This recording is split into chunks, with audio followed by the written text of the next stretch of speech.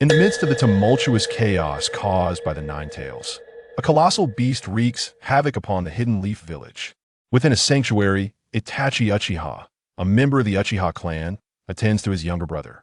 Regardless of the chaos unfolding before him or the impending tragedy of the Uchiha Massacre 7 years hence, fear grips the heart of Uchiha Dong, who hails from a peaceful, modern era. His desire is simple. He wishes to survive. Overwhelmed by fear, he activates his Sharingan with a single tomo, yet this does little to alter his dire circumstances. Countless three-tomoe Uchihas would meet their demise on the fateful night of the massacre. Fortunately, he possesses the identity of a Reincarnator, granting him an initial reward of 100 points, usable for a singular purpose. Chapter 1. The Nine Tails Rampage and the Awakening of the One-Tomo Sharingan. At the tender age of 12, Uchiha Dong stands in stunned silence, witnessing the terrifying scene of destruction as the Nine Tails unleashes its fury. The immense fox rampages heedlessly, obliterating everything in its path. It is not until he is scooped up by a fellow Uchiha ninja, racing toward the nearest shelter, that he snaps out of his stupor. The Hidden Leaf Village, a military stronghold, has never experienced an invasion, yet its various shelters prove crucial during the Nine Tails attack. When a monstrous fox finally disappears from view, Dong slowly regains his senses, grappling with the sheer horror he has just witnessed, which rendered him momentarily paralyzed. In the aftermath, he comprehends that he has traversed into the world of Naruto. The cacophony surrounding him reveals that he is in the Uchiha clan's refuge. Despite their esteemed status as the foremost ninja clan, they are rendered powerless in the face of such a beast. The pride of the Uchiha clan crumbles, replaced by an atmosphere of terror, punctuated by the cries of the frightened inhabitants. In stark contrast to the chaos, Uchiha Dong merely stands in shock, a state of being that feels fortunate compared to the overwhelming panic surrounding him. The shelter is packed with countless individuals, elders, women, and children of the Uchiha clan, alongside lower-ranking ninjas attempting to maintain some semblance of order. As a genin, Dong should also be a part of this effort, but the shock has rendered him incapable of fulfilling that role. The crowded space feels reminiscent of bustling public transportation or holiday attractions, where the sheer number of people induces anxiety. Yet, a disturbing thought crosses his mind. How many of these Uchiha clan members would perish in a single night? Though he has witnessed death in modern times and read of even greater tragedies in history, the concept of dying in war starkly contrasts with the horror of being slaughtered by one's kin. The thought that these individuals would meet their end in a few short years ignites a furious rage within him, intertwining with an intense hatred for Itachi Uchiha. Memories belonging to this body flood his consciousness, transforming previously unfamiliar faces into those he can now name. Yet upon encountering one particular figure in the shelter, his anger and hatred swiftly turn to an icy dread. It is Itachi Uchiha, holding his younger brother, Sasuke, in his arms. Itachi, just 5 years old, Itachi appears unremarkable in the chaotic shelter, yet Dong understands that even at this tender age, Itachi's strength far surpasses that of a mere genin. Itachi seems to sense the intensity of Dong's gaze, and their eyes lock. The innate talent of a top-tier ninja allows Itachi to perceive the emotions swirling within Dong: his anger, hatred, and even murderous intent. Itachi, a prodigy from his youth, finds himself perplexed by the emotions emanating from his clansmen. Amongst his kin, he often feels out of place, as if he observes them from a distance, experiencing a profound sense of isolation. The very same clansman who had exuded anger and hatred moments ago now regards him with palpable fear. This fear is so profound that it compels Dong to activate his own Netamo Sharingan without conscious thought. Itachi, in disbelief, touches his own cheek, unable to fathom that his seemingly harmless presence could instill such terror in another Uchiha, prompting the awakening of the Sharingan. Regardless, this does not prevent Itachi from etching Dong's peculiar reaction into his memory. After this encounter, he would need to keep a watchful eye on this oddly behaving clansman. The Sharingan, a bloodline trait of the Uchiha, grants its wielder a significant advantage in battle. It is, without a doubt, the most formidable bloodline in the entire Naruto universe. However, awakening the Sharingan typically requires an extreme emotional stimulus: joy, anger, sorrow, or fear, often rooted in profound loss, the death of loved ones, or violence. Thus, the Sharingan is often referred to as the cursed eye, symbolizing not just power, but the loss of something irreplaceably precious At this moment, Dong remains blissfully unaware of his own activation of the Onetamo Sharingan. As he locks eyes with Itachi, his anger, hatred, and murderous intent ebb away like a receding tide, leaving only fear. Even as a 12-year-old genin, he is acutely aware that Itachi, at 5 years old, could extinguish his life with greater ease than one would dispatch a mere chicken. The disparity in their ninja prowess is staggering. One is an ordinary individual lacking the experience to even awaken his Sharingan, while the other is a gifted genius trained. Under the direct guidance of his clan leader, It is not until Itachi averts his gaze that Dong slowly emerges from the depths of his fear. He harbored countless ambitions, yet in reality, he is merely an ordinary person named Wang Dong, an aspiring web writer struggling to make ends meet. He has no experience in street brawls, let alone the courage to confront a future executioner who would go on to slaughter thousands of his in that brief exchange of glances, he realizes the stark reality of his own insignificance. The weight of powerlessness washes over him, not as an abstract concept, but as a tangible sensation that paralyzes him. Instinctively, he looks toward Itachi once more, suspecting that he has fallen prey to Itachi's Jinjutsu, for Itachi is undoubtedly one of the most skilled Jinjutsu masters in the Naruto world. He lay helplessly on the ground, desperately struggling, yet his limbs, entirely unresponsive, rendered him akin to a drowning duck. All he could do was flail futilely, until a swift chop to the back of his head rendered him unconscious. Uchiha Dong was oblivious to the root of his predicament. However, the senior Uchiha ninjas were acutely aware of the underlying issue. The 12-year-old Uchiha Dong had overextended his chakra while maintaining his Sharingan for an extended period. This was fundamentally the reason for his physical weakness. The external Ninetales had frightened him into activating his Sharingan, which turned out to be a twisted blessing. This was the initial reaction of most who witnessed Uchiha Dong's Sharingan. Chapter 2. The Uchiha Relocation and the Identity of the Reincarnator. They, of course, were unaware that Uchiha Dong had not been startled into awakening a single Tomoe Sharingan by the Ninetales, but rather by Uchiha Itachi. The formidable Ninetales was indeed terrifying, yet he had not directly witnessed its carnage. He had only glimpsed its upper half. But Uchiha Itachi was another matter entirely. He knew that this individual would one day slaughter the entire Uchiha clan. Out of thousands, only Uchiha Sasuke would survive.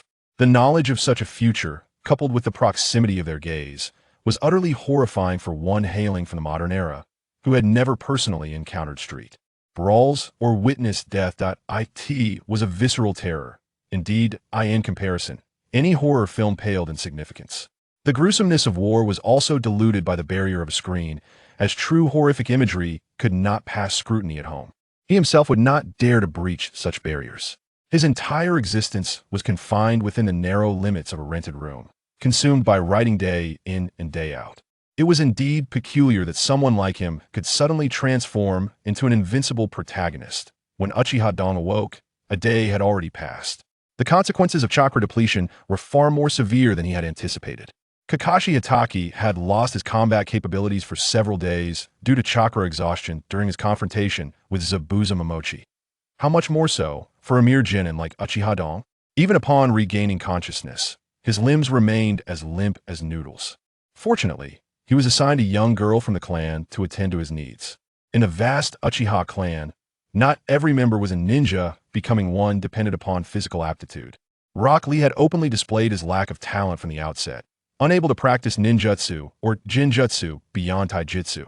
Yet within the Uchiha clan, there were plenty who lacked even taijutsu aptitude. Uchiha Dong, having been frightened by the Ninetales into activating his single Tomoe Sharingan, was a subject of both envy and jealousy.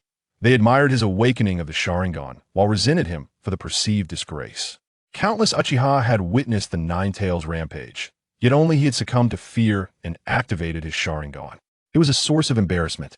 In the Uchiha clan, possessing the Sharingan and lacking it were two entirely different concepts, leading to a qualitative change in identity and treatment. The young Uchiha girl assigned to him was a testament to this. She was beautiful and gracious, a goddess he would never have dared to gaze upon in his previous life, yet she now willingly served him. Should he desire, he could demand anything from her. Her name was Uchiha Mari, 14 years of age. Lacking ninja aptitude, she had been trained within the clan for her future role as a bride. The ninja profession was undeniably harsh, requiring bloodshed from the very start of one's journey as a genin, with death lurking at every corner. Correspondingly, the rewards were unattainable for ordinary individuals, offering not only high income but also prestige. In matters of marriage, as long as one's target was not another female ninja, ordinary women had little chance of refusal once a ninja expressed interest. Every ninja village aimed to ensure that ninjas left behind ample progeny, providing them with significant ties that would raise the cost of betrayal, while simultaneously augmenting the village's resources for future conflicts. Previously, the unremarkable 12-year-old Uchiha Dong had not possessed such privileges. He could only hope to marry an ordinary girl from outside Konoha. However, having activated his single-tomoe Sharingan, he had demonstrated his bloodline superiority. He was now qualified to wed an ordinary Uchiha girl. Should he further awaken his double-tomoe Sharingan, he would then have the right to marry a Uchiha ninja girl. Should he achieve a triple-tomoe Sharingan, he would have his pick among all unmarried or widowed Uchiha women. Such was the privilege of bloodlines. War, after all, was dominated by men. Women in this era possessed no power of choice unless they became exceptional female ninjas that, in conversing with Uchiha Mari, he learned that the turmoil caused by the Nine Tails had subsided. The fourth Hokage, Minato Namikaze, had perished in battle, and the third Hokage had returned to stabilize the situation. Currently, the Uchiha clan was bearing the brunt of Konoha's pressure. The evidence was irrefutable. The owner of the Mangeki Sharingan had ambushed the Nine Tails Jinchuriki, Kushina Uzumaki, while she was in labor, killing the third Hokage's wife, Buwako Sarutobi, on the spot. Seizing upon Kushina's moment of weakness, the Nine Tails was unleashed, instigating the Nine Tails rampage. The fourth Hokage's couple and the third Hokage's wife had all perished in the chaos, alongside countless ninjas and civilians. The heart of Konoha was reduced to rubble, with every household in mourning. When considering the death toll, the devastation wrought by the Nine Tails exceeded that of the entire Third Shinobi World War. Such grievous losses demanded accountability, and the Uchiha clan became the scapegoat. Faced with the unyielding pressure from Konoha, led by the third Hokage, the Uchiha clan found themselves voiceless. Even if they explained that their clan had no current owners of the Mangeki Sharingan, it was to no avail. Ultimately, the Uchiha clan was forced to bear the responsibility for the Nine Tails turmoil. The Uchiha clan's residence, along with all their properties, was confiscated to compensate for the losses incurred by the Nine Tails incident. Konoha allocated a new settlement for the Uchiha clan, but it was situated at the forest's edge, nearly reducing the founding clan of Konoha to a state of disgrace overnight. Within a mere week, the Uchiha clan departed from their central residence in Konoha under the disdainful gazes of countless Konoha ninjas and residents, migrating with whatever possessions they could salvage to the forest periphery. The once mighty Uchiha ninjas, previously heralded as heroes of the Third Shinobi World War, were stripped of every honor, rendered potential criminals without the need for evidence. The Mangeki Sharingan could only belong to the Uchiha clan, and that sufficed. Uchiha Dong was among those relocating. He felt the weight of countless resentful eyes from Konoha's ninjas and citizens. He knew the truth, yet ultimately said nothing. For Konoha did not seek the truth, they desired an outlet for their grief after losing loved ones. The third Hokage skillfully manipulated this wave of emotional turbulence. The hope of the Uchiha clan ascending to the position of Hokage has been utterly extinguished. Such occurrences are not unprecedented. The suicide of Tsukumo Hatake, the failure of Orochimaru to be elected, this marks the third instance. Uchiha DK cast a glance at the watch that only he could perceive. It was the Reincarnator's watch from the realm of the main deity. At present, this Reincarnator's timepiece possessed but a singular function, the exchange for gold. 10 reward points could be traded for 1 cubic meter of gold. Currently, he held an initial total of 100 reward points. Chapter 3. 1,932 tons of gold. Sarutobi Hisashi in action, a staggering amount of 1,932 tons of gold. What an astonishing concept. 1 cubic meter of gold equates to 1932 tons, surpassing the gold reserves of most nations. In the world of Naruto, the common currency is ri, which possesses a purchasing power similar to that of the Japanese yen. This translates to an almost unfathomable purchasing power of nearly 20 trillion ri, represented by 1932 tons of gold. It is known that the bounty for the elite jonin, Asuma Sarutobi, is 60 million RY. With such immense wealth, one could theoretically eliminate Asuma over 30,000 times. Indeed, There are likely enough elite jonin within the shinobi world to exhaust that sum entirely. In a realm where productivity is limited, this amount is staggering, even at a national level. Yet, this wealth now belongs solely to him, though he has yet to exchange it as a transmigrator. He has faith that his singular advantage is genuine. Should it prove false, it would shatter him. Given his abilities, he doubts he could evade the wrath of Itachi Uchiha's clan extermination. And as for being a rogue ninja, unless one possesses the strength of an elite jonin, evading the pursuit of Anbu en route is nearly impossible. However, to attain the rank of elite jonin in less than 7 years seems excessively optimistic. If he possessed such talent and drive, he wouldn't have languished in modernity, but rather would have amassed a fortune worth hundreds of millions. Suppressed and ostracized by the third Hokage and the entirety of Konoha, he lost the Uchiha clan's status and honor, along with nearly all tangible assets. The sacrifices of countless Uchiha lives during the Third Shinobi World War now seem utterly worthless. The atmosphere within the Uchiha clan is palpably oppressive, including for Uchiha D, who bears equal, if not greater, weight of pressure than his kin. He is aware that, according to future developments, the Uchiha clan will face annihilation when Sasuke Uchiha reaches the age of 7. Thus, he must alter the course of fate. Having transmigrated as a Uchiha ninja, he desires far more than a mere 7 years of existence. Once proud warriors, the Uchiha clan is forced to abandon their weapons and transform their lethal jutsu into tools for production. On the outskirts of Konoha's forest, the Uchiha clan must begin anew. Trees are felled en masse by wind release, and the ground is leveled with earth release. Lacking sufficient iron nails, they resort to mortise and tenon joints, employing fire release to process timber, using longswords to cut wood, generating brick molds with earth release, and baking bricks with fire release. The efficiency of the Uchiha ninjas is remarkable. Aside from initial awkwardness, they quickly develop a seamless cooperation. The new Uchiha enclave rises from the ground, with Uchiha D actively participating in the construction of houses. These rough structures are completed swiftly, allowing clan members to move in. Previously, Uchiha clan members could only reside in makeshift earthen shelters built with earth release. With the completion of their new residence, the next step is allocation and occupancy. As a prodigy who awakened the Sharingan, Uchiha D is assigned a private unfinished residence, responsible for furnishing it himself. Currently, Konoha has imposed a trade embargo on the Uchiha clan. No shop will engage in business with them. Nevertheless, the Uchiha enclave undergoes daily transformations. Once exalted, the Uchiha ninjas are compelled to lower their heads in the face of survival pressures, engaging in occupations they once scorned. Forests are decimated, transformed into farmland through ninjutsu. As a 1,000-year-old clan, the Uchiha, despite their predicament, still have avenues for procurement, notably through their deep connections with the Nico clan. While primarily serving as summoned beasts for the Uchiha, the Nico clan maintains a semi-independent status. Certain summoned beasts possess shape-shifting abilities, allowing them to integrate with humans. This enables the Nico clan to thrive commercially through the Uchiha's millennium-old channels, evolving into a substantial business entity, from small merchants to arms dealers, and even information brokers. Lacking formidable strength, they encompass nearly every facet of commerce. The Uchiha clan now sources daily necessities from the Nico clan, after losing their shops and fields. Even the wealthiest Uchiha find it increasingly difficult to sustain their expenditures.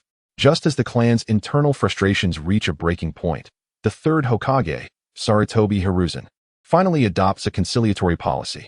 Not only does he label the Mangeki Sharingan user as a rogue ninja, placing them on the most wanted list, but he also provides the Uchiha with a means of escape from the blame of the Ninetales incident. Thus, the Uchiha clan is freed from the stigma of being implicated in this turmoil.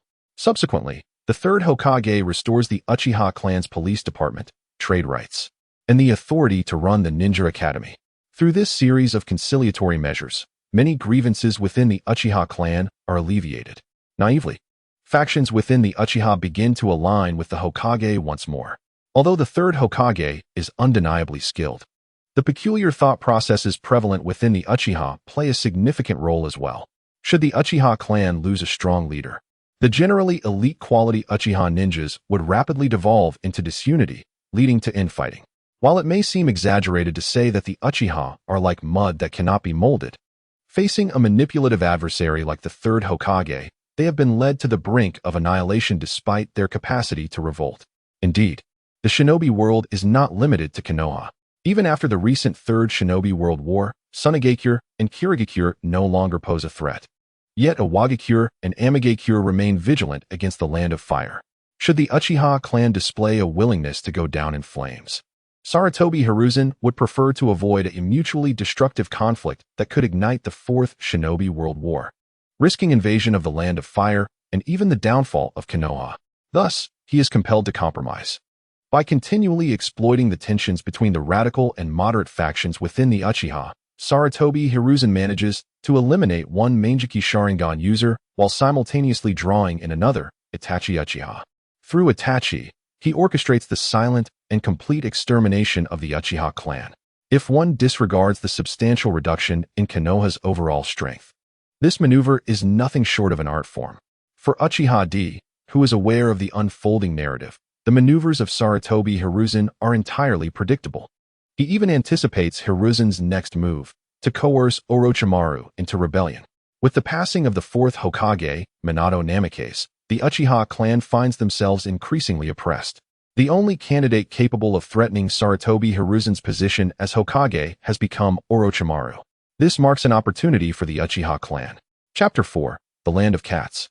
Granny Cat, due to the presence of Uchiha Mariko, Uchiha Do has been free from any worries in life. He has secured his own independent courtyard.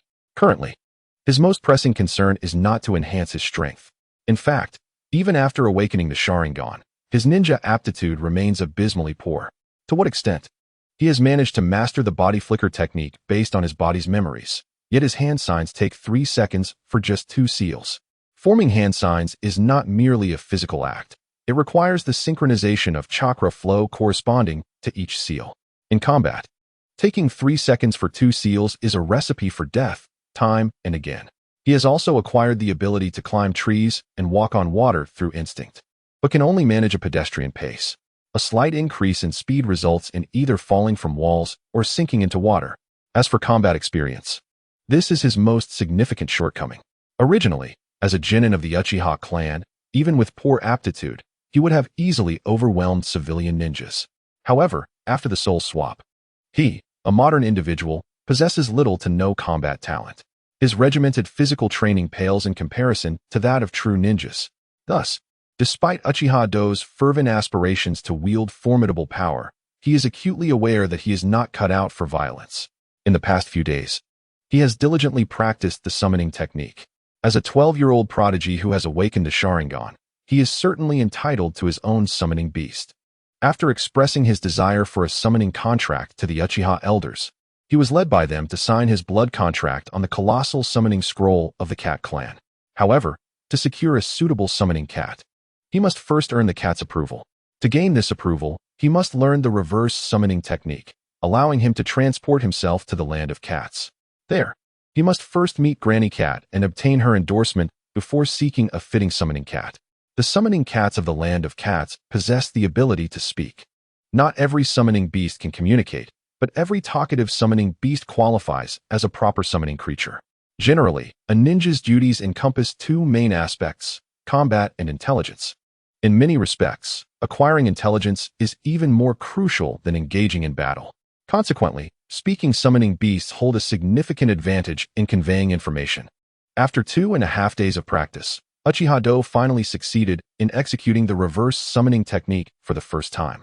His aptitude for ninjutsu is equally lamentable. Fortunately, being part of the bloodline ninja clan, he benefits from his lineage, which might afford his offspring the potential to be a genius. Upon successfully performing the reverse summoning technique, Uchiha Do found himself in the Land of Cats, where he activated his Sharingan. I wish to see Granny Cat. Upon seeing his Sharingan, a lazy cat rose to its feet, saying, "Follow me, young Uchiha." Despite the current decline of the Uchiha clan, it had previously sheltered the Land of Cats for a millennium. Uchiha Do approached the main house of the Land of Cats under the watchful eyes of various summoning cats. Unlike the predominantly feline summoning cats outside, those within this house typically manifest in human form. Only those capable of transforming into human shapes possess the ability to operate independently in the outside world. Through these human-shaped summoning cats, the Land of Cats has been able to establish its shops and businesses, disseminating arms and intelligence throughout the ninja world. The Uchiha clan's ninjas are not accustomed to relying on the Land of Cats. After all, for 1,000 years, they have protected it. Yet, in the brief decades since the founding of the ninja village, it has been the Land of Cats that has offered its protection in return. This reversal of roles is a source of embarrassment for the Uchiha clan. Granny Cat presents as a plump old woman, one who would not stand out in a crowd. This is precisely the secret behind the human-shaped summoning cat's ability to operate without arousing suspicion in the outside world. Only by blending in with humanity can they better engage in commerce. It seems that the aftermath of the Nine-Tails incident has not been entirely detrimental, as it has yielded a few young prodigies, has it not? Granny Cat is willing to express concern for the Uchiha clan. Yet the Uchiha clan is reluctant to accept the Land of Cats' compassion. They would rather receive charity from Konoha than be looked down upon by the very clan they once protected. If you wish for a summoning cat, you may choose for yourself. As long as a cat is willing to follow you, I will allow you to take it. For the Land of Cats, they simply lack the opportunity to repay the Uchiha clan, as the latter refuses to accept any form of repayment. Granny Cat, I wish to speak with you privately. Uchiha Dong has devised a plan to alter the future, but this plan requires the support of the Land of Cats, something the Uchiha clan cannot provide. It is challenging to garner help from a clan that cannot reach a consensus. At last, a normal individual has emerged from the Uchiha clan. Follow me. Granny Cat did not underestimate Uchiha Dong due to his age. She has witnessed too many Uchiha prodigies before, none of whom succeeded in elevating the clan. Instead, they have only led it further into chaos, including Uchiha Madara. This is the first time Granny Cat has encountered an Uchiha ninja willing to rely on the Land of Cats. Previous Uchiha ninjas, regardless of their strength, generally exhibited an inherent aversion to accepting help from the Land of Cats. Uchiha Dong followed Granny Cat into the inner room. Granny Cat, I have awakened a certain ability. I do not know if this ability is real or illusory, but if it is genuine, it could change the entire ninja world. Uchiha Dong spoke with unprecedented seriousness. The summoning technique. Uchiha Dong performed the summoning technique. More accurately, he utilized the technique as a cover. In the next moment, a cubic meter of gold materialized out of thin air, quietly appearing on the floor of the inner room, causing the wooden floor to creak under the weight. Granny Cat swiftly formed hand signs, employing earth release to support the floorboards, preventing them from collapsing under the weight of the cubic meter of gold. The gold radiated a brilliant sheen, stunning Granny Cat. Even Uchiha Dong, who had anticipated this moment, was taken aback. After all, knowing of a cubic meter of gold and witnessing it firsthand are two entirely distinct concepts. Even with the Land of Cats' wealth, it could not compare to the sheer volume of gold before them. Such a fortune transcended Granny Cat's comprehension. As the summoning beasts closest to humanity, no other summoning creatures understand the significance of wealth to humans better than the Cat clan. With enough money, one can accomplish anything, even hiring ninjas to annihilate nations. This is the true essence of omnipotence. After a prolonged moment, Granny Cat and Uchiha Dong finally regained their composure from the shock of the cubic meter of gold. Is this the ability you have awakened? Summoning gold? Granny Cat's usual calm demeanor faltered, her voice dry. Indeed, Uchiha Dong found himself equally parched. Envisioning a cubic meter of gold, a staggering fortune in this era of soaring gold prices, one capable of granting him personal financial freedom. In fact, he possessed a total of 10 cubic meters of this precious metal. Chapter 5. The Revelation of Prophecy. The Elder Cat once again employed her earth jutsu, this time breaking through the wooden floor to bury a cubic meter of gold deep underground. With the dazzling gold concealed, the pair finally regained their composure. Since you have awakened this power capable of altering the ninja world, why not reveal it to the Uchiha clan leader instead of presenting it to me? The Elder Cat clapped her hands, and immediately, a humanoid summoning cat entered. Please prepare 2 pots of tea. Soon, the humanoid summoning cat completed the task and quietly exited. Do you believe in prophecies? Regardless of your faith, my ability to summon gold was bestowed upon me alongside the prophecy. On the night of the Nine-Tails turmoil, I was startled into awakening my Sharingan. It was then that I realized, compared to the future, what significance does the Nine-Tails hold? The Elder Cat paused mid-action, her gaze fixed intently upon Uchiha Dong. After a moment, she resumed her movements. You need not divulge the prophecy to me. I possess some understanding of it. The sage of Mount Myaboku can receive prophecies through dreams. It is best not to speak of prophecies openly. The elder cat suppressed her curiosity, a trait that had greatly contributed to her ability to lead the cat village to prosperity, countering the pervasive curiosity of her kind. Curiosity has led many cats to their demise, an outcome witnessed countless times. Elder cat, I believe the cat village is no longer safe. Should you choose to cooperate with me, it would be prudent to relocate the village swiftly. The existence of the Mangekyo Sharingan during the Nine-Tails turmoil is a reality, not a smear by Sarutobi Hiruzen. That Mangekyo Sharingan harbors malevolent intentions towards the Uchiha clan, and I do not believe the cat village will escape being targeted. The elder cat gasped, her teacup clattering to the floor. This was a consideration she had not previously entertained. Historically, the cat village and the Uchiha clan had coexisted for a millennium, leading her to lower her guard entirely. Yet, the occurrence of the Nine-Tails turmoil illustrated that a Mangekyo Uchiha was wholly indifferent to both Konoha and the Uchiha clan. Thank you for your warning. The cat village will expedite its relocation. The elder cat regained her composure. It would be wise to select a location devoid of vegetation. Trust me, where there is flora, there exists the potential for detection by our adversaries. The elder cat understood this as a caution stemming from Uchiha Dong's prophetic abilities. Based on his warning, she could only speculate on one outcome, that the Mangekyo Uchiha possessed would release or had allies who did. I must execute some perilous transactions through the summoning cats. These dealings will serve as leverage to alter the future. I hope for your understanding, elder cat. With a grave expression, the elder cat nodded. From Uchiha Dong's demeanor, it appeared that the future of the ninja world was headed for chaos beyond imagination, one in which even the Nine-Tails would be insignificant. Thus, certain necessary sacrifices were unavoidable, even if they involved the summoning cats of the cat village. Among summoning cats, there existed a hierarchy. Those capable of transforming into human forms held the highest status, including the elder cat herself.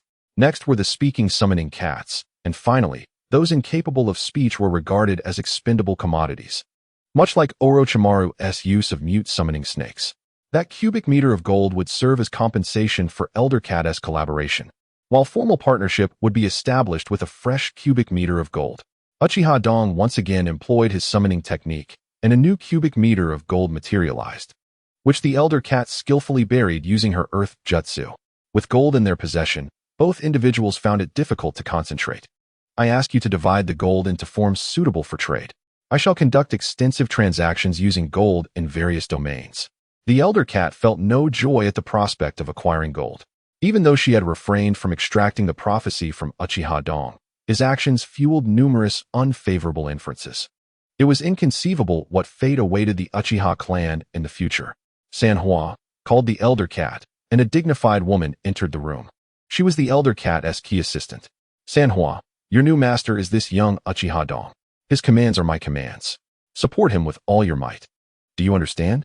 Sanhua glanced at Uchiha Dong. I understand. She nodded, though she did not trust him. However, she believed in the elder cat's centuries of wisdom.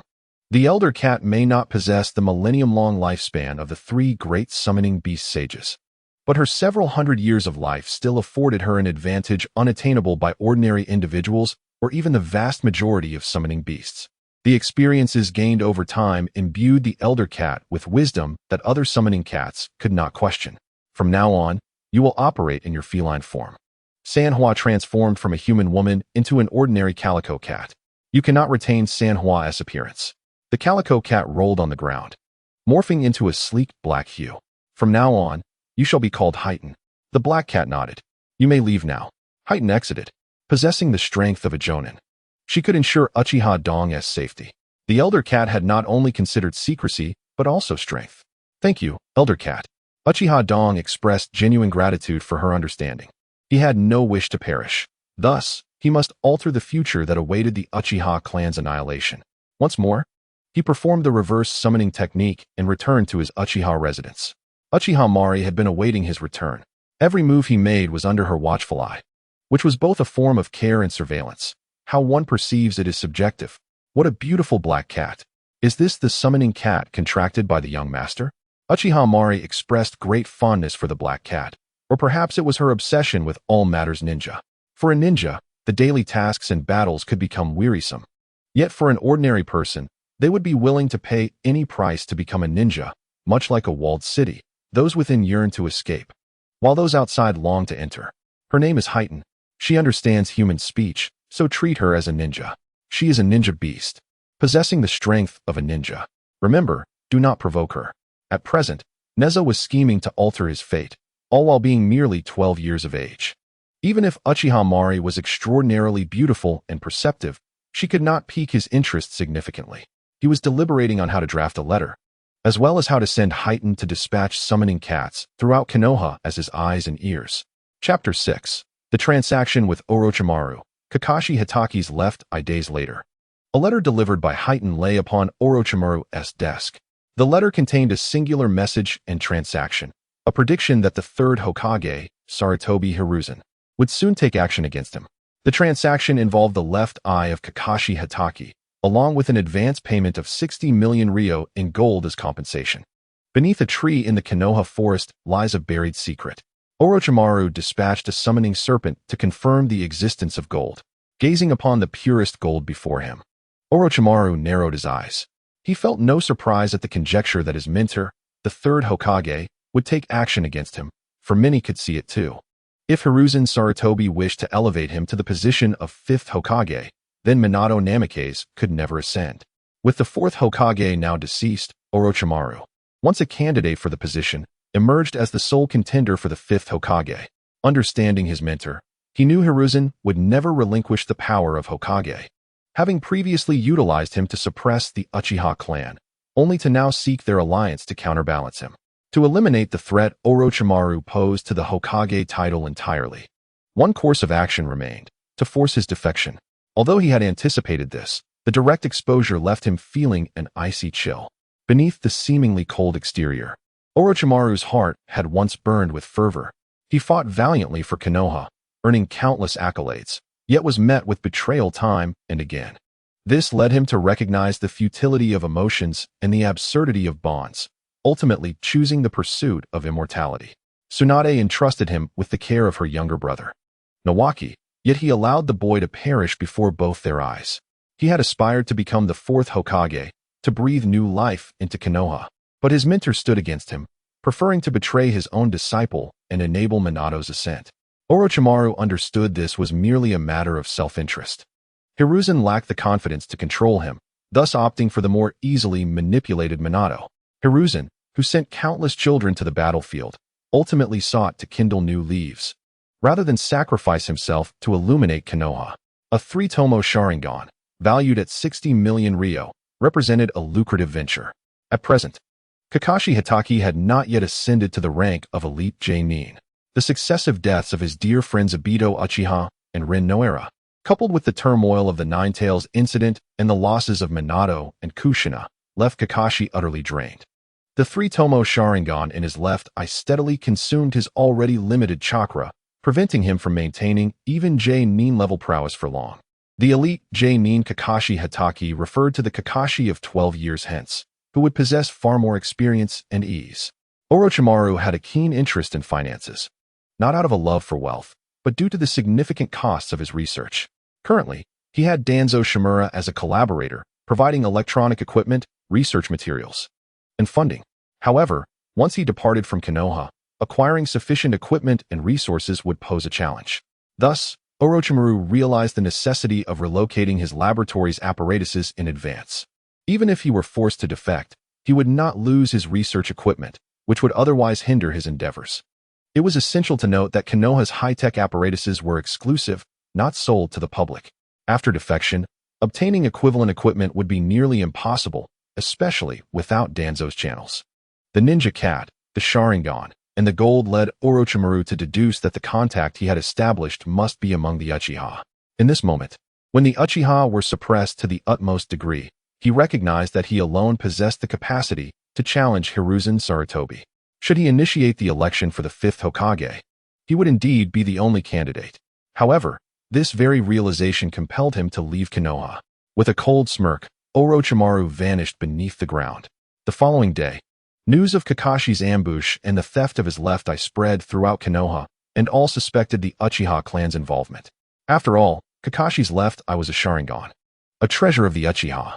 During the Nine-Tails incident, Kakashi had openly sided with the third Hokage, condemning the Uchiha for inciting chaos.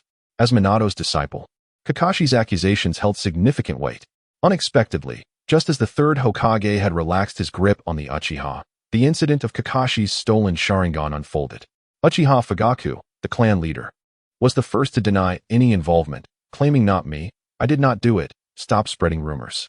This denial only served to deepen the suspicion against them. It must be noted that the Uchiha, despite their formidable power, lacked the requisite intellect, failing to distinguish between primary and secondary conflicts. Now, Hiruzen had successfully solidified his position through the suppression of the Uchiha, and he adopted a conciliatory approach towards them. On one hand, he feared excessive targeting might provoke an Uchiha rebellion, while on the other, his primary concern had shifted from the Uchiha to his own disciple, Orochimaru. Even if the Uchiha were reluctant to overtly support Orochimaru, merely adopting such a stance could publicly expose the conflict between Hiruzen and Orochimaru, revealing the darkness within Hiruzen's heart. Furthermore, this could compel Hiruzen to make concessions to the Uchiha. Politics is, after all, an art of compromise and exchange. Yet, the Uchiha resorted only to threats and unyielding sacrifices, ultimately leading to their near extinction at Hiruzen's hands. Hiruzen clearly understood the hierarchy of issues at stake. He calmly listened to Kakashi's account of his ordeal, then gently acknowledged the necessity of retrieving the Sharingan from the Uchiha. To reclaim Kakashi's three-tomoe Sharingan, all he needed to do was say a word, and Kakashi would be compelled to comply, avoiding any need for confrontation. Through his words, Hiruzen deftly implicated the Uchiha while simultaneously fostering goodwill towards them, securing a favor. Hiruzen's magnanimity left Fugaku profoundly moved, prompting him to decide to bestow upon Kakashi a new three-tomoe Sharingan. As an ordinary Jonin, Kakashi was forced to accept Fugaku's goodwill. Yet, what truly mattered to him was not the Sharingan itself, but the relic of a Bido Uchiha. In summary, Kakashi, as a witness to the reconciliation between Hiruzen and the Uchiha, was forcibly implanted with a new three-tomoe left eye. The better the relationship between Hiruzen and the Uchiha became, the closer the countdown to Orochimaru's defection approached. Chapter 7. The Kaleidoscope of Godly Might. The manga artist's debut, what should have been a rift between Hiruzen and the Uchiha, transformed, through Hiruzen's maneuvering and Fugaku's cooperation, into an opportunity for reconciliation. Through this incident, Orochimaru once again marveled at Hiruzen's manipulation of hearts, while simultaneously realizing that his trading partner was certainly not one of the Uchiha clan leader's faction. Otherwise, the Uchiha clan would not exhibit such a lack of foresight. Indeed, the Uchiha clan may experience a fleeting period of harmony due to the presence of Orochimaru. However, once he is compelled to betray and flee, the clan's treatment will inevitably plummet. The targets of his dealings can discern this reality, yet the Uchiha clan remains oblivious. Presently, Orochimaru possesses no interest in the Uchiha clan's three-tomoe Sharingan. However, he would be intrigued by the kaleidoscopic Sharingan, particularly one capable of controlling the Nine Tails, which inherently holds immense strategic value. Regrettably, the kaleidoscopic Sharingan has only resurfaced since the demise of Uchiha Madara, manifesting its power once more during the recent Nine Tails incident. Orochimaru, of course, is unaware that the three-tomoe Sharingan in his possession is, in fact, a kaleidoscopic Sharingan. After all, no one considers it plausible for a kaleidoscopic Sharingan to exist outside the Uchiha clan. This belief is what emboldens the Uchiha to engage in transactions with Orochimaru. No one suspects Orochimaru of being behind the attack on Kakashi Hatake, as he lacks any motivation to do so. With Orochimaru successfully transferring the three-tomoe Sharingan to the summoned cat, the creature swallowed the small vial containing it and vanished from Orochimaru's sight. Such adept usage of summoned beasts, alongside their cooperation, undoubtedly indicates that the summoner is a ninja from the Uchiha clan, as the cat clan would not exhibit such compliance with outsiders. Only someone possessing a cat summon, an exceptionally high intellect and substantial wealth, yet lacking the ability to intervene with the Uchiha clan, could exist. Does such a person truly exist within the Uchiha? When Uchiha D can receive the three-tomoe Sharingan from the vial, his emotions surged with excitement. He immediately performed the reverse summoning technique to arrive in the land of cats. Externally, the realm appeared unchanged, but a close observation revealed that many of the speaking summoning cats had vanished, replaced by non-speaking types. Deacon materialized in the secret chamber of Granny Cat, who soon appeared in response. Is your target Orochimaru? She pondered. Should he ascend to the position of the fifth Hokage, he could indeed alter the Uchiha clan's circumstances. He is merely one of my objectives. This Sharingan is of utmost importance. It is a kaleidoscopic Sharingan. The moment those words escaped his lips, Granny Cat was taken aback.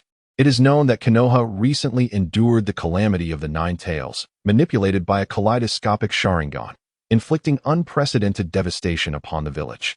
Since the death of Uchiha Madara, it had been decades since a kaleidoscopic Sharingan had manifested, and now it was claimed to be in Deacon's possession. Kakashi Hitachi's left eye is a kaleidoscopic Sharingan. Granny Cat, well aware of the current situation in Konoha, noted the ongoing discussions surrounding Kakashi's assault. The generosity of Sarutobi Hiruzen and Uchiha Fugaka's voluntary gifting of the three-tomoe Sharingan to Kakashi had become a topic of admiration. Deacon nodded affirmatively. Granny Cat fell into contemplation. If what you say is true, then the perpetrator behind the Nine Tails incident is Uchiha Obito. She gasped. Indeed, it is Uchiha Obito. Deacon reiterated. Granny Cat's mouth fell agape, speechless. She struggled to fathom how someone who was declared dead in battle a year prior could, within that time, become a wielder of the kaleidoscopic Sharingan and incite the Nine Tails incident, leading to the demise of his own mentors and unprecedented destruction to Konoha, all while harboring malice towards the Uchiha clan. Such a drastic transformation seemed implausible. Shall I reveal the forces behind Uchiha Obito? Deacon understood that to defy fate, Granny Cat's assistance was essential. He laid bare all his abilities, including his prophetic insights and summoning gold capabilities. His prophetic abilities would serve as a valuable asset for understanding the unfolding narrative. Granny Cat pondered deeply. Indeed, should it truly be Uchiha Obito, who in a mere year ascended from a lowly nin to a formidable wielder of the kaleidoscopic Sharingan, it is certain that he has received support from other factions. No need. She shook her head, restraining her curiosity. My current chakra levels are insufficient to activate the kaleidoscopic Sharingan. However, an elite nin summoning cat could potentially awaken it once. Deacon recognized the need for evidence, but could only proceed as he had. I trust you, he declared. And Granny Cat chose to believe him, for she was the only one of the cat clan capable of elite nin strength. Deacon proposed that Granny Cat safeguard the kaleidoscopic Sharingan, as the risks of carrying it were too great. This was Deacon's ulterior motive. He would not relinquish the kaleidoscopic Sharingan, but understood that he could not wield it himself. Engaging in combat was not suitable for him. He preferred to guide the ninja world from the shadows. Leaving the divine kaleidoscopic Sharingan with Granny Cat, he imagined that Uchiha Obito must be filled with questions. The once pristine kaleidoscopic Sharingan had now become a mere shadow of its former self. The prospect of reclaiming his left eye seemed nearly impossible for him, as Deacon was far too ordinary. Even though he had awakened a single Tomoe Sharingan due to the fright from the Nine Tails incident, he simultaneously lost the combat prowess expected of a ninja, relegating him to a state of mere survival. Of course, Deacon was aware that this was not ideal. Utilizing his one Tomoe Sharingan, he sought to replicate the skills of an artist, embarking on a venture to create comics for profit. In the Uchiha clan, where strength was paramount, the activation of a single Tomoe Sharingan had rendered them incapable of acting against their own interests. Yet, all of this changed with the launch of Deacon's Dragon Ball comic.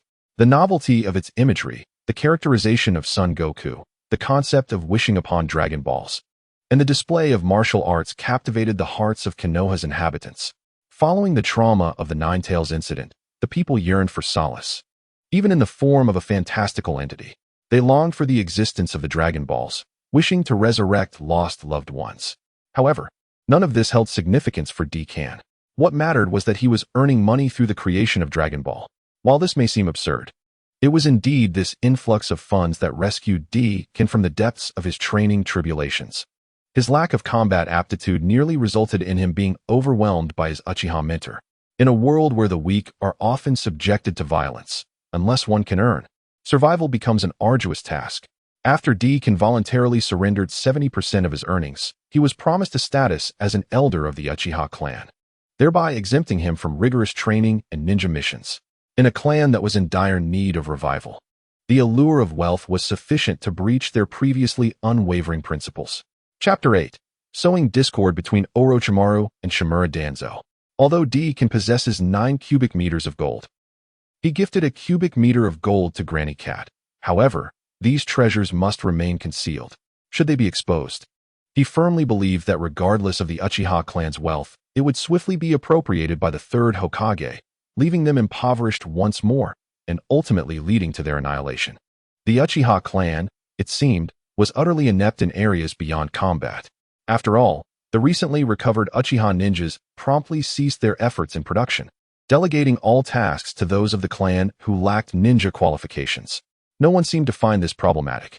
The role of a ninja was solely to engage in battle. Gathering intelligence constituted a form of combat, and ensuring safety was another. The police department's maintenance of order in Konoha was equally a battle. It was deemed beneath the dignity of a ninja to engage in production, a task relegated to civilians who were merely expected to produce. Meanwhile, ninjas had far too many considerations regarding combat.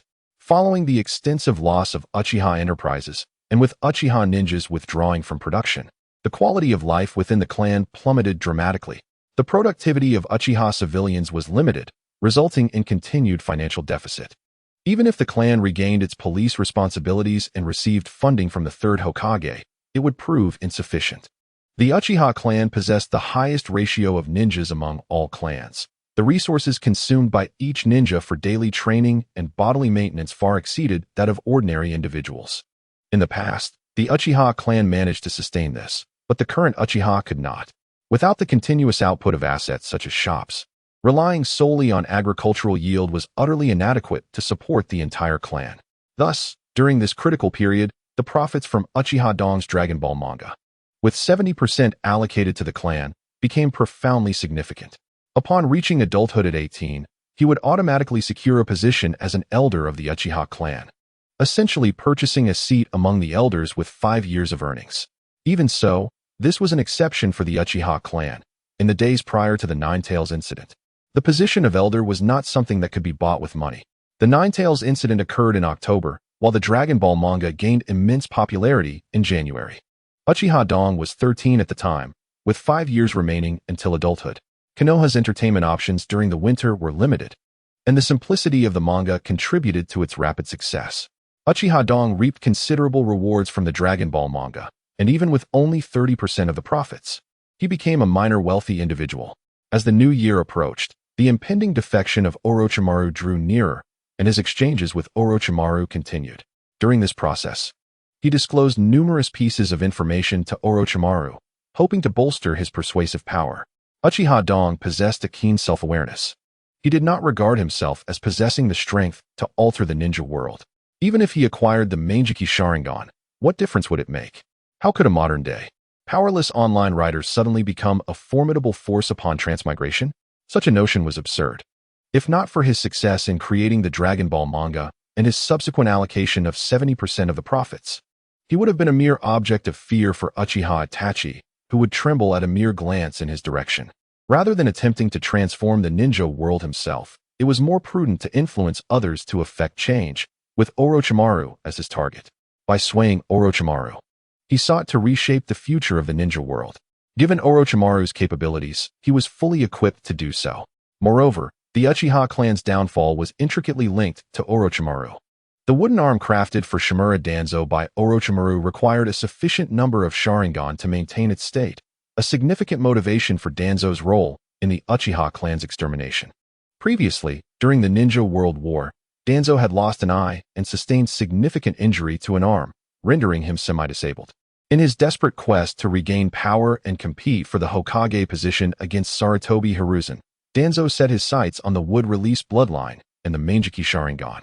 Conveniently, Orochimaru provided him with the wooden arm, while Uchiha Shisui satisfied Danzo's desire for the Manjiki Sharingan, effectively amalgamating the powers of Senju Hashirama and Uchiha Madara. This was the source of Danzo's madness. Uchiha Dong's objective was to eliminate these factors that could lead to the Uchiha clan's demise. At present, Orochimaru was still collaborating with Danzo. Uchiha Dong conveyed to Orochimaru the news of successful subjects in the Konoha would release experiments through a summoning cat, confident that Orochimaru would be intrigued. Konoha had a keen interest in the wood release of the ninja god, the first Hokage Senju Hashirama. The second Hokage, Tobirama Senju, was currently researching his brother's corpse and Hashirama's cells in an attempt to replicate would release. However, with the outbreak of the First Ninja War, Tobirama met his end in battle, and the third Hokage, Hiruzen Sarutobi, ascended to power. Through the Second and Third Ninja Wars, Hiruzen systematically weakened the Senju clan to the point of dissolution, forcing them to integrate into Konoha to avoid total annihilation, leaving only Tsunade to inherit the Senju name. The allied country of Yuzushiobikure was also destroyed. Eventually, Hiruzen, having depleted Konoha's strength, recognized a shortage of combat power. With his permission, cruel experiments involving wood release were initiated. Numerous infants perished after being infused with Hashirama's cells, with no glimmer of hope for success. Ultimately, both Hiruzen and Orochimaru declared the experiments a failure. Yet, one subject did succeed. This subject was taken by Danzo and secretly trained as a root ninja, codenamed A. Previously unaware of this, Orochimaru, as the lead experimenter, understood the brutality of the wood release experiments and the horror of Hashirama's cells. Even he believed the experiment would yield no success, yet a successful subject emerged, leaving Orochimaru incredulous. He was oblivious to how the Uchiha clan had uncovered such secrets, but he had his own means of verification.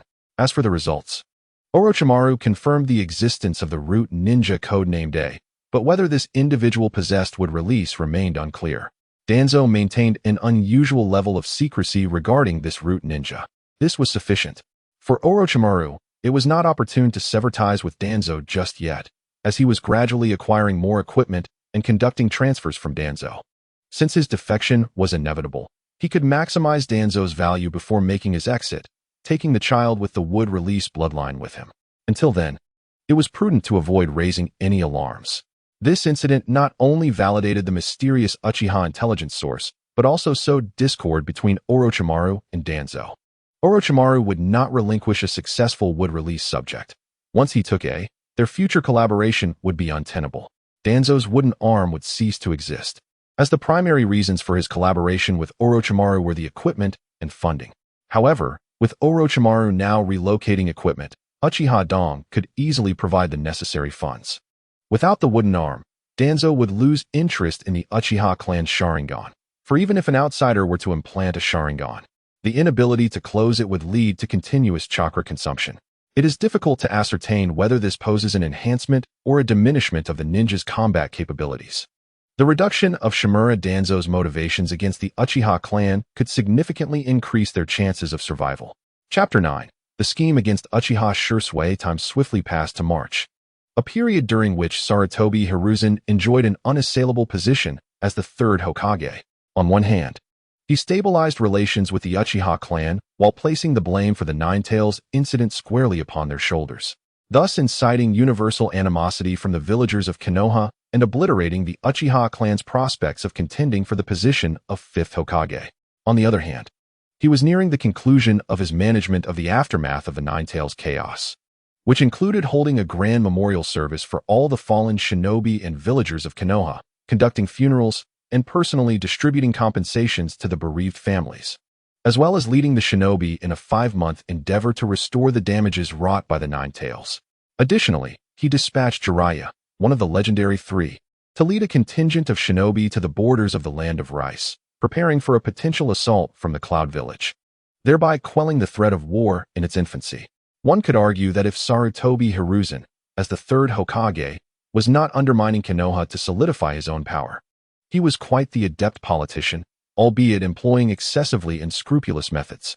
His accomplishments in economic and strategic domains were considerable, yet his limitations rendered his decisions akin to a case of having picked corn while discarding a watermelon. Nevertheless, through a series of actions, Sarutobi Hiruzen proved himself a competent Hokage. Though aged, he had not yet withered. Simultaneously, a campaign to tarnish Orochimaru's reputation commenced, employing familiar tactics. The sole candidate for fifth Hokage had all his contributions erased, leaving only the shadows of his human experiments. Despite Orochimaru's foresight regarding this day, its arrival brought him profound desolation. The teacher who had once embodied the will of fire had perished within him, leaving behind a decaying shell, willing to do anything for the sake of Hokage's power. Before Orochimaru could make his exit from Konoha, he received an astonishing commission from a mysterious Uchiha to either kill or abduct Uchiha Shisui, or to destroy his eyes. This was perceived as a transaction, a recompense for prior information regarding the would-release experimental subject. Orochimaru could refuse, but doing so would terminate their dealings, a prospect he was reluctant to entertain, as he valued the intelligence and financial support from this enigmatic Uchiha. However, the request to eliminate Uchiha Shisui perplexed him, given Shisui's youth and burgeoning reputation as a prodigy. Possessing the legendary three-tomoe Sharingan, capturing him would require significant effort. Yet, why would the mysterious Uchiha seek his demise? Upon reviewing the commission repeatedly, Orochimaru stumbled upon an astonishing conclusion. The Uchiha's utmost demand was indeed to obliterate Shisui's eyes. This was highly irregular, for while the three-tomoe Sharingan was rare, a number still existed within the Uchiha clan. When Kakashi had taken one of the three-tomoe eyes, Uchiha Fugaku had readily compensated with another. Even if Shisui's eyes were destroyed, he could simply receive a transplant of new three-tomoe Sharingan, and his abilities would remain unaffected. This only indicated that the mysterious Uchiha suspected Shisui might awaken the Mangeki Sharingan. Yet, wasn't the emergence of such power within the Uchiha clan a boon? Why seek to eliminate it? The previous Nine Tails incident had already showcased the formidable might of the Mangeki Sharingan. As Orochimaru delved deeper into Shisui's information, he recognized the latter's uniqueness. He was the grandson of Uchiha Kagami, a former ally of Sarutobi Hiruzen, and a moderate within the Uchiha clan advocating for alignment with the Hokage. Orochimaru realized that if Sarutobi Hiruzen could not tolerate his decades-long disciple, how could he possibly accept a clan fraught with contradictions? Regardless of the Uchiha clan's efforts, they were ultimately mere pawns in Hiruzen's game. As Hiruzen aged, the Uchiha clan's strength would become increasingly pronounced. Should Uchiha Shisui, whom Hiruzen did not trust and merely employed as a tool to divide the clan, awaken the Mangeki Sharingan, what fate awaited him? Surely, he would not be rewarded. Rather, he would be regarded with greater suspicion. Thus, the awakening of Shisui's Mangeki Sharingan would not only signify a misfortune, but could also incite a full-blown conflict between the Uchiha and the Hokage faction.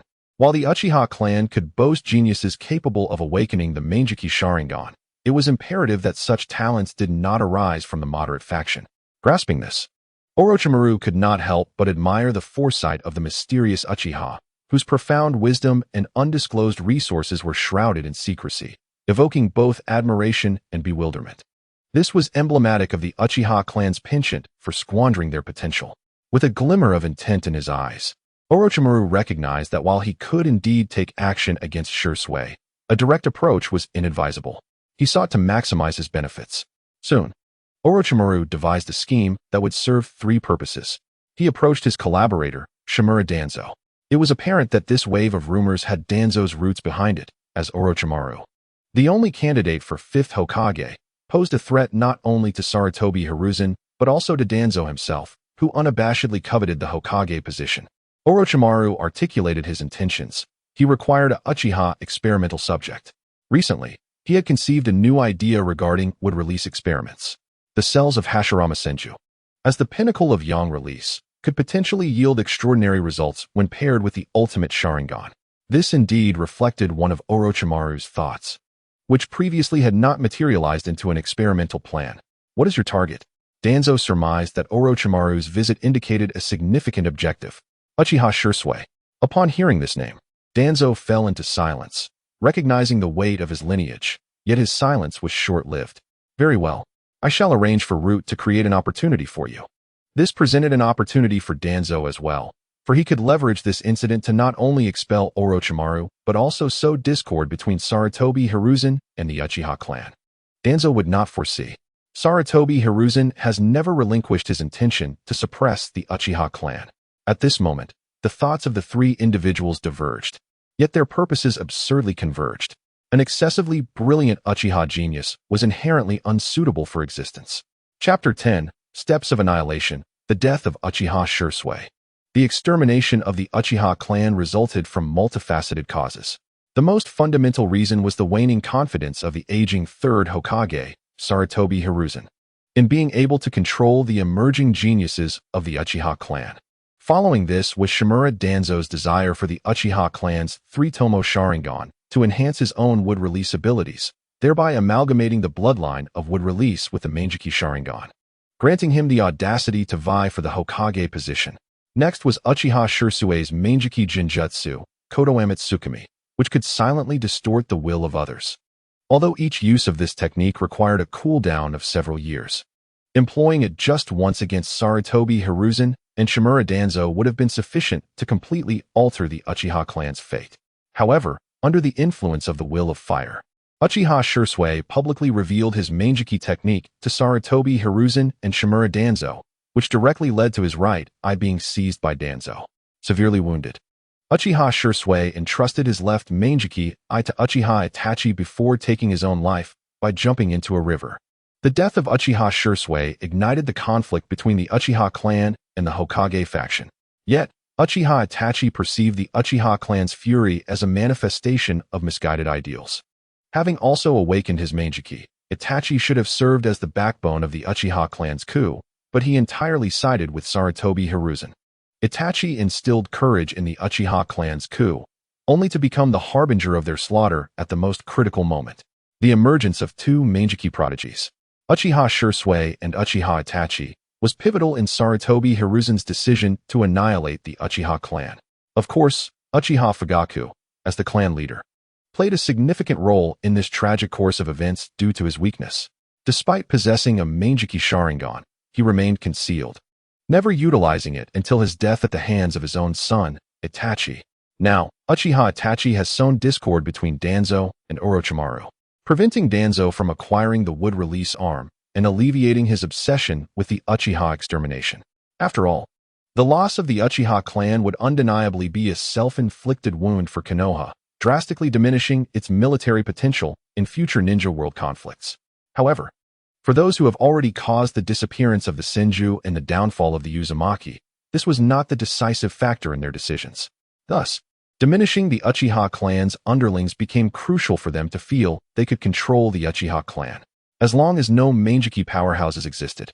Regardless of how oppressed or dissatisfied the Uchiha clan felt, they would have no choice but to endure rather than instigate a coup. Everyone believed that Uchiha Itachi would become the raiser of the Uchiha clan, capable of easily disposing of the elderly Sarutobi Hiruzen. This sentiment was shared by Uchiha Fugaku, who could not fathom that his son would not stand with the Uchiha clan. At that time, his eldest son would charge ahead, while he, possessing a Meijiki Sharingan himself, would support him. Fugaku could not conceive how two Meijiki users could possibly lose. Yet, with the reversal of Uchiha Itachi's blade, the Uchiha clan was directly annihilated. Had they eliminated Uchiha Shisui, the now 6-year-old Uchiha Itachi would not have been able to awaken the Meijiki Sharingan, significantly delaying the Uchiha extermination. As long as the Uchiha clan did not descend into internal strife, once Sarutobi Hiruzen became incapable, everything would be beyond his control. After all, without Uchiha Itachi's rebellion, as long as the Uchiha clan did not publicly instigate a coup, Sarutobi Hiruzen, even as Hokage, would lack the justification to mobilize the Konoha shinobi to eradicate the Uchiha clan. The Nine Tails incident indeed incited a momentary fury from the entirety of Konoha. Yet with the Uchiha clan's repressed demeanor, any discerning individual would understand that the perpetrator of the Nine Tails incident could not have been an internal member of the Uchiha clan. Otherwise, given their unwillingness to suffer losses, had there been a Meijiki powerhouse, they would have likely launched an assassination against Sarutobi Hiruzen instead of allowing themselves to become scapegoats. Such sentiments would only grow stronger with time, as evidenced by Uchiha Sasuke not facing ostracism in the Ninja Academy prior to the Uchiha extermination. Everyone was silently at work. Orochimaru intended to take action against Uchiha Shisui. Shimura Danzo was aware, as was Sarutobi Hiruzen. Danzo meticulously orchestrated a plan for Uchiha Shisui, assigning him a mission outside the village. Sarutobi Hiruzen tacitly overlooked a series of violations. The death of Uchiha Shisui was beneficial for both Sarutobi Hiruzen and Shimura Danzo. Orochimaru, under the guise of Uchiha Shisui's name, dispatched root ninjas to encircle and restrain him, effectively diminishing the root's defenses. When Uchiha Shisui found himself surrounded by the murderous Orochimaru and the root ninjas, disbelief washed over him, leaving him with a sense of shattered resolve. Such a scale of encirclement, with Orochimaru himself taking action, was unimaginable without the machinations of Sarutobi Hiruzen and Shimura Danzo behind the scenes. He had placed unwavering faith in Sarutobi Hiruzen's will of fire, even going so far as to betray the Uchiha clan by divulging internal information. And yet, this led to his demise. He did not perish at the hands of an external enemy, but rather at the hands of his fellow Konoha shinobi. At this point, Uchiha Shisui had yet to awaken his Manjiki Sharingan. He was merely an elite Genin with a three-tomoe Sharingan. An elite Genin, however, was no match for the peak-level Orochimaru. At this juncture, Orochimaru had not yet developed the reanimation jutsu, his soul untainted by the toll of repeated reincarnations, making him at the pinnacle of his abilities. In a normal power comparison, Uchiha Shisui stood no chance of survival under such encirclement. Why? Uchiha Shisui's crimson, three-tomoe Sharingan resembled tears of blood. Yes, why? Tsunade once entertained such thoughts after the unexpected deaths of her boyfriend, Dankato, and her brother, Nawaki Senju. Thus, she chose to leave the village. Konoha was no longer the Senju's Konoha. Tragically, only after losing her closest kin did she come to this realization. Kakashi Hitaki likely harbored similar sentiments, which led him to take his own life. Orochimaru, too, had contemplated such notions, hence his preparations for defection. For one's continued existence was detrimental to Konoha's unity. The Uchiha did not require geniuses. Orochimaru subtly conveyed this notion. In the final moments of his life, Uchiha Shisui unexpectedly grasped the hidden meaning behind Orochimaru's words. His expression turned profoundly sorrowful, but it was not for himself. Rather, it was for Orochimaru. And you? He posed as a retort. Orochimaru, who was reveling in Uchiha Shisui's despair, was momentarily taken aback, his countenance darkening. Ha! Is this the will of fire? At this juncture, Uchiha Shisui attained a deeper understanding of the will of fire. He comprehended that Orochimaru had recognized his fate long before he did. His present was Orochimaru's future. Yet, despite this, Orochimaru actively sought to eliminate him. This implied that Orochimaru had two choices, death or defection. Orochimaru evidently chose the latter option. However, he could opt for defection, as his betrayal aligned more closely with the interests of Hiruzen Sarutobi. As a member of the Uchiha clan, he had no such liberty. Everyone feigned ignorance, while only the Uchiha clan remained oblivious. It was only at the end of his life that Uchiha Shisui discerned this truth. Indeed, he should not have survived, for he realized too late. Chapter 11. Orochimaru's Defection, the three-tomoe Sharingan of Uchiha Itachi. Uchiha Shisui perished, not at the hands of Orochimaru, but through his own hand after comprehending his dire situation. From Shisui's perspective, he did not believe that Orochimaru had volunteered to kill him. After all, Orochimaru was the closest individual to the fifth Hokage.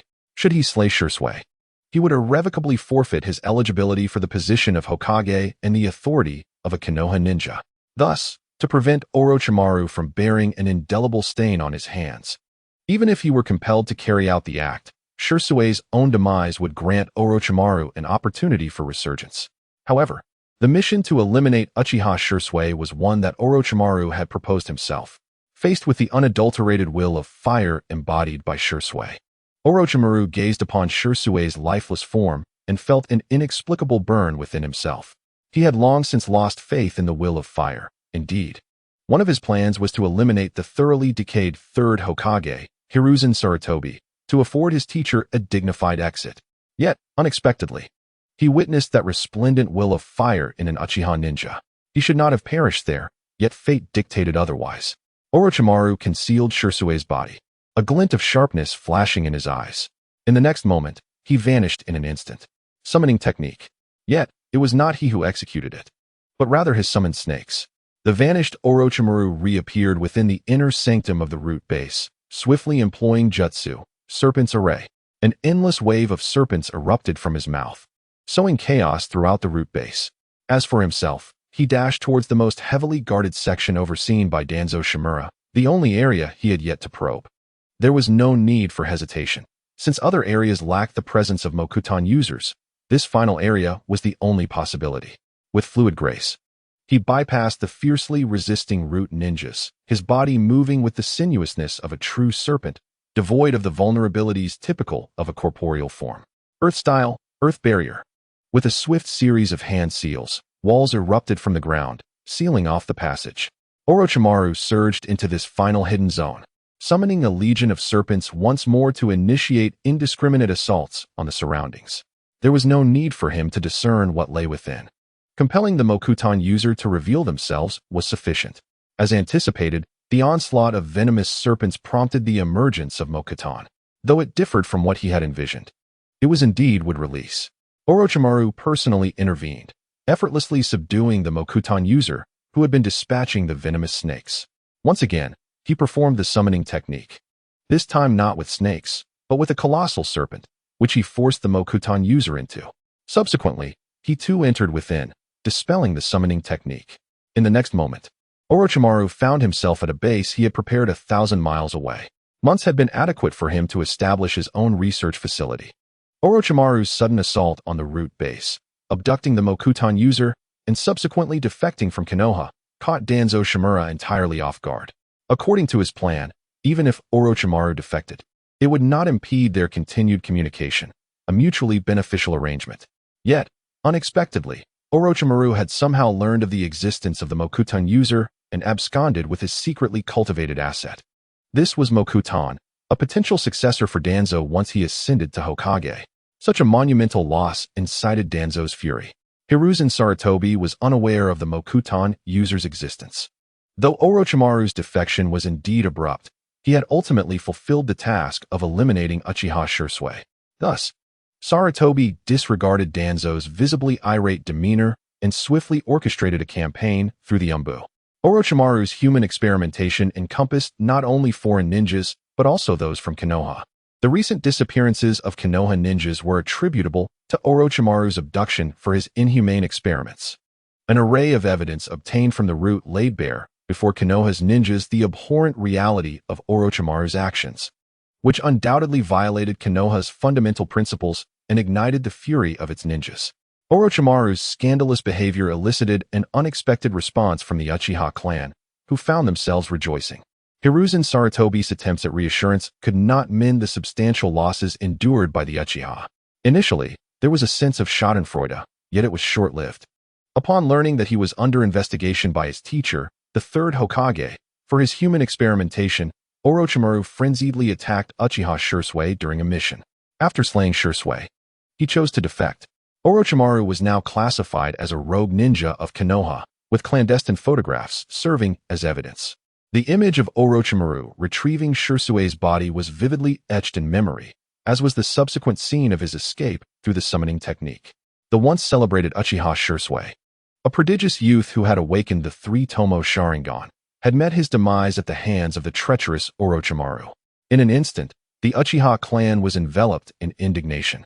Yet, anger alone was insufficient. The Uchiha clan lacked the capacity to pursue Orochimaru. Instead, they were compelled to fear his continued hunt for Uchiha ninjas. The most affected was the 6-year-old Uchiha Itachi, who shared the closest bond with Shisui, the only person capable of understanding him. Shisui was akin to a mentor in Itachi's life. In the wake of such a profound shock, 6-year-old Itachi unlocked the three-tomoe Sharingan, setting a record as the youngest in Uchiha history to do so. Although Itachi's chakra could not sustain the three-tomoe Sharingan for long, at 6 years old, he had already reached the level of a Chunin and would soon ascend to Jonin, effortlessly progressing to the elite Jonin tier. Itachi's awakening of the three-tomoe Sharingan somewhat alleviated the Uchiha clan's sorrow. The Uchiha had never lacked for prodigies. Itachi easily surpassed Kakashi Hitaki's record. Yet, as Itachi observed his clansmen, who had just mourned Shisui, rejoicing over his own achievement, including his father, he felt an overwhelming sense of revulsion. The term evil Uchiha surged into his mind. Nevertheless, Itachi suppressed all his emotions, concealing his true thoughts from others. Despite having awakened the three-tomoe Sharingan, he felt as hollow as a puppet, allowing others to comment freely on his achievement. Beneath his calm demeanor, no one fathomed the true turmoil within Uchiha Itachi. Apart from the distant view of the Uchiha clan, it is indisputable that Uchiha Itachi has, without question, ascended onto the death list of the Uchiha clan. In contrast to Uchiha Shisui, who expedited the demise of the Uchiha, Uchiha Itachi is the very executioner who extinguished his own clan. Yet, it is the subtle, almost imperceptible aura of malice emanating from Uchiha Itachi that has been sensed by him alone. The two locked eyes once more, prompting Uchiha to evade immediately, ultimately opting to depart. This prodigy, Uchiha Itachi, surpasses this time traveler in every conceivable way, save for a few mental quirks. In Chapter 12, titled Akatsuki Organization Intelligence, Cloning Theory, the current Uchiha is not particularly fearful of Uchiha Itachi. This is not due to any belief in his own superiority in combat, but rather stems from his wealth. As a prospective elder of the Uchiha clan, his standing within the Uchiha is not inferior to that of Uchiha Itachi. Should any misfortune befall him, Uchiha Itachi would find himself in dire straits. This is the surface reality, ensuring that Uchiha Itachi cannot act against him openly. On a more private note, he spends his days within the confines of his room. For the sake of security, he has commissioned the Uchiha clan to construct an underground chamber for him. This chamber is designed with certain defensive and isolating features. Uchiha does not intend to rely solely on this chamber for protection. Rather, it serves as an early warning system. Should a ninja launch a surprise attack, it allows his summoned companion, the black charcoal, to mount a defense. He merely needs to afford it enough time to perform the reverse summoning technique to the land of cats. Only then would his safety be assured. In his former state, Uchiha would have felt justified in his anxiety over security, lacking both status and strength, and without a formidable guardian like the black charcoal. He would have felt vulnerable to Uchiha Itachi's whims. However, now even Uchiha Fugaku, the clan's leader, treats him with utmost courtesy. It is indeed fortunate that Uchiha Itachi has merely activated his three-tomoe Sharingan, rather than the Manjiki Sharingan. Given Uchiha Itachi's prowess with the Sharingan, his inability to unlock the Manjiki is likely due to physical limitations and chakra constraints. Should Uchiha Itachi successfully awaken the Manjiki, it would spell disaster for the Uchiha clan. Upon returning to his residence, Uchiha sought refuge in the underground chamber under the pretense of conceptualizing a manga plot. This served as the perfect excuse. The Uchiha clan is plagued by calamities, and until the threat of their annihilation is resolved, he harbors little interest in romantic pursuits, even if Uchiha Mariko is undeniably beautiful. Experiencing love only to witness Uchiha Mariko's demise, or marrying and then watching his wife and children perish, is a horror too ghastly to contemplate. On the other hand, Shimura Danzo is equally enraged. Following investigations by root ninjas, it has become evident that Orochimaru's defection was meticulously premeditated. Numerous precious instruments and equipment from various laboratories had been relocated in advance, and even Orochimaru's loyal subordinates were taken along. Using the pretext of killing Uchiha Shisui, Orochimaru executed a clever diversion, successfully abducting the wood-released ninja from his secretive domain.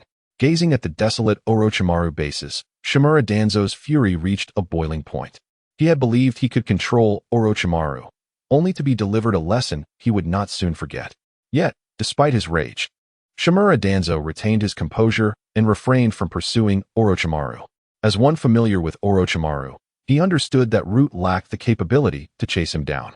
Hiruzen Sarutobi, too, had no desire to hunt Orochimaru, especially since he sought Orochimaru's assistance in researching wood-release bloodlines.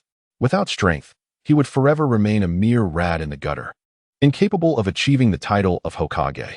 The news of Orochimaru's defection sent shockwaves throughout the ninja world. Once renowned as one of the legendary three of Konoha, one has departed the village while another has defected. Orochimaru's sudden betrayal caught Jiraiya off guard, as he was returning to the village and had just relinquished his position as commander. With the situation stabilizing, Hiruzen Sarutobi's position as the third Hokage is secure, and he no longer fears an all-out war with the Cloud Village. Konoha has historically faced immense pressure during major ninja wars, primarily because the four great ninja villages often band together against it. The Land of Fire boasts the most fertile lands, while the Wind Country is largely desert. The Water Country consists of isolated islands constantly battered by typhoons. The Earth Country is riddled with rocky wastelands, and the Lightning Country is dominated by towering peaks. Thus, if the four nations seek expansion, the bountiful and economically robust Land of Fire stands as their prime target. Presently, Konoha lacks the resources to withstand another onslaught from the four great ninja villages. Nonetheless, Jiraiya believes he can still deter the Cloud Village. Jiraiya has publicly declared his lack of ambition for the Hokage title, even resorting to self-deprecation by indulging in voyeurism and writing risque literature. This has fostered a strong bond between him and Hiruzen Sarutobi. Upon hearing of Orochimaru's defection, Jiraiya immediately set aside all else to pursue him. It is evident why Sarutobi holds such affection for this sensible disciple. However, Jiraiya, having just returned, finds himself departing Konoha once again with a heavy sigh. Does he truly not understand? He understands all too well. He has grasped the nature of his teacher, Hiruzen Sarutobi, even before Tsunade and himself, which is why he shuns the Hokage position. He fears that, should he ascend to that role, he too would become as decayed as his mentor. Within the secret chamber, Uchiha continues his dealings with Orochimaru. This time, he not only provides intelligence, but also monetary support. Having just defected from Konoha, Orochimaru is in dire need of financial backing. Subsequently, Orochimaru's summoning snake returns bearing a sealed letter and an astonishing sum of 100 million ryo in gold. Gold holds far greater value than mere paper currency, particularly when it is of an astonishingly high purity. Orochimaru harbors significant interest in the enigmatic Uchiha Pen Pal, who possesses the potential to awaken the Mangekyo Sharingan, as well as in the wood-released ninja armor, both materials he has long coveted. Indeed, he conducts human experiments, and the number of lives lost at his hands is countless. This is no mere slander. Orochimaru opens the sealed letter, wherein Uchiha reveals a wealth of information. Firstly, he divulges intelligence regarding the Akatsuki organization, noting that its leader possesses the Rinnegan and that the orchestrator behind the Nine Tails incident is also affiliated with Akatsuki. Both parties share control over the organization. Furthermore, the Mangekyo Uchiha has ties with the fourth Mizukage of the Mist Village, while another companion named Zetsu possesses a body split between extreme In release and wood release. Unbeknownst to many, there exists a contingent of wood release ninjas allied with Akatsuki. The organization harbors ambitions to subvert the current ninja world order, possessing the capability to instigate the Fourth Great Ninja War. Orochimaru may choose to either join Akatsuki or gather intelligence from within. This pertains to intelligence regarding the Akatsuki organization. On another front, Uchiha Dong has proposed a theory of cloning. His aim is quite straightforward, to prompt Orochimaru to advance his research on cloning technology, thereby proliferating bloodline limits. The more bloodline ninjas there are, the safer clans like the Uchiha will become. Moreover, the current internal strife within the ninja world is excessively severe. Whether it be the potential outbreak of the Fourth Great Ninja War or the arrival of the Tsutsuki, a formidable ninja world is required to counter external threats. Uchiha Dong undoubtedly wishes to avoid confronting the Tsutsuki's punitive forces himself. Thus, allowing Orochimaru and his army of bloodline ninjas to face them would serve the same purpose. In Chapter 13, the successful cloning of Uchiha Shisui is revealed. Orochimaru gazes at the intelligence and cloning theory in his possession, the magnitude of which far exceeds his expectations. Both the intelligence and the theory are of a revolutionary caliber. Regarding intelligence, whether it be the Rinnegan, a legendary eye of the Sage of Six Paths resurfacing after a millennium, or the details concerning the mastermind behind the Nine Tails chaos, each piece has the potential to shake the entire ninja world to its core. His defection pales in comparison to the significance of this intelligence.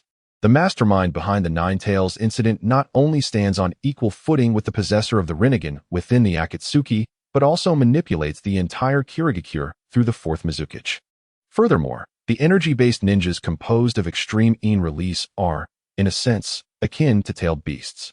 Whether it be artificial tailed beasts or artificially created energy ninjas, these developments leave Orochimaru in a fervor, eager to capture and dissect them for research. As for the wood release army, Orochimaru reflects on the wood release ninjas he created at great personal cost, a success marked by the tragic loss of countless infants. The revelation that the mastermind behind the Nine Tails incident not only controls Kirigakure, but also commands a wood release army diminishes the perceived value of his own creations. Concerning the cloning theory, it has opened the door to a new realm for Orochimaru. He immediately discerns the two greatest values of this theory, cloning oneself and cloning others. Both functions hold immense importance for him. After despairing over the position of Hokage, Orochimaru shifted his focus to the pursuit of immortality. Only through immortality can he have infinite time for research. The thrill of mastering knowledge, studying it, and surpassing it has captivated him. Recently, He has made progress in a forbidden technique for immortality that requires compatibility with his own body. Previously, he could only cultivate subordinates and select those whose bodies matched his. However, what body could be more compatible than that of his own clone? If he successfully clones a sufficient number of his own bodies, he can achieve true immortality through body replacement via the forbidden technique of impure world reincarnation. Cloning others is equally critical. Previously, acquiring bloodline ninjas was exceedingly difficult, often resulting in corpses. Now, he no longer needs untrustworthy living subjects. He can obtain the cellular materials of others and continuously clone a loyal army of bloodline ninjas. The mere thought of acquiring Uchiha and would-release forces through cloning stirs an insatiable greed and obsession within Orochimaru as he gazes at the well-preserved corpse of Uchiha Shisui and the unconscious would-release ninja. Regardless of the fact that the leader of the Akatsuki possesses the Rinnegan, or that the mastermind behind the Nine-Tails incident commands a would-release army, Orochimaru is equally capable of cultivating his own Manjiki Sharingan Uchiha and would-release forces. Be it the intelligence from the Akatsuki, the cloning theory, or the gold valued at 100 million Ryo, all are of utmost significance to Orochimaru, especially the cloning theory, as the cloning experiment poses no difficulty or threshold for him. Acquiring an egg cell, removing its nucleus, and implanting the nucleus of the target's cellular material into the egg cell creates an embryo. Through nurturing liquid and medical chakra, he can swiftly produce an infant. By comparing the genes of the infant with those of the mother, he confirms a high degree of genetic similarity, indicating that the infant inherits the mother's bloodline and ninja prowess. Contemplating Uchiha Shisui's exceptional bloodline and ninja capabilities, Orochimaru is no longer concerned about his subordinates. With just one excellent subordinate, he can clone to produce a multitude of outstanding followers. Furthermore, clone ninjas nurtured from infancy are unlikely to pose loyalty issues. As he gazes at the young Uchiha Shisui before him, his mind races with possibilities, especially since he has mastered the forbidden technique of impure world reincarnation. If he can succeed in his cloning endeavors, could he also utilize impure world reincarnation to summon the souls of the deceased and transfer them into bodies with sufficient compatibility, thereby achieving resurrection? The notion of compatibility is key, as not every deceased retains living cells. While impure world reincarnation can use bones to summon souls, cloning cannot utilize bones in the same manner. In just half a month, Orochimaru proactively disclosed the success of his cloning experiment to Uchiha Dong. Having successfully cloned Uchiha Shisui, with his excitement evident. The reason for sharing this news stemmed from his desire for recognition. Even he could not contain the exhilaration within. Such a technological breakthrough, if unappreciated, would be akin to wearing fine garments in the dark. Moreover, given the low difficulty of cloning technology, any medical ninja with the right instruments can accomplish it, leaving Orochimaru unperturbed by the revelation. This exemplifies the superiority of the ninja world compared to modernity. The presence of chakra and ninjutsu allows for operations that would be exceedingly difficult in the modern world to be accomplished with ease by ninjas. In response, Uchiha Dong offered his blessings and some suggestions. The grass village boasts a mother and daughter duo who have awakened the Uzumaki sage body bloodline, which Orochimaru could pursue. The Takigakure has recently birthed a Jinchuriki for the Seven Tails, making it a suitable target for acquisition, whether for the tailed beast or the host. Furthermore, the vicinity of the Dragon Cave harbors an innate sage body, and the fourth Mizukage of Kirigakure is set to implement a blood mist policy, inciting conflict between ordinary ninjas and bloodline ninjas, likely leading to a massacre of bloodline clans.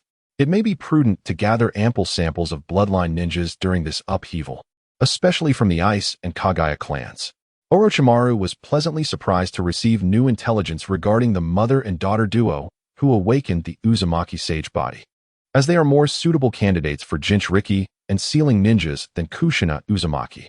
As for the Seven Tails Jinchuriki, Orochimaru doubted that the currently declining Takigakure could resist him. Acquiring them would indeed be advantageous. Previously, he infiltrated Kumogakure to sever the horn of the Eight Tails for his research on tailed beasts. Additionally, the presence of a born sage body near the Dragon Cave presents another promising resource. Regarding the mastermind behind the Nine Tails incident using the fourth Mizukage to weaken Kirigakure, he deemed it entirely reasonable, as their prior actions during the Nine Tails incident displayed their madness. If they aimed to overturn the order of the ninja world, They would not only seek to weaken Konoha. Weakened relations with other ninja villages are considered a normal behavior. As for enhancing one's search capabilities, Orochimaru has already devised a plan. When discussing the most formidable reconnaissance ability in the ninja world, it is undoubtedly the Byakugan of the Hyuga clan.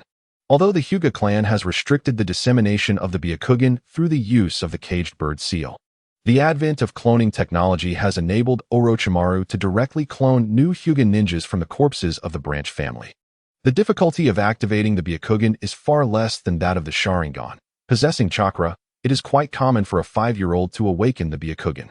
In due time, Orochimaru could acquire the precious strategic Byakugan in bulk. Reflecting on this, Orochimaru cannot help but marvel once again at the mysterious Uchiha clan with whom he is in contact. Cloning technology, in the current ninja world, is akin to a mere paper window, lacking technical difficulty. However, if one does not break through it, it remains non-existent. Yet once mastered, it could catalyze a technological revolution capable of overturning the ninja world. Orochimaru feels immensely fortunate to be the individual chosen by the enigmatic Uchiha. At this moment, Orochimaru has completely emerged from the despondency of defecting from Konoha, his face illuminated with fervor inspired by the potential of cloning technology. The immense benefits derived from this technology overshadow even the leader of the Akatsuki organization, who wields the Rinnegan, and the wielder of the Manjiki Sharingan who orchestrated the chaos of the Nine Tails and controlled the fourth Mizukage. Given sufficient time, surpassing the Akatsuki and the 5 great ninja villages would merely be a matter of time. Orochimaru first captured a Hyuga ninja on an external mission. The moment the Hyuga ninja was taken captive, the caged bird seal activated, erasing the Hyuga ninja while simultaneously damaging the Byakugan. However, Orochimaru did not require a living Hyuga ninja. A fresh corpse would suffice. At present, he merely seeks a pair of Byakugan, and any Hyuga will do. 2 months later, Orochimaru successfully acquired more than one pair of Byakugan. Throughout this process, he also secured an investment of 200 million ryo from the Uchiha, equivalent to a stable monthly investment of 100 million ryo, which is more than sufficient for him at this stage. The emergence of cloning technology has significantly reduced his experimental costs, as the necessary materials can be produced independently, eliminating the need for arduous capture and cultivation. The existence of wood-release ninja has ensured that the base is not deprived of sustenance. All food and fruit can be cultivated directly, thus avoiding the risks associated with external procurement.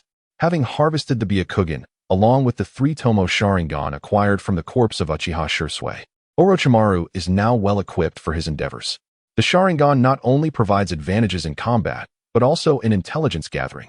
Mere eye contact can ensnare foes in Jinjutsu, rendering them susceptible to control. As for the chakra consumption of the Sharingan, with Orochimaru's medical ninjutsu, he can seamlessly install the three-tomoe Sharingan when needed and replace it with the Byakugan when it is not, achieving a flawless system. Thus, Orochimaru, already proficient in infiltration, commenced his operations. Utilizing the advantages of both Byakugan and Sharingan, his primary objective became the Jinchuriki of the Seven Tails from Takigakure. While Takigakure is hidden from view, it is laid bare before the Byakugan. Orochimaru stealthily infiltrated Takigakure and easily pinpointed the location of the Seven Tails Jinchuriki. After all, not every ninja village's sealing techniques are as flawless as those of Konoha. A 1-year-old infant possessing immense chakra is rather conspicuous, as Orochimaru absconded with the Seven Tails Jinchuriki. He also seized several ninjas as experimental materials, along with Takigakure's reserve funds, ninjutsu scrolls, and ninja tools.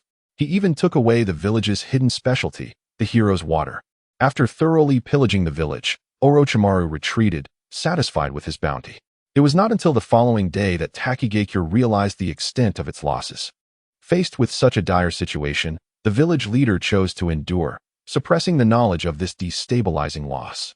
Once recognized as the 6th great ninja village, Takigakure had even managed to secure the Seven Tails during the distribution of tailed beasts by the first Hokage, Hashirama Senju. However, times have changed.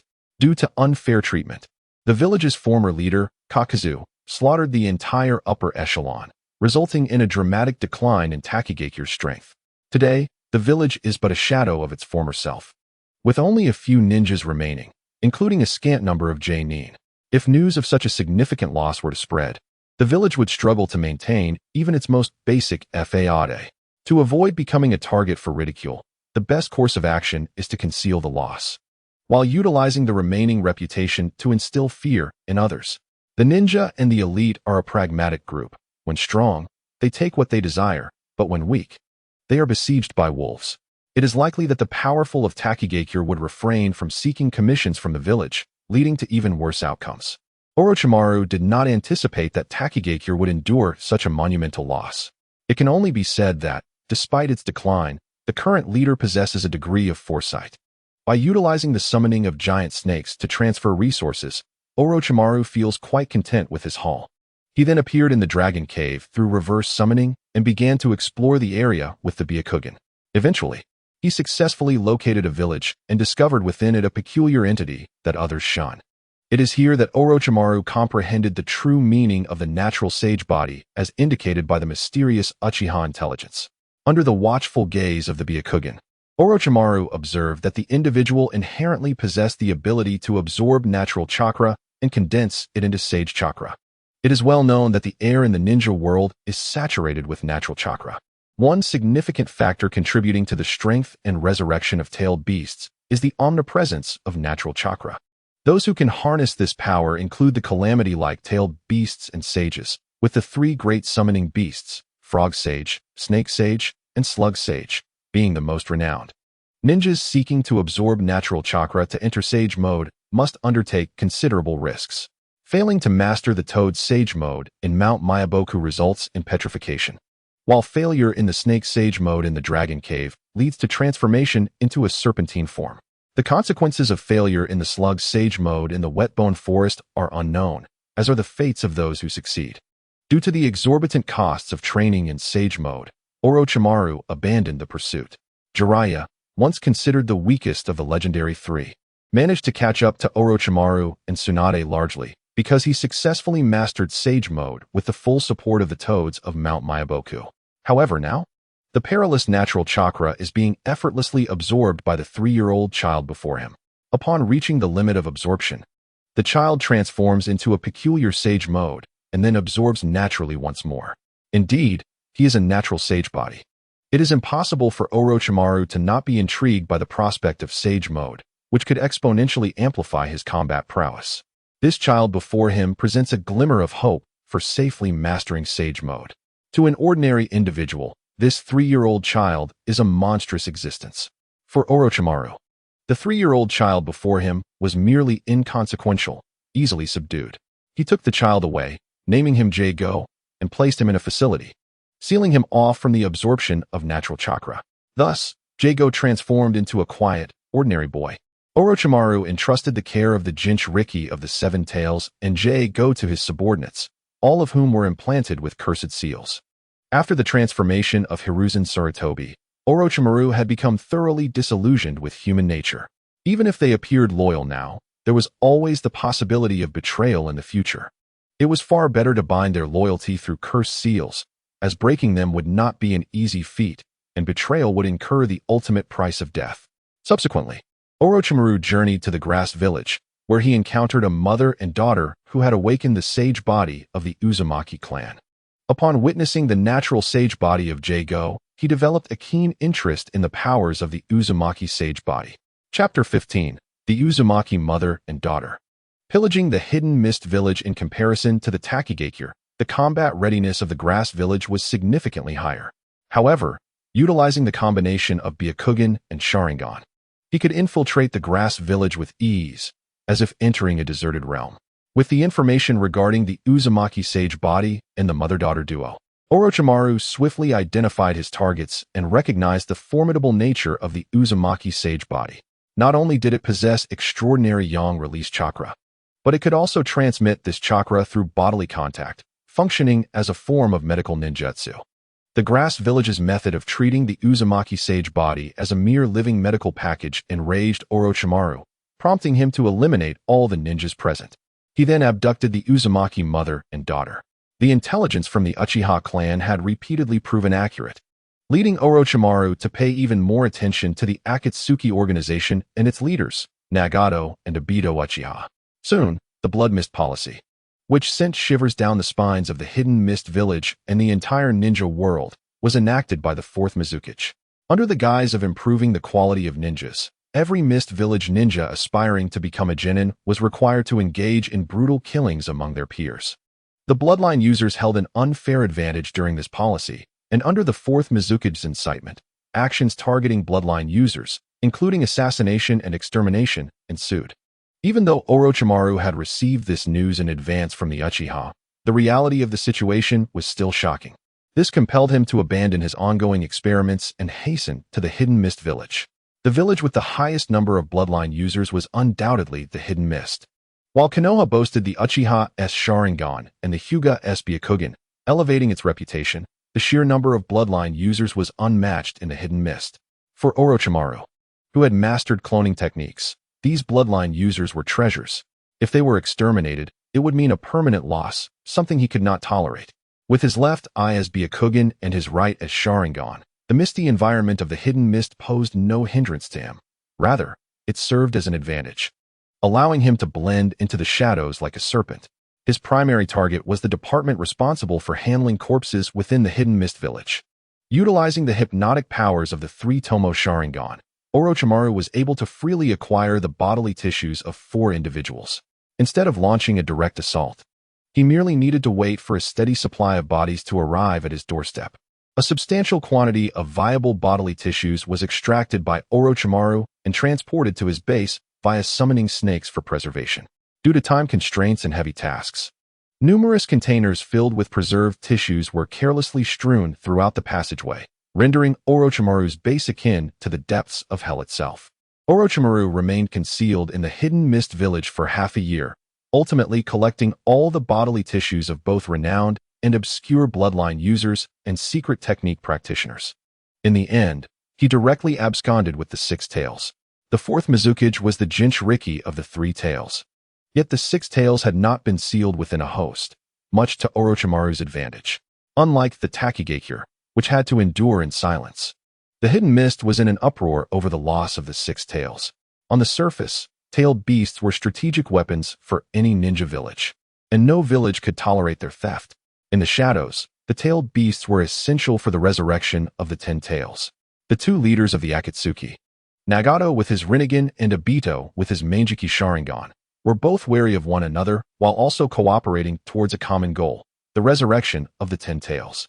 The power of the 10 tails surpassed that of all 9 tailed beasts combined.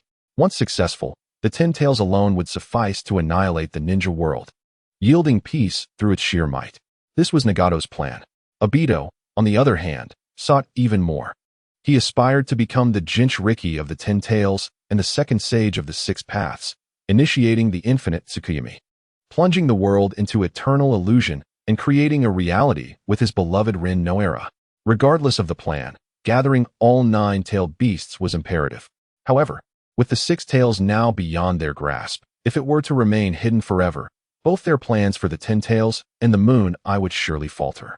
Thus, Obito was desperate, even commanding the 4th Massacre to mobilize the forces of the Hidden Mist Village in search of the thief.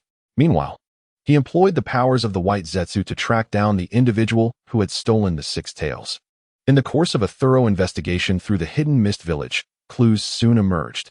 The department handling corpses reported a significant loss of bodily tissues over the past 6 months. The infiltrator had first controlled key personnel and subsequently removed bodily tissues for an entire half-year before calmly stealing the 6 tails. Given the level of disguise, infiltration abilities, and bizarre obsession with bodily tissues, the evidence pointed squarely at Orochimaru, the notorious rogue ninja of Konoha. He had even personally slain Uchiha Shisui before defecting. Konoha possessed irrefutable proof of this. 8 months prior, Orochimaru had resurfaced, killing a Hyuga ninja and seizing their corpse. Considering all these circumstances, it became evident that Orochimaru's defection was not a mere act orchestrated by Konoha but a genuine severance. Such a shadow-level ninja, liberated from the constraints of a ninja village, could logically undertake any actions. 6 months prior, Orochimaru had been active in the Grass Village, killing multiple Grass Village ninjas and abducting the Uzumaki mother and daughter. From these deductions, it seemed that Orochimaru had intensified his human experimentation after leaving Konoha. A shadow-level ninja with a penchant for human experimentation had seized the opportunity presented by the Blood Mist policy to infiltrate the hidden Mist village and secretly extract the bodily tissues of bloodline users. After half a year, he finally ceased this activity and made off with the Six Tails. The entire process, from motive to capability, was entirely plausible. Yet, even with the criminal identified, capturing Orochimaru remained an insurmountable challenge. Orochimaru's ninjutsu is renowned for its elusive and troublesome nature. Even Konoha merely issued a bounty on this rogue ninja without deploying the Umbu for pursuit. The strength of the Mist Village pales in comparison to that of Konoha. Should they have sent the Umbu after him, it would likely have been a futile endeavor. In light of this reality, the Fourth Mizukage ultimately opted to send the Umbu for reconnaissance, intending to personally apprehend Orochimaru once their location was ascertained, in order to reclaim the stolen Six Tails. Orochimaru's actions in the Mist Village once again reverberated throughout the entire ninja world, showcasing the terror of a Sannin who operates without constraint and revels in human experimentation. The events in the Mist Village have served as a testament to this. Other ninja villages have hastened their investigations and precautions against Orochimaru. With his capabilities, it is evident that no village, including Konoha, could withstand him. However, unlike other villages, Konoha's vigilance is distinct. Orochimaru, having amassed significant gains, is fervently cultivating his army of bloodline clone ninjas, temporarily losing interest in the outside world. Chapter 16. The visit of Uchiha Itachi. Orochimaru found himself entrenched in a whirlwind of activity, with an abundance of projects demanding his attention, leaving him no time to regard the vigilance of the outside world. Uchiha D, unwavering, continued to provide Orochimaru with a monthly stipend of 100 million ryo in gold. In return, Orochimaru gifted him a pair of Byakugan eyes. However, Orochimaru had overestimated Uchiha D. It was not that D lacked the desire to enhance his abilities, but rather that he was incapable of doing so. Even with the activation of his Sharingan, he remained a mere genin, falling short of even Chunin status. With an abysmal overall talent in ninjutsu, taijutsu, genjutsu, and combat, the sole piece of good news was that his plagiarized Dragon Ball manga began to gain traction beyond Konoha, reaching the broader ninja community. Within Konoha, the manga was distributed through the Sarutobi clan's system, while outside, it was under the commercial purview of Granny Cat. With Granny Cat's vigorous support, the Dragon Ball manga began its sales journey centered around cities, yielding commendable sales figures. Just as the sales of the Dragon Ball manga soared, Uchiha Itachi finally appeared at Uchiha D's doorstep. In fact, the Dragon Ball manga had garnered a respectable audience within the Uchiha clan as well. Despite their disdain for what they deemed childish comics, the Uchiha members eagerly purchased various transformation techniques upon its release. Among the youth of the Uchiha clan, many took Sun Wukong as their inspiration. Traditionally, the Uchiha clan's emblematic weapon was the short blade paired with shurikens, but now they had collectively adopted the Rui Jingubang. Numerous children gathered in front of Uchiha D's residence in anticipation of the manga's release, causing a minor uproar that necessitated the intervention of a fearsome Uchiha Chunin to restore order and ensure D's normalcy. With Uchiha Itachi's arrival, Uchiha Mari, serving as a maid, was initially filled with delight, assuming that Itachi had come out of curiosity regarding the latest developments in the Dragon Ball manga. However, upon the door's closure, both Mari and Itachi found themselves locked outside. The one responsible was Kurozai, who remained highly wary of Uchiha Itachi, a sentiment fueled by Uchiha D's peculiar attitude towards him. I regret to inform you that I am currently preoccupied with contemplating the plot of the next Dragon Ball chapter. I cannot entertain any guests, so please take your leave, came Uchiha D's voice from within the room. Mari's excitement froze on her face. She had never witnessed such rudeness from D towards anyone else. It was worth noting that the individual before her was none other than Uchiha Fugaku's eldest son, a rare prodigy within the Uchiha clan, who had awakened his three-tomoe Sharingan at the tender age of 8, one of the few in the clan's storied history. Uchiha Itachi gazed intently at the closed door, and through the window, a black cat met his gaze, its eyes revealing an air of caution. His previous instincts had proven correct. Uchiha D's attitude towards him was indeed extraordinary, with the other party seemingly afraid to engage him directly, fearful of exposing their murderous intent. They wished to eliminate him. But the question remained, why? Uchiha Itachi turned away. Since the night of the Nine Tails incident, he had been met with extreme fear and hostility from the other side. Even the activation of their Sharingan had not been prompted by the Nine-Tails attack, but rather by their fear of him, a fact that Itachi was well aware of. He had refrained from seeking out Uchiha D for a variety of reasons, including the upheavals that had befallen Uchiha, such as the forced relocation and reconstruction of their compound.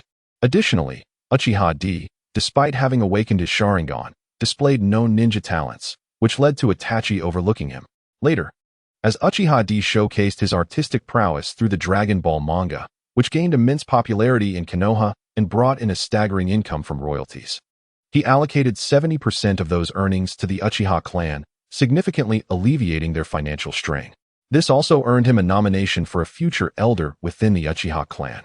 What ultimately rekindled Uchiha Itachi's interest in Uchiha D was the moment he activated his three-tomoe Sharingan, while others congratulated him on this achievement. The death of Uchiha Shisui seemed to be easily forgotten by most.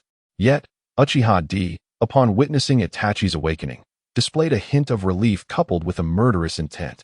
To prevent Itachi from repeating Shisui's tragic fate, he was subjected to stringent protection and rigorous training.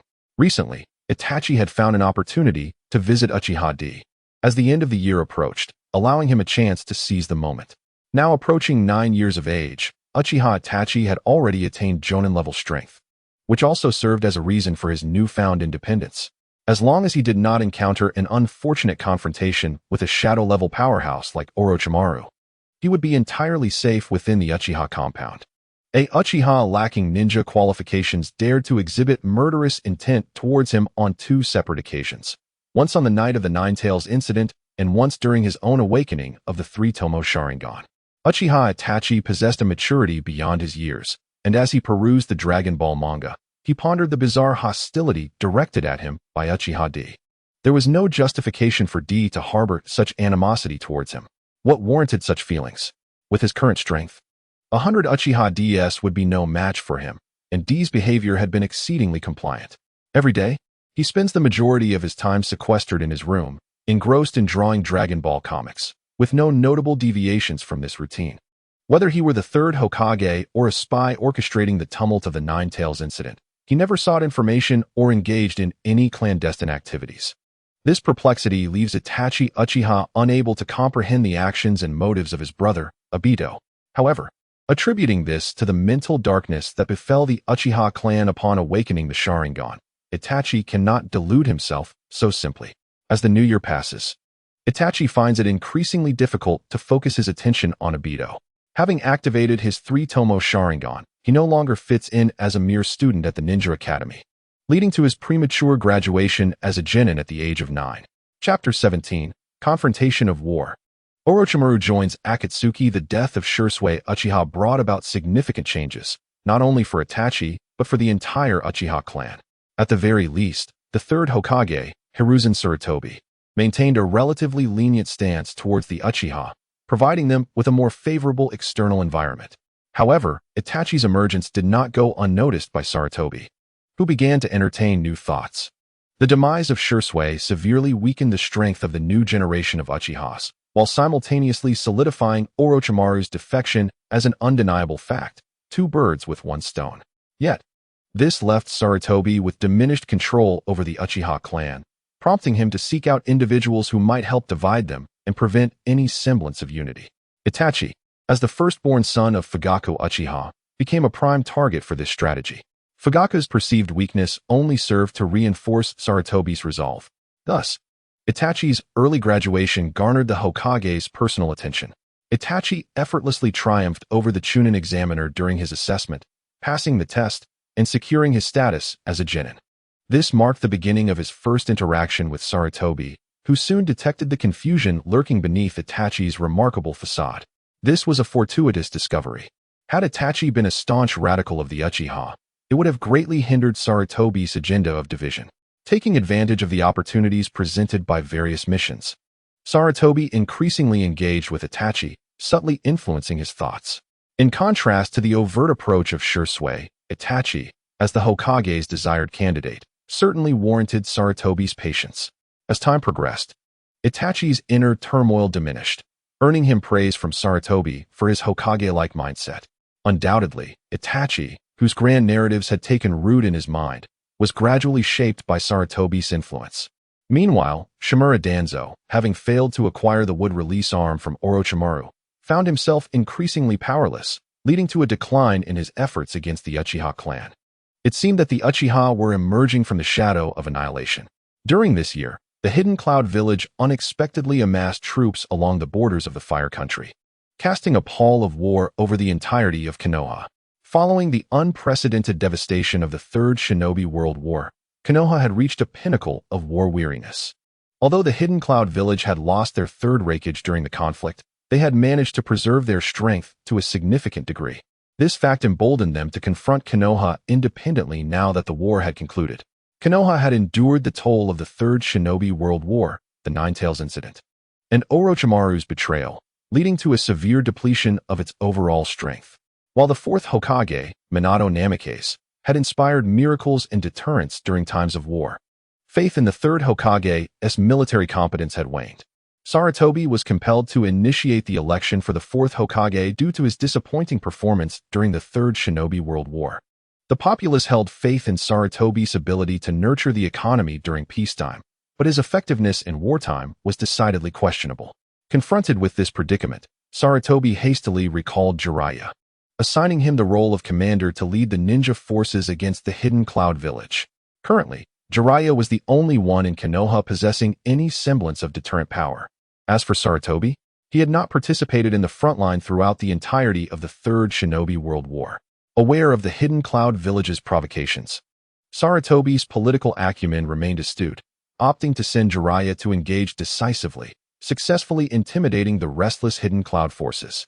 In the aftermath of the Third Shinobi World War, other ninja villages exhibited no desire for further conflict, which emboldened Sarutobi to take such risks. The Hidden Mist village, grappling with its own policies, and the Hidden Sand village, under the fourth Kazekage, were preoccupied with internal stability. The Hidden Stone village, having sustained severe losses during the Third War, was not in a position to engage Konoha. Without the support of the other three great ninja villages, the Hidden Cloud ultimately refrained from launching a full-scale war against Konoha, despite their initial posturing. The most significant event of the year was the standoff between Konoha and the Hidden Cloud, which persisted from the beginning to the end of the year.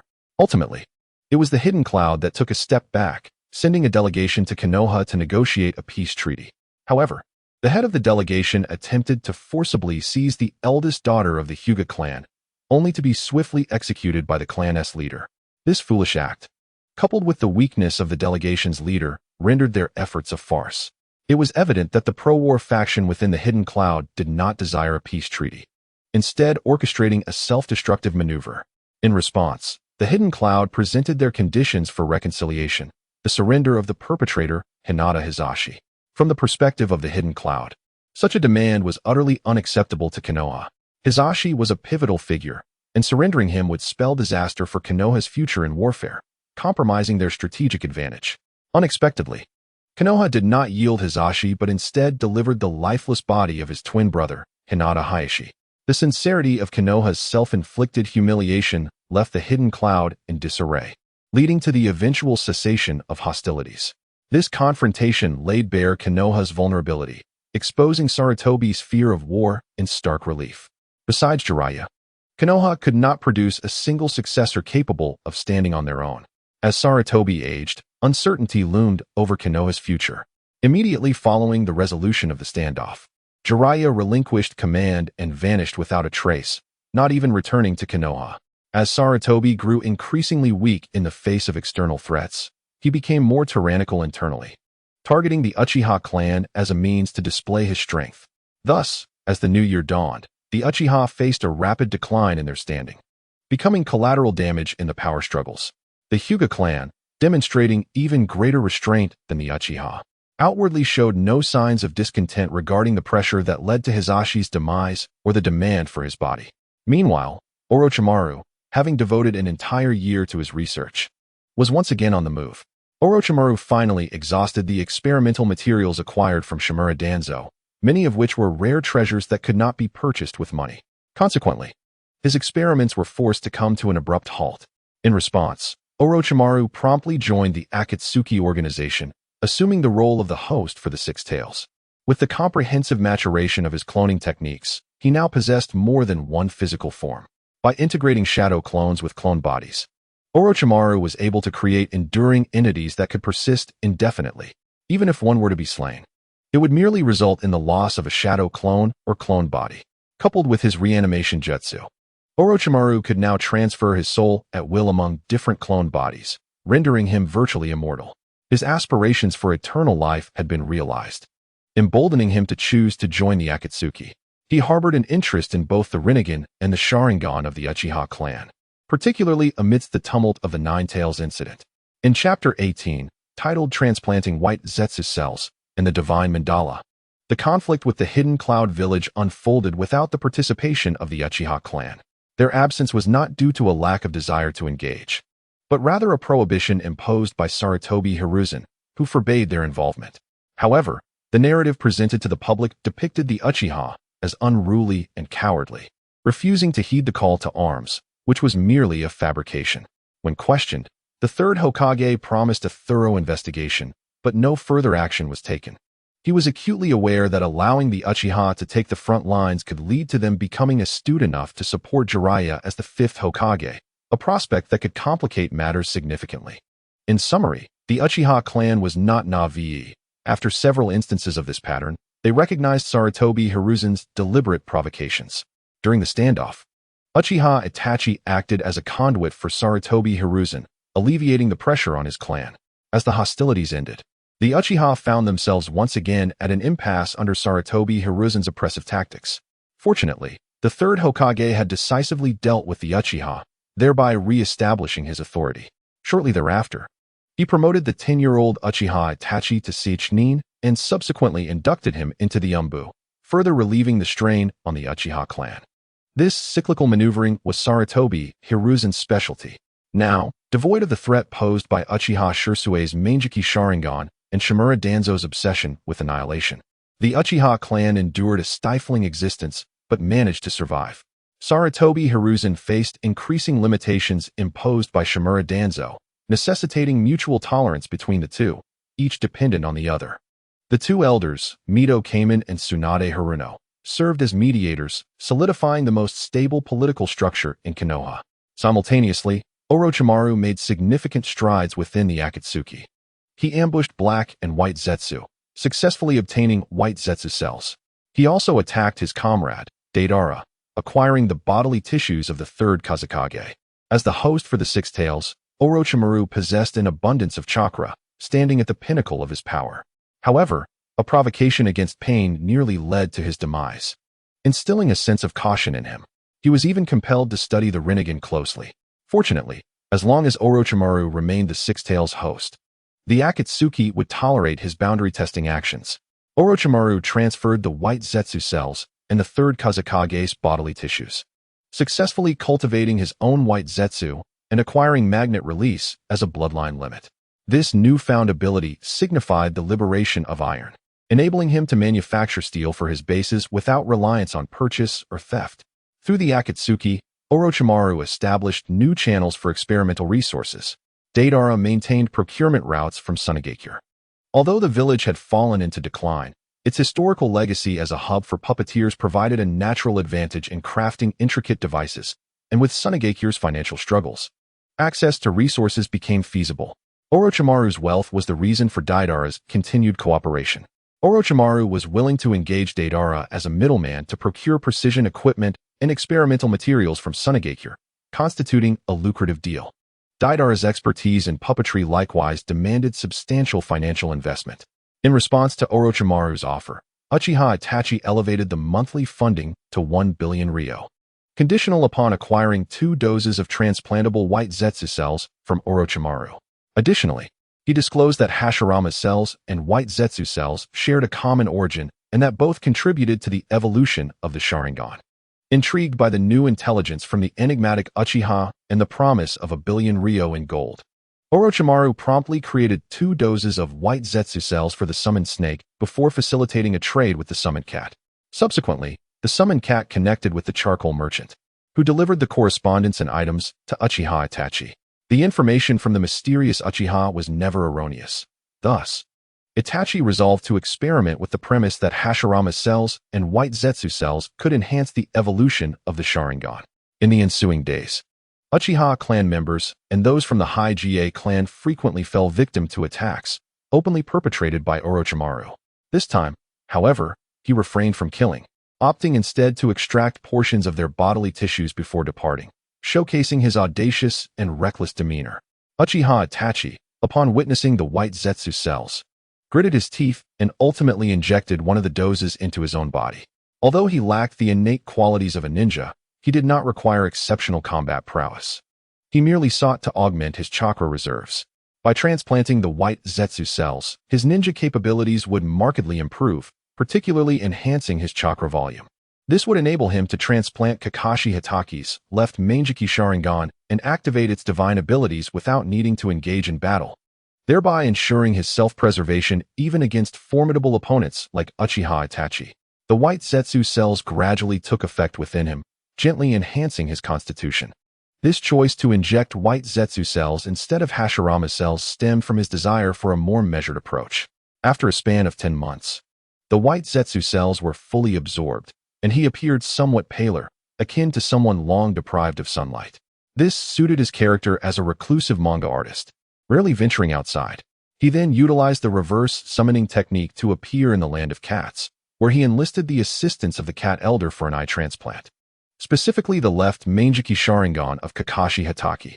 He possessed merely a single Tomo Sharingan and lacked confidence in awakening the Manjiki, unwilling to endure the accompanying agony. Thus, direct transplantation was the most convenient option.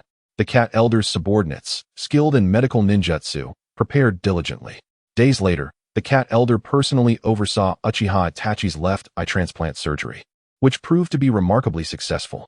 Transplanting organs is not an overly complex medical ninjutsu within the ninja world, in the hands of true masters. Such operations are as straightforward as plug-and-play. Surgical preparations and adaptation periods were non-existent. Previously, the kaleidoscope Sharingan was an unattainable luxury. However, after the transplantation of white Zetsu cells, it is now within reach, bestowing the ability to wield its ocular techniques. Moreover, there is no longer a concern regarding the consumption of ocular power associated with the kaleidoscope Sharingan. Typically, once the power is depleted, it cannot be replenished unless one has transplanted the kaleidoscope Sharingan from a blood relative. Achieving the eternal kaleidoscope Sharingan allows for autonomous restoration of ocular power. Yet, with the mere transplantation of Hashirama cells or white Zetsu cells, one can regain ocular power without the need for the eternal kaleidoscope Sharingan. This is the reason why Uchiha Obito could freely utilize Kamui without fear of exhausting his ocular energy. The white Zetsu cells significantly augment the chakra capacity of the Uchiha clan, while the Kamui kaleidoscope ensures his ability to sustain output. This has finally granted Uchiha Obito a long-awaited sense of security. Furthermore, in April of this year, the protagonist group commenced their enrollment in the Ninja Academy. Chapter 19 marks the entrance of the 9 Little Strong and the commotion caused by the 12 Little Strong. At the tender age of 5, they embark on their journey in the Ninja Academy. Uchiha Itachi occupies a peculiar position within the Uchiha clan, caught between the Uchiha and Sarutobi clans, often providing benefits to both when needed, yet receiving grievances from both when it is not. He personally escorted his 5-year-old brother, Uchiha Sasuke, to school. The new students are quite extraordinary, including Nara Shikamaru, the eldest son of the Ino Shikicho trio, Yamanaka Ino, and Akimichi Choji, Hinata Hyuga, the eldest son of the Hyuga clan, and Shino Aburame, the eldest son of the Aburame clan, also joined the ranks, along with Inazuka Kiba, the second son of the Inazuka clan, Naruto Uzumaki, son of the 4th Hokage, and Sakura Haruno, a commoner ninja. Together with the previous year's Niji Hyuga, Rock Lee, and Tenten, they formed the 12 Little Strong of this era. Despite facing numerous battles, only Niji Hyuga met his demise, while the others survived. For these new students, a common topic of conversation does not revolve around ninjas or ninjutsu, but rather the Dragon Ball manga. Discussions about the Dragon Shinran's wishes, the World Martial Arts Tournament, the Kame Sennin and Crane Sennin styles, and the revival of the great demon king Piccolo abound. The narrative has reached the poignant moment when Kame Sennin fails to seal the great demon king Piccolo, leading to his own demise. The storyline captivates and enthralls its audience. After 4 years of development, the Dragon Ball manga has gained immense popularity within the ninja world. In every small town, the name of Dragon Ball echoes, and many individuals merely recount its plot, often supplemented with illustrations from the manga, earning their livelihoods in the process. Unfortunately, the prevalence of illiteracy in the ninja world means that even with the combination of text and images in the Dragon Ball manga, understanding it still necessitates the assistance of literate individuals. The explosive success of the Dragon Ball manga has had far-reaching effects, primarily supported by the substantial royalties received by Uchiha Obito, which have stabilized the Uchiha clan's financial standing. Without these substantial comic revenues, the Uchiha clan's income would fluctuate dramatically, leading to potential unrest rather than mere dissatisfaction. After enduring years of turmoil within the Blood Mist, the bloodline families of the Hidden Mist village can no longer bear the strain and are contemplating a coup. Additionally, according to Orochimaru, the Red Sand Scorpion has successfully replicated the firearms depicted in Dragon Ball, significantly augmenting the potency of his puppets. More importantly, he has equipped a bandit army with these firearms, utilizing illusion techniques to instill fearlessness, thus easily conquering a nation. The actions of the Red Sand Scorpion have awakened nations to the formidable power of firearms, particularly their efficacy in the hands of ordinary individuals. Currently, orders for firearms are flooding in for the Red Sand Scorpion from various villages, including the Rain Village, Sand Village, Rock Village, and numerous feudal lords. Firearms wielded by ordinary people are impressive, but in the hands of ninjas, they become even more formidable. The Cloud Village and Konoha are also engaged in the development of firearms. The emergence of firearms has somewhat alleviated tensions within the Hidden Mist village, as they provide ordinary ninjas with the potential to surpass bloodline ninjas. Even bloodline ninjas, when targeted by concentrated fire from firearms, can meet their demise. Uchiha Obito has just received news from Orochimaru regarding developments in the ninja world. Before he could process this information, he was summoned collectively by the Uchiha Elder Council. Their objective was straightforward, to inquire about firearms. Although firearms have existed in the ninja world, they were limited to flintlock guns, lacking magazines, and possessing limited power against ninjas, often relegated to oversized toys for the elite's self-defense. However, since the Red Sand Scorpion orchestrated the effortless conquest of a small nation with a group of ordinary people wielding firearms, the implications have changed dramatically. It is not surprising for a ninja to capture a small nation. A J-nin alone can easily infiltrate the palace of a small nation, as most of their strongest fighters are J-nin and few in number. Yet, the idea of ordinary individuals accomplishing such feats is a revolutionary concept within the ninja-dominated world. As a master of comics, Uchiha Obito found himself reevaluating his past following these events. When the Dragon Ball manga was in circulation, few perceived any issues, as it depicted a variety of firearms that rarely resulted in fatalities. The protagonist, Son Goku, was even immune to gunfire from the outset, and martial artists were adept at evading bullets. People seamlessly integrated martial artists into the realm of taijutsu ninjas without any sense of dissonance. This perception extended even to Orochimaru, who, having mastered cloning techniques and the art of reincarnation, had grown increasingly arrogant. Had it not been for Pain's devastating attack on the Akatsuki organization, he might have obliterated a clone of a Jinchuriki with 6 tails, which would have tempered his hubris. Orochimaru had certainly heard of the Dragon Ball manga, but he held no interest in it. The idea of resurrecting via the Dragon Balls was trivial to him, as he was already endeavoring to transcend the limitations of resurrection. Martial arts? Mere showmanship. Firearms? Unremarkable. It was only when his ally, the Red Sand Scorpion, showcased a well-coordinated army equipped with firearms that Orochimaru began to take the matter seriously. Such a force could pose a significant threat to ninja armies, and when combined with some J-nin, they could effectively replace the roles of CH-nin and Genin. The ease of training such forces compared to that of CH-nin and Genin represents a monumental shift in the current structure of the ninja world. Orochimaru recognized this, as did the other ninja villages and feudal lords. No one is a fool. Often, they merely feign ignorance. The Uchiha clan has also discerned the potential of firearms for their ninjas. The combination of the Uchiha clan's dynamic prowess with the rapid-fire, supersonic bullets from firearms would yield an exponential enhancement in their combat capabilities. Thus, after a 4-year hiatus, Uchiha Obito once again attended the Uchiha Elder Meeting, where Uchiha Fugaku, the clan leader, and Uchiha Itachi were also present. At the age of 16, Uchiha Obito remains unmarried, a status considered rather advanced for a male within the Uchiha clan. Instead of immediately discussing firearms, the conversation initially veered towards the topic of marriage, with Obito expressing his current disinterest in such commitments. For at least the next 2 decades, there are no intentions of marriage. Therefore, discussions regarding matrimony can be set aside. With the divine kaleidoscope in hand, his demeanor has notably matured. In light of Uchiha's assertive stance, a flicker of anger passed through the Elder Council, quickly suppressed. Since he was unwilling, so be it. The Uchiha clan values the freedom of marriage. Considering your esteemed position as an elder, in recognition of your contributions over the years, we shall grant you the official title of Uchiha Elder 2 years ahead of schedule. The elder of the Uchiha stepped forward to mediate, and all present, including Uchiha Fugaku, expressed no dissent. One does not understand the value of household expenses without managing a household.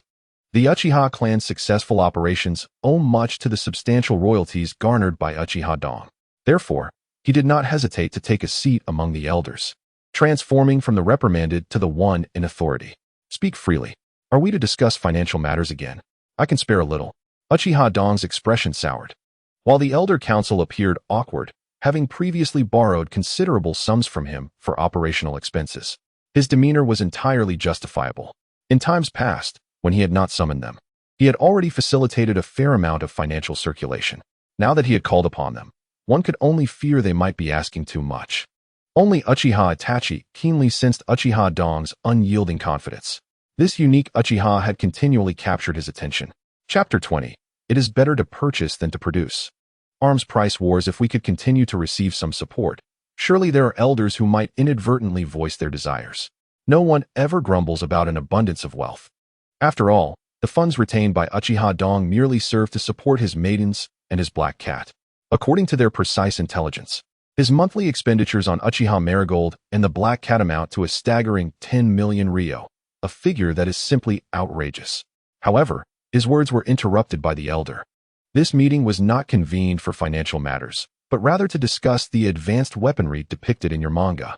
Not long ago, an incident occurred wherein the puppeteer Chio manipulated ordinary individuals to wield firearms, successfully conquering a small nation. The extraordinary strategic value of these weapons has been demonstrated. This implies that ordinary individuals, previously incapable of influencing warfare, can now pose a lethal threat to both Nin and Jinin when armed with firearms. This development poses a significant challenge to the ninja system. Given the formidable capabilities of these weapons, the Uchiha Elder Council, along with clan leader Uchiha Fugaku, seeks your counsel on the production of such firearms. Crafting these weapons by hand, utilizing the skills of ninja artisans, is not inherently difficult. Rather, the challenge lies in efficiency. Before the elder lay a submachine gun, which Uchiha Dong inspected and quickly identified issues. The firearm itself was generally sound, but the barrel and bullets were problematic. The artisans lacked knowledge of rifling, resulting in a smoothbore barrel. However, in pursuit of accuracy, they had crafted the bullets into exquisite dart-like shapes, resembling more of a sniper's round than a conventional submachine gun bullet. Indeed, a bespoke work of art. Without the capacity for mass production and cost reduction, firearms hold little significance for the Uchiha clan. However, based on Chio's arrangements and the usage of these weapons, they confirmed that both firearms and ammunition could indeed be produced en masse. Faced with an inability to independently resolve the issues surrounding firearms and ammunition, they turned to Uchiha Dong for his insights.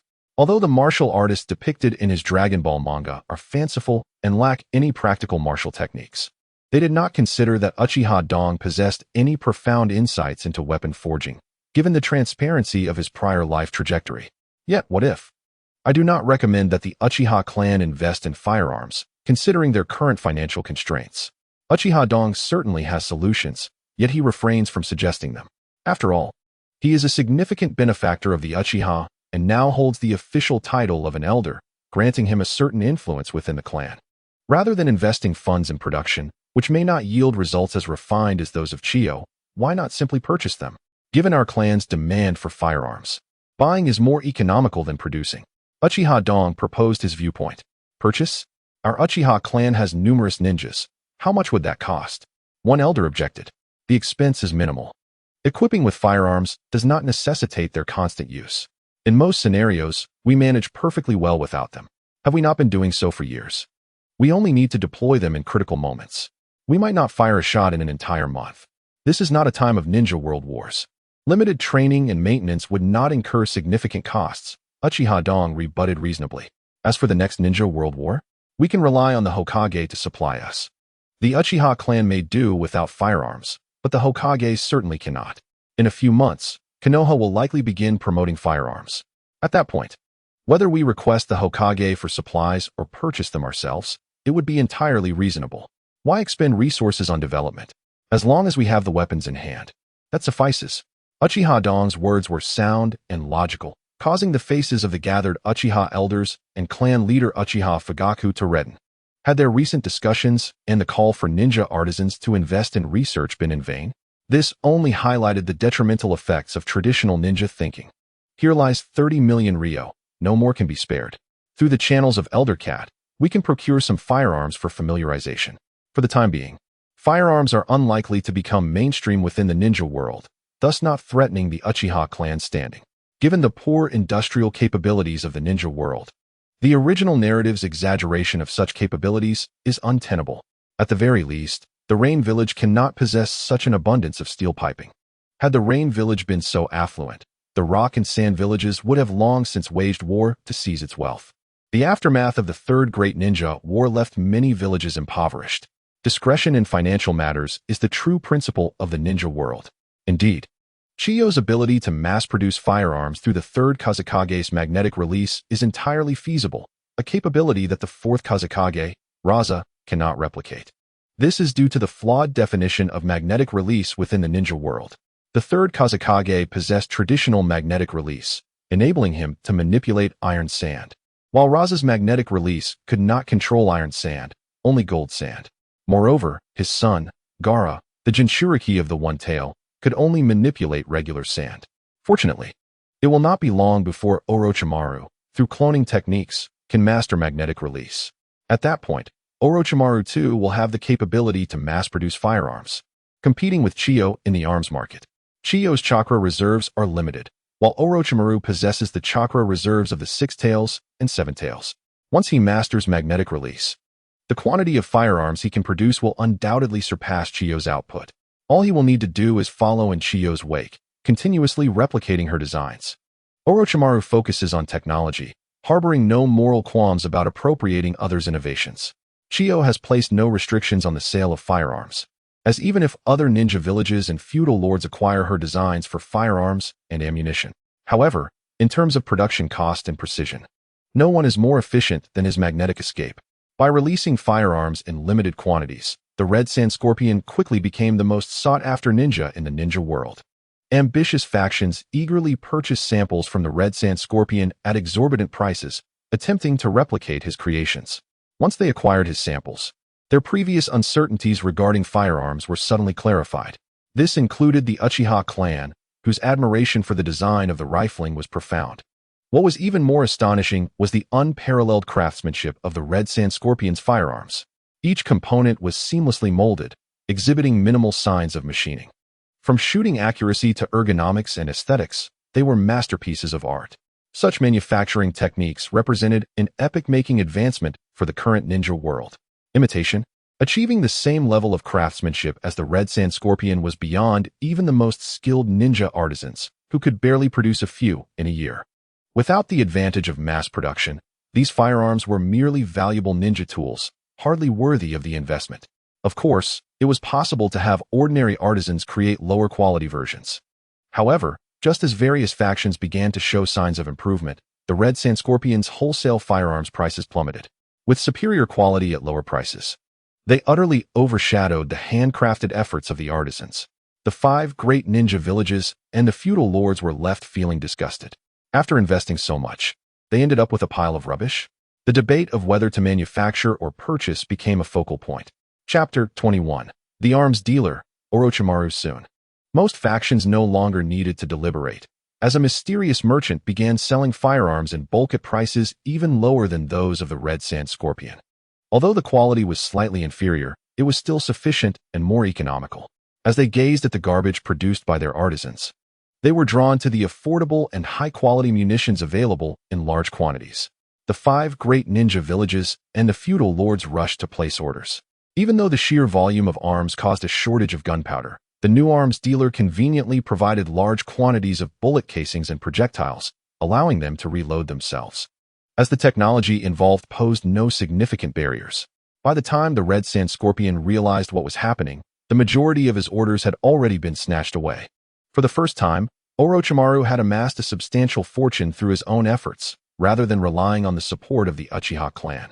Through arms sales, he engaged in extensive transactions of illicit equipment and materials with various ninja villages and feudal lords. They could only endure this, as the emergence of small quantities of arms did not significantly impact the overall situation. However, once large quantities appeared, the potential for danger was palpable. One could easily be swept away. When the Red Sand Scorpion obtained the arms sold by the mysterious merchant, he immediately recognized that these weapons also utilized magnetic escape and were molded in one piece. The sheer volume of firearms flooding the ninja world indicated that the seller had more than one user of magnetic escape, and their chakra reserves were astonishing. By trading some of these arms with the mysterious merchant, he acquired a wealth of experimental equipment and materials from the various ninja villages and feudal lords. The identity of this mysterious merchant was becoming increasingly evident. It was Orochimaru. The Red Sand Scorpion turned against Orochimaru, realizing that the latter's previous acquisition of the third Kazekage's body tissue must have led to the development of techniques for Kenjutsu transplantation. Enraged, the Red Sand Scorpion unleashed his full power, surrounding Orochimaru with the third Kazekage puppet and a legion of hundreds of puppets, sealing the area with barrier techniques to prevent Orochimaru from using summoning or reverse summoning techniques for support or escape. In the ninja world, the notion of having a single unbeatable move is non-existent. No matter how powerful a jutsu is, once it is overused, countermeasures will inevitably arise. Anticipating the Red Sand Scorpion's betrayal, Orochimaru had prepared for this eventuality. Therefore, the being before him was not his true body, nor even a clone of the Six Tails. The Red Sand Scorpion was unaware of this. Within the Akatsuki organization, mutual slaughter was not prohibited, as evidenced by Kakazu. The Red Sand Scorpion decisively aimed to eliminate Orochimaru, fearing that if he delayed too long, the leader, Pain, might intervene. The threat posed by the Rinnegan was formidable, and a single Earth-style technique could present an insurmountable challenge for the Red Sand Scorpion. Facing the Red Sand Scorpion's lethal intent, Orochimaru made no attempt to evade, allowing himself to be rendered into a pile of flesh by the Scorpion's bullets. The Red Sand Scorpion gazed at Orochimaru's corpse, a look of confusion crossing his face. The body was indeed real, yet he pondered how someone possessing magnetic escape could possibly succumb so easily. Moreover, he detected no traces of the Six Tails chakra within Orochimaru's remains. What could this mean? The news of Orochimaru's death swiftly reached Pain and Uchiha Obito. They were indifferent to whether Orochimaru lived or died. Their concern lay with the Six Tails within him. Upon hearing the Red Sand Scorpion's speculations, they learned that Orochimaru had acquired the ability to seize bloodline limits through the partial body tissue of the third Kazekage puppet, thereby obtaining magnetic chakra and profiting immensely by copying the Red Sand Scorpion's firearm designs. The mysterious arms dealer, who had recently gained prominence in the ninja world, was none other than Orochimaru. Both Pain and Obito were taken aback, recalling Orochimaru's previous actions in the Mist Village and his attempts to harm others after joining the Akatsuki. If these actions were all aimed at acquiring bloodlines, they could scarcely fathom how many bloodlines Orochimaru had already obtained. Now, with the exposure of his physical clone techniques, even Pain, Obito, and the Red Sand Scorpion, who had tirelessly studied the physical body, could only reach one conclusion. The corpse before them was indeed Orochimaru's physical form. However, due to the absence of the Six Tails chakra within the remains, it could not possibly be Orochimaru's true body. It was even conceivable that the Orochimaru who had joined the Akatsuki was not his original self. Unbeknownst to them, Orochimaru had grown immensely powerful, to the point of instilling a sense of enigmatic dread within them. The deceased Orochimaru did not reappear. Yet the mysterious arms dealer continued to traverse various ninja villages and capitals at different times. Undoubtedly, Orochimaru had utilized this death to defect from the Akatsuki. He had never truly cared for the organization, His sole purpose for joining had been to acquire bloodlines, including the Rinnegan, though he had yet to succeed. However, he had managed to procure a certain amount of body tissue from White Zetsu, the third Kazekage puppet, and even Conan, under the pretext of provocation. This undoubtedly left Pain with a grim expression, while Obito's countenance was hardly any better. Orochimaru's mysteriousness had become one of the obstacles in his plan to resurrect the Ten Tails and implement the Eye of the Moon plan. The Red Sand Scorpion publicly announced the identity of the mysterious merchant. It was the rogue ninja from Konoha, Orochimaru, who had also developed the ability to seize bloodline limits through body tissue without the need to kill. Orochimaru has acquired the coveted bloodline limits, a revelation that has sent shockwaves through the ninja world. The enigmatic arms dealer is none other than Orochimaru himself, who possesses the alarming ability to seize bloodline limits through mere wounds. Following extensive investigations into his past, it has become evident that countless bloodlines have already been compromised. With a vast arsenal at his disposal and the capability to manufacture weaponry at a scale far surpassing that of Sasori, Orochimaru stands as a formidable power capable of altering the balance of the ninja realm. The Leaf Village, in particular, finds itself in a precarious position. The defector Orochimaru has ventured far from Konoha, now a free agent amidst open skies. The third Hokage, Sarutobi Hiruzen, gazes upon the overflowing stockpiles of arms before him, feeling utterly overwhelmed. While other bloodline clans may fare better, the greatest concern lies with the Hyuga clan, as Orochimaru has previously targeted many of their members. The potential sale of the Byakugan could prove to be an enterprise of monumental scale, rivaling the arms trade itself. As anxiety permeates the Hyuga clan, the implications of Orochimaru's actions become clear.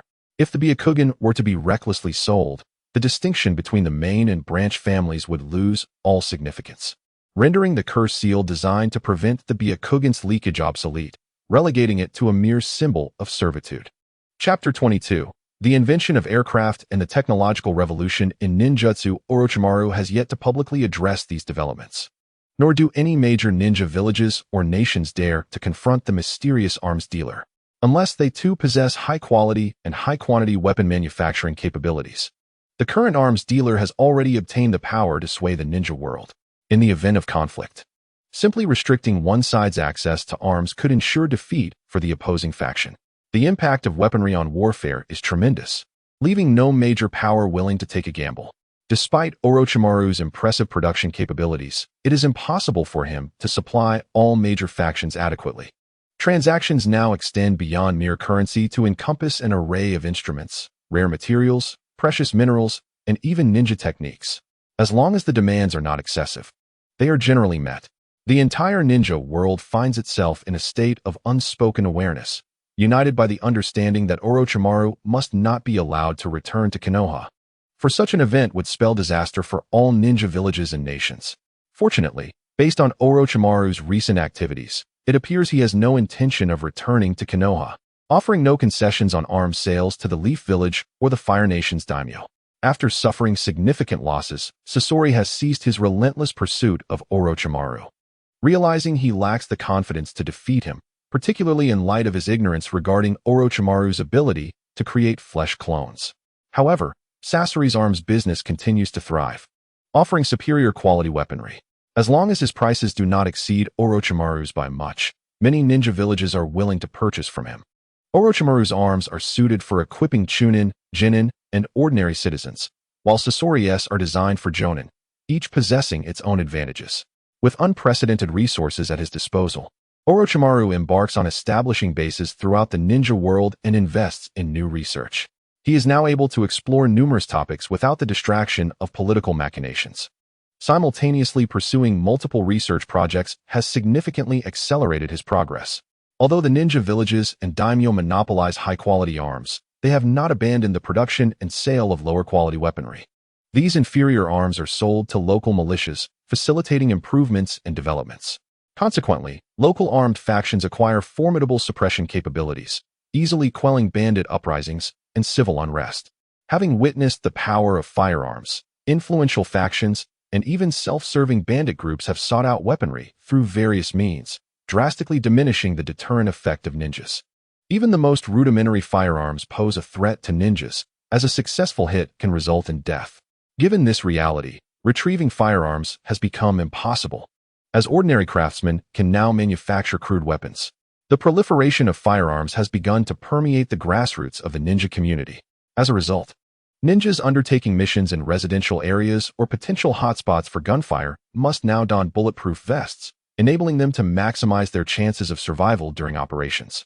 With their chakra-enhanced abilities, ninjas maintain considerable combat effectiveness even when struck in non-vital areas. Furthermore, ninjas possess superior firepower and accuracy compared to ordinary citizens, with only a select few among the latter being sharpshooters, while the majority of ninjas excel in marksmanship. The Uchiha clan, particularly Uchiha Itachi, could scarcely have anticipated that the changes in the ninja world would stem from his Dragon Ball manga. Few paid heed to the martial arts system depicted within it, as physical combat ninjas are a tangible reality, compared to the flashy techniques in Dragon Ball, which seem designed to entertain children and the uninitiated. The actual martial arts present in the ninja world are far more impactful. In light of the firearm phenomenon, each ninja village has now turned its attention to the development of aircraft, without needing Sasori's involvement. The Sand Village has taken the lead, successfully creating an aircraft far simpler than they had envisioned. By constructing a basic framework and employing ninjas as human engines, they can achieve sustained aerial flight simply by pedaling rapidly to rotate the propellers. With a rotation of several ninjas, these rudimentary aircraft can remain airborne for extended periods. However, such aircraft are not only bulky but also slow, lacking significant strategic value. The Sand Village has combined sealing techniques with wind release to pioneer the creation of jet aircraft. Utilizing the craftsmanship of puppet techniques, they have produced jet aircraft capable of impressive speeds, even breaking the sound barrier and traversing an entire country in a short time, thus establishing strategic delivery capabilities. Soon, Konoha, through a combination of sealing techniques and fire release, has developed its own flame-throwing aircraft. The Cloud Village, through sealing techniques and lightning release, has created a super-propeller aircraft, a sight to behold. The Mist Village has engineered a water jet aircraft using sealing techniques and water release, while the Rock Village has produced rocket-like aircraft utilizing sealing techniques and explosive clay. In a matter of moments, the technological landscape of the entire ninja world has begun to evolve towards the fantastical. With aircraft now a reality, similar principles have been applied to automobiles, leading to the emergence of flying cars and flying speedboats, alongside the rapid production of standard vehicles and ninjutsu-powered boats. Additionally, artillery utilizing the 5 elements techniques has been invented, including Konoha's fire release cannon, the Sand Village's wind release cannon, the Cloud Village's lightning release railgun, the Mist Village's water release cannon, and the Rock Village's explosive release cannon. The capability for long-range strikes spanning tens of kilometers and strategic bombardment from hundreds of kilometers away has completely upended the traditional modes of warfare among ninjas. All of this can be traced back to a Dragon Ball manga created by Uchiha. As for the radar, indeed, various ninja villages have developed it, but it proves futile. This is a world governed by ninjutsu.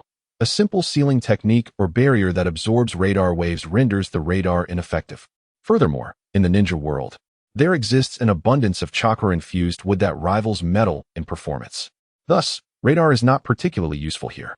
The most effective mode of defense remains the sensory ninja, who can detect chakra and thereby avoid the sudden onslaught of other villages' lightning warfare. Moreover, the strategic layout of the ninja villages requires a complete reconfiguration. The previously centralized defensive structures are no longer suited to the demands of modern warfare. A decentralized approach is now imperative to mitigate the casualties from aerial bombardments. In light of the rapid transformations of this era, the Uchiha clan finds itself unexpectedly fortunate, as the threat of their annihilation has quietly dissipated. Chapter 23: Technological Revolution. The dawn of a new era. No one anticipated such swift changes in the times, including Uchiha, the creator of the Dragon Ball manga, who initially sought merely to conceal his identity while providing a legitimate source of income for the Uchiha clan, thereby averting a desperate coup against the third Hokage. His original plan was to allow Orochimaru to abduct Itachi Uchiha once he posed sufficient threat, ensuring that the Uchiha lacked the capacity for rebellion until the death of Hiruzen Sarutobi and the ascension of the fifth Hokage, at which point the Uchiha crisis would be entirely resolved. However, with the onset of the firearms revolution sparked by Sasori of the Red Sand, a series of subsequent changes were ignited. Uchiha watched in awe as Sarutobi conducted a grand parade to herald this new era, showcasing formations of fighter jets, bombers, and transport aircraft alongside heavy, medium, and light tank battalions, as well as firearms-armed ninja and military units, and various artillery formations. The Uchiha clan, summoned to partake in this grand display, found their revolutionary ambitions waning. The necessity for Sarutobi and Shimura Danzo to eliminate the Senju and Uzumaki clans stemmed from their inability to control them, a fact that became increasingly apparent as Sarutobi aged.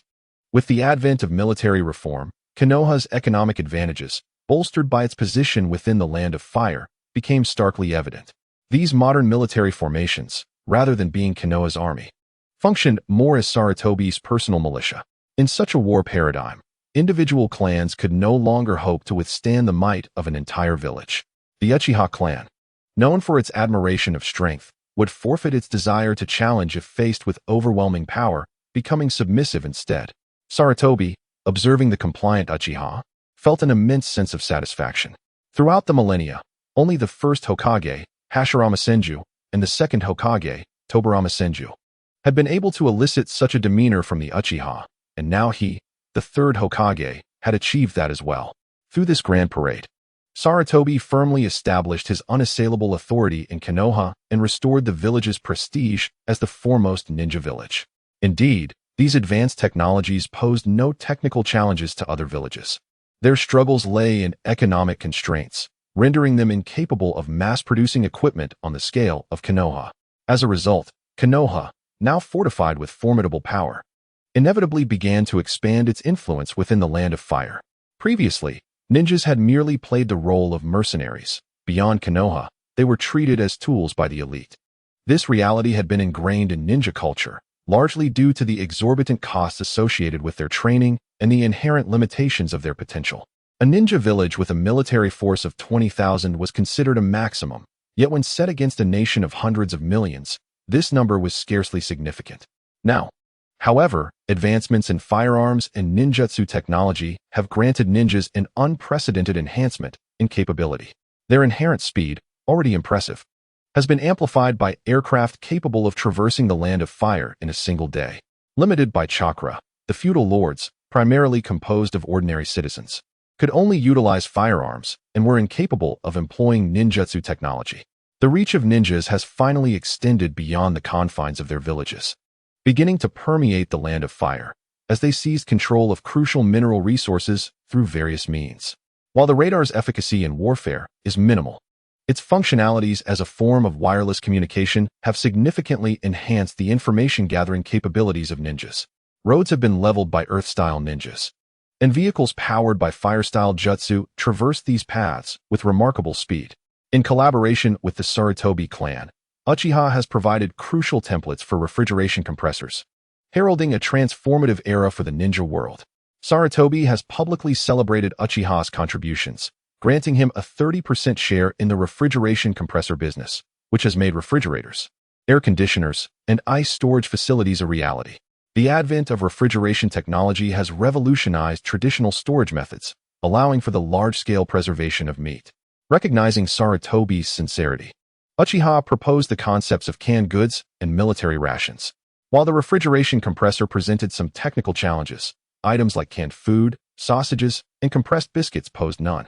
Before the establishment of large cold storage facilities, canned fruits and vegetables made it possible to enjoy out-of-season produce during winter.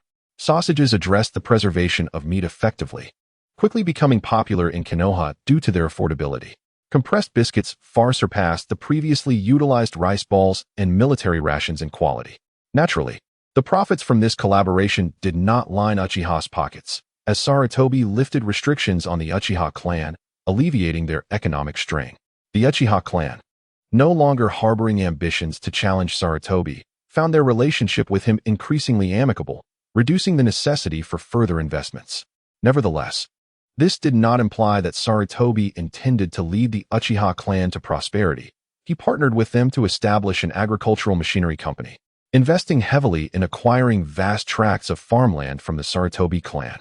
By collaborating with skilled artisans, they produced agricultural tractors to mechanize the cultivation, planting, and harvesting processes.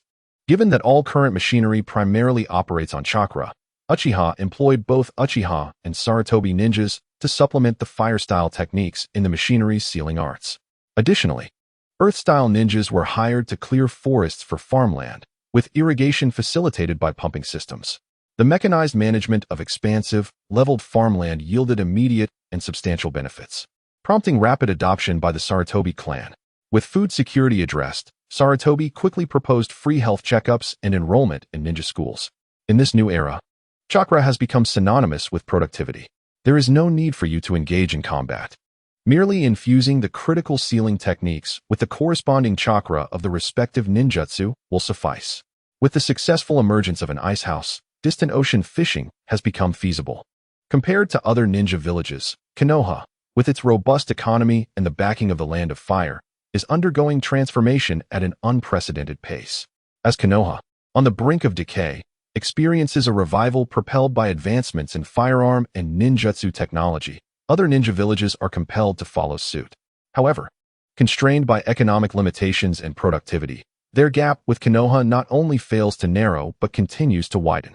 In light of this situation, Pain, the leader of the Akatsuki organization, and Uchiha Obito, the shadowy figure behind the scenes, are engulfed in a whirlwind of emotions.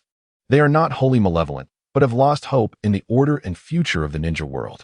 The brutality of the Third Shinobi World War has obliterated their last vestiges of optimism, yet they did not foresee the swift emergence of hope, to the point of being blinding. All of this is attributed to the Dragon Ball manga and an attempt by Akatsuki member Sasori regarding firearms, which ignited the spark for change. In Chapter 24, the development of sealing techniques and Orochimaru's lunar ambitions herald the arrival of the ninjutsu technology era, which has decisively overshadowed firearms. Firearms alone can never achieve the integration of land, sea, and air, especially when combined with the prowess of ninjas. The Akatsuki, which once harbored some ambitions, has once again chosen to bide its time.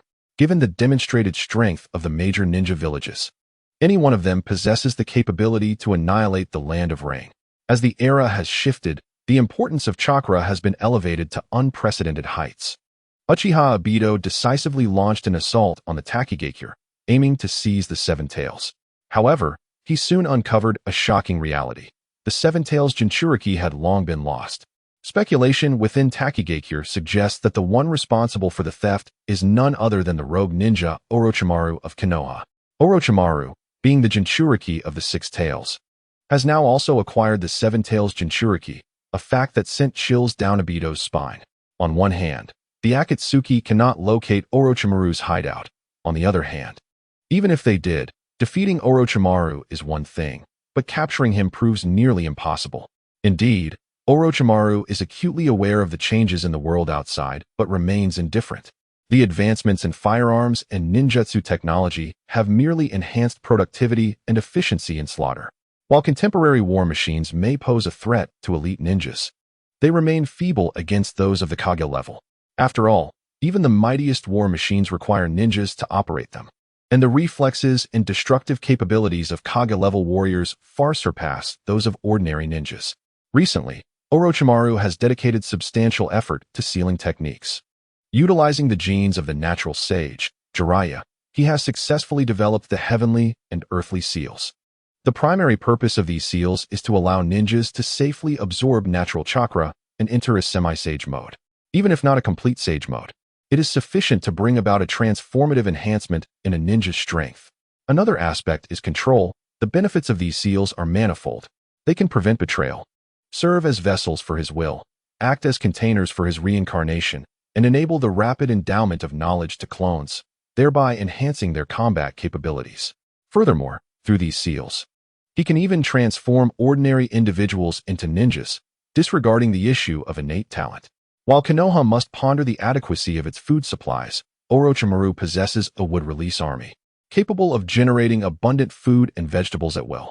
The refinement of the sealing technique is undoubtedly a technological breakthrough that Orochimaru takes great pride in, and he is eager to share this news with Uchiha Obito. In response, Obito extends his congratulations and informs Orochimaru of another revelation, the existence of a clan on the moon, the Tsutsuki clan, which is the brother of the Sage of Six Paths. The world knows of the Sage of Six Paths, and the emergence of the Rinnegan serves as confirmation of his existence. However, this is the first time Orochimaru learns that the sage has a brother named Tsutsuki Kinshiki. Now, after continuously achieving breakthroughs in research, Orochimaru finds himself at a crossroads regarding his research direction. Having mastered cloning technology, body snatching, sealing techniques, and bloodline transplant technology, he had initially planned to explore resurrection technology, utilizing Edo Tensei to summon souls and subsequently transferring them into clones via sealing techniques to achieve the revival of the deceased. However, he never anticipated the existence of a clan on the moon, particularly one related to the Sage of Six Paths gazing at the crescent moon. Orochimaru feels a yearning to land on the moon, driven by an insatiable curiosity for the unknown. This very curiosity propels him to transcend ethical boundaries and conduct reckless human experiments. In the past, even if he had received this information, Orochimaru lacked the capability to reach the moon. But now, he possesses the means. After some time, with the assistance of Orochimaru's wood release providing oxygen and food, magnetic release facilitating rocket construction and operation, and the six tails supplying a continuous flow of chakra to power the fire-based propulsion system, the rocket ascends, heading straight for the moon. This rocket, venturing into outer space, is inevitably detected by all 5 great ninja villages. After all, it is visible to the naked eye, and the distinct chakra signature of the tailed beast is unmistakable. From the chakra of the tailed beast, it is determined that the 6 tails, stolen from the hidden mist village, is on board. Naturally, the individual launching a rocket into outer space is Orochimaru. Upon receiving the news of Orochimaru's rocket launch, Pain, Uchiha Obito, and Kurizetsu experience a moment of cardiac arrest. To resurrect the 10 tails, the chakra of all 9-tailed beasts is indispensable. Without the absolute power and deterrence of the 10 tails, their plans cannot come to fruition. Yet now, they can only watch helplessly as the rocket becomes a tiny speck in the night sky. Orochimaru deliberately chose to launch at night, fulfilling his desire for a grand display. How could he not relish the sight of his lunar landing, showcasing his unparalleled genius? Soon, it becomes apparent that Orochimaru's ambition extends beyond merely reaching outer space. He aims to land on the moon. For half a month, the high-ranking officials of all ninja villages employ various observational methods to track the trajectory of Orochimaru's rocket. After all, landing on the moon, even for ninjas, is a fantastical endeavor that has never been realized before. Should Orochimaru succeed in his lunar experiment, it would signify that other ninja villages could follow suit. It is improbable for Orochimaru alone to claim dominion over the entire moon, as the territories of the ninja world have already been extensively divided. Even though numerous small countries exist, any attempt by a major power to annex a small nation could potentially trigger another ninja world war. However, Orochimaru's actions have illuminated the previously uncharted domain of the moon. If one could seize control of the moon, the ensuing meteor strikes on the ninja world would wield a power surpassing that of any weapon, rendering even the tailed beast bombs insignificant. Half a month later, Orochimaru's rocket has successfully entered the orbit of the moon.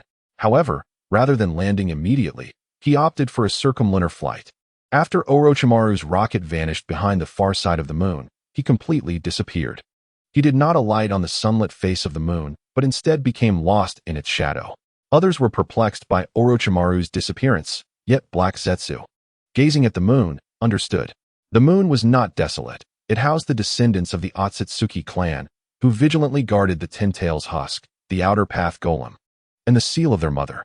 The progenitor of chakra, Kagaya Otsutsuki, had been sealed on the moon by her 2 sons in unison. Orochimaru's disappearance into the moon's obscurity was, naturally, due to the fact that the Otsutsuki clan resided on the moon's far side. After the outer path golem was summoned from the moon to the ninja world by Uchiha Obito, Orochimaru's landing on the moon transpired. Black Zetsu's heart was filled with conflicting emotions.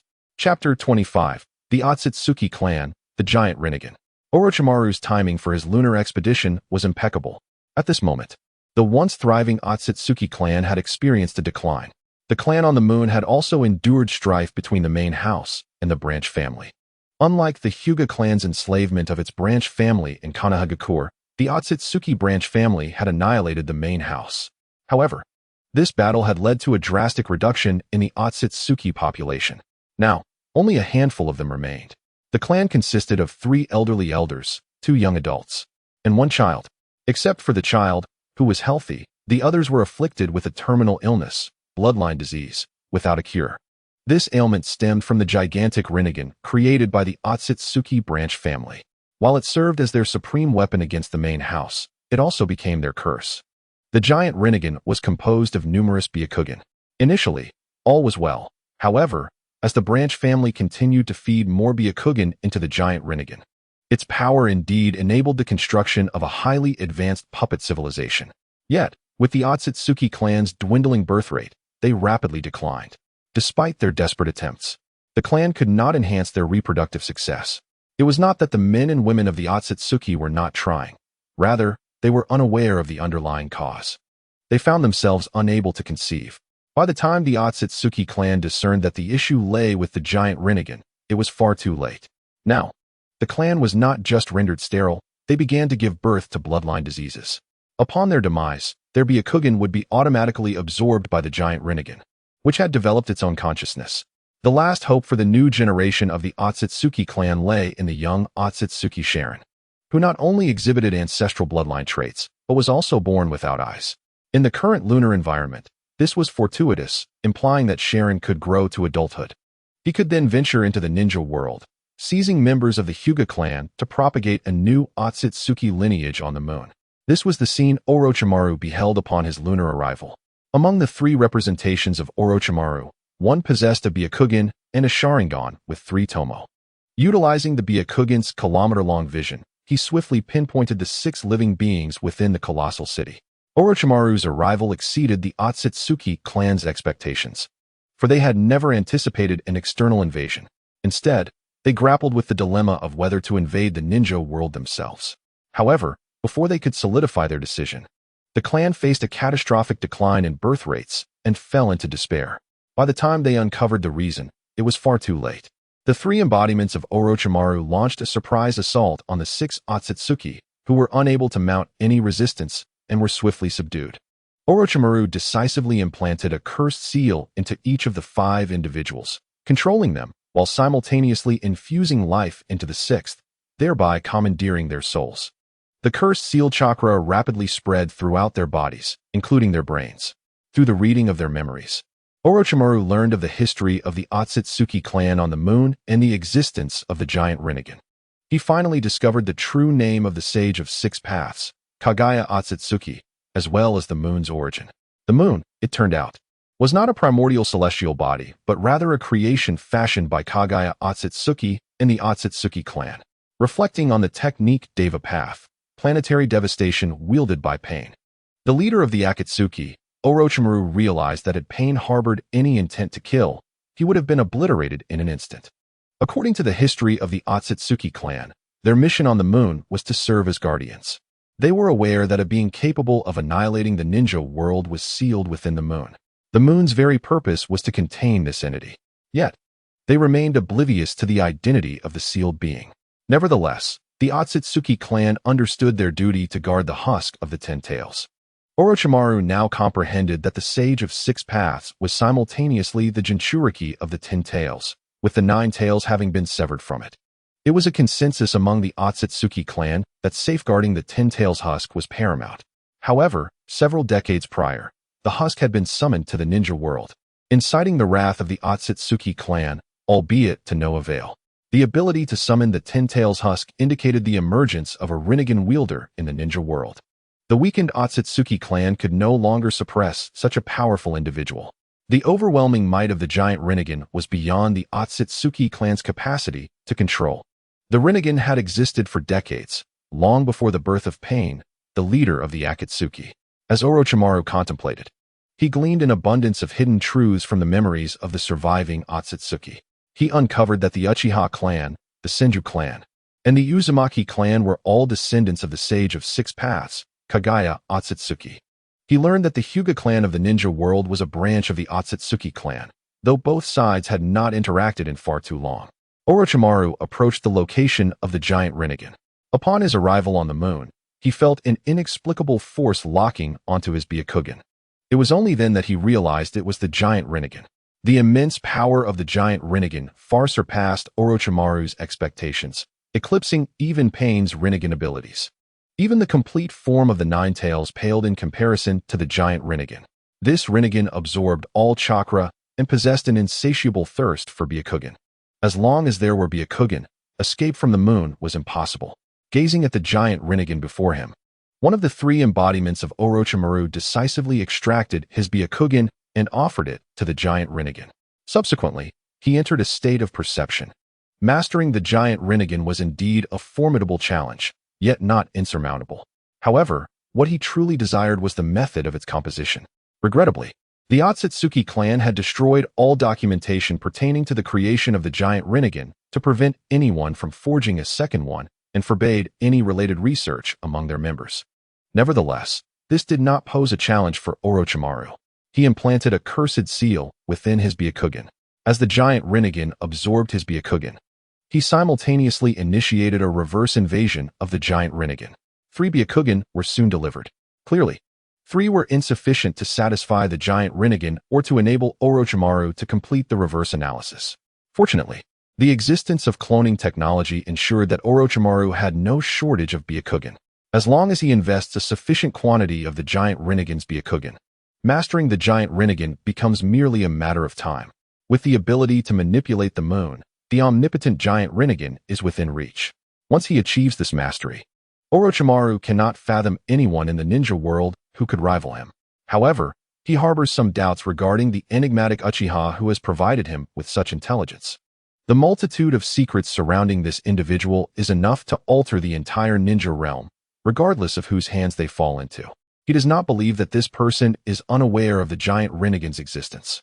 This individual is continuously guiding him towards greater strength, even going so far as to offer him the opportunity to grasp and create the giant Rinnegan. If this person is not his father, then only one possibility remains. There may exist adversaries in the ninja world that even the giant Rinnegan cannot contend with. Chapter 26, Identity Revealed. Fantasies of the future. Contemplating this possibility, Orochimaru's serpentine pupils narrowed to mere slits. After all, the power of the giant Rinnegan could easily flatten the ninja world. If such an enemy truly existed, the ninja realm should have ceased to exist long ago. Even the legendary Senju Hashirama, with his might in subduing the ninja world back in his day, would pale in comparison to the giant Rinnegan.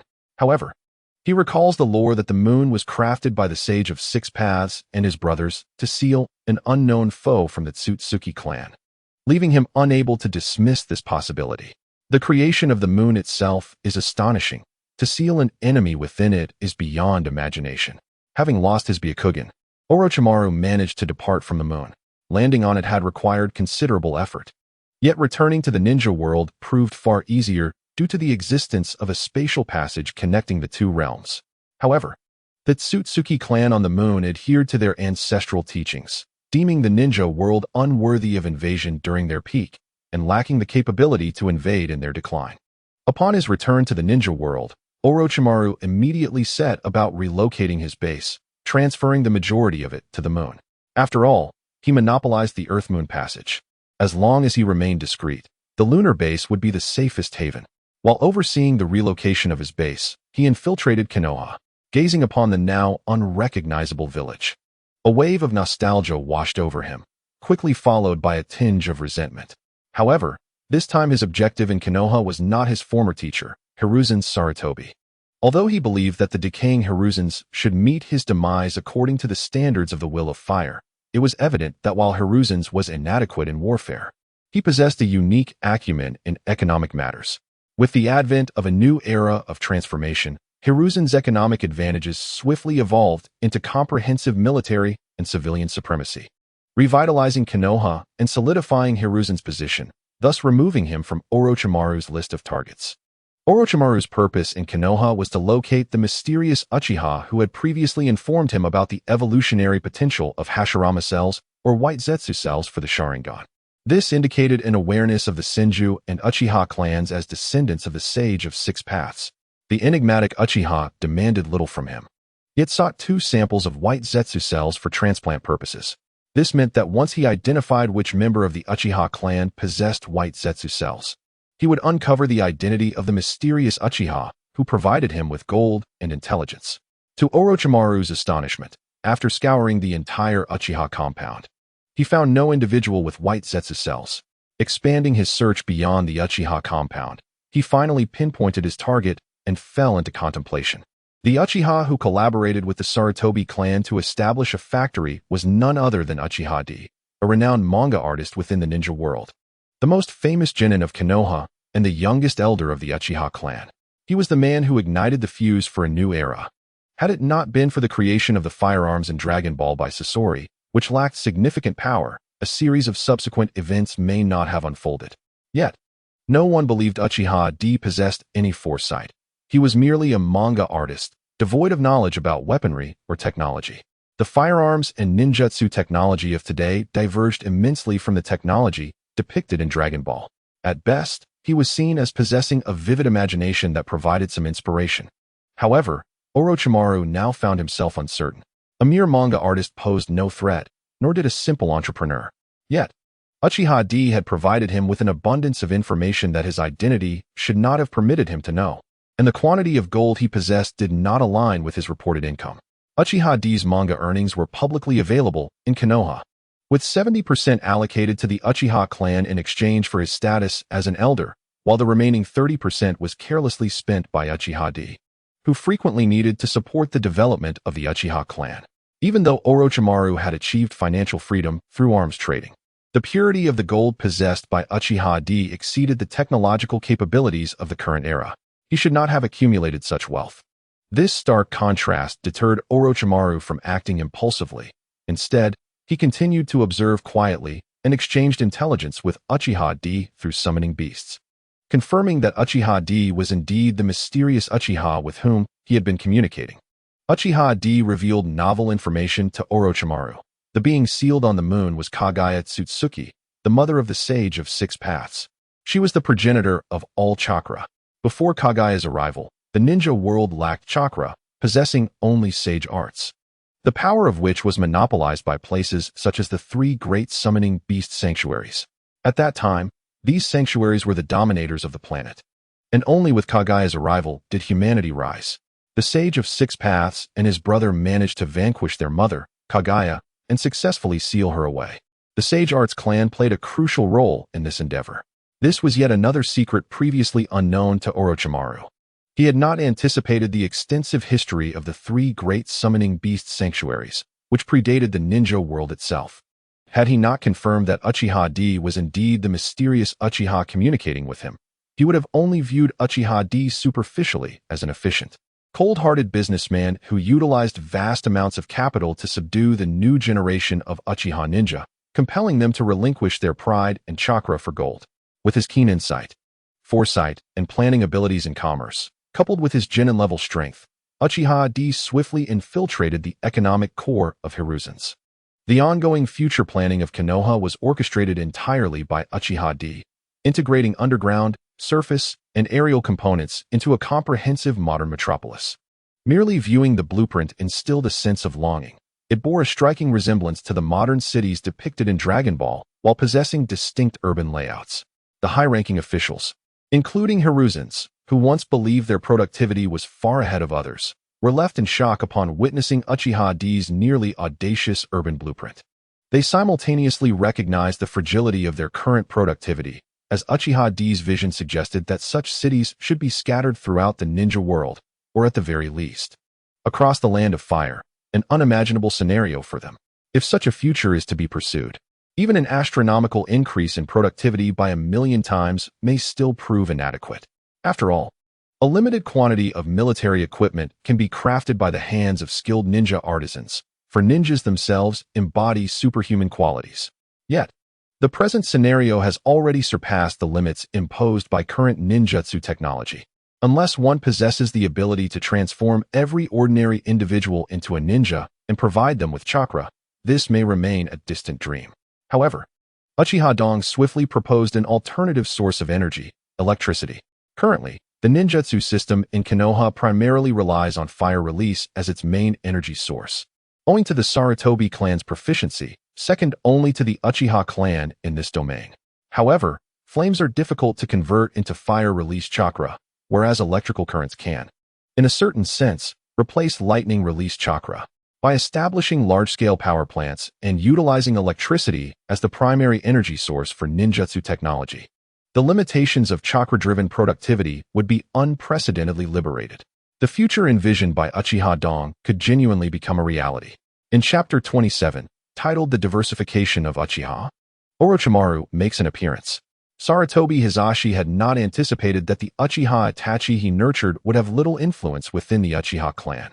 Instead, it was the manga artist Uchiha Dong who forcefully exploited monetary means to widen the rifts within the Uchiha clan.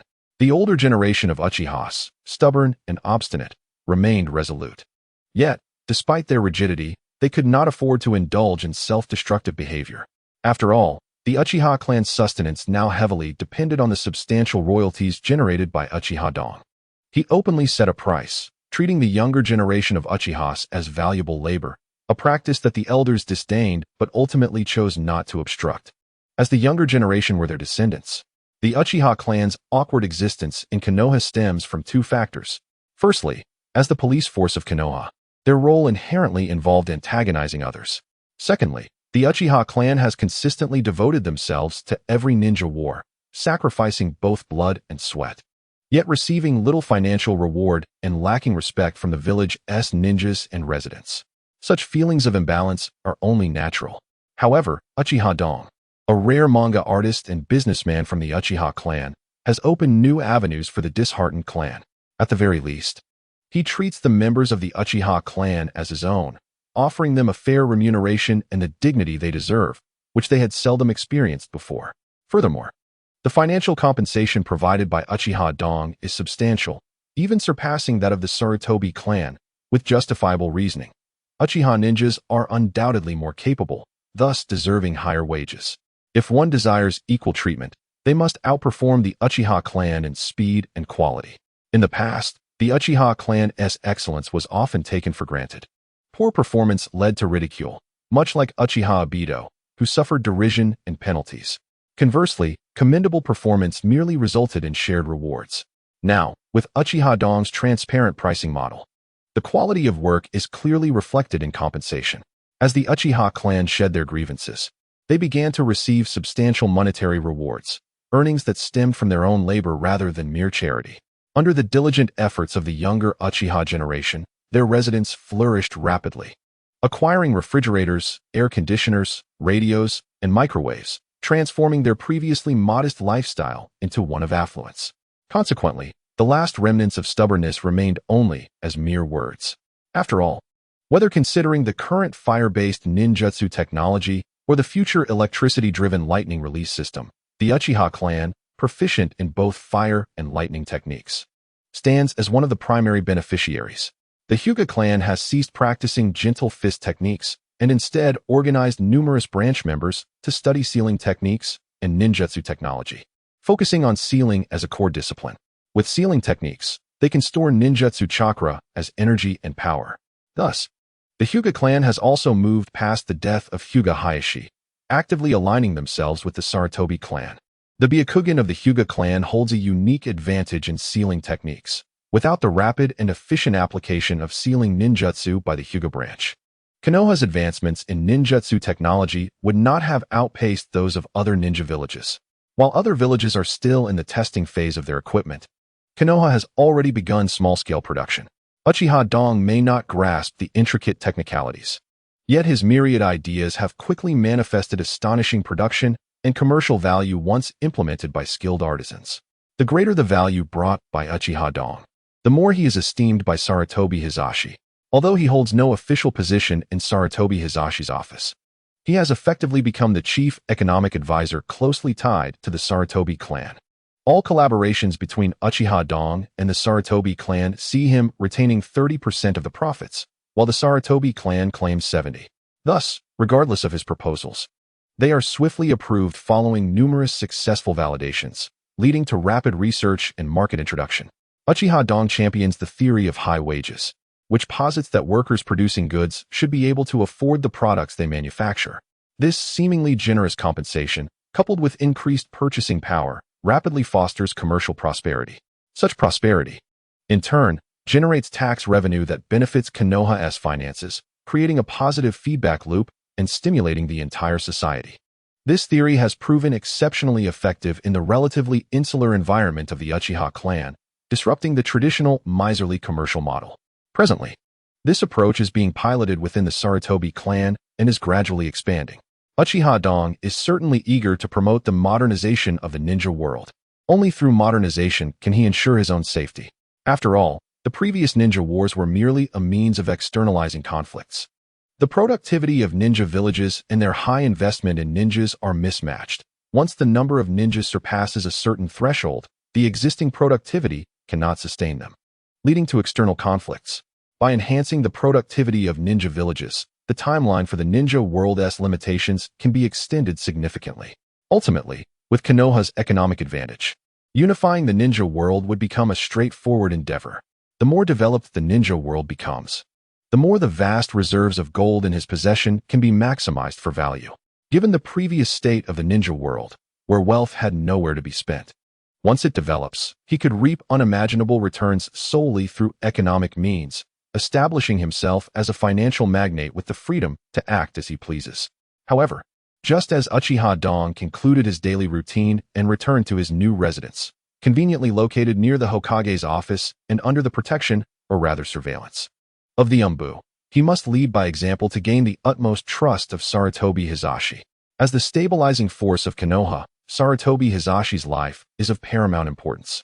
With Shimura Danzo's influence waning alongside Konoha's technological and economic ascent, and compounded by his deteriorating physical condition due to the loss of his wood-release arm, the root organization is effectively under the control of the Umbu, with the leader being the mother of Sarutobi Konohamaru and the head of the Umbu being Sarutobi Konohamaru's father, Sarutobi Shinzo.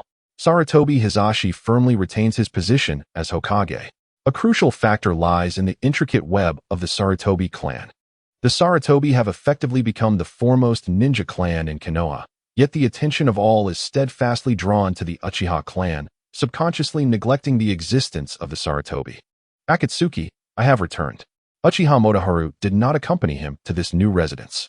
With his deepening collaboration with the Sarutobi clan, ordinary individuals could easily become collateral damage. However, this time Akatsuki remained unresponsive. Uchiha Motoharu remained oblivious to any issues, reassured by the presence of the Umbu for protection, as Akatsuki was a J-level ninja cat. Until he saw a stranger in his room, Akatsuki found himself helplessly cradled in the stranger's arms. Orochimaru. Uchiha Motoharu's temper flared, yet he forced himself to remain composed. He had not anticipated that his presence would be discovered by Orochimaru. Chapter 28. The Future of the Ninja World. Another fate of Orochimaru. What do you wish to know? Uchiha Motoharu inquired. With Orochimaru having sought him out, he had no choice but to reveal his hand. How do you possess such extensive knowledge of secrets? This piqued Orochimaru's curiosity, as any power possessing a medical J-nin could wield unparalleled influence with the information Uchiha Motoharu could divulge. Because I hail from the future. Uchiha Motoharu replied insincerely, adding, 30 years into the future. Orochimaru laughed. If Uchiha Motoharu truly possessed such abilities, he would not require Orochimaru's assistance. Moreover, the advanced concepts proposed by Uchiha Motoharu in Konoha were not typical of what one might expect 30 years hence. Orochimaru dismissed Uchiha Motoharu's nonchalance, aware that the latter's power was far too low, being merely a genin. Tell me, what adversaries will the ninja world face in the future that necessitate my assistance in gaining strength? Orochimaru had already surmised Uchiha Motoharu's intentions. With a sigh, Uchiha Motoharu moved to sit upon a nearby sofa. Did you know? I am aware that what I speak of regarding the ninja world's future in 30 years is indeed true, much like how the Toad Sage of Miyaboku Mountain possesses the gift of prophetic dreams. Uchiha Motoharu's assertion struck a chord with Orochimaru. According to the unaltered timeline devoid of my interference, the Uchiha clan had already faced annihilation at the hands of Uchiha Itachi, the Umbu, and Root. Only Uchiha Sasuke, Itachi's brother, had been spared. As Uchiha Motoharu shared this, he cast a meaningful glance at Orochimaru. Furthermore, in my previous life, I was not an Uchiha. To avoid the fate of extermination, I must alter the destinies of many, including you. Can you fathom what the future would hold for you without my intervention? In a certain sense, you have been one of the catalysts for the Uchiha's downfall. Orochimaru fell into contemplation. Without Uchiha Motoharu's guidance, his defection would have been abrupt and chaotic, forcing him into an alliance with Shimura Danzo, who had been involved in the Uchiha massacre. The wood-release right arm you crafted for Danzo was one of the pivotal factors in the Uchiha extermination. The other key factor was Uchiha Shisui, whom you eliminated. He awakened the Manjiki Sharingan and imparted its techniques to Sarutobi Hiruzen and Shimura Danzo. His Manjiki technique, Kodo Amatsukami, could silently manipulate others' wills, theoretically allowing Sarutobi and Danzo to serve him without question. Orochimaru's pupils dilated as he grasped the implications. Just as you imagined, Shimura Danzo decisively ambushed Uchiha Shisui. Yet he only seized Shisui's right eye. Severely wounded, Shisui managed to escape with his left eye, ultimately leaving no trace behind. Shortly thereafter, Uchiha Itachi revealed his Manjiki Sharingan. Approximately 1 year later, the Uchiha clan was annihilated, when Sasuke was merely 7 and Itachi 12. Now, that timeline has passed, and the Uchiha massacre has not occurred. Shisui met an untimely demise, and Itachi has yet to awaken his Manjiki Sharingan. Instead, Itachi joined the Akatsuki through the recommendation of the mastermind behind the Nine Tails incident. And with a single Manjiki technique, he defeated you. That cannot be. Orochimaru vehemently denied. Unless Itachi's Manjiki technique is on par with Kodo Amatsukami, such an outcome is utterly inconceivable. This is the truth, for at that time, your spirit was exceptionally fragile, with a low resistance to Genjutsu. Aware of your vulnerabilities, you sought to escape the clutches of Uchiha Itachi, thus severing ties with the Akatsuki, only to be pursued relentlessly by them. Your pursuer was none other than your former comrade, Sasori. Orochimaru gradually comprehended the gravity of the situation. Is it the reanimation jutsu? It necessitates a body with a high degree of compatibility. Should the compatibility be insufficient, even if the soul transfer is successful, it will result in damage to my soul. Uchiha Motoharu nodded. Without cloning technology, that is your fate. To compensate for this weakness, you intended to seize the body of an Uchiha, utilizing the Sharingan to counter Genjutsu. At that time, the only surviving Uchiha was Sasuke. You and Itachi were destined to be adversaries. Orochimaru winced at the thought of this predicament. I have failed. Have I not? He had begun to recognize the source of his troubles. Indeed, to enable Sasuke to meet the criteria for body snatching, you implanted the curse mark of heaven on him and nurtured him for 3 years. In his quest for vengeance against Itachi, Sasuke defected from Konoha and became your apprentice. Yet ultimately you failed. Sasuke's potential surpassed that of Itachi, and there was no way you could succeed in your endeavor. However, you did not perish. Your soul lay dormant within the curse mark, awaiting another opportunity for body snatching. When Sasuke sought revenge against Itachi, having exhausted all his means, you attempted to reclaim your body, only to be permanently sealed away by Itachi's ultimate weapon, the Totsuka blade. You perished. Orochimaru's visage darkened as he confronted his dismal fate. He could not accept such a humiliating defeat, especially in stark contrast to his current success. The version of himself from another timeline appeared as a repugnant serpent, wallowing in filth. Itachi did not kill Sasuke. Instead, he gifted his own eyes to him, allowing Sasuke to awaken the Manjiki Sharingan. Under the revelation of the truth behind the Uchiha massacre, orchestrated by the mastermind of the Nine Tails incident, Sasuke sought vengeance against Konoha and ultimately succeeded in slaying the acting Hokage, Danzo. Orochimaru had not anticipated that Sasuke would also awaken the Manjiki Sharingan, nor did he foresee that a person like Danzo would ascend to the role of acting Hokage. Has Sarutobi Hiruzen perished? Orochimaru inquired. If he were alive, Danzo could never have attained such power. Hiruzen had indeed passed away during the Chunin exams when Sasuke was 12 years old, having been overwhelmed by the first and second Hokages, whom you had summoned through the reanimation jutsu. Tsunade subsequently ascended to the position of 5th Hokage. Orochimaru felt as though he had gleaned much knowledge, yet found himself ensnared by even more enigmas. So who exactly are the enemies of the ninja world? Is this the reason for convening the 5 Kage summit? What has become of 5th Hokage Tsunade? How could Danzo have become the acting Hokage? Though aware of the demise of Shimura Danzo, Orochimaru considered it a fitting end, based on the information at hand. Can you surmise who the true enemy of the ninja world is? An adversary formidable enough to unite the 5 great ninja villages against a common foe. Uchiha Obito's cryptic demeanor incited within Orochimaru a desire to confront him with fervor. Chapter 29. The Puppet Master, the Living Sage of Six Paths. The Akatsuki Organization, the Ten Tails? Orochimaru articulated his conjecture. Initially unaware of this, his lunar expedition had indeed yielded an abundance of insights. Although the existence of the Ten Tails was accurate, during the Five Kage Summit, the Akatsuki had already been obliterated, with the vast majority of its members, including its leader, meeting their end. Orochimaru was astounded. Was there truly someone capable of slaying the leader of the Akatsuki, who possessed the Rinnegan? Having experienced the overwhelming power of the giant Rinnegan, he could naturally estimate the might of the Rinnegan. After all, the moon was a creation of the Sage of Six Paths, wrought through the power of the Rinnegan. The Rinnegan wielder harbored a critical vulnerability. Upon being defeated and revealed, he chose a dignified end. The one who vanquished him was none other than the fourth Hokage, Minato Namake's son, the Jinchuriki of the Nine Tails, Naruto Uzumaki. The Rinnegan wielder, Nagato, was rendered immobile, controlling the Six Paths avatars to assault Konoha and reclaim the Nine Tails. Ultimately, he expended too much chakra in his attempt to obliterate Konoha.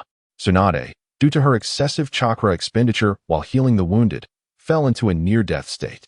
Having just returned from Mount Myaboku, Naruto defeated the Six Paths avatars and awakened the Uzumaki bloodline. Utilizing sage perception, sensory abilities, and malevolent detection, he pinpointed Nagato's true form. With chakra depleted and his body unable to move, Nagato opted for self-destruction. His corpse was taken by Konan, and the Rinnegan fell into the hands of the shadowy figure behind the Nine Tails incident, igniting the Fourth Great Ninja War. Uchiha Obito recounted the general sequence of events. Regarding Konoha's destruction at the hands of the Rinnegan wielder, Orochimaru remained indifferent. The decayed Konoha in another timeline held no value for salvation. After all, he had not heard of any significant change brought by the fifth Hokage, Tsunade. The subsequent rise of Shimura Danzo as acting Hokage further left a bitter taste in his mouth. The shadowy figure behind it all was none other than Uchiha Obito. A thought crossed Orochimaru's mind as he gazed at Uchiha Obito. He recalled their previous encounters, as he had once executed a mission related to him, the acquisition of Kakashi Hitaki's left eye. Kakashi's left eye, a Sharingan, belonged to Uchiha Obito, a disciple of the fourth Hokage, Minato Namake's. It was this very disciple who instigated the Nine Tails rampage, leading to the demise of his teacher and his wife. What a wretched creature he was. His intention was to slay Hiruzen Sarutobi, for he deemed Sarutobi a decayed individual who had forsaken the will of fire. Therefore, he sought to grant Sarutobi a dignified end. Yet, after Minato's ascension, he had consistently yearned to reclaim the authority of the fourth Hokage, only to meet his demise not at Sarutobi's hands, but at the hands of his own disciple, Uchiha Obito. This was indeed a twist of fate. Furthermore, as the mastermind behind the Nine Tails incident, intelligence indicated that Uchiha Obito possessed a Manjikyu Sharingan. Moreover, he wielded the exceedingly rare space-time Manjikyu techniques, which even the space-time ninjutsu of Minato's Flying Thunder God could only repel, failing to capture or kill him, illustrating the formidable nature of the Manjikyu. Now, with Uchiha Obito having prior knowledge of this, he managed to procure Kakashi's left eye through his own means. You are correct. Kakashi's left eye was also a Manjikyu Sharingan. Uchiha Obito activated his left eye Sharingan, the three-tomoe crimson orb swiftly melding into the form of the Manjikyu. Orochimaru's own eye similarly awakened the three-tomoe in silence. The three-tomoe Sharingan possessed considerable resistance to the illusions of the Manjikyu. Uchiha Obito retracted his Manjikyu form, returning to a standard state. Orochimaru followed suit. After all, both Uchiha Shisui's Kodoame Tsukumi and Uchiha Obito's spacetime techniques were astonishingly powerful. Uchiha Obito, under the name of Uchiha Madara, declared war upon the entire ninja world. Uchiha Obito's forces comprised an incomplete 10 tails, 100,000 white Zetsu, and your disciple, Kabuto Yakushi, who perfected the impure world reincarnation army. Orochimaru recalled Kabuto Yakushi, a member of the Root. However, due to the circumstances of this timeline, Orochimaru and Kabuto had not crossed paths. He was taken aback by Kabuto's extraordinary talent in another timeline. Nonetheless, Uchiha Obito's declaration of war was ultimately thwarted by the unity of the 5 ninja villages. Upon hearing this, Orochimaru couldn't help but laugh aloud. The possibility of the 5 great ninja villages uniting did exist, but to say they could truly cooperate was laughable. The enmity among the 5 villages ran deep, and even in the face of a common enemy, unity was utterly implausible. Though absurd, this was how events unfolded. Subsequently, Uchiha Obito resurrected the strongest version of Uchiha Madara through impure world reincarnation. This Uchiha Madara possessed the Rinnegan. Orochimaru was no longer surprised by this. He had learned from his time on the moon that the Rinnegan had existed even before the birth of the Rinnegan leader of the Akatsuki organization. Thus, the Rinnegan of the Akatsuki leader must have belonged to another, rather than being awakened by him. Given Uchiha Madara's might to dominate an era, he indeed was the most likely candidate to awaken the Rinnegan as a descendant of the Sage of Six Paths. As for Uchiha Madara's demise at the hands of Hashirama Senju at the Valley of the End, with Uchiha Madara's cunning, faking his death and escaping was entirely plausible. Following this, Uchiha Madara single-handedly held off the 5 ninja alliance. Uchiha Obito successfully reclaimed Naruto Uzumaki's 9 tails, reviving the true 10 tails, becoming the second Jinchuriki of the 10 tails after the Sage of Six Paths. However, Uchiha Obito's state as the 10 tails Jinchuriki was not perfect, and he was ultimately defeated, exiting the 10 tails form. At a critical moment, Kagaya Otsutsuki ambushed Uchiha Obito, enabling him to resurrect Uchiha Madara using the Rinnegan's techniques. The fully resurrected Uchiha Madara became the 3rd 10 tails Jinchuriki and unleashed the infinite Tsukuyomi, a genjutsu capable of ensnaring the entire ninja world. Uchiha Obito intentionally omitted much information. Yet Orochimaru refrained from interrupting. Uchiha Madara as the mastermind felt quite reasonable to Orochimaru. Uchiha Obito, however, was an enigma. His failure was to be expected. Yet, just after successfully casting the infinite Tsukuyomi, Uchiha Madara was likewise ambushed by Kagaya. Kagaya summoned her own descent through the body of Uchiha Madara, the 10 tails Jinchuriki. The 10 tails Jinchuriki served merely as the vessel for Kagaya Otsutsuki's arrival. Orochimaru was once again taken aback. He understood why the Sage of Six Paths, despite being the 10 tails Jinchuriki, had chosen to sever the 10 tails from his own body in his later years, sealing the 10 tails essence upon the moon and dividing its chakra into 9, forming the 9-tailed beasts. It was because the Sage of Six Paths himself feared becoming a vessel for his mother, Kagaya Otsutsuki's arrival. As the ninja world stood on the precipice of being dominated once more by Kagaya Otsutsuki, the Sage of Six Paths finally intervened. Orochimaru was so astonished that he rose abruptly from his seat. The blackened figure emitted a piercing cat-like cry. The Sage of Six Paths was still alive. This news was utterly incredulous. If the Sage of Six Paths still breathed, why had he remained passive during a millennium of turmoil in the ninja world? Even until the reappearance of the matriarch Kagaya Otsutsuki, he refrained from making a move. Were all his actions over the years conducted under the watchful gaze of the Sage of Six Paths? Could the sage hear their conversation now? Being scrutinized by such a mythic figure left Orochimaru in a state of unease. In Chapter 30, The True Enemy of the Ninja World, the 10 tails Jinchuriki Orochimaru harbors a deep-seated trepidation towards the Sage of Six Paths, who possesses the power to create a moon. Even if Orochimaru could wield the massive Rinnegan, he would still harbor reservations. Moreover, he currently lacks the ability to command the colossal Rinnegan. His dread stems from an instinctual fear for his life. Should the Sage of Six Paths choose to act, even with his remarkable escape abilities, his demise would be inevitable.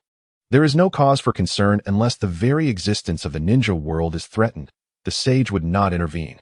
Just as he could passively observe the decline of the Senju, the annihilation of the Uzumaki, and the eradication of the Uchiha. Surely, Orochimaru does not consider himself more significant than the sage's own descendants. Uchiha Obito remains unfazed by Orochimaru's alarm. Gradually, Orochimaru regains his composure, yet he resolves to hasten his mastery of the colossal Rinnegan. Only by fully grasping its power can he hope to confront the Sage of Six Paths and the mythic Kagaya Otsutsuki, thereby ensuring his own survival. The Sage of Six Paths has bestowed upon Uchiha Sasuke and Naruto Uzumaki the Inyang release of the Six Paths, enabling them to perform a supreme sealing technique against Kagaya Otsutsuki, thus re-imprisoning her and Kagaya Black Zetsu back within the moon. Having survived this existential crisis, Orochimaru appears rather speechless. He recalls that Uchiha Obito had separated the 9 tails from Naruto and resurrected the complete 10 tails. Obito nods in affirmation. Indeed, he confirms. But someone used Edo Tensei to resurrect the 4th Hokage, who sealed away the other half of the 9 tails within Naruto. Thus he lives again. Orochimaru interjects, recalling that the fourth Hokage died due to the Shiki Fujin, with his soul trapped within the Shinigami, rendering him unable to be resurrected via Edo Tensei. Obito nods once more, affirming that someone managed to release his soul from the Shinigami's grasp, allowing for his resurrection. Orochimaru pounds the table in frustration, demanding to know who that person is. Obito shakes his head, suggesting that it is not relevant to the larger picture and therefore should remain unspoken. Ultimately, Orochimaru refrains from erupting. According to your reasoning, as long as we eliminate Uchiha Obito and Black Zetsu, Uchiha Madara cannot be resurrected, and Kagaya Otsutsuki cannot descend, correct? Orochimaru grows weary of circling around the point. Just as he had previously surrounded Uchiha Shisui, he believes that killing is always the most expedient and effective solution. Obito shakes his head again, reiterating that he previously mentioned that before Kagaya Otsutsuki's arrival, there was no concept of chakra in the ninja world. But have you ever contemplated that Kagaya might not be a native of the ninja world, but rather an extraterrestrial? Orochimaru's previously agitated mind suddenly calms. Is there a possibility of an invasion by Kagaya's kin in the future? Obito nods, explaining that the Otsutsuki clan primarily thrives by siphoning the vitality of other life-bearing planets. The essence of the Ten Tails is, in fact, the God Tree, the very source of the wood-release bloodline. The God Tree absorbs the life force of a planet and subsequently bears fruit. Consuming the God Tree's fruit grants one access to the coveted bloodline limit. This bloodline limit is eternal and truly embodies the path to immortality. At this juncture, Orochimaru develops a profound craving for the bloodline limit. Compared to his own method of achieving immortality through cloning and soul transfer, the bloodline limit's undying nature is evidently superior. Originally, Kagaya Otsutsuki was merely a vessel for cultivating the God Tree, yet she became irredeemably guilty by hoarding the God Tree's fruit.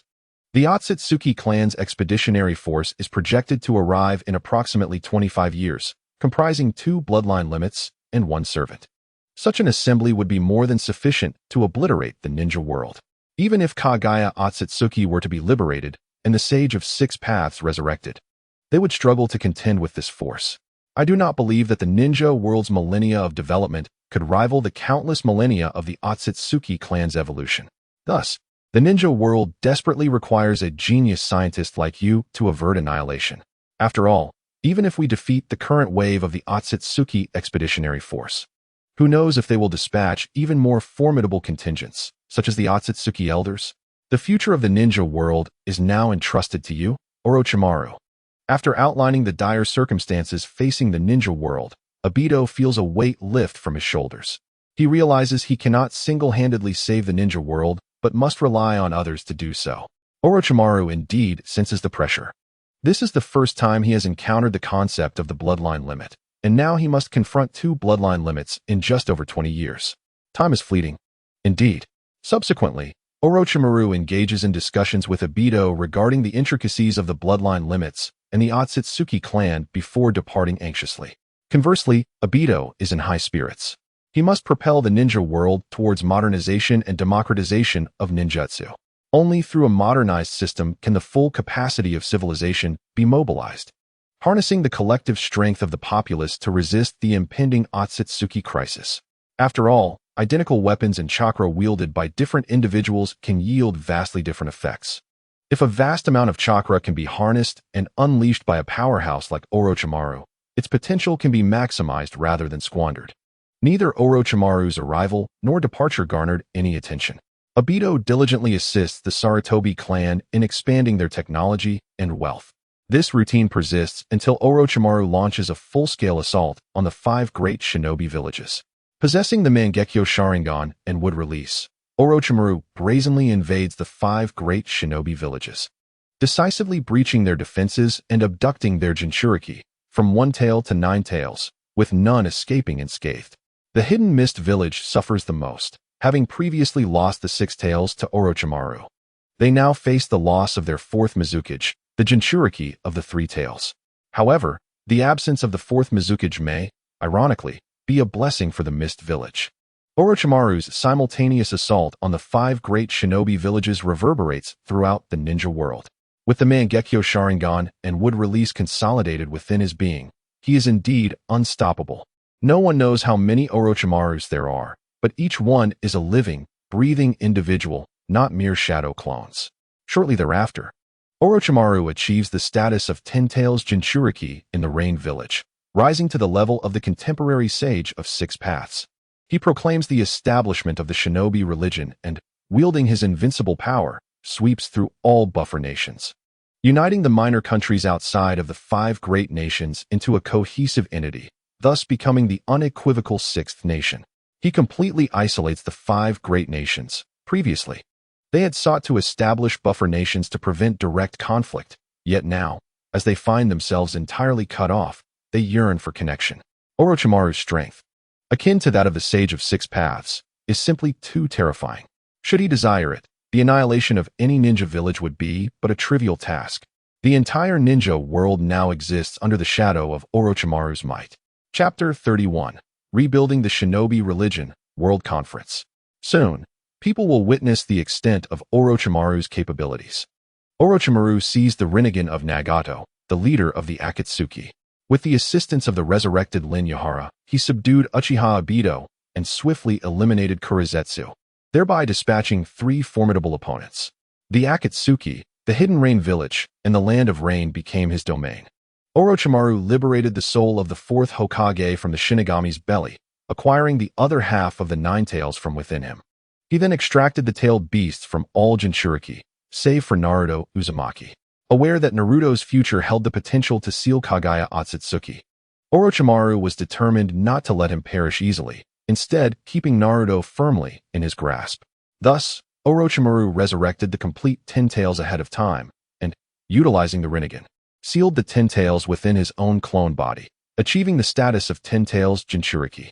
Upon becoming the Ten Tails Jinchuriki, Orochimaru truly comprehended the formidable power of the Bloodline Collection, rendering him immune to and capable of absorbing all conventional ninjutsu. Only sage techniques, taijutsu, and ocular techniques could inflict any considerable harm upon him. Ultimate yin-yang release could effortlessly materialize chakra, creating substances such as the chakra black rods that countered chakra itself. As for why Orochimaru dared to become the Ten Tails Jinchuriki and feared not becoming a vessel for Kagaya Otsutsuki, it was because he had first gained mastery over the colossal reincarnation eye. Through a multitude of cloned Hyuga ninjas, he continuously infused the Byakugan into the giant reincarnation eye, gradually eroding and taking control of it via cursed seals. The abundance of Manjikyu Sharingan he acquired stemmed from his understanding that the Uchiha and Senju bloodlines shared a common origin. By implanting white Zetsu cells into Uchiha clones and bestowing cursed seals upon them, he enhanced the opening efficiency of the Sharingan. The combination of these elements significantly increased the probability of awakening the Manjikyu Sharingan. The Manjikyu, known as the Eye of Reflection, was greatly influenced by one's spirit in generating ocular techniques. Orochimaru's forceful awakening of the Manjikyu generally yielded techniques inherited from the Uchiha clan, such as Amaterasu, Tsukuyomi, and Susanoo, while he was unable to obtain unique techniques like Kemui or Kotoamatsukami. In a manifestation of wood release, he implanted cursed seals within 100,000 white Zetsu, endowing them with awareness and utilizing the intelligence of Otsutsuki puppets from the moon to amass an army of 100,000 ninjas. As the Ten Tails Jinchuriki possessed overwhelming power to subdue the ninja world, the addition of this vast army allowed him to effortlessly unify all small and medium nations outside the five great countries. He further injected cursed seals into the nobility and ninjas of these small nations via white Zetsu, through the chakra black rod's long-range transmission and communication capabilities. Along with the coverage of the cursed seals, Orochimaru achieved direct governance over all influential figures and ninjas within his territory, establishing control from the highest to the lowest tiers. Building upon this foundation, Orochimaru absorbed concepts of biological computing and big data models from the Uchiha clan, enabling him to govern a vast ninja nation single-handedly. The original ninja religion established by the Sage of Six Paths aimed for mutual understanding, yet it faltered due to the inherent inability of humans to comprehend one another. In contrast, Orochimaru's surveillance through cursed seals created a distinct form of ninja religion, completely subverting the existing feudal lords and ninja village systems.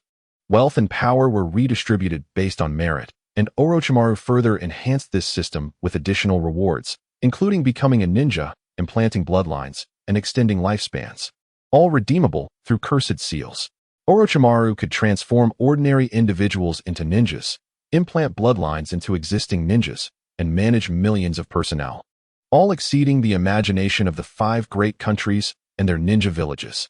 Beyond the 100,000 white Zetsu and their corresponding puppets, numerous bloodline ninjas continuously emerged in droves, with rare bloodline ninjas appearing as abundantly as cabbage. This included a significant number of one-eyed Byakugan and Sharingan users. Ultimately, Orochimaru preserved the fundamental value of his clones without directly extracting and remaking 2 Byakugan or 2 Sharingan. The Byakugan and Sharingan ninjas were paired with intelligent puppets, rendering them exponentially more formidable than their counterparts. Although the bloodline clans of the Mist Village were largely annihilated, bloodline ninjas now proliferated extensively within Orochimaru's ninja organization. The Magnet Release bloodline from the Sand Village manifested within his ranks, as did the Explosion Release from the Rock Village and the Storm Release from the Cloud Village. All unique bloodlines from the 5 great villages were leaked and underwent mass production and transplantation under Orochimaru's direction. With the power he exhibited, he was fully capable of sweeping through the 5 great countries and ninja villages to unify the ninja world. However, Orochimaru refrained from such conquest. After stabilizing the situation within the ninja organization, he summoned the feudal lords of the 5 great countries and the Kage of the 5 great ninja villages for a conference. The lords and Kage had no choice but to attend, as Orochimaru's status as the second sage of 6 paths, along with his inexplicably vast power, surpassed their ability to respond. Moreover, the communication barriers erected by the ninja organization made collaboration between the 5 great countries and ninja villages exceedingly difficult. The disunity among the 5 great countries and ninja villages rendered them no match for Orochimaru's newly established organization. Confidently, he opened the pathways for their passage, selecting the Hokage Rock in Konoha as the meeting place, showcasing his audacity. He had every reason to be confident. Even if the Sage of 6 Paths and Kagaya Otsutsuki were to appear, he felt assured in his capacity to suppress them. He was even inclined to release Kagaya Otsutsuki himself, to experience the might of the progenitor of chakra and the bloodline collection, providing a reference for the future Otsutsuki expedition team. Yet, the moment was not yet ripe. Clad in a divine robe, with Rinnegan eyes and a 9-hooked Rinne Sharingan on his forehead, Orochimaru descended upon Konoha. The delegations from the 5 great countries and ninja villages had all arrived. The venue for this significant meeting was none other than atop the Hokage Rock, treading upon the legacy of past Hokages, a pointed irony. Years prior, Sarutobi Hiruzen had ousted Orochimaru from Konoha to solidify his power as the 3rd Hokage, yet now, the tables had turned dramatically. Chapter 32, The Sale of Jinchuriki and the Reanimation of Past Kage. All the feudal lords of the 5 great countries and the Kage of the 5 great ninja villages assembled, including Tsurumi Mei, the 5th Mizukage, who had suffered the most at Orochimaru's hands, yet bore no semblance of hatred towards him. In contrast, the 4th Reikage was visibly indignant, demanding to know the fate of Killer Bee. What have you done to him, Orochimaru? The 4th Reikage and the 8 Tails Jinchuriki, Killer Bee, share a bond akin to that of sworn brothers. Despite the constraints that often bind Killer Bee, the camaraderie between him and the 4th Reikage remains unyielding. The 4th Reikage can endure the troubles that befall the 2 Tails Jinchuriki, but cannot bear to see anything happen to Killer Bee. As for the 8 Tails, upon extracting the beast from him, he is, of course, dead. However, should the 4th Reikage wish, he could redeem him. Just like this, Edo Tensei. There is no coffin. That is merely a ritualistic formality. In the state of Edo Tensei, Killer Bee was summoned by Orochimaru. Killer Bee, in his deceased state, opened his eyes. Big brother. Killer Bee has returned to life. The forbidden technique of Edo Tensei, capable of summoning the deceased, was brazenly employed by Orochimaru. My terms are simple: 200 million Ryo in cash or equivalent resources, and you shall gain control over Killer Bee. Otherwise, the costs of his resurrection will be repaid through his labor for me, and that debt shall be perpetual. Faced with Orochimaru's betrayal of brotherhood, the 4th Reikage acquiesced without hesitation. What choice did he have? When Orochimaru was gathering tailed beasts, 5 of his avatars invaded the 5 great ninja villages. At that moment, retreat was not an option for the 4th Reikage. As a result, Orochimaru forcefully penetrated the village of Kumogakure, seizing both the 2 Tails and 8 Tails Jinchuriki. leaving the fourth Reikage gravely injured. Apart from Konoha, which offered minimal resistance, Orochimaru easily acquired the Nine-Tails Jinchuriki, Naruto, Uzumaki. The other four great ninja villages were all thoroughly breached. The fourth Mizukage, a three-tails Jinchuriki, was also defeated and taken away. If Orochimaru, who is not even a 10-tails Jinchuriki yet, is this formidable, imagine the terror he embodies as a 10-tails Jinchuriki. A little verbal sparring is acceptable. But should he push too far, no one believes Orochimaru would show mercy. Since the fourth Reikage is so eager, I might as well extend a favor to everyone present. Edo Tensei, aside from Naruto Uzumaki, the Nine-Tails Jinchuriki, and the Seven-Tails Jinchuriki, Fu, and the Six-Tails, all other Jinchuriki from the One-Tails to Five-Tails have been summoned. Except for the One-Tails, which costs 100 million Ryo or resources, the other four Jinchuriki are valued at 200 million Ryo or resources each. There is only one opportunity to redeem them. Should you miss it, their ownership will revert to me. The fourth Reikage, A, redeemed the Two-Tails Jinchuriki, while the third Tsuchikage, Anoki, stepped forward to redeem the Four-Tails and Five-Tails Jinchuriki. However, the One-Tails and Three-Tails Jinchuriki went unclaimed. Even though the fourth Kazekage is the father of the One-Tails Jinchuriki, Gaara, and the Three-Tails Jinchuriki is the fourth Mizukage, the same applies. Orochimaru smirked, reclaiming the One-Tails and Three-Tails Jinchuriki. Upon arriving at the venue, he had already made 4 transactions, earning 800 million Ryo, marking a prosperous beginning. Hiruzen Sarutobi, why have I not seen your esteemed partner, Danzo Shimura? Danzo Shimura was once my superior. Bring him forth, so I may reminisce. Hiruzen Sarutobi's expression twitched. Jiraiya stood up instantly. Orochimaru, regardless of the circumstances, the Hokage is still your teacher. Orochimaru retorted sharply, silence. Without any visible movement, Jiraiya was inexplicably sent flying. No one noticed any sign of Orochimaru's attack. It was as if Jiraiya had been thrust into the air without cause. Summon Danzo. This is my command. Orochimaru showed no respect for his former teacher.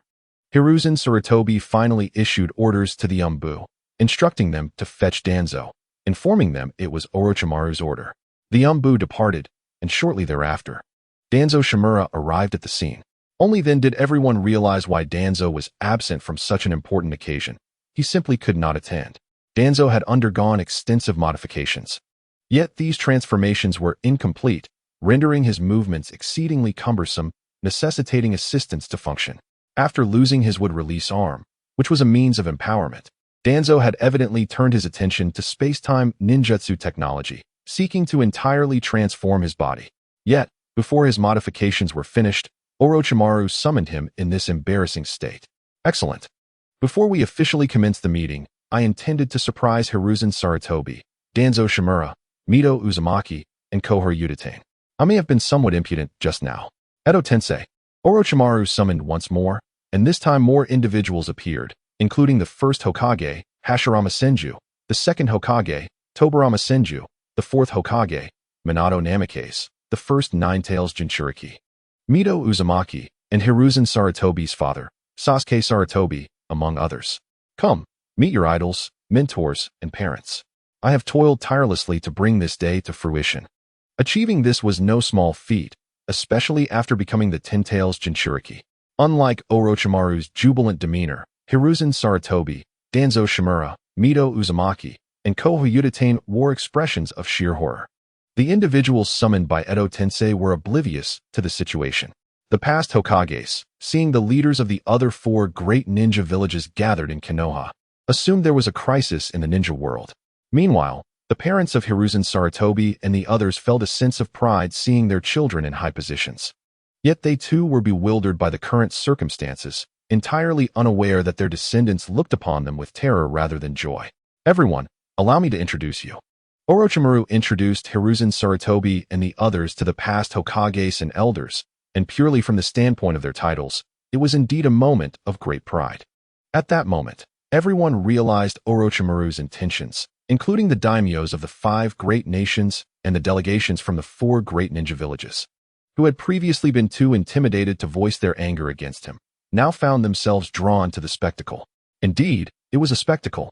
The members of the Hokage faction turned pale, while the Uchiha clan blended in with calm expressions. The old hardliners of the Uchiha clan were visibly pleased, as they had been unable to contend with the Hokage faction, which had been subjected to Hiruzen Sarutobi's incessant schemes. Yet now, they faced Orochimaru, the Ten-Tails Jinchuriki, the second sage of six paths, and he had even summoned the ancestral figures of Konoha. Hiruzen Sarutobi had consistently leveraged the title of Hokage to assert dominance. Now, witnessing the expressions of the first and second Hokages, Hiruzen Sarutobi was undoubtedly at the pinnacle of human emotional expression. Chapter 33.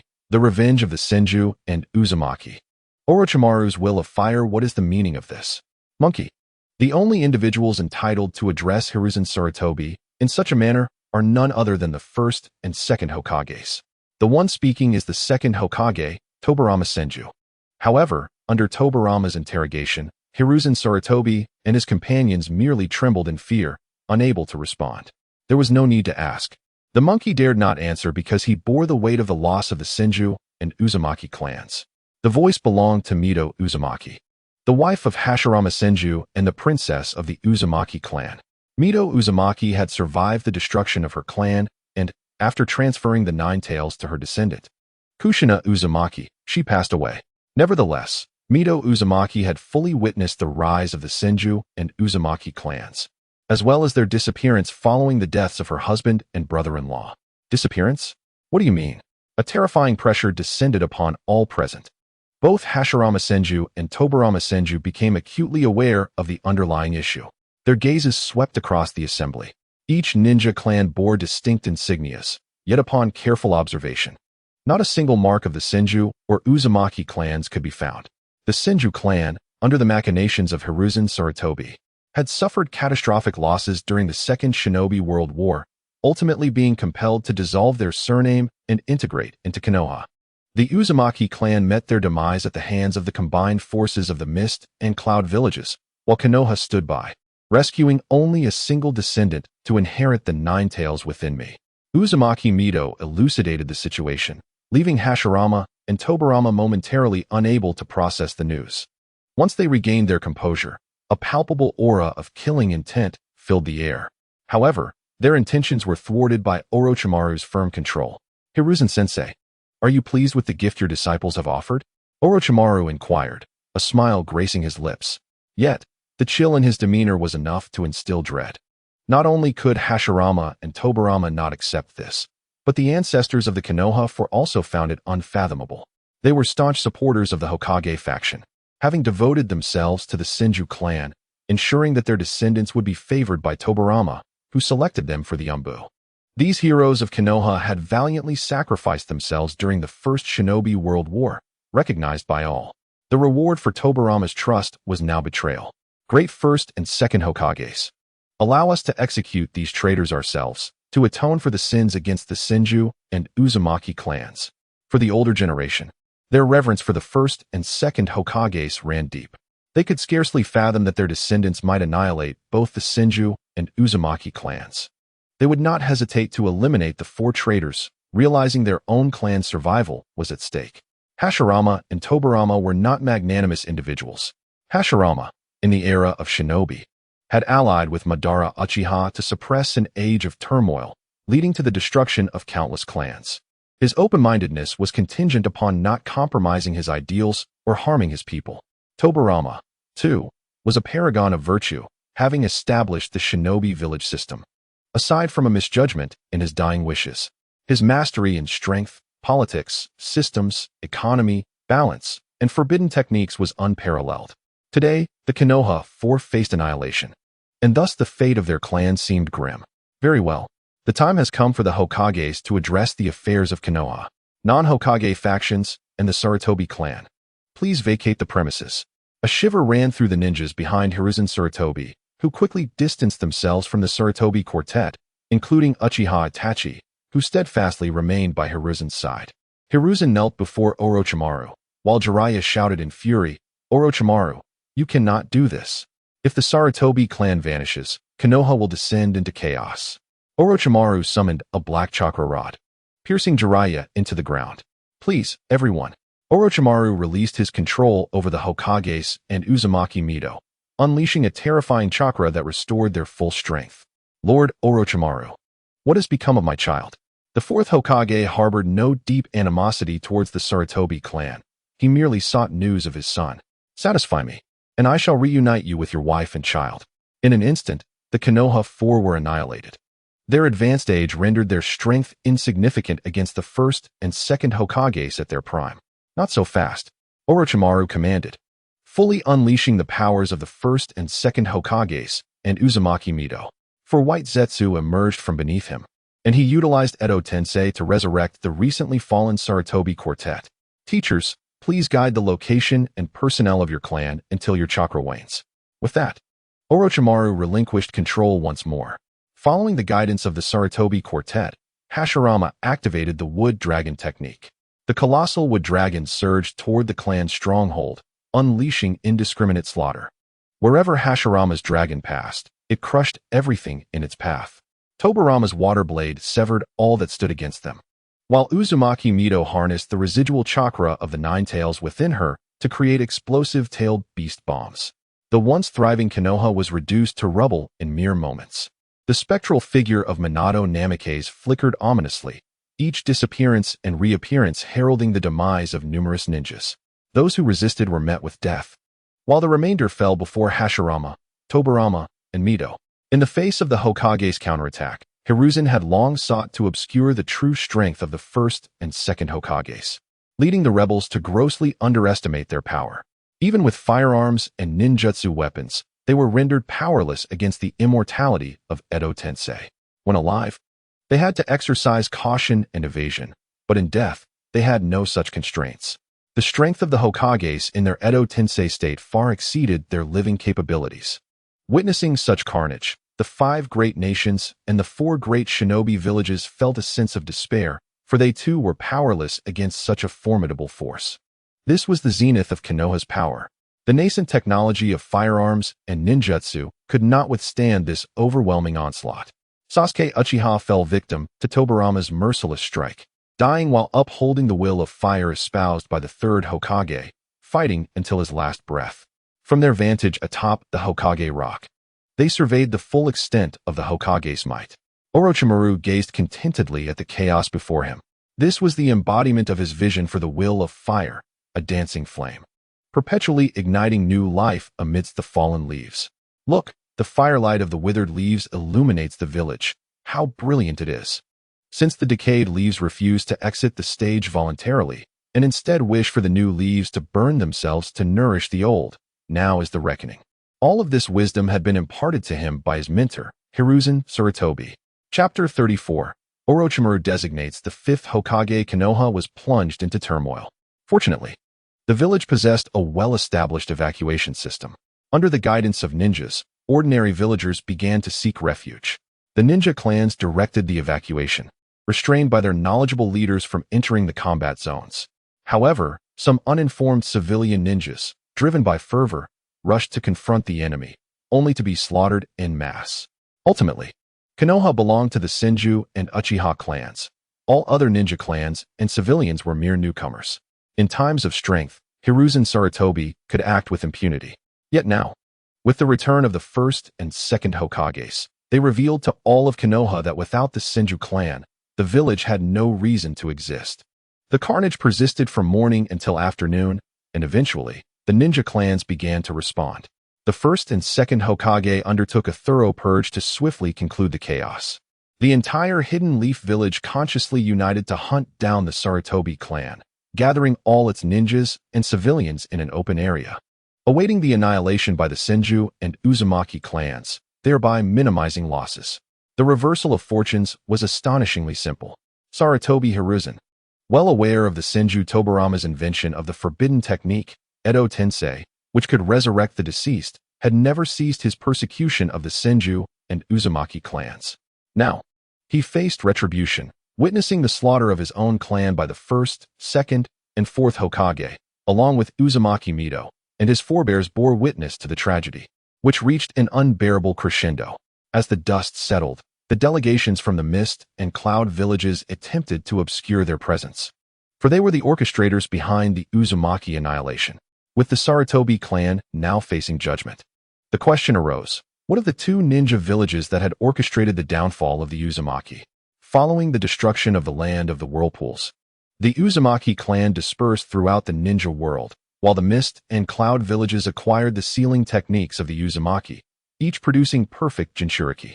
Previously, the Senju and Uzumaki had directed their animosity towards the Sarutobi clan, but now, the mist and cloud villages became their secondary targets. Surprisingly, neither Senju Hashirama, Senju Tobarama, nor Uzumaki Mido exhibited significant hatred towards these villages. Their animosity was directed at the Sarutobi clan for their treachery and unjust tactics. Having exploited the Second Great Ninja War to undermine the Senju clan, who had sacrificed everything for the Leaf Village. In the era of ninja clans, such occurrences were all too common. Being outmatched and facing extinction was a regular occurrence. If every slight were to be avenged, one would be consumed by endless hatred. The downfall of the Uzumaki was largely due to Konoha's betrayal. Otherwise, their fall would not have been so easily facilitated. Even amidst the joint assault of the mist and cloud villages, should any descendants of the Uzumaki clan gain the strength for vengeance in the future, it would be through their own means, not as the departed. The mist and cloud villages had narrowly escaped disaster, hoping that no formidable Uzumaki would arise, for then their vengeance would be entirely justified. Orochimaru stepped forward, noting that with the third Hokage's demise, the World Conference, pivotal for the future, could not proceed without Konoha's Hokage. Thus, a recess was called for one day, with the selection of the fifth Hokage to take place the following day. Orochimaru announced the plans, and the people of Konoha were rendered speechless. Just moments ago, he had summoned the first, second, and fourth Hokage, and with Uzumaki Mido executing the Sarutobi clan, who would dare to speak out? No one wished to suffer the same fate as the Sarutobi. The meeting concluded, leaving the 5 great nations' daimyos paralyzed with fear. This was no mere metaphor. They were genuinely terrified. They understood the strength of ninjas, but had never witnessed such horrific carnage. For individuals had decimated the Sarutobi clan, and Konoha stood unopposed.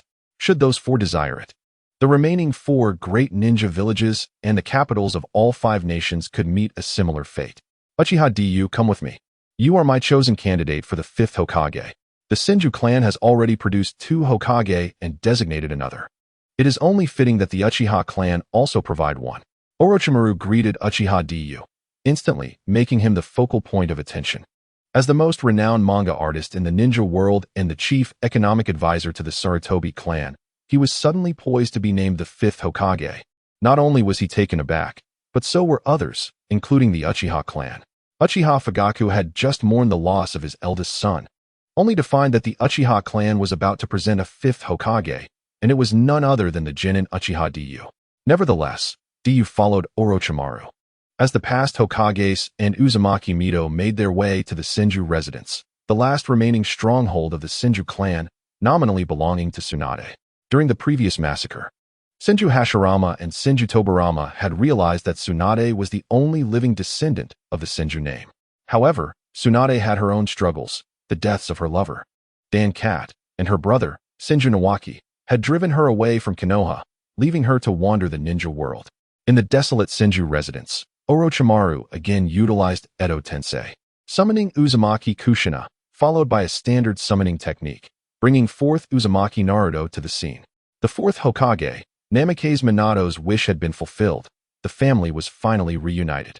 Gazing upon the empty Senju residence, and then at the reunited family of the 4th Hokage, the 1st and 2nd Hokage's disdain for Sarutobi, Hiruzen intensified. How could the first ninja village be so tragically marred under Sarutobi Hiruzen's leadership? He is your chosen 5th Hokage? Why not select Tsunade? She is perfectly suited for the role. Senju Tobarama regarded Uchiha Du with disfavor, yet refrained from uttering any derogatory remarks about the Uchiha. The truth was that Du's chakra was far too weak to pose any threat. Elevating such a feeble Uchiha to the position of 5th Hokage was a blatant affront to the title. Why should I choose Tsunade? Konoha is the village of both the Senju and Uchiha. With the Senju gone, it is only reasonable for the Uchiha clan to assume the role of Hokage. What say you first? Senju Hashirama nodded in agreement. Indeed, it should be so. The first Hokage should have allowed Uchiha Madara to take on the role, or else there would be no events to follow. Senju Tobarama retorted, stating that Uchiha Madara had proven himself to be the embodiment of evil within the Uchiha clan. Had it not been for him, you would not have perished, and the subsequent events would not have unfolded. Senju Tobarama harbored an intense hatred for Uchiha Madara, extending his animosity to the entire Uchiha clan. You would be better off designating Uchiha Kagami as the third Hokage than allowing those four imbeciles to hold the title. Senju Hashirama, for once, expressed his opinion on Tobarama's perspective, to which Tobarama found himself unable to counter. He had been astute throughout his life, yet he was blind to the truth at this crucial moment. Among the 5 members of the Shadow Guard, 4 were traitorous wolves, and the only one who was not was the Uchiha he loathed the most. From that moment, the outcome was already sealed. Chapter 35. The Achievements of Uchiha Du. The culprit behind the Nine Tails incident. Orochimaru, Senju Hashirama, and Senju Tobarama found their interactions relatively pleasant. Although Senju Hashirama had a history of bloodshed, he was amiable as long as his ideals and kin were not implicated. He exuded the aura of a boisterous, good-natured individual, though he could be quite sharp when criticizing his younger brother. Senju Tobarama appeared as a cold and elite figure, and indeed, he was cold. Perhaps due to his exceptional nature, he was unaccustomed to feigning affection. At least in conversation, he projected an image of an insincere schemer. However, his insidious words and tactics appeared remarkably legitimate under his manipulation. It was akin to the Leaf Village's police department. Did the Uchiha clan not recognize this as a department that antagonizes? Yet, when presented with the bait cast by Hashirama Senju, the Uchiha clan unhesitatingly took the plunge. For refusing would only lead to even less favorable terms from Hashirama in the future. It can be said that Hashirama is also a master of unparalleled caliber, albeit one who offers tangible benefits, unlike Hiruzen Sarutobi, who excels in mere empty rhetoric. Now, Orochimaru, as the second sage of 6 paths, faced Hashirama and Tobarama Senju with a remarkable confidence and ease, devoid of any trace of his past serpent-like coldness. Shortly thereafter, the clan leaders of the Leaf Shinobi gathered at the Senju encampment. Whether it was the 1st, 2nd, or 4th Hokage, or even Orochimaru, they were all figures beyond reproach. No one paid heed to the power vacuum left after the downfall of the Sarutobi clan. Rather, they sought simply to navigate this period safely, avoiding the fate that befell the Sarutobi. Orochimaru did not hesitate to summon the leaders of the various shinobi clans to the Senju encampment. You have expressed doubts regarding my appointment of Uchiha Obito as the 5th Hokage, have you not? Nara Shikaku, as the intellectual backbone of Konoha, please elucidate the merits of Uchiha Obito as the 5th Hokage. Nara Shikaku stepped forward and began to eloquently recount the past and virtues of Uchiha Obito. He had some acquaintance with Obito, although their paths diverged in their expertise under Hiruzen Sarutobi, leaving little room for interaction. Nara Shikaku even brought along a complete set of Dragon Ball manga to present to the 1st, 2nd, and 4th Hokage. As the 3 perused the manga, their expressions varied. Hashirama chuckled heartily, evidently pleased with the manga, while Tobarama frowned, clearly dismissive of its childish style. Minato Namikaze frequently nodded, not out of personal preference, but rather because his son, Naruto Uzumaki, was quite fond of it. Speaking of Dragon Ball, he could not contain his enthusiasm. However, the manga served merely as a prelude. Soon, Nara Shikaku transitioned from discussing manga to the transformative changes within the shinobi world. It could be said that this single manga fundamentally altered the shinobi realm. First, the Akatsuki's Sasori replicated firearms from the Dragon Ball manga, igniting an era of weaponry in the shinobi world. This allowed ordinary citizens, armed with firearms, to contend with lower-tier ninjas. The 1st, 2nd, and 4th Hokage personally experienced the firepower of these weapons. Had they not been immune to most physical and ninjutsu damage due to their deceased status, firearms could have posed significant challenges for them. Considering that ninjas typically possess high offense but low defense, being struck by bullets would undoubtedly cause injury and bleeding.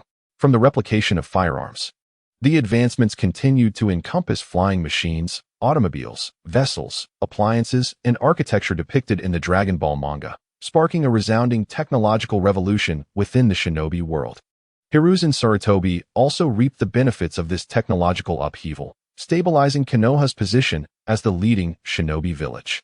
At this moment, the successive Hokage gazed at the scenes within the manga, contrasting them with the structures in Konoha during their clan's annihilation.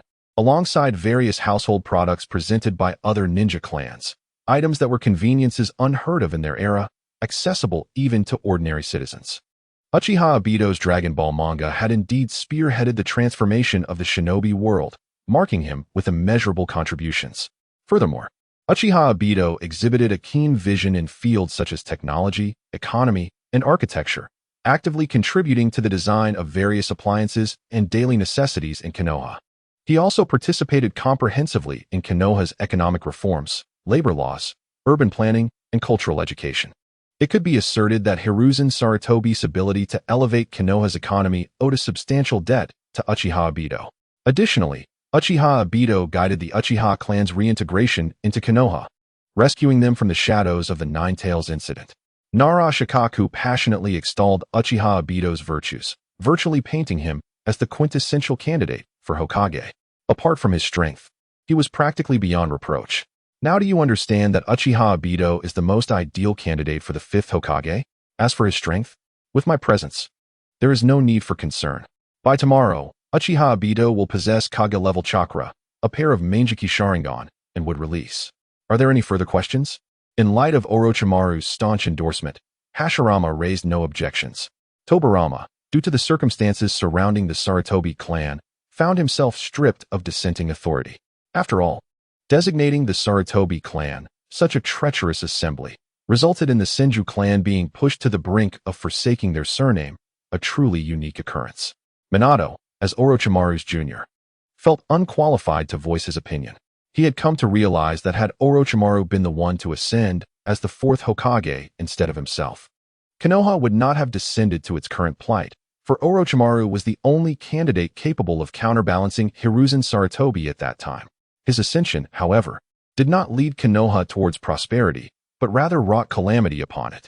Whether it was the loss of his wife during the Nine Tails incident or Hiruzen's resurgence after his death, both were disasters for Konoha.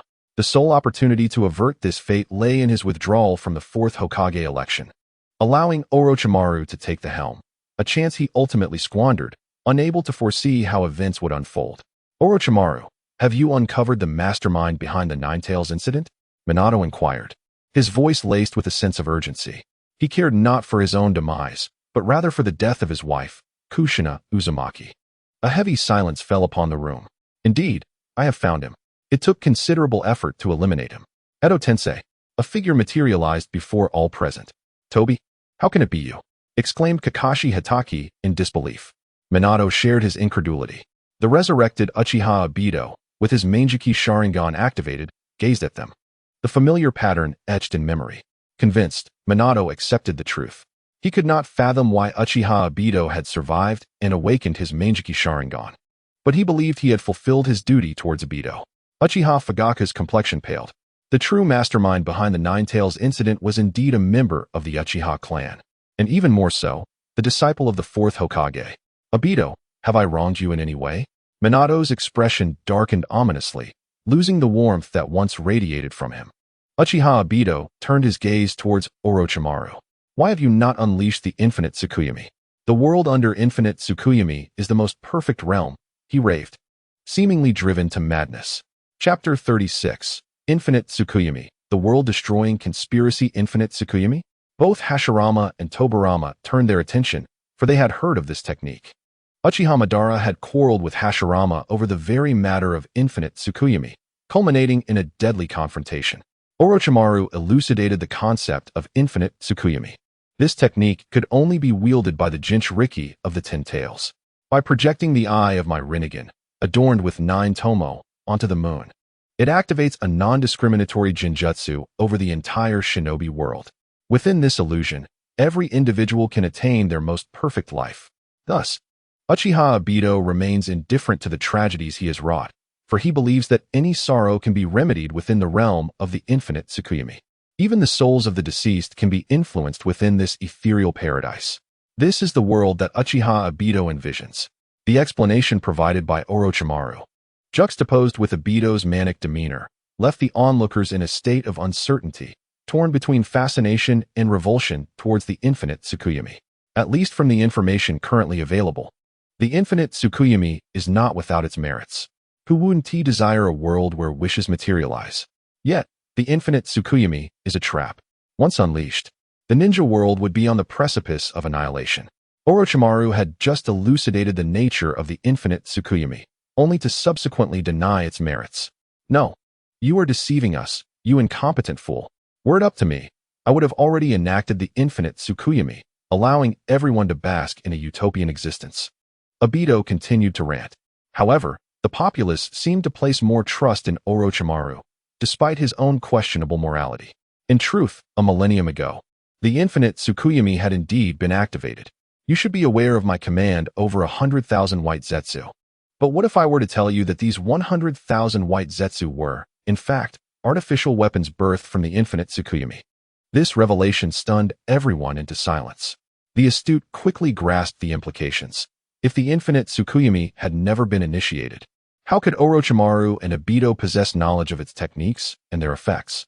The architect of the infinite Tsukuyomi a millennium ago was Kaguya Otsutsuki, who also holds the title of the Sage of Six Paths progenitor. For many, the narrative surrounding Kaguya and the sage transcends mere history and ventures into the realm of myth. Nevertheless, Kaguya's legacy persists within the current ninja world, known as the Goddess of the Moon, unable to abide by Kaguya's transformation of the living into weapons. The Sage of Six Paths, along with his brother, Otsutsuki Himura, ultimately vanquished her, leading to the establishment of the ninja sect and the ninja world as we know it. Orochimaru harbored no illusions of convincing everyone that the infinite Tsukuyomi was merely a technique that immersed individuals in a beautiful dream, transforming them into white Zetsu. Both Uchiha Madara and Uchiha Obito had been ensnared in this deception. The technique of the infinite Tsukuyomi originated from the Six Paths stone belonging to the Uchiha clan, albeit the stone had been tampered with by Black Zetsu. Under Black Zetsu's guidance, Madara and Obito relentlessly pursued the infinite Tsukuyomi, oblivious to the fact that its successful implementation would herald the end of the ninja world. In that moment, humanity would be transformed into white Zetsu, and the caster would become the vessel for Kaguya's reincarnation, allowing her to re-emerge in the ninja world after a millennium. Black Zetsu is, in fact, the third offspring of Kaguya, a remnant left behind at the time of her sealing, with the singular aim of liberating his mother from her confinement. Orochimaru was not privy to these truths, yet Uchiha's revelations provided him with insight from a divine perspective. Do you not believe, Obito? Allow me to present another fact. The Sage of Six Paths is alive, residing in the Pure Land. You may inquire for yourself. The assertion that the Sage of Six Paths still existed sent a ripple of astonishment through the crowd. Given Orochimaru's prowess as the Jinchuriki of the Ten Tails, claiming to be the second Sage of Six Paths, his assertion carried significant weight. If the sage indeed lived on, then the historical account provided by Orochimaru regarding events a millennium ago gained credibility, bolstered by a first-hand witness. The three legendary summoning beasts, the Toad Sage, the White Snake Sage, and the Slug Sage, had also endured through the millennia, having experienced the tumultuous history firsthand. It would be far more convenient to seek their testimony rather than confront the Sage of Six Paths directly. Orochimaru further substantiated his claims. Senju Hashirama had performed a summoning technique that conjured the Slug Sage into their midst. There could hardly be a more compelling means of validating his historical account. In response to the revelations from a millennium ago, the Slug Sage acknowledged certain secrets, yet encountered others for the first time. However, from the Slug Sage's extensive observations of the ninja world over the past 1,000 years, it became apparent that if Black Zetsu had indeed orchestrated the chaos of that era, then everything fell into place.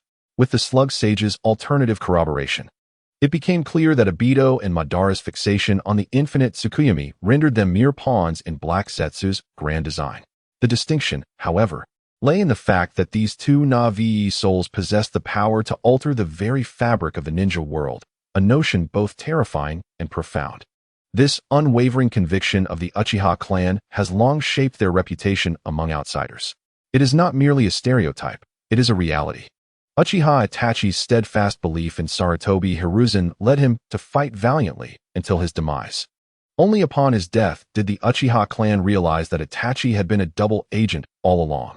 As the eldest son of the Uchiha clan leader, he was poised to inherit the mantle of leadership, yet he had chosen to serve Sarutobi Hiruzen instead, leaving the Uchiha clan with a profound sense of shame. The betrayal by the clan leader's own son rendered their unity a mere farce. Obito's long-held convictions crumbled before him. The future he envisioned, the salvation he sought, was revealed to be nothing more than an elaborate ruse. All of his actions culminated in irrevocable malevolence, including the death of his own mentor and guardians. In the depths of despair, Obito transcended the state of Edo Tensei, not by dispelling it, but through the utter annihilation of his own soul. As for Obito's fate, it could be seen as poetic justice. After all, at the core of his desires lay a fulfillment. Rin Noira had truly been resurrected. Orochimaru had, through his own machinations, crafted a world where Rin lived on. Even in death, her existence brought Obito a sense of closure. Chapter 37. A Unified Currency, Free Trade. In the first Ninja Way conference, upon learning the history surrounding the infinite Tsukuyomi, the individuals present felt no embarrassment regarding Madara and Obito's manipulation by Black Zetsu. After all, he was the third offspring of Kagaya Otsutsuki, the brother of the Sage of Six Paths. Such capabilities seemed almost expected. Senju Hashirama felt a measure of solace. The enmity between him and Madara had long been his greatest regret. Now, discovering that Madara had been deceived, even this minor revelation brought him joy. "May I see Madara?" Hashirama inquired, only to be met with a resolute refusal from Orochimaru. Obito's puppeteer was none other than Madara Uchiha himself. He had not perished in their fateful battle at the Valley of the End. Instead, he had concealed himself within the ninja world, witnessing the outbreak of the ninja wars, thereby exposing the failure of the village system. My current Rinnegan is a contingency left by Madara Uchiha. He was not content with death. Through Black Zetsu and Obito, he orchestrated his own resurrection. To prevent any unforeseen developments, Madara must never be subjected to Edo Tensei. Orochimaru divulged the origin of his Rinnegan. Madara had survived the Valley of the End, remaining active within the ninja world, cultivating Obito as his proxy and harbinger of revival. This revelation was nothing short of explosive, far surpassing the distant tales of the Sage of Six Paths. Uchiha Madara, renowned as a demonic figure in the ninja world, stands alongside the god of shinobi, Senju Hashirama. It is indeed astonishing that Madara lived until less than a decade ago, following the conclusion of the Third Great Ninja War. The implications are unsettling. Moreover, Orochimaru's Rinnegan is derived from Madara's legacy, a notion that seems quite logical. As previously stated by Orochimaru and the Sage of Slugs, both the Senju and Uchiha clans are descendants of the Sage of Six Paths. However, due to the inheritance of the ninja religion, the two clans became adversaries, embroiled in a bloody conflict for a millennium. According to Orochimaru, this discord was instigated by Kagaya's will. Orochimaru's assertions, of course, stem from Uchiha Obito's influence. Though he has concealed the existence of Obito, he could support Obito in becoming the fifth Hokage, collaborating to rebuild the ninja world, but he must not reveal Obito's uniqueness.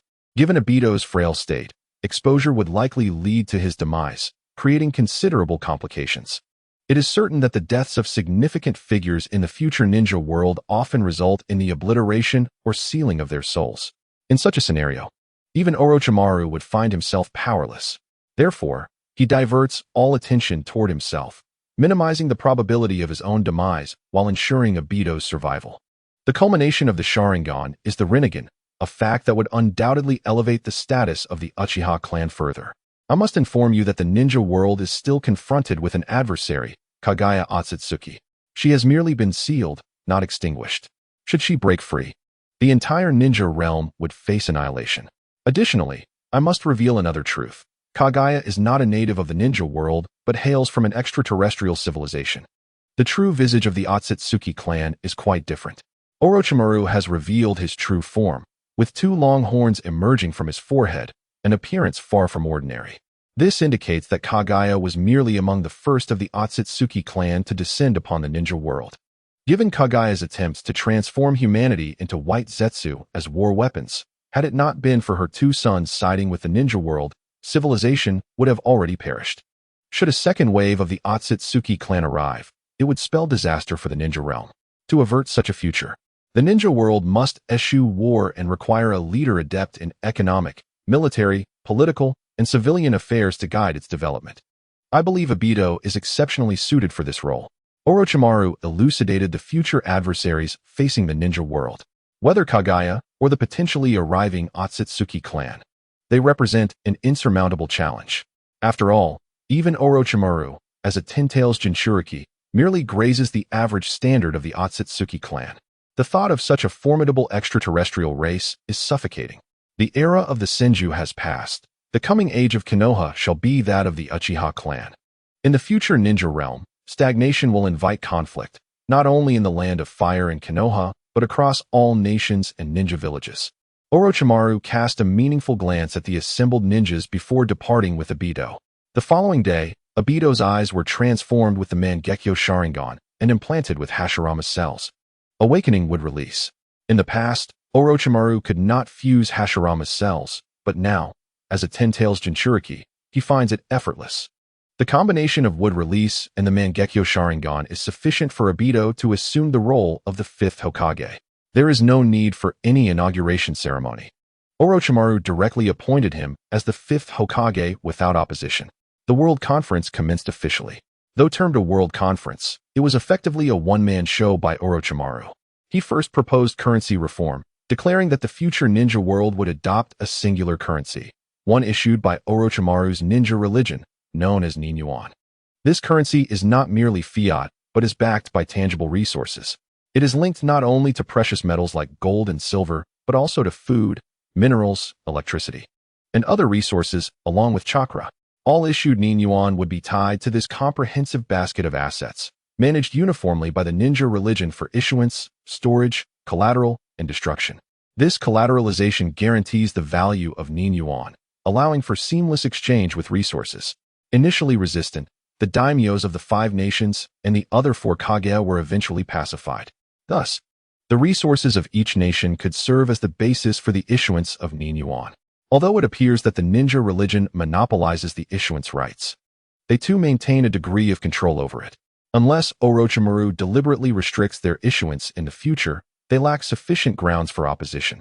Knowing that he possesses the power to obliterate any nation or ninja village, they were also apprised of the potential external enemies the ninja world might face.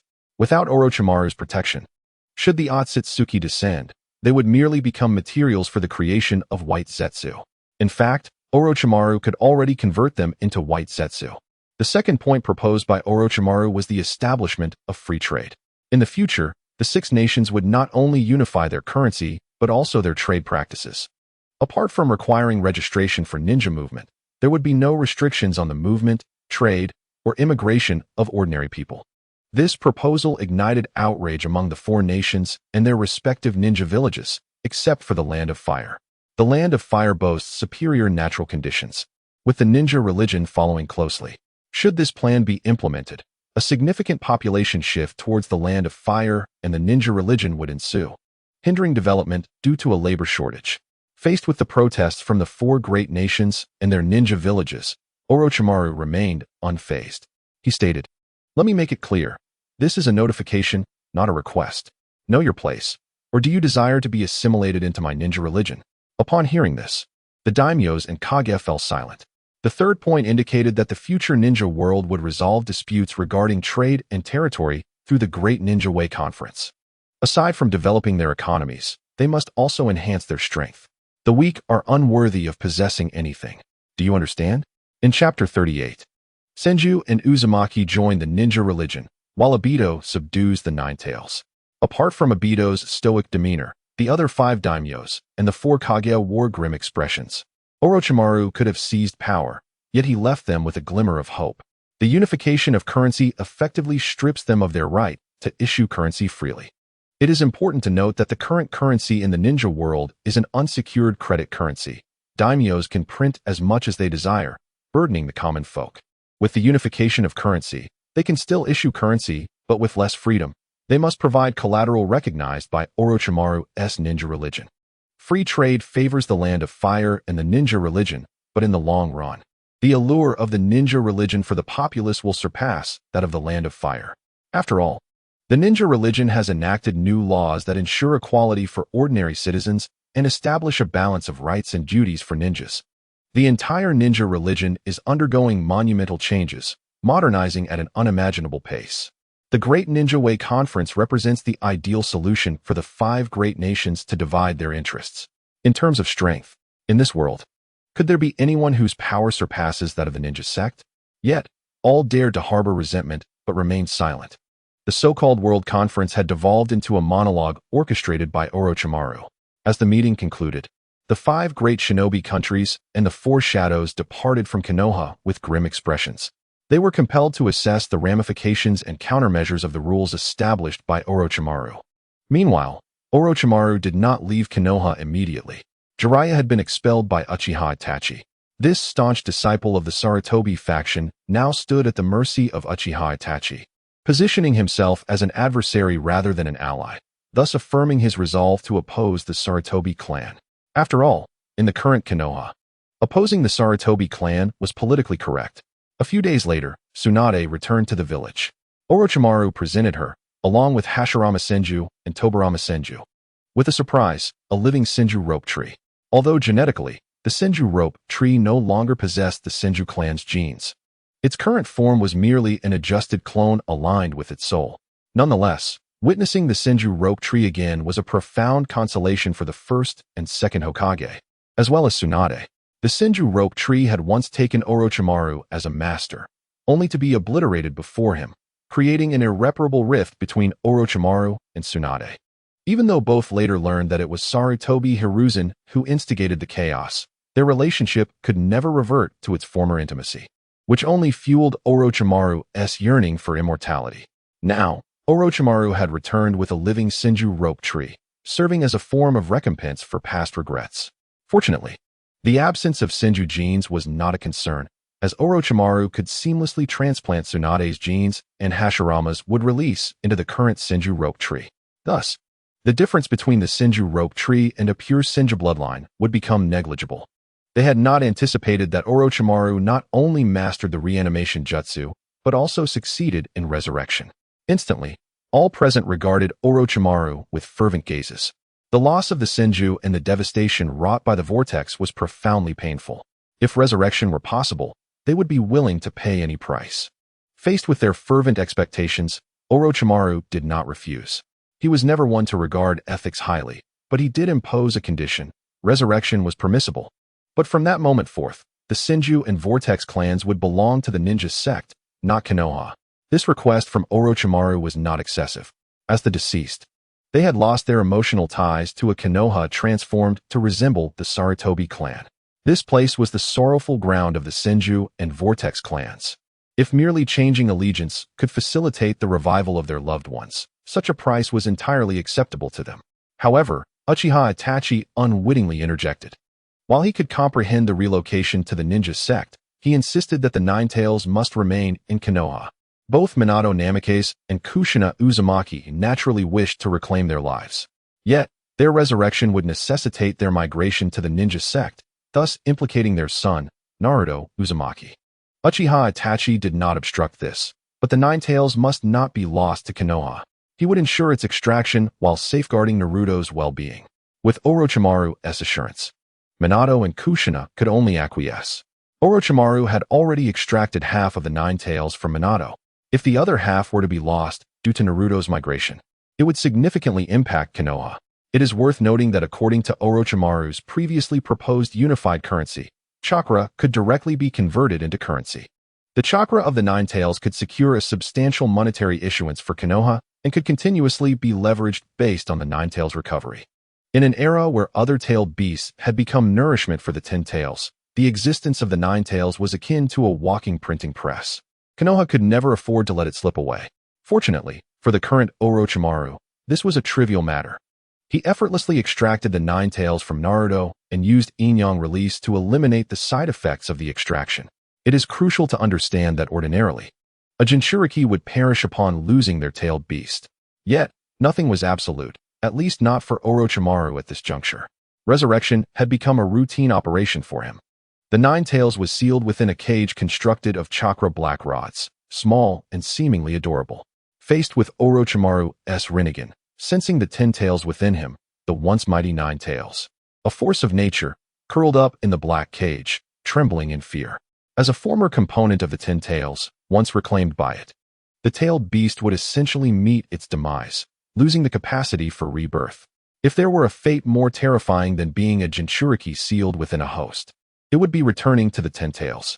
Not long after Tsunade's return, Orochimaru departed. taking with him the legacies of all past Hokages. From that point on, Konoha was devoid of the Senju and Vortex clans, transforming into a Konoha ruled by the Uchiha clan. Without Orochimaru's suppression, Uchiha Itachi finally began to exercise his authority as the fifth Hokage. Konoha had just endured an unprecedented calamity. The Sarutobi clan had been annihilated, directly impacting the entire functioning of Konoha. After all, Sarutobi Hiruzen's decades-long rule had entrenched the Sarutobi clan's influence throughout Konoha, creating a scenario where it seemed unassailable. However, for Hashirama Senju and Tobarama Senju, the notion of an unassailable structure was nonsensical. Wherever they were, there existed Konoha. A Konoha without the Senju simply had no reason to exist. Now, Uchiha Itachi's primary concern was to stabilize the hearts of the people. Thus, the citizens of Konoha witnessed a shocking spectacle. The Nine Tails reappeared, bound and controlled in a tortoiseshell-like manner by would release and the Manjiki Sharingan, resembling a jester. Uchiha Itachi showcased his current power in such a manner, dispelling the fears of the Nine Tails rampage within the hearts of the Konoha populace. The three Hokage, Sarutobi Hiruzen, had been powerless against the Nine Tails, which the fourth Hokage, Minato Namikaze, had to risk his life to seal. Yet, in the hands of the fifth Hokage, it became merely a plaything to be easily manipulated. The vivid and visually arresting scene served to awaken everyone to the reality that the fifth Hokage designated by Orochimaru was no longer the former Uchiha Genin, but a top-tier powerhouse capable of effortlessly subduing the Nine Tails. The heads of various ninja clans convened. Their previous disdain for Uchiha Itachi dissipated as the Nine Tails, bound at the entrance, vanished from sight. With Uchiha Itachi's combination of would release, Manjiki Sharingan, and the Nine Tails, he alone could obliterate the current Konoha. Uchiha Itachi lacked Orochimaru's ability to exert comprehensive control through cursed seals, chakra black rods, and biological computers over the entire management system. While he might be a master of rhetoric, adeptly discussing political matters, the prospect of managing Konoha left him pondering. Ultimately, he still leaned on the principles of capitalist ideology.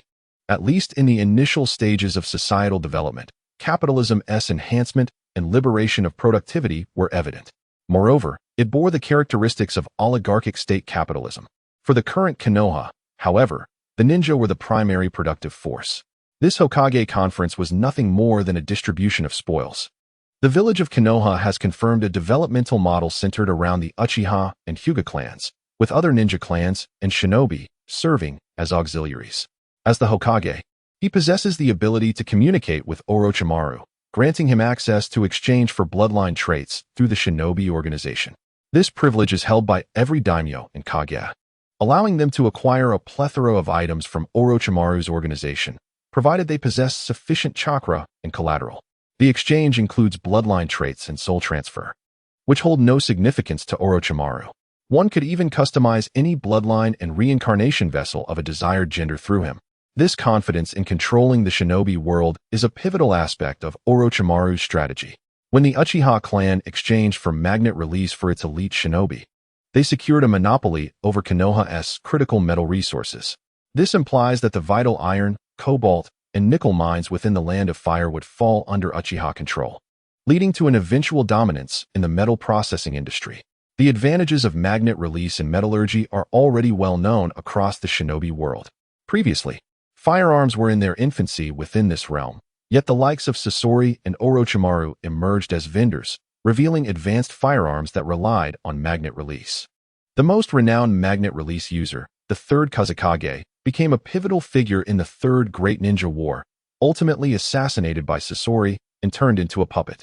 Orochimaru's affiliation with the Akatsuki allowed him to seize the Kazekage's bloodline, leading to his subsequent betrayal of the organization to vie for business with Sasori.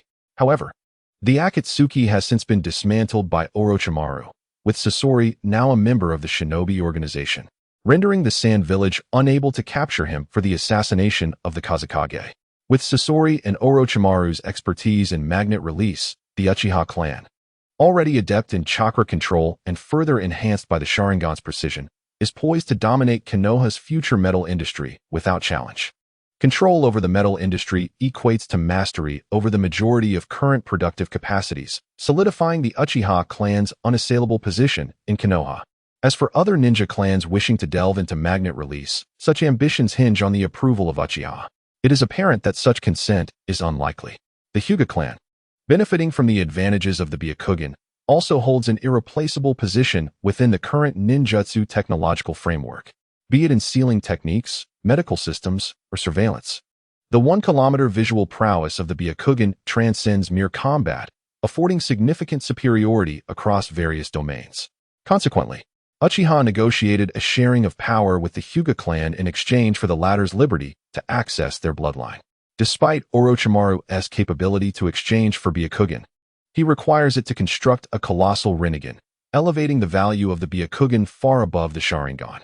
In a time when the prospect of another great ninja war is virtually non-existent, the strategic value of the Byakugan has been considerably diminished, transforming into an asset primarily advantageous for technology and production.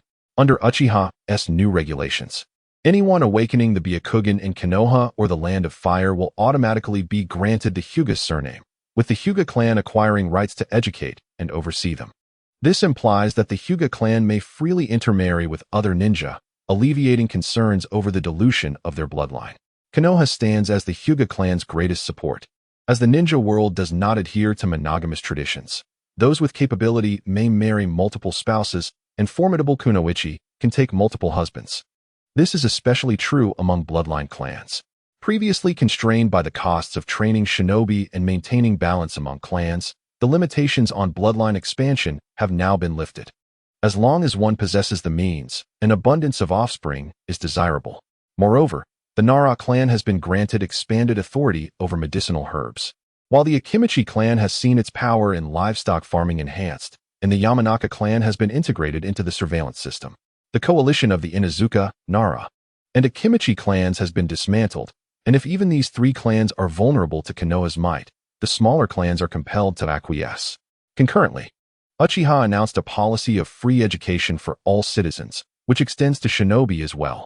Konoha will conduct health assessments for the new generation, ensuring that anyone meeting certain criteria is mandated to receive free schooling. The curriculum of the Shinobi Academy will shift focus from combat to production, cultivating each shinobi's innate talents to their fullest potential. Faced with a bifurcated Konoha dominated by the Uchiha and Hyuga clans, the other ninja clans and shinobi have raised no objections, as they too benefit from this arrangement. Uchiha has fully embraced a policy of widespread financial distribution. Any shinobi entering his industrial framework will receive salaries far exceeding those of wartime, along with various subsidies. Uchiha has also procured a batch of white Zetsu spores, enabling the Uchiha clan to master not only magnet release, but also wood release. Through the latter, Konoha has effectively resolved its issues regarding food, vegetables, and fruits, allowing the Uchiha clan to control the core food supply of Konoha, thereby grasping the lifeblood of both production and sustenance. The combination of Uchiha's magnet release, wood release, the Hyuga's Byakugan, and their sealing techniques forms the crux of Konoha's current production system. The production framework, which had been paralyzed following the demise of the Sarutobi clan, is now rapidly reinvigorated. As the Uchiha successfully constructs thermal and hydroelectric power stations utilizing magnet release, Konoha enters the era of electricity, further consolidating Uchiha's monopoly over the power system. In Chapter 40, titled Asset and Debt Examination, Uchiha has taken the lead in eliminating the use of Ryo, a credit currency lacking collateral, which is bound to become worthless under the pressure of shinobi currency. He has leveraged Konoha's future tax revenues as collateral to issue the first shinobi currency for Konoha. This currency will facilitate internal exchanges of Ryo within Konoha, based on the current purchasing power of both Ryo and shinobi currency, strictly limited to internal transactions and legitimate income sources. Should individuals fail to elucidate the origins of their income, exchange will be denied, with Hyuga shinobi overseeing the process with their Byakugan to prevent fraudulent substitutions. This decree abolishing and exchanging currency has not significantly impacted the ordinary citizens of Konoha, as their earnings remain modest. However, the ramifications for the ninja clans are profound, as many possess undisclosed illegal incomes. Yet, this does not pose a challenge for them. While Konoha has abolished Ryo, this action has not been mirrored externally. They can easily convert their Ryo, which cannot be spent in Konoha, into tangible assets such as gold, silver, copper coins, land, and businesses outside. In fact, such activities have become prevalent among the five nations, with both the elite and shinobi fervently converting their ryo into physical assets, while the commoners' holdings devolve into mere worthless paper. The abolition of the currency known as ryo and the issuance of nin yuan will inevitably lead to the financial ruin of the citizens of the ninja world. Yet, no one seems to care. As for the potential exodus of the populace due to such actions, let them leave. Future matters can be addressed in due time. For now, one must not incur any losses. Within a mere fortnight, Konoha efficiently completed the exchange. Compared to the traditional ryo, nin yuan not only boasts collateral, but is also exquisitely printed, far beyond the capabilities of current technology to counterfeit. This innovation employs the dual technologies of Orochimaru's Tintail's Jinchuriki and the giant Rinnegan, ensuring the intrinsic value of nin yuan. It is not only fireproof, waterproof, and tear-resistant, but also resistant to aging, antibacterial, dust-proof, and stain-resistant, among many other properties. Although these are merely basic protections rather than absolute safeguards, the marvel of its design is undeniable. Once nin yuan was issued, the previous paper currency saw a spontaneous decline in usage. Simultaneously, the Uchiha clan initiated a thorough audit of Konoha's assets, primarily aimed at tax collection, led by both the Uchiha and Hyuga clans. The assets of the former Sarutobi clan were entirely confiscated and integrated into Konoha's financial framework. Only by clarifying these assets could taxation proceed effectively. The Uchiha clan, utilizing modern methods, implemented a multifaceted tax collection strategy to ensure comprehensive revenue generation. Had they established the assets and taxes while Konoha remained weak, it would have been exceedingly difficult to impose taxes during a later phase of wild growth, which could lead to significant loss of life. Faced with the rigorous asset audits led by the Uchiha and Hyuga clans, the majority of factions complied. Those reluctant to cooperate were often engaged in illicit activities and were met with severe repercussions. Many implicated individuals faced public trials and executions, underscoring the Uchiha clan's resolute stance against crime. With the conclusion of the first asset audit, the Uchiha clan released a public report detailing Konoha's assets, establishing tax standards and revenue for various entities, including ninja clans, businesses, wealthy merchants, and ordinary citizens. Furthermore, the Senju and Uzumaki clans, having departed from Konoha to join the Ninja Alliance, saw their assets included in Konoha's finances. The revenues generated from Konoha's public assets will be allocated to maintain the public facilities of the village. Undoubtedly, the Uchiha clan ranks first in these public assets, with the Hyuga clan in second. The Uchiha clan did not shy away from transparency in this regard, releasing a detailed income report alongside the asset disclosures. Through this report, all could discern the sources of income for the Uchiha, Hyuga, and the majority of Konoha's ninja clans. At this stage of asset development, in Konoha, all income sources are legitimate productive investments. The Uchiha clan's advantages in magnet release, wood release, and Sharingan abilities are unmatched by other ninja clans, citizens, or ordinary people.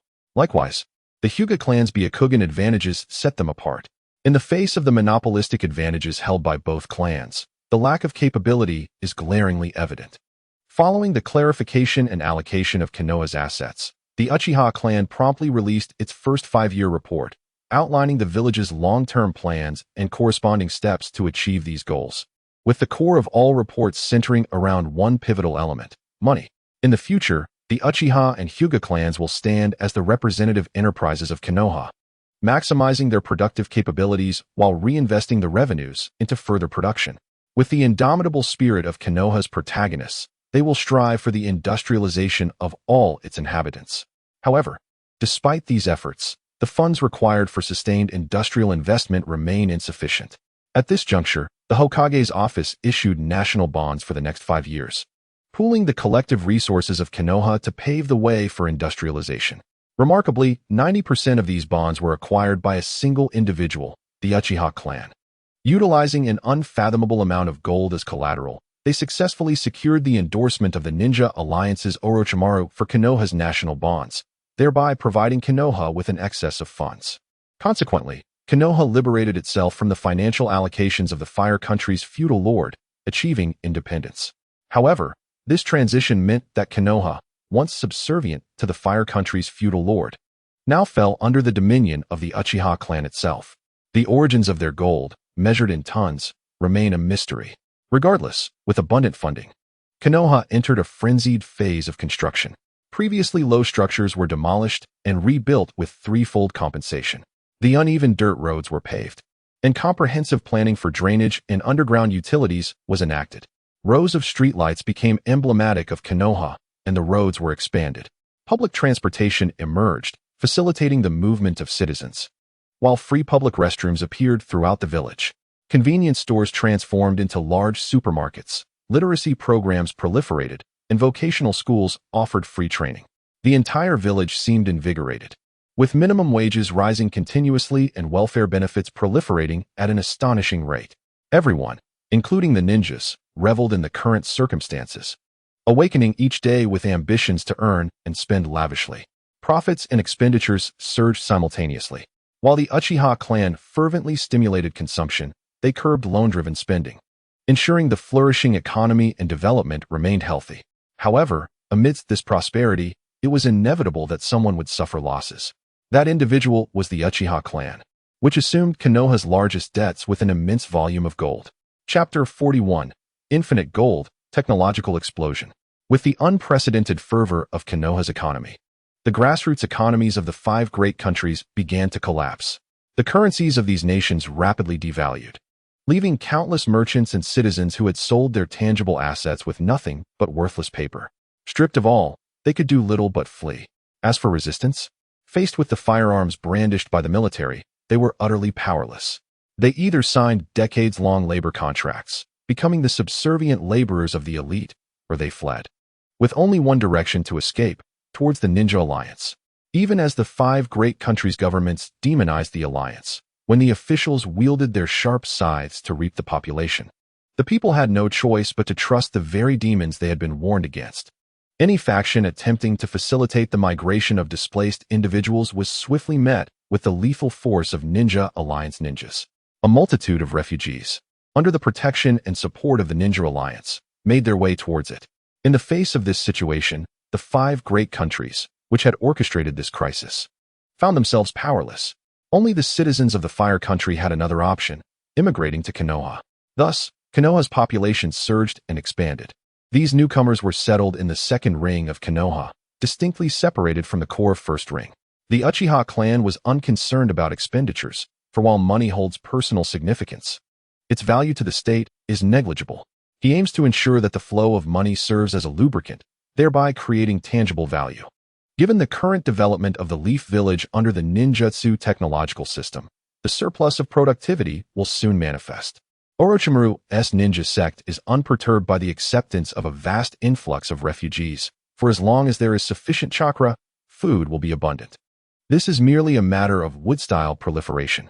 With food secured, all necessities for life will follow, including a swift increase in the availability of various meats such as pork, lamb, beef, poultry, and more. The essentials of clothing, food, shelter, and transportation represent merely the foundational stages of civilization. Under the catalytic influence of chakra, the ninja world can effortlessly transcend the primary phase of laboring for survival, advancing instead into a higher realm of aspirations. The notion of a populace of ninjas is not solely Orochimaru's ambition, but also that of the Uchiha clan. Population is the very core of civilization and productivity, a truth understood by both the Uchiha and Orochimaru, while the 5 great nations and 4 major ninja villages remain blissfully ignorant. Are they anxious about the inability of ninjas and commoners to expend their wealth? Such concerns are unwarranted. Once the basic necessities of life are fulfilled, higher pursuits naturally ensue. This is an innate aspect of human nature. Regardless of the amount earned, the urge to consume remains ever present. Ordinary individuals, upon acquiring wealth, aspire for better homes, vehicles, partners, and family life. These are conventional expenditures. In the Leaf Village, one may even opt to invest in ninja spores. A single spore can endow an ordinary person with the potential to become a ninja. With this newfound capability, one can pursue ninja education and, consequently, earn greater wealth.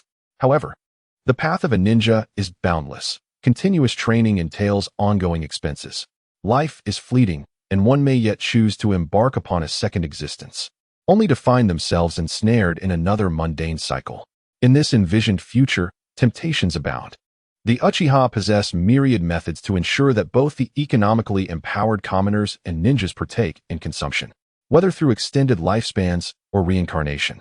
These avenues represent unparalleled opportunities for relentless expenditure. The cycles of life, aging, illness, and death are inextricably linked to consumption.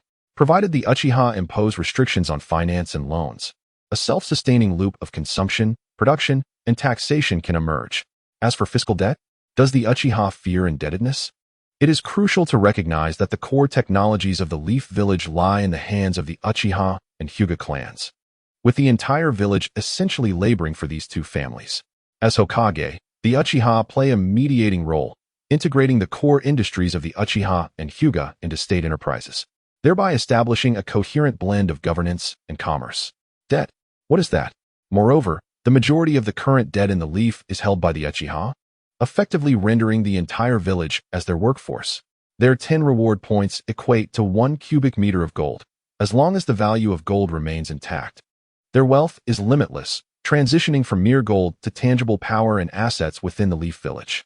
Ultimately, it boils down to the act of eliminating a few death row inmates. Indeed, the Uchiha have discovered that taking lives can yield side quests and reward points. However, this is of little use to them, as they can only exchange their 10 reward points for gold, with nothing else available for trade. Killing an ordinary person grants 2 reward points. Eliminating a genin yields 1 side quest and 100 points. A chunin offers 1 side quest and 1,000 points, while a jounin brings in 1 side quest and 3,000 points. Upon realizing this, their gold becomes inexhaustible. Their aim is not to acquire more gold, but to restrict its exchange. And so, with advancements in sealing techniques, new technologies swiftly emerged, including televisions and mobile phones. These are not modern technologies, but rather the culmination of sealing techniques and ninjutsu, utilizing chakra black rods as the technological core to ensure remote chakra transmission. The chakra black rods serve as the foundation, allowing sealing techniques to project screens through barriers. A small box can project a screen to achieve playback effects. Ninjas can directly infuse chakra into the box to broadcast programs, while ordinary people must pay for the remote transmission of chakra to view content. Television boxes are available in 2-dimensional and 3-dimensional projections, with 2-dimensional programs offered for free and 3-dimensional programs requiring payment. The principles of mobile phones mirror those of television boxes. Yet the necessity for handheld devices raises the technical complexity and initial costs, resulting in higher prices. Consequently, various gaming devices have also gained popularity in the Leaf Village. Currently, the advanced technologies and public facilities in the Leaf are predominantly monopolized by the Uchiha and Hyuga clans. Only these two families possess the capability to propel technology to such remarkable heights. Orochimaru's bloodline transplantation techniques have become increasingly refined, now allowing for the transformation of ninjas at the genetic level into members of other ninja clans. This signifies that through such genetic transcription spores, other ninjas can be directly converted into members of the Uchiha clan, circumventing issues of reproduction and training. Through this method, the Uchiha and Hyuga clans are transforming a multitude of ninjas into their own clan via genetic alteration. The transformed ninjas can equally awaken the Byakugan and Sharingan, further stimulating productivity. As for the training of ninjas, within the Uchiha Ninja Cultivation Center lies a colossal Sharingan, crafted by Orochimaru using numerous three-tomoe Sharingan to mimic the giant Rinnegan. While it may not reach the level of the giant Rinnegan, this massive Sharingan can still achieve the effects of a wide-ranging Tsukuyomi by drawing ninjas into the realm of Tsukuyomi. The significant time dilation between the illusion and reality allows Uchiha and Hyuga ninjas to rapidly assimilate knowledge within the Tsukuyomi world, producing top-tier talents across various fields en masse. This is the core reason the Uchiha and Hyuga clans maintain their absolute technological superiority and production monopoly within the Leaf. The permissions for this colossal Sharingan naturally lie with the Uchiha, and it is a limited edition that cannot be exchanged by other daimyos or ninja villages. Now, following the rapid technological explosion of the ninja sect and the Leaf, the advancements have reached a level incomprehensible to the daimyos of the 5 nations and the 4 major ninja villages. The technological gap between the two sides will only continue to widen with the approach of the triannual Grand Ninja Tournament. The landscape of the ninja world is undoubtedly on the cusp of a significant reshaping. Chapter 42. population crisis, the ninja tournament commences. In just 3 short years, the entire ninja world has undergone a tremendous transformation. The ninja sect and the leaf have exerted a powerful siphoning effect on the entire ninja realm. Ordinarily, whether led by the daimyos or represented by the kage of the ninja villages, the priority is to extract maximum profits before consolidating the welfare of the populace. This has been a consistent characteristic of all civilizations throughout history, to burden the common people, to further strain their existence. Should they endure, it signifies a revival. If they falter, it leads to a change in dynasty. It is as simple as that. However, with the formidable allure of the ninja sect and the leaf, the commoners, who previously found themselves bereft of resources due to the abolition of currency and the adoption of ninja coins, have discovered a new ideal society. A vast multitude of commoners is now flocking towards the ninja sect and the leaf. The ninja sect fully embraces the influx of population, while the leaf village maximizes its acceptance of newcomers. At the outset, the elites of the 5 great nations and the 4 great shinobi villages paid little heed to such behaviors. The exodus of the populace, rather than being a detriment, served to facilitate the consolidation of land and other tangible assets. They were spared the burdens associated with the displaced individuals, seizing the opportunity presented by the recent monetary reforms to amass considerable amounts of ninja currency. Subsequently, they indulged in extravagant expenditures within the shinobi realm. Numerous elites transformed from ordinary citizens into bloodline warriors, with a plethora of wood release and magnet release users emerging. However, the Uchiha and Hyuga bloodlines, as well as Orochimaru, refrained from selling their techniques. The Sharingan and Byakugan, on the other hand, were available for limited, high-value sale. Despite their dissatisfaction, the elites of the 5 great nations and the 4 great shinobi villages had little choice but to acquiesce. The promised free trade soon progressed to the manipulation of the shinobi realm and Konoha, utilizing wood release for agricultural production, livestock farming with the yield, and magnet release for mineral refinement. Everything unfolded with a sense of natural progression.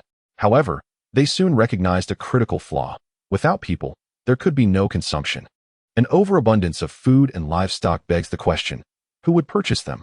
With the shinobi realm and Konoha lacking their goods, it became evident that the absence of a consumer base rendered their production efforts futile. The largest consumer market in the ninja world resided within the shinobi realm and Konoha, both of which were characterized by absolute centralized control. This allowed for substantial investments in inherently unprofitable sectors such as basic education, healthcare, welfare policies, and infrastructure.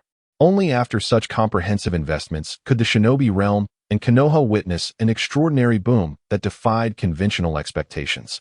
It was only then that the elites of the 5 great nations and the 4 great shinobi villages began to grasp the gravity of their situation. Losing their population equated to losing everything. While they frantically sought to extract every conceivable benefit, those with even a modicum of integrity had already immigrated to the shinobi realm or Konoha. They faced a generational gap in technical talent, and nurturing new professionals while ensuring their retention posed significant challenges. Ultimately, the elites of the 5 great nations and the 4 great shinobi villages acquired vast territories and countless towns, yet they were singularly devoid of a populace. In the absence of consumption and commerce, their tangible assets became increasingly devoid of value.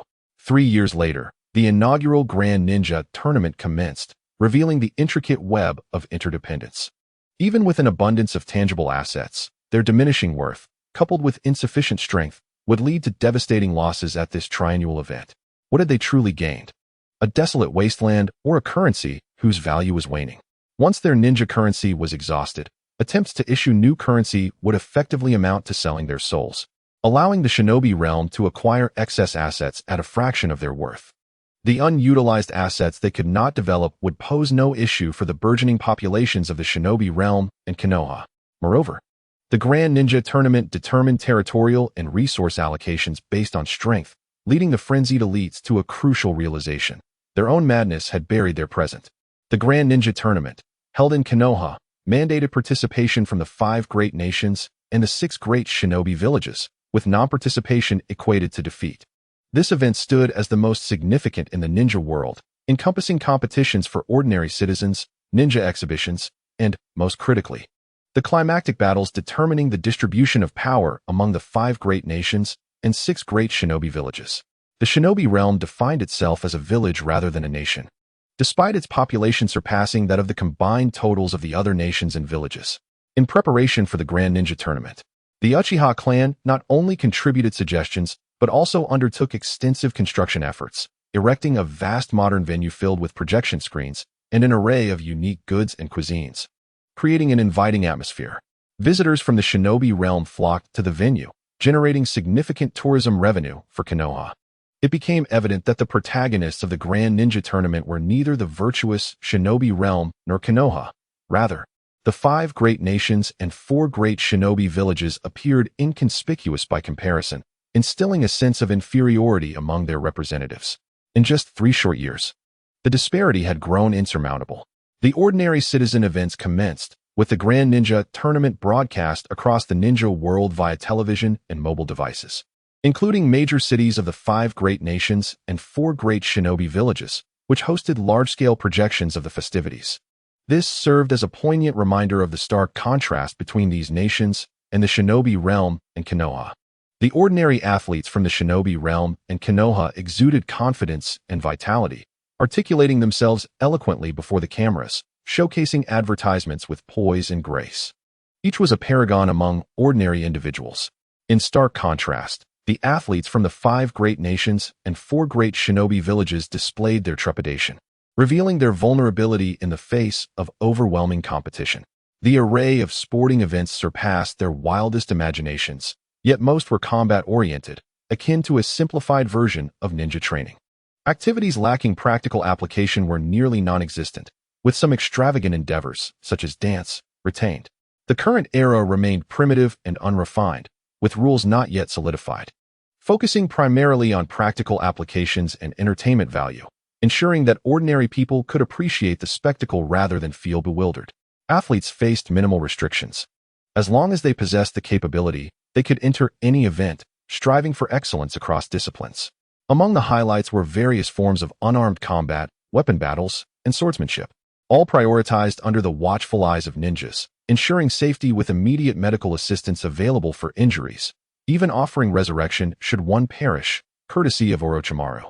All athletes poured their utmost effort into achieving victory, eager to showcase their abilities, driven by the allure of substantial rewards, which included not only monetary prizes but also rare ninja spores and bloodline techniques unattainable by ordinary citizens. Moreover, once fame was attained, opportunities for endorsements and television appearances promised to fill their coffers. The notion of friendship taking precedence over competition was utterly non-existent. Their singular focus was on victory and spectacle, both imperative. Chapter 43. Spectacular Events. Provincial stakes in comparison to the well-prepared and trained athletes of the shinobi realm and Konoha. The participants from the 5 great nations and 4 great shinobi villages were merely there to provide a backdrop, accentuating the disparities that existed among ordinary citizens. For the first time, people became acutely aware that ordinary individuals could also be formidable, dazzling, and remarkable. This realization underscored that ninjas do not encompass the entirety of strength. Among them were powerful ordinary individuals, devoid of chakra or any extraordinary abilities. One can achieve the level of a lower ninja, or even that of a middle ninja, which is simply astonishing. These individuals are truly the prodigies among ordinary people. After undergoing extensive training with the limited monthly reading, they have unveiled their extraordinary prowess. However, even among ordinary individuals, a considerable number belong to the bloodline ninja clans. Although they lack the qualifications of a ninja, their innate talents are remarkably exceptional, allowing them to become representatives of the elite among ordinary folk. Following this grand athletic event, the exceptional participants will be granted ninja qualifications through the ninja spores, embarking on the path of a ninja. The extraordinary athletic meet for ordinary people lasted for half a month, and it will be followed by a 10-day ninja exhibition match. Given the current absence of warfare in the ninja world, even the ninja competitions bear no fundamental difference from the athletic meets of ordinary individuals. While victory is undoubtedly the core objective, the exhibition of one's abilities is equally paramount. As long as one can freely showcase their talents on stage, broadcasted throughout the ninja world, even in defeat, they can garner immense popularity and attention. As the inaugural World Ninja Tournament unfolds, It marks the first time the populace of the entire ninja world has genuinely experienced such a level of event broadcasting. The impact is assuredly profound. Prior to this, their understanding of competitions was largely based on the Dragon Ball manga's World Martial Arts Tournament, with the preceding ordinary athletic meet serving as a guide. The subsequent ninja participants grasped the emphasis on showcasing their skills. While victory is essential, self-presentation holds equal significance. Numerous athletes, though they may face defeat, still bask in glory, while some victors may go unnoticed. Compared to the diligent efforts of ordinary athletes, the ninja exhibition match is predominantly dominated by bloodline and secret technique ninjas. The Hyuga clan, having transplanted the corpse bloodline, maximizes the advantages of their Byakugan and close combat skills. Meanwhile, the Uchiha's lower ninjas, having awakened the three-tomoe Sharingan, demonstrate exquisite shuriken throwing. Most ninjas are not in haste to secure a swift victory. Instead, they aim to showcase their abilities to the fullest with dazzling physical techniques, ninjutsu, and even jinjutsu, elevating the exhibition match beyond the realm of ordinary competitions. To accentuate the effects of jinjutsu, the Uchiha clan innovated a technique that projects the illusion's effects externally. Thus, when the Uchiha clan employs jinjutsu, the scenes of the illusion are projected in real time, allowing spectators to appreciate the brilliance, elegance, and danger of jinjutsu clashes. Lower ninjas, middle ninjas, and upper ninjas each publicly display their ability limits. The lower and middle ninjas primarily focus on technique, while upper ninjas engage in celestial combat. The explosive ninjutsu and bloodline abilities, though splendid, send shivers down the spines of ordinary spectators. It is worth noting that only 3 years have passed, and many ordinary individuals have endured the Second and Third Ninja World Wars. Those who have lived long enough have even experienced the First Ninja World War and the era of ninja clans preceding the village system. Throughout the millennium, ninjas have never been synonymous with benevolence for ordinary people. Under the hands of ninjas, human life is as trivial as weeds. This is not mere rhetoric. Each ninja world war has been accompanied by calamities for the common folk. Now, having only recently satisfied their hunger, they are clearly unable to erase the memories etched in their very genes. While the confrontations between middle and lower ninjas are somewhat technique-oriented, supplemented by slow-motion highlights and commentary, they remain within the grasp of ordinary understanding. However, the sheer destructive power of upper ninjas poses a genuine challenge to the psychological limits of ordinary individuals. Consequently, some ordinary people have been awakened to the reality of ninjas, inciting a degree of chaos. Fortunately, this turmoil was swiftly quelled alongside the ninjas' intervention. The battles among upper ninjas persist, revealing the strength of ninjas to the populace. This consensus is shared by Orochimaru and Uchiha, as their vision encompasses a future of universal ninjas. Through the collective development of ninja technology and power, they aim to confront the formidable interstellar civilization of the Tsutsuki, far stronger than the ninja world itself.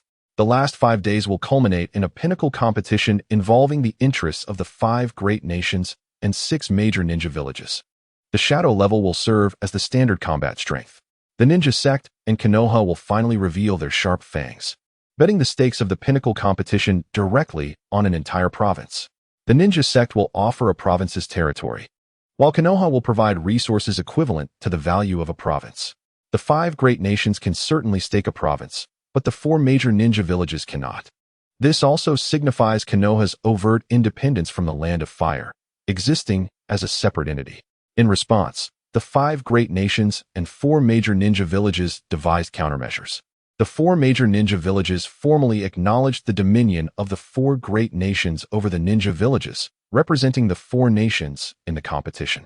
As a result, the prior facade of unity fragmented under external pressure, forcing the 4 great nations and 4 major ninja villages to converge.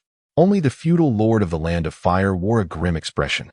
For Konoha's independence rendered the 3 years insufficient to cultivate formidable shadow-level powers within the Land of Fire. Fortunately, the Land of Fire was not devoid of hidden cards. It not only possessed the 12 Guardian Ninja, but also a place known as the Temple of Fire, home to powerful monks. Over these 3 years, the feudal lord of the Land of Fire invested substantial resources into the 12 Guardian Ninja and the monks of the Temple of Fire. However, upon witnessing the lineup presented by the ninja sect and Konoha, they were left in utter disbelief.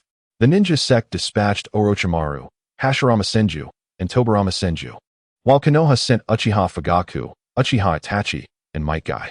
Indeed, Uchiha Itachi has been resurrected. Currently, both Uchiha Fugaku and Uchiha Itachi have awakened their Manjiki Sharingan and have also transplanted Hashirama cells, resembling a diminished version of Uchiha Madara. As for Might Guy, he has received the Uzumaki bloodline and corpse bloodline transplants, enabling him to open all 8 gates without perishing. Faced with such a lineup, the Land of Fire could practically concede defeat. The other nations, such as the Land of Lightning, dispatched the 2nd Raikage, 3rd Raikage, and 4th Raikage. Undoubtedly, Humogakure also invested heavily in Orochimaru's resurrection package. The Land of Earth sent forth the 1st Tsuchikage, 2nd Tsuchikage, and 3rd Tsuchikage. The Land of Wind contributed the 2nd Kazekage, 3rd Kazekage, and 4th Kazekage. The Land of Water presented the 2nd Mizukage, 3rd Mizukage, and 5th Mizukage. Despite the exorbitant cost of the resurrection package, it posed no issue for the major factions. Following their resurrection, all representatives had essentially procured additional transplant services, including the Uzumaki bloodline, wood-release bloodline, corpse bloodline, ice-release bloodline, in exchange for the three-tomoe Sharingan and Byakugan, arming themselves to the teeth. Nevertheless, even with these enhancements, they held no chance against the representatives of the ninja sect. This was not merely due to Orochimaru's assured victory, but also because both Hashirama and Tobirama wielded eternal Manjiki Sharingan. Fortunately, this pinnacle competition operates on a ranking system, comprising 7 factions that will determine their rankings through combat. The faction with the highest rank will have the privilege to select a stake, and each faction may only lose 1 stake, preventing the scenario of being consecutively called out. The first place is unattainable, but they only need to strive for the top 3, as the 4th place could end up with nothing if luck does not favor them. Certainly, there shall be no loss of any stakes. Chapter 44. The Pinnacle Tournament, 8 Gates of Duinjia and Lightning Release Ninjutsu. Even though the Pinnacle contest has yet to commence, the first and last places are already predetermined. The first, without a doubt, belongs to the esteemed Shinobi sect, while the last is claimed by the Fire Nation of Konoha. However, the contention arises concerning the 2nd place, as each ninja village boasts its own formidable warriors and secret techniques. Moreover, every village has maximized the combat capabilities of its strongest members. Given the immense destructive potential of shadow-level warriors, it is impossible for the tournament to be witnessed live. It can only be broadcast. Fortunately, numerous drones equipped with Byakugan and Sharingan have been deployed to ensure comprehensive coverage of the battlefield, facilitating broadcasts, slow-motion analysis, and commentary. With only 7 factions, the Shinobi sect and the Fire Nation have no need for contention. One takes the first position, while the other occupies the bottom, leaving no room for doubt. The crux of the matter lies in the fierce competition for 2nd and 3rd places. In this pursuit, Konoha, the Land of Lightning, and the Land of Earth are in fierce contention. From Konoha, Uchiha Fugaku prominently displays his Manjiki Sharingan and would release, as does the resurrected Uchiha Itachi, alongside Might Guy, who has mastered the 8 gates. This formidable lineup is already impressive. The 5th Hokage, Uchiha Obito, refrains from participating, as despite his certified status as a shadow-level powerhouse, he has no confidence in his practical combat abilities. It is best for experts to handle professional matters. With a similar configuration, Uchiha Fugaku and Uchiha Itachi can unleash extraordinary power. In the Land of Lightning, the 2nd, 3rd, and 4th Raikage each stand as top-tier masters of ninjutsu. To enhance their prowess, they have exchanged for the Uzumaki bloodline to bolster their vitality, healing abilities, and chakra reserves. Additionally, they have acquired the Shikatsu-miyaka bloodline to fortify their skeletal and physical strength. Lastly, they have also exchanged for the Byakugan and Sharingan, one Byakugan for a kilometer of penetrating insight, and one three-tomoe Sharingan to maximize their dynamic vision, ensuring that their sight keeps pace with their speed. In the Land of Earth, the lineup of the 1st, 2nd, and 3rd Tsuchikage centers primarily around the 2nd and 3rd Tsuchikage, both of whom wield the advanced bloodline of Dust Release, which surpasses the limits of traditional bloodlines. Once activated, Dust Release can disintegrate all matter into atomic states, representing the most formidable offensive and defensive technique in the ninja world. Its capacity to erase everything also allows it to nullify any attack. Both have exchanged for the Wood Release bloodline, as the synergy between Wood and Earth Release amplifies their power. Furthermore, They have also acquired the Uzumaki bloodline to enhance their vitality, healing capabilities, and chakra levels, along with a Byakugan and a three-tomoe Sharingan to ensure precise targeting with dust release. After all, given the potency of dust release, a successful hit guarantees victory. In contrast to the formidable strength of Konoha, the land of lightning and the land of earth, the land of wind and the land of water appear considerably weaker. The lineup of the second, third, and fourth Kazekage sees the second Kazekage specializing in puppet techniques, thus acquiring wood release and Shikatsumiyaku configurations. The third and fourth Kazekage excel in magnet release, along with considerable skill in sealing techniques, prompting them to exchange for the wood release bloodline and the Uzumaki bloodline, as well as a Byakugan and a three-tomoe Sharingan. From the land of water, the second, third, and fifth Mizukichi have generally exchanged for the wood release and ice release bloodlines, alongside a Byakugan and a three-tomoe Sharingan. Surrender is not an option for such powerful figures. For them, strength cannot be solely judged by superficial statistics. Practical experience and various factors come into play. Instances of the strong falling to the weak are not uncommon. Rankings depend on the defending system. As long as one is not knocked down, the rank can be maintained. Regarding recovery, Orochimaru is responsible for this, as his yin-yang release can restore chakra and injuries instantaneously. No one dares to challenge the shinobi sect. With the formidable lineup of Orochimaru, the first Hokage, and the second Hokage, Konoha confidently occupies the second position, while the land of lightning and the land of earth find themselves in a stalemate, each hoping the other will take the initiative. Ultimately, the land of lightning loses patience and initiates combat. In response to this situation, Uchiha Fugaku immediately activates his Susanoo, manifesting as a colossal figure. Faced with the towering Susanoo, the third Raikage retreats, realizing there is no need for battle. Why perform like a fly, buzzing around aimlessly? The fourth Raikage steps forward, directly designating Might Guy as his opponent, who similarly possesses a Byakugan and a three-tomoe Sharingan configuration. In this regard, Uchiha Obito does not exploit his advantage. He cannot even imagine the scene if he were to transplant his Mangeki Sharingan into Might Guy. Both are top-tier masters of martial arts. The moment Might Guy enters the fray, he opens the seventh gate, transforming into a fearsome beast of bones. To maximize the eight gates' power, he utilizes his Shikatsumiyaku to its fullest extent. On the other hand, the fourth Raikage is enveloped in a tangible layer of lightning chakra, adorned in a sleeker version of bone armor than Might Guy. Confronted with the seventh gate, which already exerts a subtle pressure over him, the fourth Raikage realizes his impending defeat. Yet, he remains unwilling to concede. For as long as Might Guy does not open the eighth gate, he still has a chance. The two martial arts titans collide violently, their sheer speed effortlessly shattering the sound barrier. The ground beneath them crumbles like tofu. Each punch they throw wreaks havoc comparable to the full force of an elite Jonin's jutsu. Such elite-level attacks are merely the result of their exchanges. In this rapid-fire engagement, the fourth Raikage quickly finds himself at a disadvantage, a stark reflection of their disparity in practical experience. Might Guy has honed his mastery of the eight gates through extensive training in the Tsukuyomi world, while the fourth Raikage lacks such opportunity. Both the eight gates and lightning release ninjutsu are physically taxing during training. Might Guy can train freely in the Tsukuyomi world, refining his eight gates to perfection. The fourth Raikage, however, is not afforded that luxury. Thus, in a scenario where their power levels are comparable, the gap in experience and technique surpasses any innate talent they possess. Might Guy's advantage swiftly expands, ultimately leading him to a decisive victory over the fourth Raikage. Faced with Uchiha Fugaku's Susanoo and Might Guy's pinnacle martial arts, the Land of Lightning's challenge swiftly concludes in failure. The representative of the Land of Earth wears a grim expression as they confront the already revealed lineup of Konoha, even with their utmost effort to compensate. The displayed speed of Konoha and the Land of Lightning's martial arts exceeds the time required for their visual targeting and dust release execution. In this aspect, the Land of Lightning's capabilities even surpass their own. Thus, the Land of Earth is left with no choice but to grit their teeth and challenge Konoha, as it is a best-of-3 format. If they can defeat Uchiha Fugaku and Uchiha Itachi, they still have a chance. The Land of Earth still holds a glimmer of hope. Chapter 45. The Victory of Uchiha Itachi and the Revenge of the Third Raikage. The second Tsuchikage steps forward to challenge Uchiha Itachi.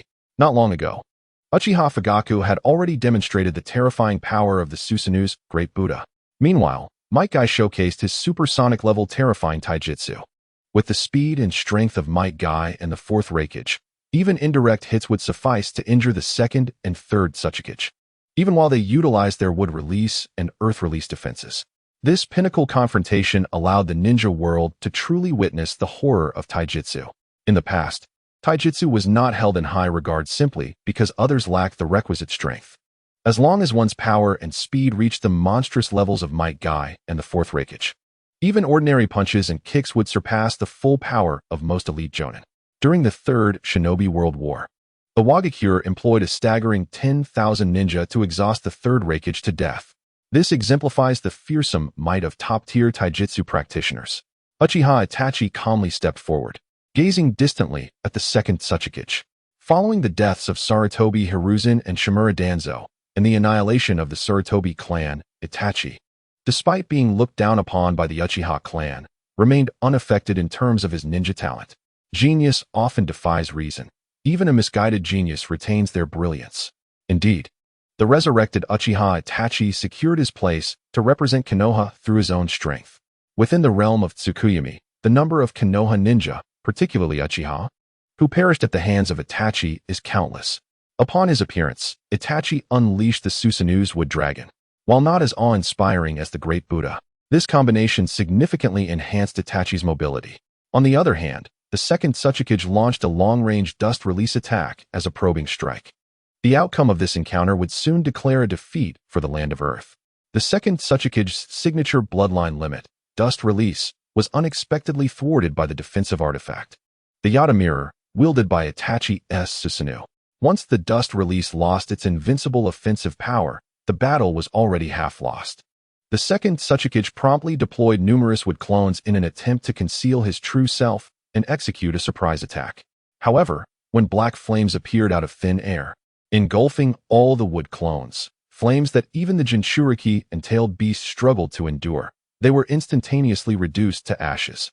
The second Tsuchikage was not among them, having previously burrowed underground, narrowly evading Itachi's Amaterasu. With no concern for chakra consumption, Itachi freely unleashed his ocular techniques. As he witnessed the destruction of all the wood clones without sight of the second Tsuchikage, he quickly realized that the latter had tunneled underground. In the next moment, the endless forest erupted as the roots of the trees spread underground. This large-scale wood release successfully forced the second Tsuchikage out of hiding. They remained unaware that even with the same wood release, the techniques wielded by the Senju and Uchiha clans far surpassed their own.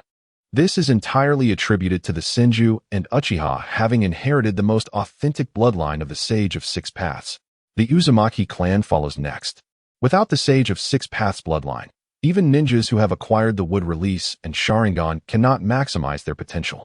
The second Tsuchikage's wood release was indeed formidable. Bolstered by earth release, it momentarily matched Uchiha Itachi's prowess. It is noteworthy that Uchiha Itachi's chakra nature is fire, which does not perfectly align with the wood release bloodline. Nevertheless, even so, Itachi swiftly gained the upper hand in the wood release contest. Dust release proved ineffective. Wood release was no match, and Amaterasu countered wood release. Faced with such insurmountable odds against Uchiha Itachi, the second Tsuchikage ultimately chose to concede. With the second Tsuchikage's defeat, even if the third Tsuchikage were to triumph over Uchiha Fugaku, it would be rendered meaningless, for the first Tsuchikage was no match for Might Guy. The Land of Earth conceded defeat. In light of Konoha's second-place ranking, representatives from the Land of Wind and the Land of Water lost interest in challenging them. As for the Land of Fire, they were merely there to fill numbers. Konoha rightfully secured the second position. The next contest would be for third place. A fierce rivalry between the Land of Lightning and the Land of Earth. The third Tsuchikage and the third Reikage faced off, embodying a deep-seated animosity. The third Reikage had perished under the assault of 10,000 Awagakure ninja, having been exhausted to death. The third Tsuchikage initiated the battle by levitating into the air, utilizing his earth release, weighty rock technique to manipulate gravity, enabling him to fly at incredible speeds. He aimed to evade the third Reikage's supersonic strikes. However, with a cold snort from the third Reikage, it became evident that at his level of power, gravity could no longer restrain him. Moreover, he had grown significantly stronger since the Third Shinobi World War. Amidst a series of sonic booms, the third Reikage soared into the sky. The third Tsuchikage, witnessing this, was not surprised. In the next instant, a multitude of wood clones emerged, while at the same time, a burst of chakra-infused dust erupted, obscuring both combatants' Byakugan vision. Seizing this opportunity, the third Tsuchikage completed his concealment among the wood clones. Faced with such a scenario, the third Reikage rapidly changed positions in the air to avoid being locked onto by dust release. Lacking the Yada mirror like Uchiha Itachi, should he be struck by dust release, he would be instantly obliterated. Although he had previously left behind his own flesh and blood, while dust release could eliminate matter, it could not erase the soul, thus not hindering his resurrection. Yet this battle represented not only a personal vendetta, but also the interests of an entire province. He would not allow himself to entertain even the slightest chance of defeat. Likewise, the third Tsuchikage would not overlook any opportunity for victory. As the third Reikage evaded at high speed, lightning erupted from his hands. Countless bolts of lightning shot forth, enveloping ordinary steel balls. Yet, under his extraordinary strength and the acceleration of lightning release, these projectiles attained speeds approaching 5 times the speed of sound. The steel balls pierced through the smoke like sniper bullets. The third Reikage continuously scattered steel balls, his hands adorned with sealing techniques to ensure an unending supply. Within the haze, numerous wood fragments fell, remnants of the shattered wood clones. In the next moment, the third Reikage plunged into the smoke. Within the dust, the third Tsuchikage found his movements severely hindered, not due to injury, but because his external wood release had become excessively thick in defense against the third Reikage steel balls, impairing his flight speed and rendering him a target for the third Reikage. The wood release and earth release defenses capable of withstanding the steel balls were effortlessly crushed by the third Reikage strike, leaving no opportunity for the third Tsuchikage to surrender. The third Reikage tore through the defenses of the third Tsuchikage, shredding him into pieces. The first casualty appeared in an exceedingly brutal fashion. The third Reikage completed his revenge. His body clad in the grotesque armor, bathed in the blood and flesh of the third Tsuchikage, resembling a demonic deity. Chapter 46. The tactics of puppet warfare and electromagnetic rail arrays witnessed the brutal scene of the third Reikage slaying the third Tsuchikage. The third contestant has been determined.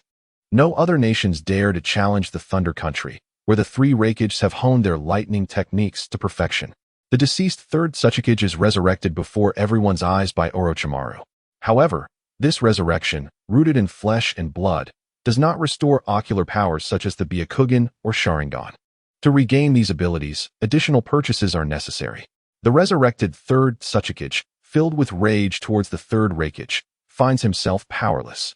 The next contest revolves around securing the 4th position, which guarantees at least a baseline. The wind and water countries eye each other warily, with the wind country launching the first challenge. The second Kazekage faces off against the second Tsuchikage. As the battle commences, both parties unleash wood release techniques. The second Kazekage would release automatically assembles countless puppets, while the second Tsuchikage generates numerous wooden clones.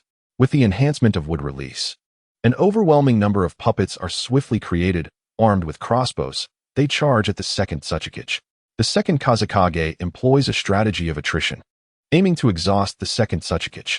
With a prior victory of 10,000 ninjas defeating the third Reikage, the theory of overwhelming the second Tsuchikage with countless puppets seems plausible. Each wooden puppet possesses the strength of a low-ranking ninja, complemented by ranged attacks from crossbows and the willingness to sacrifice for close combat. This presents a significant deterrent. Furthermore, among these wooden puppets lie several toxic variants, compelling the second Tsuchikage to remain vigilant. The automated puppets require no control, serving as mere cannon fodder to delay time, while more sophisticated puppets are rapidly assembled.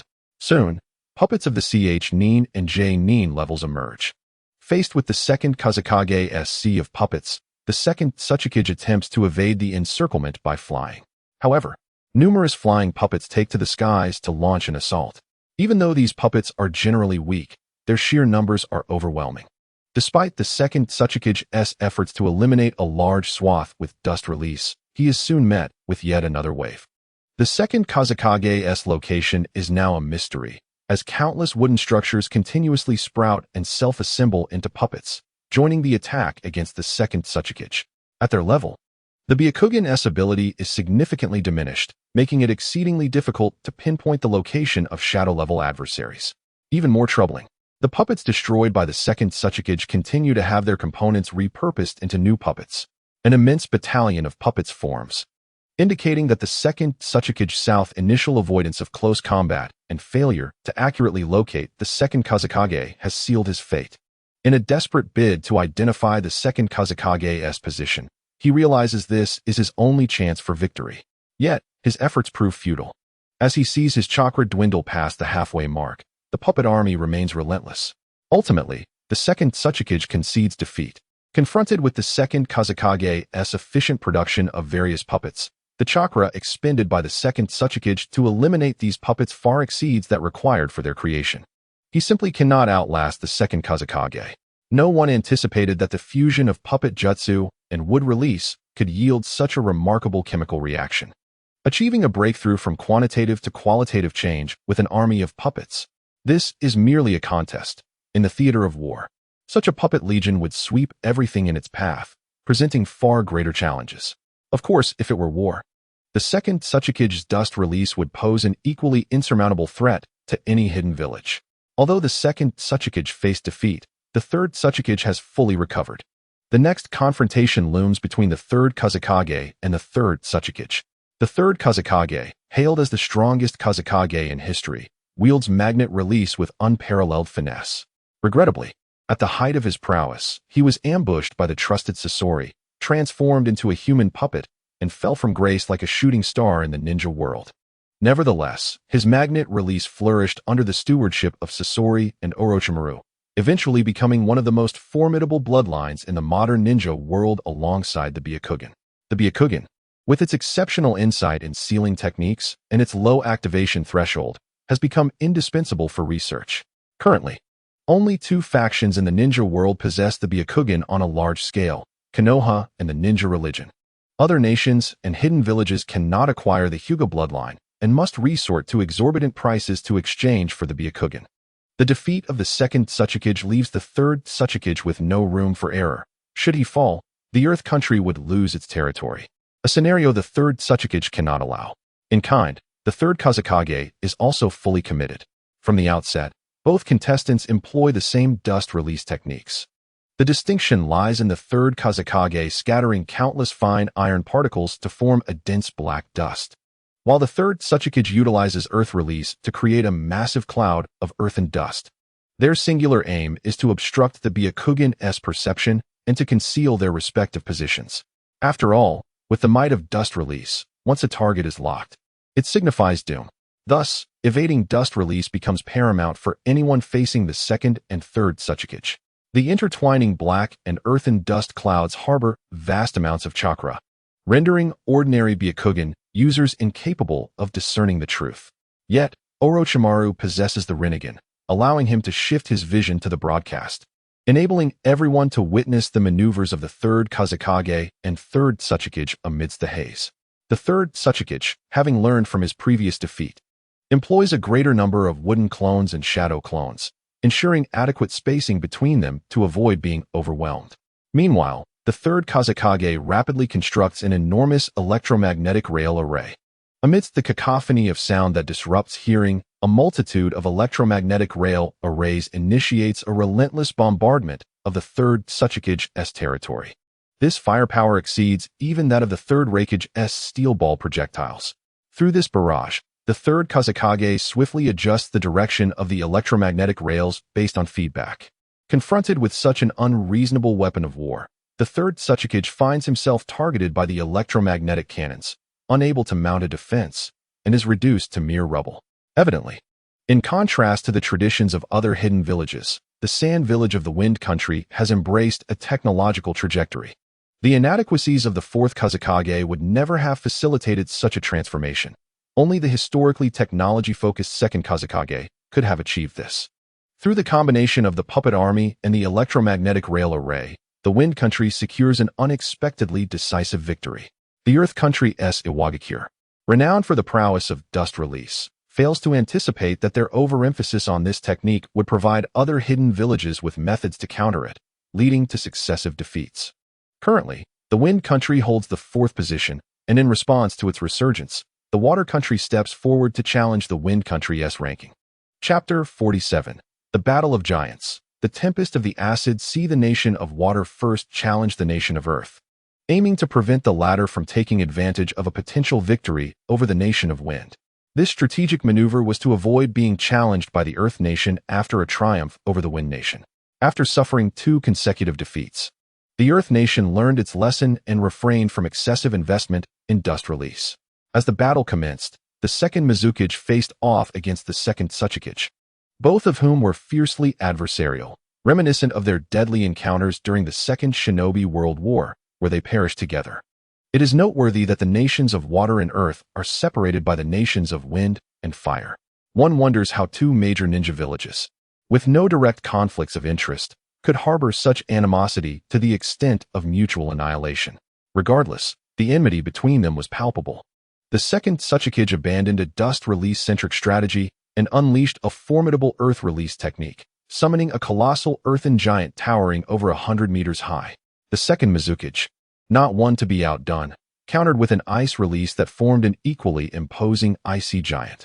These titanic beings clashed amidst a cloud of dust and debris, with the earth giant exuding a gritty aura and the ice giant shrouded in mist. Such measures were taken to evade the Byakugan's gaze. In this fierce confrontation, any movement could unleash catastrophic destruction, with the very act of walking causing the ground to shatter beneath them. However, the second Mizukage soon found himself at a disadvantage, as the synergy between ice release and wood release was not as robust as that of earth release and wood release. Water release, while nourishing wood release, failed to provide the necessary support, unlike earth release, which could both nourish and bolster wood release's strength. Additionally, the second Tsuchikage employed the lightweight rock technique to augment the mass of his earthen giant. Ultimately, the second Mizukage conceded defeat, a matter of inevitability. Next, the fifth Mizukage faced the third Tsuchikage, who had endured 2 deaths and 2 defeats, suffering considerable humiliation. Nevertheless, the third Tsuchikage's prowess remained formidable, being the strongest Tsuchikage in history, surpassing the second. To reclaim his honor, the third Tsuchikage summoned a gargantuan earthen titan measuring 250 meters. This astonishing size was not merely due to a greater chakra reserve, but rather the third Tsuchikage's superior mastery of the lightweight rock technique, enabling him to create such a formidable earth giant. Faced with this behemoth, the fifth Mizukage lost interest in the battle and declared her surrender, marking the Earth Nation's 5th-place ranking. The Nation of Water quickly proceeded to challenge the 4th-ranked Nation of Wind. Reinforced with chakra, the second Mizukage confronted the second Wind Kazekage. As the battle commenced, the second Mizukage unleashed a powerful water release, a torrent that engulfed everything in its path, only to be countered by an ice release that froze the flood. The second Wind Kazekage's puppet army was rendered ineffective before it could even commence, as the water and ice release combination effectively countered the second Wind Kazekage's ocean of puppets. Resigned, the second Wind Kazekage conceded defeat, finding no viable means to continue the fight, particularly as wood release was equally hindered by ice release. Under the freezing grip of ice release, the growth advantages of wood release were rendered moot. In the next bout, the fifth Mizukage faced the fourth Wind Kazekage, also employing magnet release. The third Wind Kazekage utilized magnetic manipulation of sand and iron, while the fourth commanded gold sand. In truth, the fourth Wind Kazekage's magnet release, in terms of value acquisition, surpassed combat capabilities in this era, as battles do not generate wealth, but gold sand certainly can. Armed with the wood release and vortex bloodlines, the fourth Wind Kazekage amassed chakra surpassing that of tailed beasts, collecting gold sand by the ton in the desert. His strategy, inspired by the previous giant battle, involved combining gold sand with wood release to create a golden wood giant.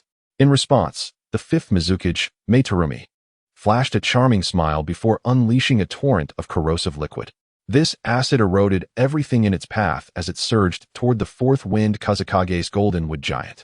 Concurrently, she activated her other bloodline, Boil Release, which, combined with the corrosive liquid, enveloped the golden titan. The acid and steam, bolstered by her bloodline, effortlessly corroded the gold sand and the wood release it encased, nullifying the latter's chakra absorption ability.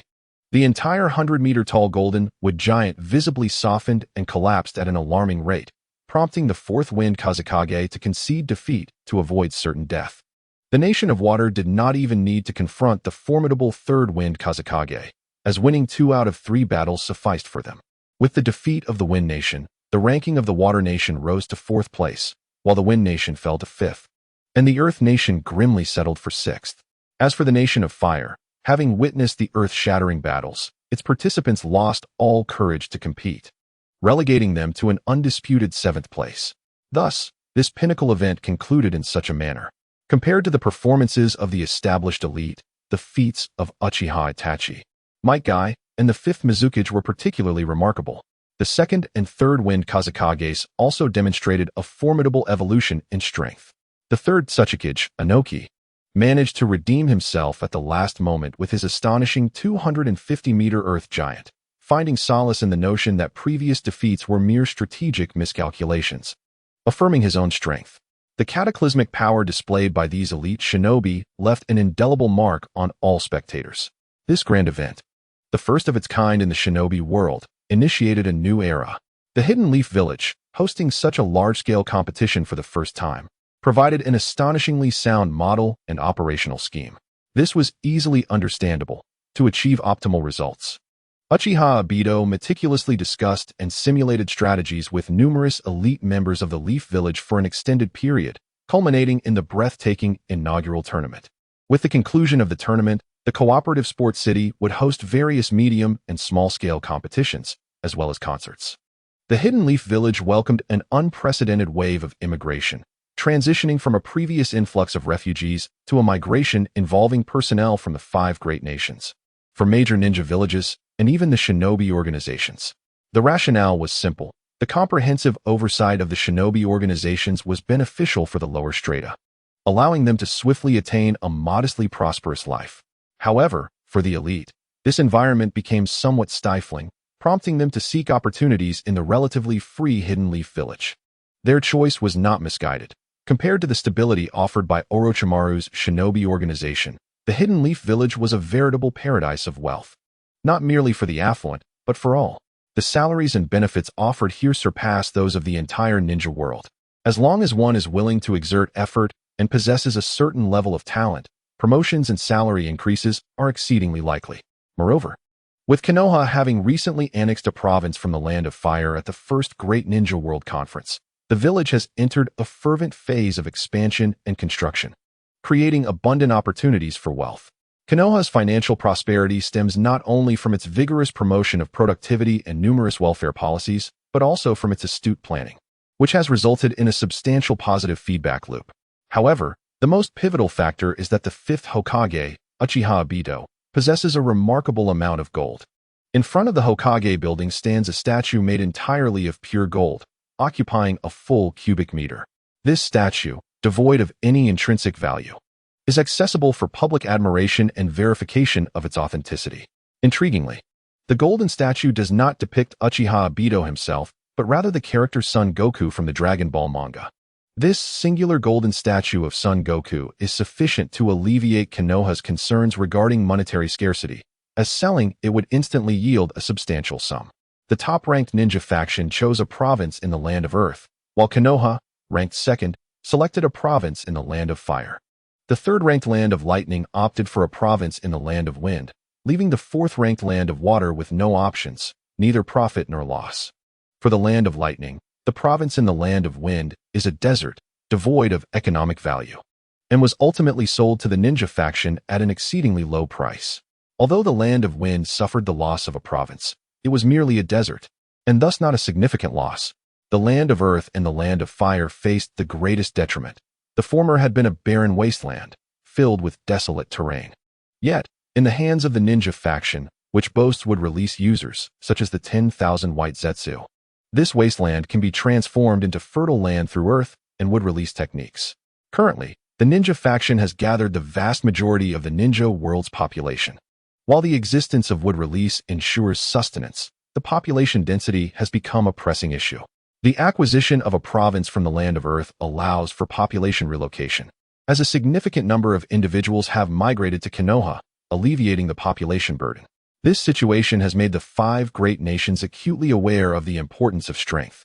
2 ninja villages among the 5 nations must secure their positions within the top 4 at the 2nd Great Ninja World Conference 3 years hence. Otherwise, the Land of Earth and the Land of Fire will face dire consequences. As for the Land of Wind, Its considerable desert expanse means that even after numerous defeats, it would take decades to relinquish the territory. Hence, the Land of Wind remains unconcerned, knowing that in several decades, the current generation will have aged or passed away, or perhaps even migrated to become part of the ninja faction or residents of Konoha. Amidst his governance, Uchiha Obito continues to produce the Dragon Ball manga, which has now transcended Earth and unveiled the Dragon Ball universe to the ninja world. This initiative aims to enlighten the ninja populace about cosmic knowledge, encouraging them to look beyond their immediate surroundings and recognize the vastness of the starry skies above. Each star represents a sun, and every sun may host its own stellar system, potentially harboring extraterrestrial civilizations. These civilizations vary in nature, some embodying order, while others, such as the Psiots, Namekians, and Frisia, represent malevolent forces. Indeed, even the seemingly peaceful and environmentally conscious Namekians once engaged in brutal expansion. Their excessive exploitation ultimately led to their own demise, prompting a return to benevolence. Conversely, the Psions thrive on destruction and the trafficking of life-bearing planets, with each Psion stained by the blood of countless other civilizations, culminating in the obliteration of planet Vegeta. This illustrates the cosmos's brutality, where civilizations can face annihilation at any moment. Those endowed with capability may become cosmic refugees, seeking refuge on other habitable planets, while those lacking such power may find themselves utterly destroyed. On Dragon Ball Earth, various peculiar intelligent beings exist, many of whom are remnants of extraterrestrial origins that have integrated into Earth's civilization, from the protagonist Son Goku to the three-eyed Tien Shinhan. Uchiha Obito's Dragon Ball manga has emerged as the most popular comic in the ninja world, as people no longer view it merely as a children's tale. The cities, technologies, and civilizations depicted within are rapidly being localized in the ninja world. As the narrative shifts to extraterrestrial realms, for the first time, the ninja world has begun to acknowledge the cosmos. They are not only intrigued by the vastness of the universe and the celestial seas, but also ponder whether extraterrestrial beings have ever visited the ninja world and if an invasion could one day occur. There is a burgeoning hope for the development of spacecraft, aspirations to land on the moon, and even to colonize other planets. However, unbeknownst to them, the core of Orochimaru's ninja faction resides on the moon, where cutting-edge technologies are primarily developed. This serves both to maintain secrecy and ensure safety. Extraterrestrial beings have already arrived in the ninja world, and the current chakra civilization is, in fact, a product of the Tsutsuki civilization. The Senju, Uchiha, Uzumaki, Hyuga, and Kagaya clans are almost certainly direct descendants of extraterrestrial beings, while other diluted bloodlines have spread over millennia, resulting in many individuals within the ninja world harboring traces of such lineage. Presently, the ninja world is profoundly influenced by the extraordinary civilization of the Tsutsuki clan. As the ordinary citizens of the ninja world dream of the starry skies, Orochimaru, based on theories proposed by Uchiha Obito, has successfully completed the heavy ion model of chakra. This model can amplify tailed beast chakra to the level of bloodline limits, akin to a chakra atomic bomb.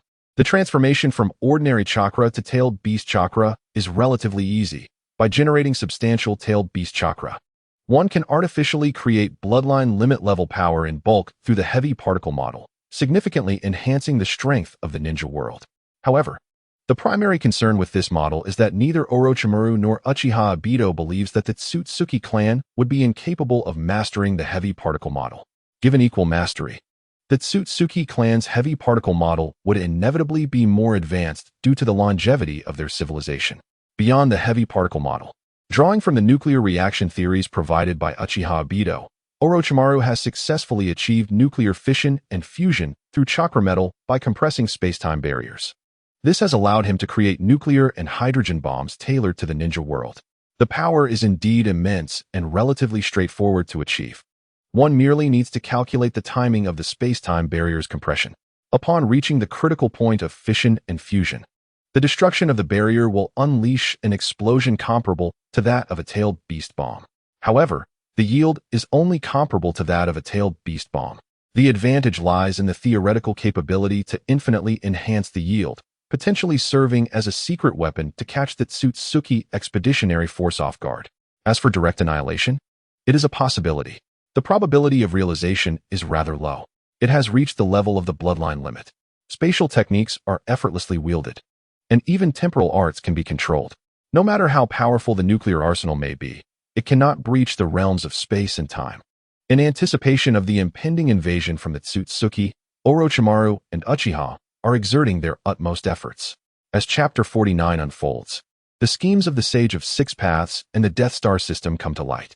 While the Shinobi world and Konoha are flourishing, none suspect that time is running out for the ninja realm. In approximately 20 years, the Otsutsuki assault team is destined to descend upon the ninja world.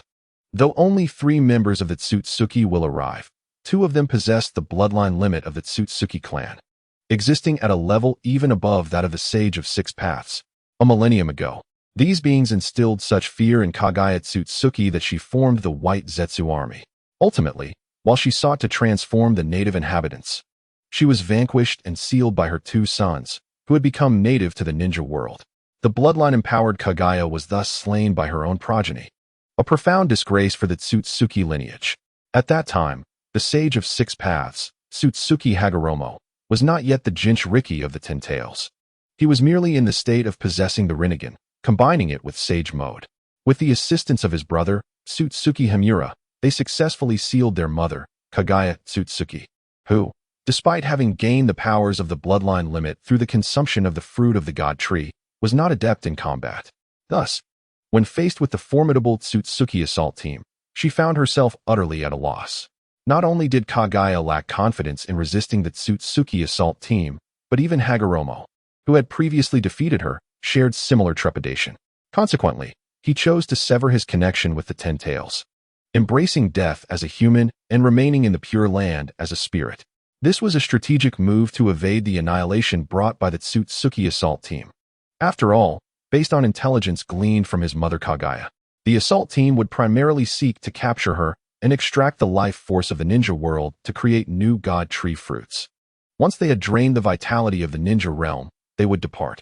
Theoretically, as long as the Pure Land remained undiscovered, even if the ninja world perished, the Sage of Six Paths could outlive the Otsutsuki clan's cataclysm and gradually restore the ninja realm. This was the Sage's grand design. His aim was not to defeat the Otsutsuki assault team, but merely to survive until their departure. However, while the Sage of Six Paths could afford such a strategy, Orochimaru and Uchiha could not. Their goal has always remained consistent: to vanquish the Otsutsuki assault team. For this purpose, they labor tirelessly in obscurity. For regardless of advancements in economy and livelihood, the arrival of the Otsutsuki would render all meaningless. The most brilliant researchers of the ninja world are predominantly stationed on the moon, contributing to the war effort against the Otsutsuki, to combat an adversary far superior in civilization. Mere technological comparisons are insufficient. Thus, upon Uchiha's suggestion, the entire moon is to be transformed into a colossal war fortress, amassing energy vastly exceeding that of the Otsutsuki to crush them. They do not need to surpass the Otsutsuki technologically. They merely require an overwhelming advantage in energy, far beyond the bloodline limit by hundreds, thousands, or even millions of times. This energy advantage may well be the singular edge the ninja world possesses. They have a full 20 years to continuously absorb solar energy, accumulating enough power to obliterate the bloodline limit. In a contest of strength, if one's internal energy is superior, the best course is to set the conditions for a battle of internal energy, ultimately overpowering the opponent. The same principle applies here. Uchiha's proposal received approval, or rather, it was deemed devoid of detriment. With an excess of energy reserves, they would be ready for any future endeavor. The absence of a reliable method to defeat the Otsutsuki assault team now does not preclude the possibility of discovering one in 20 years. Although they acknowledge the slim chance of success, considering the ninja civilization has developed over a millennium, it is unrealistic to expect to surpass the Otsutsuki civilization, which has thrived for countless millennia, in mere years. The Otsutsuki civilization, far from being primitive, stands as an interstellar power dominating the cosmos, far exceeding the ninja world in every conceivable aspect. The disparity is akin to a historical figure mastering starship technology while the Earth faces an invasion from an advanced alien race. Even if Orochimaru's research capabilities are unparalleled within the ninja world, he does not naively believe his technology eclipses that of the Otsutsuki.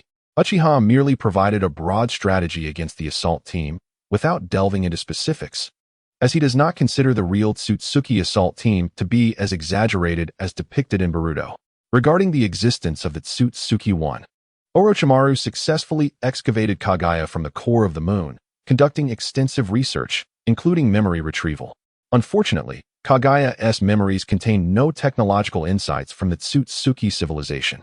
While the Tsutsuki One indeed exists, Kaguya, as its attendant and sacrificial offering, possesses no combat prowess and serves merely as a vessel. Even Tsutsuki Hagoromo and Tsutsuki Himura are descendants of Kaguya and the Tsutsuki One, which accounts for their exceptional abilities. Kaguya's cunning towards the Tsutsuki One was executed during intimate moments, ensuring she did not directly plot against it, as such actions would inevitably be detected. Instead, she manipulated the god tree well in advance. Thus, when they descended upon the ninja world, the Tsutsuki One attempted to use the god tree to devour Kaguya as an offering, believing victory was assured, especially since Kaguya showed no signs of resistance. However, the unsuspecting Tsutsuki One was ambushed and absorbed by the god tree, becoming a sacrificial offering for its growth. Through this cunning maneuver, Kaguya succeeded in executing a counterattack, ultimately defeating the Tsutsuki One and consuming the god tree fruit, achieving the bloodline limit. According to the nature of the god tree, one cannot yield fruit without completely absorbing a member of the Tsutsuki. Thus, the Tsutsuki One is undoubtedly dead.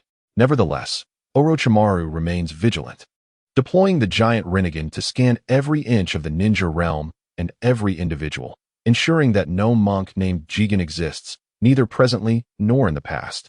He has meticulously scrutinized the entire history of the ninja world through data analysis, finding no records of Jigen, finally allowing himself to rest easy.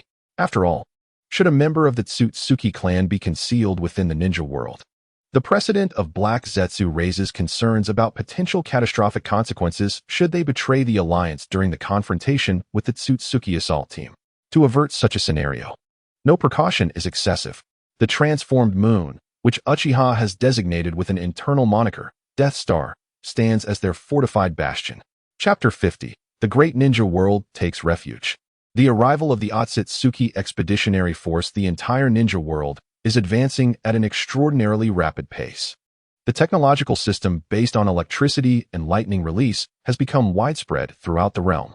Although all elemental release techniques could be developed into technology, the conversion efficiency between electricity and lightning release is unparalleled, making them readily applicable in technological advancements. Other elemental techniques, such as the transformation of fire into fire release chakra or wind into wind release chakra, are understandable. However, the conversion of water into water release chakra and earth into earth release chakra is far less efficient and has limited industrial applications, being usable only in specific domains. Fire release can be transformed into electricity through thermal power generation, while wind release can be converted via wind power generation and water release through hydroelectric power generation. Lightning release, of course, can directly interchange with electrical currents. The challenge lies in how to convert earth release into earth power generation. Through mechanical means, lightning release can also be transformed into fire, wind, water, and earth release chakras. Consequently, electricity and lightning release have emerged as the most prevalent energies in the ninja world, leading to the construction of numerous massive power plants. Subsequently, through the Ninetales chakra converters, electricity is transformed into various types of release chakra, primarily lightning release, with other elemental chakras as secondary. The Ninetales chakra is compatible with all attributes, making it the optimal chakra converter.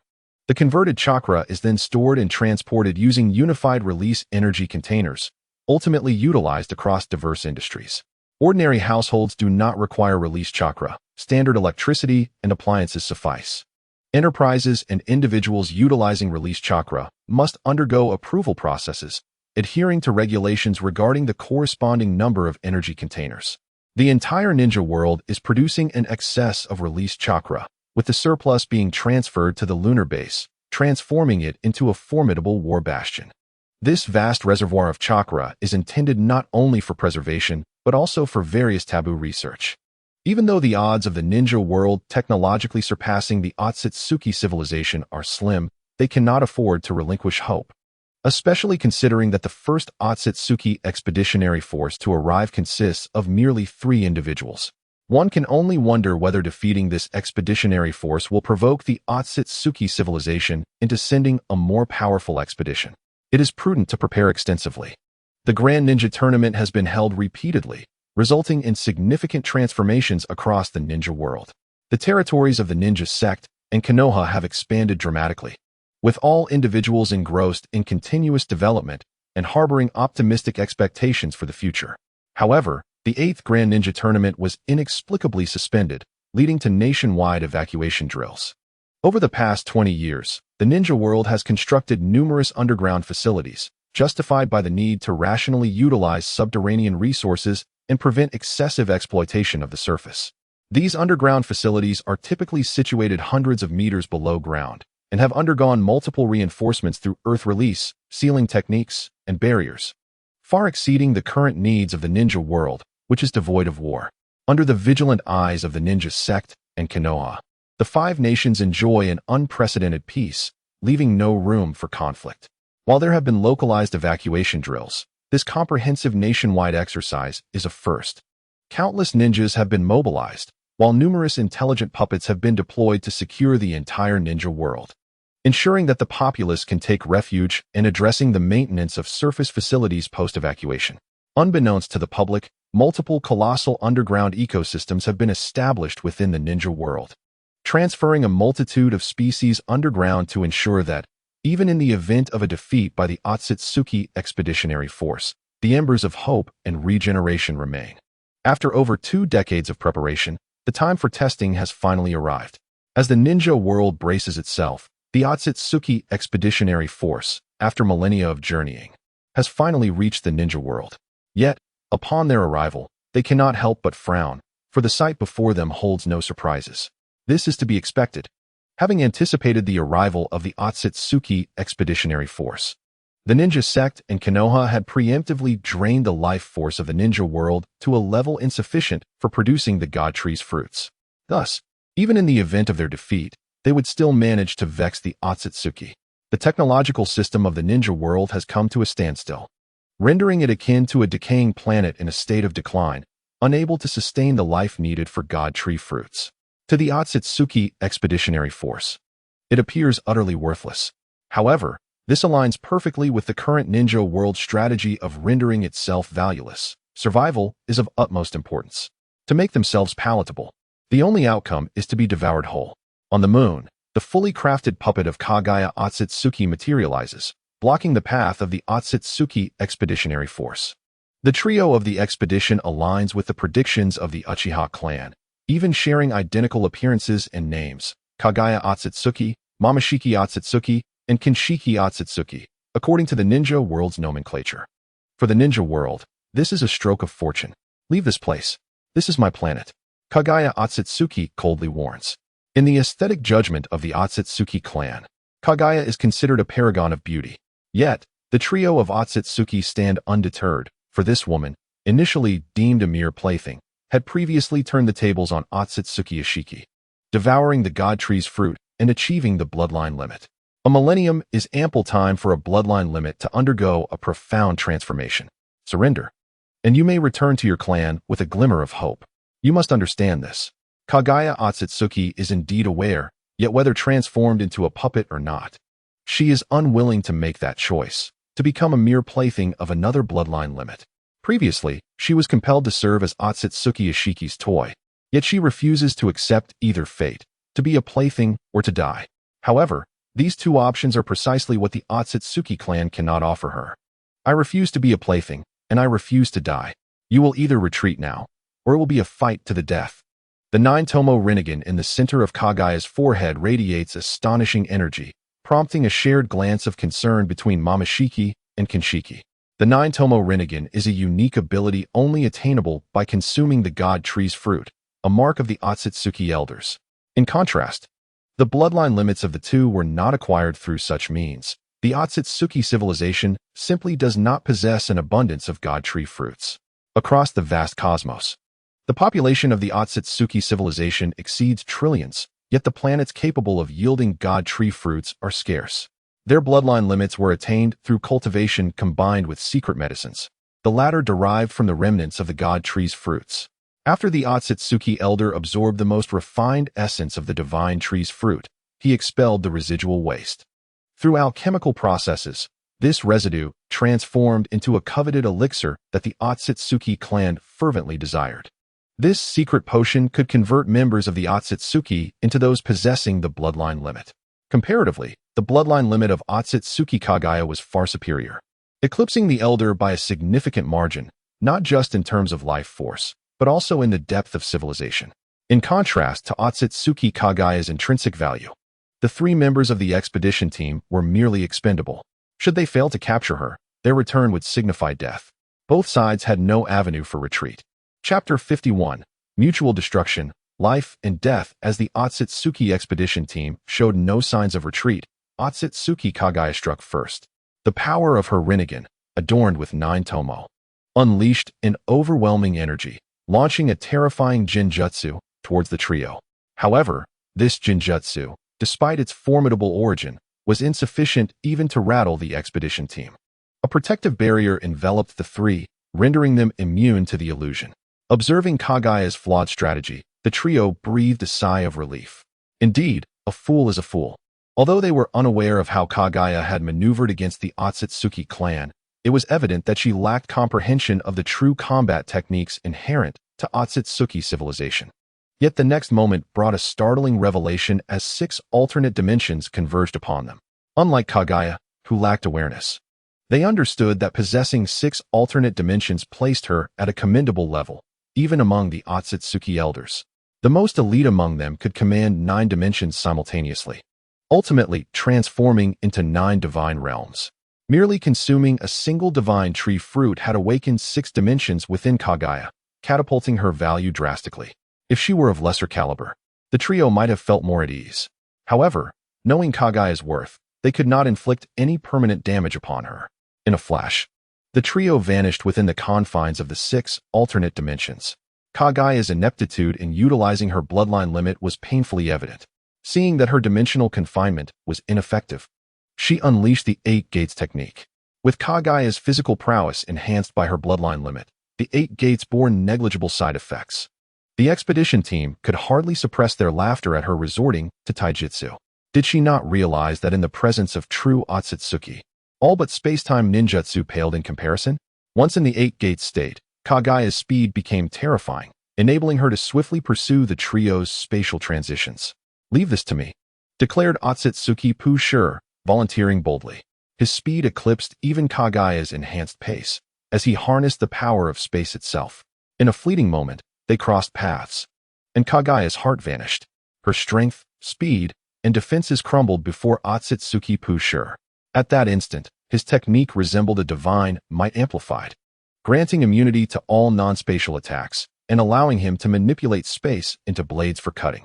Any substance lacking spatial resistance found its defenses utterly ineffectual against his spatial severance. In a mere encounter, Otsutsuki Kagaya was utterly overwhelmed, even while under the control of Orochimaru. Both parties shared the same life level, yet a chasm existed in their application of power. The heart was not the critical weakness of the bloodline limit. Otsutsuki Pushur's actions served merely as a warning. He did not destroy Kagaya's heart. It would be necessary to reinsert it once she was captured, for upon returning to Otsutsuki civilization, with her possession of 6 alternate dimensions, her status would undoubtedly elevate above that of the trio, should she choose to comply. As for Otsutsuki Ishiki, his demise was inconsequential. Ishiki lacked the qualifications to awaken 6 alternate dimensions. Had he possessed such potential, he would not have ventured to distant galaxies seeking opportunities. Furthermore, after his incident, he had only symbolically dispatched a trio to embark on a millennium-long expedition, ultimately perishing at the hands of maidens and sacrifices, bringing shame upon his kin. In the next moment, Otsutsuki Pushur reappeared before Kagaya, intent on avoiding prolonged complications. He invoked a time-based technique, time freeze. Under this technique, any target lacking time abilities and resistance would be annihilated. Otsutsuki civilization boasted countless prodigies who, believing themselves invincible, remained oblivious to the fact that even upon mastering the seeking ball or becoming a bloodline limit, without proficiency in space and time techniques, they would forever remain at the mercy of others.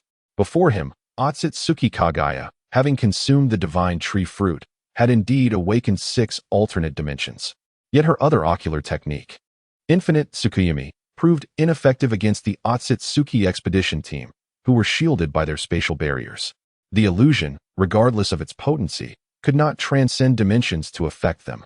As Kagaya was captured in the time freeze, an unforeseen event unfolded, leaving Otsutsuki Shisui aghast. He witnessed the 6 alternate dimensions, capable of evolving into divine realms, suddenly collapsing. Though Kagaya's time had been frozen, she should have lost all capacity for resistance. Instead, the simultaneous collapse of the 6 dimensions formed a spatial black hole that enveloped Otsutsuki Shisui entirely. The terrifying vortex consumed all within its grasp, rendering space-time ineffective. Otsutsuki Shisui had never anticipated Kagaya's fierce resolve. She had ingeniously constructed a lethal trap using her own dimensions. Should she be captured, the 6 dimensions would self-destruct. It was unnecessary, truly unnecessary. Although the Otsutsuki expedition team comprised elites, they were merely mid-tier, far from the upper echelons. Otherwise, they would not have been dispatched on a millennium-long external mission. As for Kagaya, her return to Otsutsuki civilization would secure her a place in high ranks, making it absurd to perish alongside a mere mid-tier worker like Shisui. Regardless of his despair, the ceaseless torrent of spatial chaos formed a black hole that swallowed everything, resulting in the mutual destruction of Otsutsuki Shisui and Otsutsuki Kagaya. Otsutsuki Shisui and Otsutsuki Shisui, witnessing such an unforeseen spectacle, had not anticipated Kagaya's capacity for such a maneuver. The question remained, was it truly necessary? Now, having showcased her talent for 6 alternate dimensions, their miscalculations led to their demise alongside Otsutsuki Shisui. Furthermore, the current shinobi world lacked the means to cultivate another divine tree fruit. It could be said that their millennium-long expedition yielded neither merit nor labor, leaving them bereft of even their dignity. At this moment, Orochimaru made his entrance. The shadow-level Orochimaru knelt before Otsutsuki Shisui in a display of deference. The goddess Kagaya has fallen. One wonders if you could become our father god? Orochimaru spoke in the tongue of the Otsutsuki clan. Otsutsuki Momoshiki wore a grim expression. With a mere gesture, he obliterated the kneeling Orochimaru into nothingness with a single truth-seeking ball. His mood was far from pleasant. The life-sustaining planet before him was to be repurposed. Yet he was unaware that his casual strike had irrevocably extinguished any hope of coexistence with the shinobi world.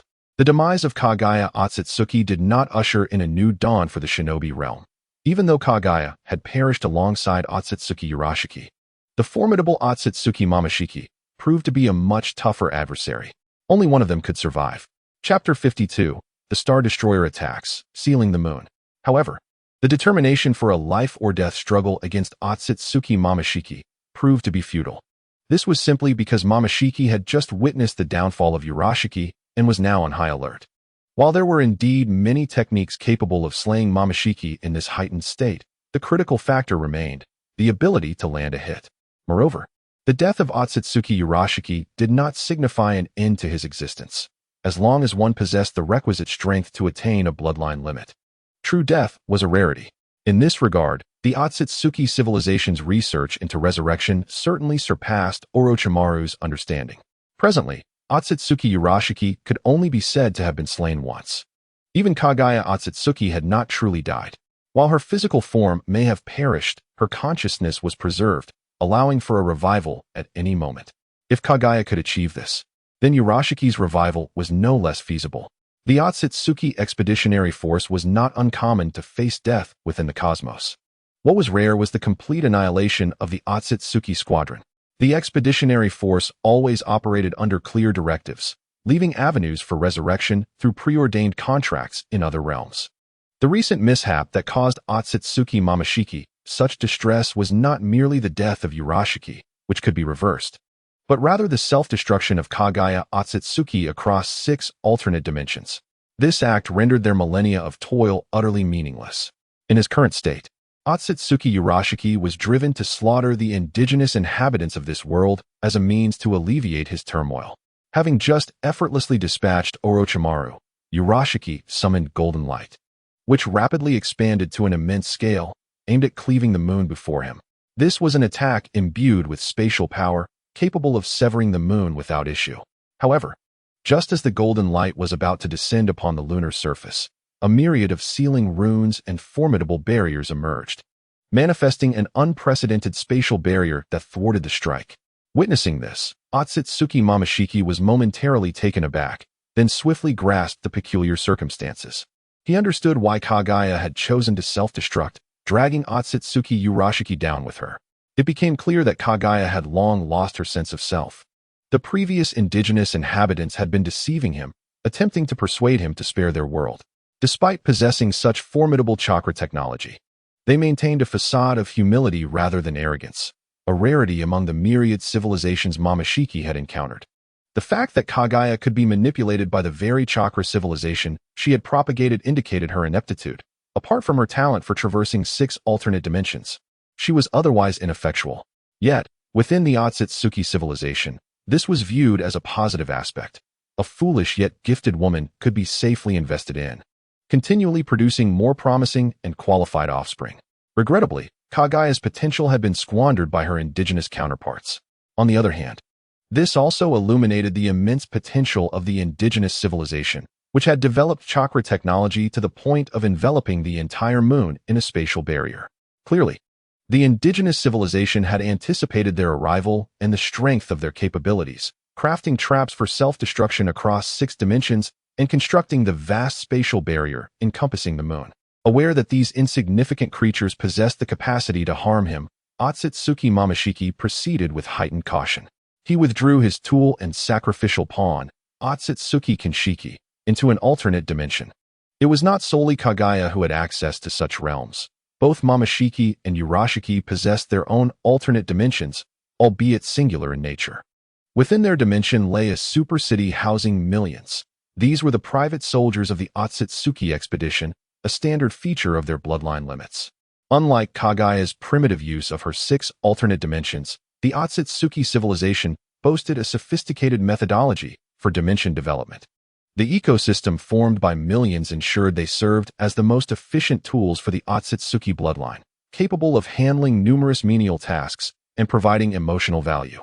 In the face of a fortress like the moon, shrouded in a spatial barrier, Otsutsuki Momoshiki possessed an array of effective solutions. Directly assaulting the defenses would be the most foolish and inefficient approach.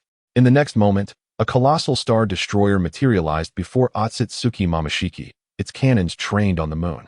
Orochimaru, situated within the lunar surface, noted the emergence of the star destroyer. The initial defense swiftly transitioned into an offensive stance, cautiously launching a laser beam. This laser pierced through the star destroyer, revealing it too was enveloped in a layer of spatial barrier. The star destroyer's cannons emanated intense spatial energy fluctuations. The shinobi world lacked sufficient means to counter spatial abilities and could only modify their attack patterns. A massive gravitational sphere was launched towards the star destroyer, one of the few methods the shinobi world had to contend with spatial powers. However, the gravitational sphere's velocity was too slow, allowing the star destroyer to evade effortlessly. Having completed its brief charge, the star destroyer unleashed a spatial bubble towards the moon, moving at speeds surpassing that of light. In the previous moment, the spatial bubble had merely been coalescing at the cannon's mouth. In the next instant, it struck the lunar surface with no intermediary. The forceful spatial shockwaves reverberated within the moon, causing its interior to resonate as though trapped in an oscillator. Nevertheless, the moon's spatial barrier held firm. The anticipated spectacle of fireworks remained unseen, and a flicker of surprise crossed Otsutsuki Momoshiki's eyes. He then personally boarded the star destroyer, where a new spatial assault was brewing. Undoubtedly, this upcoming spatial attack would be even more potent than its predecessor. Faced with this predicament, Orochimaru had no choice but to employ alternative strategies. An intensely powerful gravitational wave radiated outward, disrupting the star destroyer's operations. The gravitational waves interfered with the spatial fabric, hindering its abilities. Subsequently, the entire moon began to collapse, not in destruction, but in sealing. They had indeed considered scenarios where they could not overcome the Otsutsuki expedition. This was merely one contingency plan, to seal the entire moon within an alternate dimension, the very dimension known as Kamui. Uchiha Obito manifested at the moon's original location. his crimson eyes ablaze. Thus, they would seal the entire moon. The immense pressure of the Kamui and the Nine-Tails Rinnegan weighed heavily upon him. Orochimaru, through the cloning of Uchiha Obito, acquired a new Mangekyou Sharingan. By absorbing this pair, he attained the eternal Mangekyou Sharingan of Kamui. Subsequently, he combined his own Ten-Tails Jinchuriki's Nine-Tails Rinnegan with the colossal rebirth eye, infusing it with ocular power, forcibly promoting Uchiha Obito's eternal Mangekyou Sharingan to the Rinnegan of Kamui. At that moment, the Ten-Tails was implanted within Uchiha Obito, compelling him to become the Ten-Tails Jinchuriki, merging his two Kimi Rinnegan into a singular Nine-Tails Rinnegan at his forehead. As long as the original position of his dual eyes was replaced by the rebirth eye, the Kamui dimension could encompass the entire moon. Returning to the shinobi world, after a brief confrontation, conventional means proved insufficient to contend with the Tsutsuki expeditionary force, necessitating the utilization of unconventional strategies. Chapter 53. The destruction of the shinobi world, the artificial evil god at this very moment, within the underground refuge of the shinobi world. The preemptively sealed infinite Tsukimi illusion was activated, enveloping humanity in its embrace, granting them the most splendid of dreams. Meanwhile, a plethora of gold manifested in the passages of the refuge. Those ensnared in the infinite Tsukuyami, guided by an unseen force, clutched the gold with fervor. The gold bore sharp spikes, piercing their hands, as rivulets of blood were drawn into its depths, forging an unholy bond between the gold and the people. This was their ultimate contingency plan, a poison pill scheme poised to spring into action. Eradicating the Tsutsuki expeditionary force was an exceedingly arduous task. The challenge lay not only in their formidable strength. Only potent space and time-based attacks could effectively eliminate them. However, striking them proved to be a conundrum. Even the most brilliant minds of the shinobi world, after 2 decades of research, could scarcely devise methods to breach the advanced spatial defenses of the Tsutsuki. Kagaya Tsutsuki's 6-dimensional traps represented the pinnacle of such designs. The well-prepared Tsutsuki expedition, having fallen for a ruse once, would be exceedingly unlikely to be deceived again. Even if they were fortunate enough to slay the Tsutsuki, preventing their resurrection posed an equally daunting challenge. If they struggled to eliminate Orochimaru entirely, how could they hope to defeat the Tsutsuki, who possessed even greater means of revival? Thus, the optimal strategy for confronting the Tsutsuki was the causal law attack. As the saying goes, time reigns supreme, space is king, and fate is but a reflection of causality. Did such techniques exist within the shinobi world? Indeed, they did. The malevolent deity of the evil god cult possessed the ability to inflict harm upon others through self-mutilation, provided a blood connection was established. However, as an immortal being, Haiden could only ensure the demise of those who were not similarly immortal. Yet, while the evil god technique was intriguing, the notion of slaying the Kekai Genkai was a fanciful dream. Every technique has its limits, including those of the evil god and death god. The Shiki F Injutsu could seal the Nine Tails, which was already an extraordinary feat, but it could never hope to seal the Kekai Genkai, whose power transcended that of the death god. If such a thing were possible, it would be akin to attempting to close a refrigerator door on an elephant, resulting in a paradox. Both the evil god and death god techniques, on one hand, necessitated physical contact to cast, and on the other, lacked the requisite power level. Thus, after their failure against the Tsutsuki, they were left with no choice but to implement their final plan, the artificially created evil god scheme, theoretically capable of causal effects. As long as the Tsutsuki expedition did not annihilate the civilization of the shinobi world, all would remain well. Even if the Tsutsuki extracted the life force of existing beings, it mattered little, for it would not yield the fruit of the god tree. Conversely, should the Tsutsuki pursue total annihilation, the evil god would rapidly take form, nourished by blood and gold. The extent of the power possessed by the evil god birthed from the blood and endless gold of the entire shinobi world remained unknown. However, they were mistaken. The Tsutsuki civilization held no moral regard for other civilizations. Even though the moon had fled, the shinobi world could not escape. Tsutsuki Urashiki swiftly scanned the entire shinobi world with his starship and proceeded to breach the underground refuge. The 100-meter-thick fortifications proved utterly ineffective against the technological supremacy of the starship.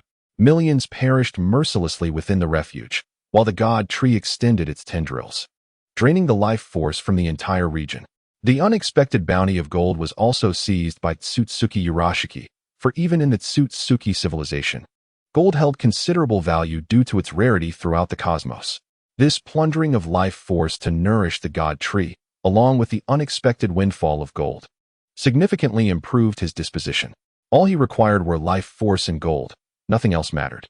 What surprised him further was the revelation that most of the planet's indigenous inhabitants possessed chakra. This indicated a miscalculation in his assessment.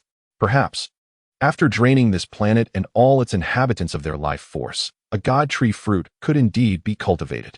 This discovery piqued Tsutsuki Mameshiki's interest, prompting him to officially release the god tree from its alternate dimension. Under the abundant supply of chakra, the roots of the god tree rapidly spread throughout the shinobi world. Shortly thereafter, Tsutsuki Urashiki was successfully revived. After having been killed once, his countenance was now ashen.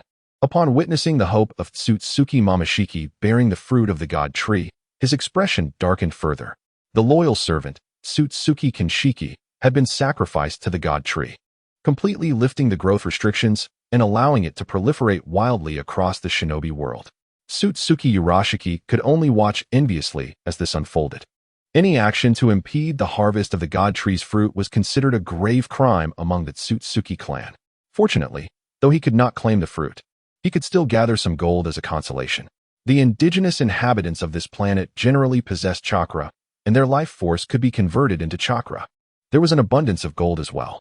Even the sheer volume of gold was sufficient for a modest profit, compensating for the loss caused by Kagaya Tsutsuki's suicide. Bloody gold was harvested in large quantities by Tsutsuki Mameshiki and Tsutsuki Urashiki, while nearly 3 billion people in the shinobi world were ruthlessly slaughtered. In response to all of this, Uchiha Obito and the shinobi elites within the moon could only remain silent. It was no easy feat for the Tsutsuki Expeditionary Force to capture Uchiha Obito, who wielded the Sharingan of Kimui at the Kekai Jinkai level. However, they were indifferent to such loose ends. Compared to the acquisition of the god tree's fruit, everything else paled in significance. Amidst the relentless slaughter and the absorption of the life force from the entire shinobi planet, the god tree thrived, and the bounty of gold satisfied Tsutsuki Mameshiki and Tsutsuki Urashiki. Time flowed slowly, and the surface of the shinobi world bore no signs of life. The civilization of the shinobi world lay in ruins, utterly devastated. The refuges and subterranean ecosystems were systematically destroyed to maximize the extraction of life force and chakra. Otsutsuki Mameshiki employed every conceivable method to ensure the robust growth of the divine tree. However, unbeknownst to them, a malevolent deity with blood flowing from its eyes was rapidly taking shape within the depths of the moon. This sinister figure bore the visage of Uchiha Obito. For over 2 decades, he had reigned as the wealthiest individual in the shinobi world, surpassing even Orochimaru in affluence. The extent of his assets and the quantity of gold he possessed remained a mystery, with all eyes eagerly awaiting the fruition of the divine tree's fruit. Both Otsutsuki Mameshiki and Otsutsuki Urashiki awaited the ripening of this fruit, while the elite of the shinobi world anticipated the completion of the malevolent deity. This fearsome entity, born of the blood, gold, and resentments of countless lives, appeared exceedingly terrifying. Yet, in the current state of the shinobi world, it had become a potential lifeline to vanquish the Otsutsuki extermination squad and save their realm. All awaited the moment when the divine tree's fruit would mature, a crucial juncture that would determine the fate of the shinobi world. Years passed, and Otsutsuki Mameshiki and Otsutsuki Urashiki gazed greedily at the fruit atop the towering divine tree. For the Otsutsuki clan, this fruit represented an insurmountable chasm between the elite and the commoners. Consuming the fruit would grant them the power of the bloodline limit and awaken the eye in their forehead, elevating them to the ranks of the Otsutsuki elders.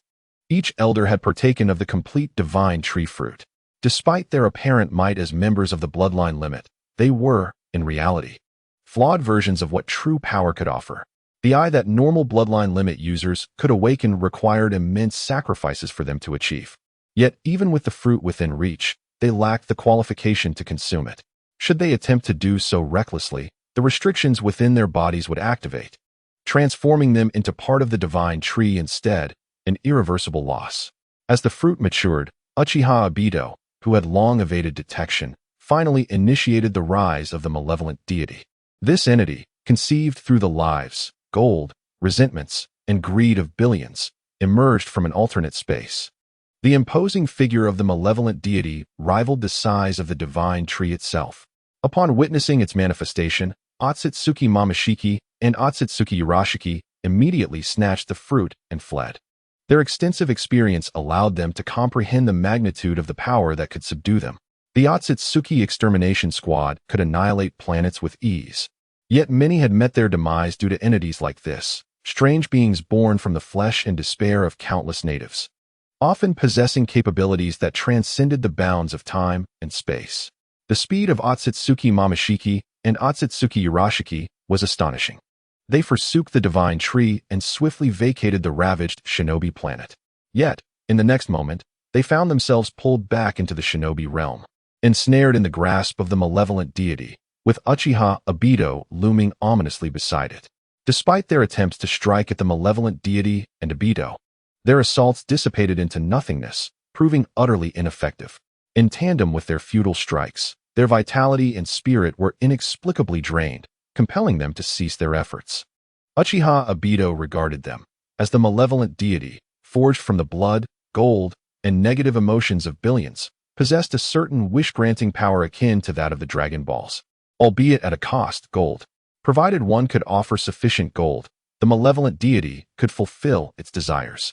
Uchiha Obito, abundant in gold, began an unceasing exchange, conjuring a staggering 100 cubic meters of gold in the palm of the malevolent deity. Please, malevolent deity, bind their souls. Before Otsutsuki Momoshiki and Otsutsuki Urashiki could grasp the rules, the 100 cubic meters of gold vanished. The previously energy-formed body of the malevolent deity shimmered with gold. Not only could it grow stronger by absorbing negative human emotions, but it could also enhance itself through the consumption of gold. The souls of the two were pinned within their physical forms by a golden coffin nail. Another 100 cubic meters of gold appeared, rendering them immobile, signaling that they had indeed met their downfall. The malevolent deity sought to obliterate their means of resurrection. As another 100 cubic meters of gold disappeared, the malevolent deity employed a soul-searching technique to uncover and destroy their revival methods. Despair etched across the faces of Otsutsuki Momoshiki and Otsutsuki Urashiki. They had never anticipated such a bizarre existence could emerge from the slaughter of this planet. Once again, 100 cubic meters of gold manifested. Malevolent deity, replicate their memories and deliver them to me, then extinguish their souls. With the disappearance of yet another 100 cubic meters of gold, two scrolls materialized before Uchiha Obito. While the souls of Otsutsuki Momoshiki and Otsutsuki Urashiki were devoured by the malevolent deity with a sinister grin, subsequently ground to dust between its teeth. This malevolent deity represented the ultimate countermeasure against the Otsutsuki extermination squad's spatial and temporal abilities, embodying a form of causality. As long as the target's strength did not vastly exceed that of the malevolent deity, and with an ample supply of gold as offerings, it could directly curse its foes to death. Uchiha Obito's reluctance stemmed from the fact that Otsutsuki Momoshiki and Otsutsuki Urashiki possessed means of resurrection. Simply killing them would complicate the capture of their revived forms. Another factor in their downfall was the excessive amount of gold they had taken, gold that was an integral part of the malevolent deity's creation. With Otsutsuki Momoshiki and Otsutsuki Urashiki dispatched, Uchiha Obito exchanged for another 1,000 cubic meters of gold, creating a mountainous pile. Malevolent deity, I beseech you to acknowledge me as your master. Would it be sufficient? He would certainly not conjure an uncontrollable monster. The rules that constrained others also limited the malevolent deity itself. Had Otsutsuki Momoshiki and Otsutsuki Urashiki comprehended the rules, they would have promptly offered gold to mitigate their assaults or even counterattack, thus avoiding their utter annihilation. Although Uchiha Obito was their creator, compelling the malevolent deity to serve him was no simple feat. The malevolent deity shook its head, and Uchiha Obito remained unfazed. 100,000 reward points vanished, and another 1,000 cubic meters of gold materialized.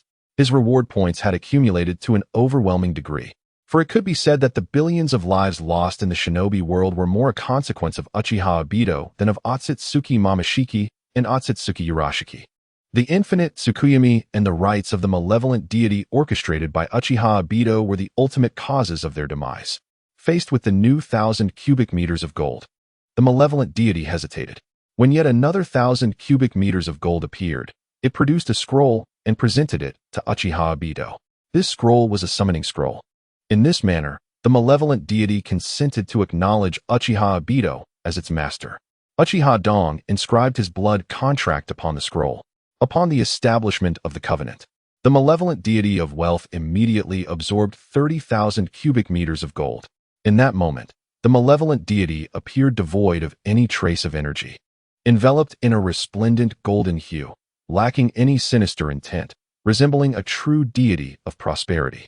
Uchiha Dong once again exchanged for an additional 10,000 cubic meters of gold, beseeching the deity to resurrect the deceased. Their intention in summoning the malevolent deity was not merely to perish together, rather, it was to embrace death as a precursor to rebirth. As billions of souls from the ninja realm perished, their spirits contributed to the formation of the malevolent deity while simultaneously leaving behind backups within its being. As long as there existed a backup of souls, resurrection became a natural consequence. The malevolent deity absorbed the 10,000 cubic meters of gold and a multitude of beings from the ninja realm, who had been mercilessly slain by Kagaya Otsutsuki and Ishiki Otsutsuki, began to resurrect in droves. Those who died in the infinite Tsukuyomi were oblivious to the events that transpired before their demise, awakening once more upon the desolate earth. Chapter 55. The first of the ninja realm, resurrection of the ninja realm. With the means to resurrect the dead established, myriad tactics could now be employed. This current strategy, which sought to forge the malevolent deity through the annihilation of the ninja realm, then utilized the deity to vanquish the Otsutsuki expedition, ultimately aimed at resurrecting the deceased, was a masterful cycle of interdependence. Uchiha Dong manifested upon one hand of the malevolent deity, seizing the fruit of the divine tree from Kagaya Otsutsuki's grasp, and without hesitation, consumed it.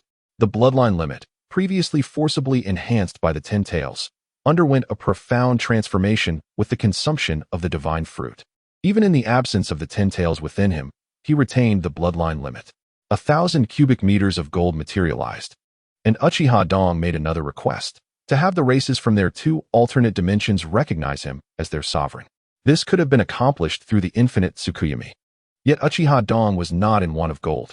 The malevolent deity absorbed the gold and activated its abilities, directly altering the cognizance of the races within Kagaya Otsutsuki's and Ishiki Otsutsuki's realms.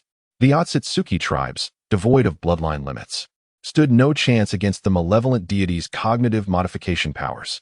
Wealth indeed afforded one the capacity to act with impunity.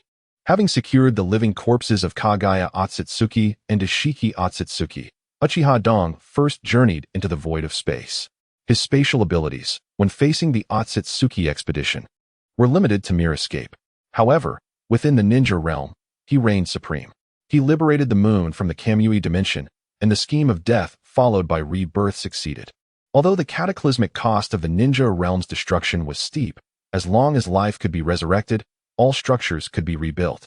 The malevolent deity gradually faded into the void, for even he could not resurrect too many souls at once. This time, 1,000,000 souls returned, and with 300 more such instances, he could bring back all the deceased from the ninja realm. After releasing the moon, he returned to the ninja realm, bringing the divine tree into his alternate dimension.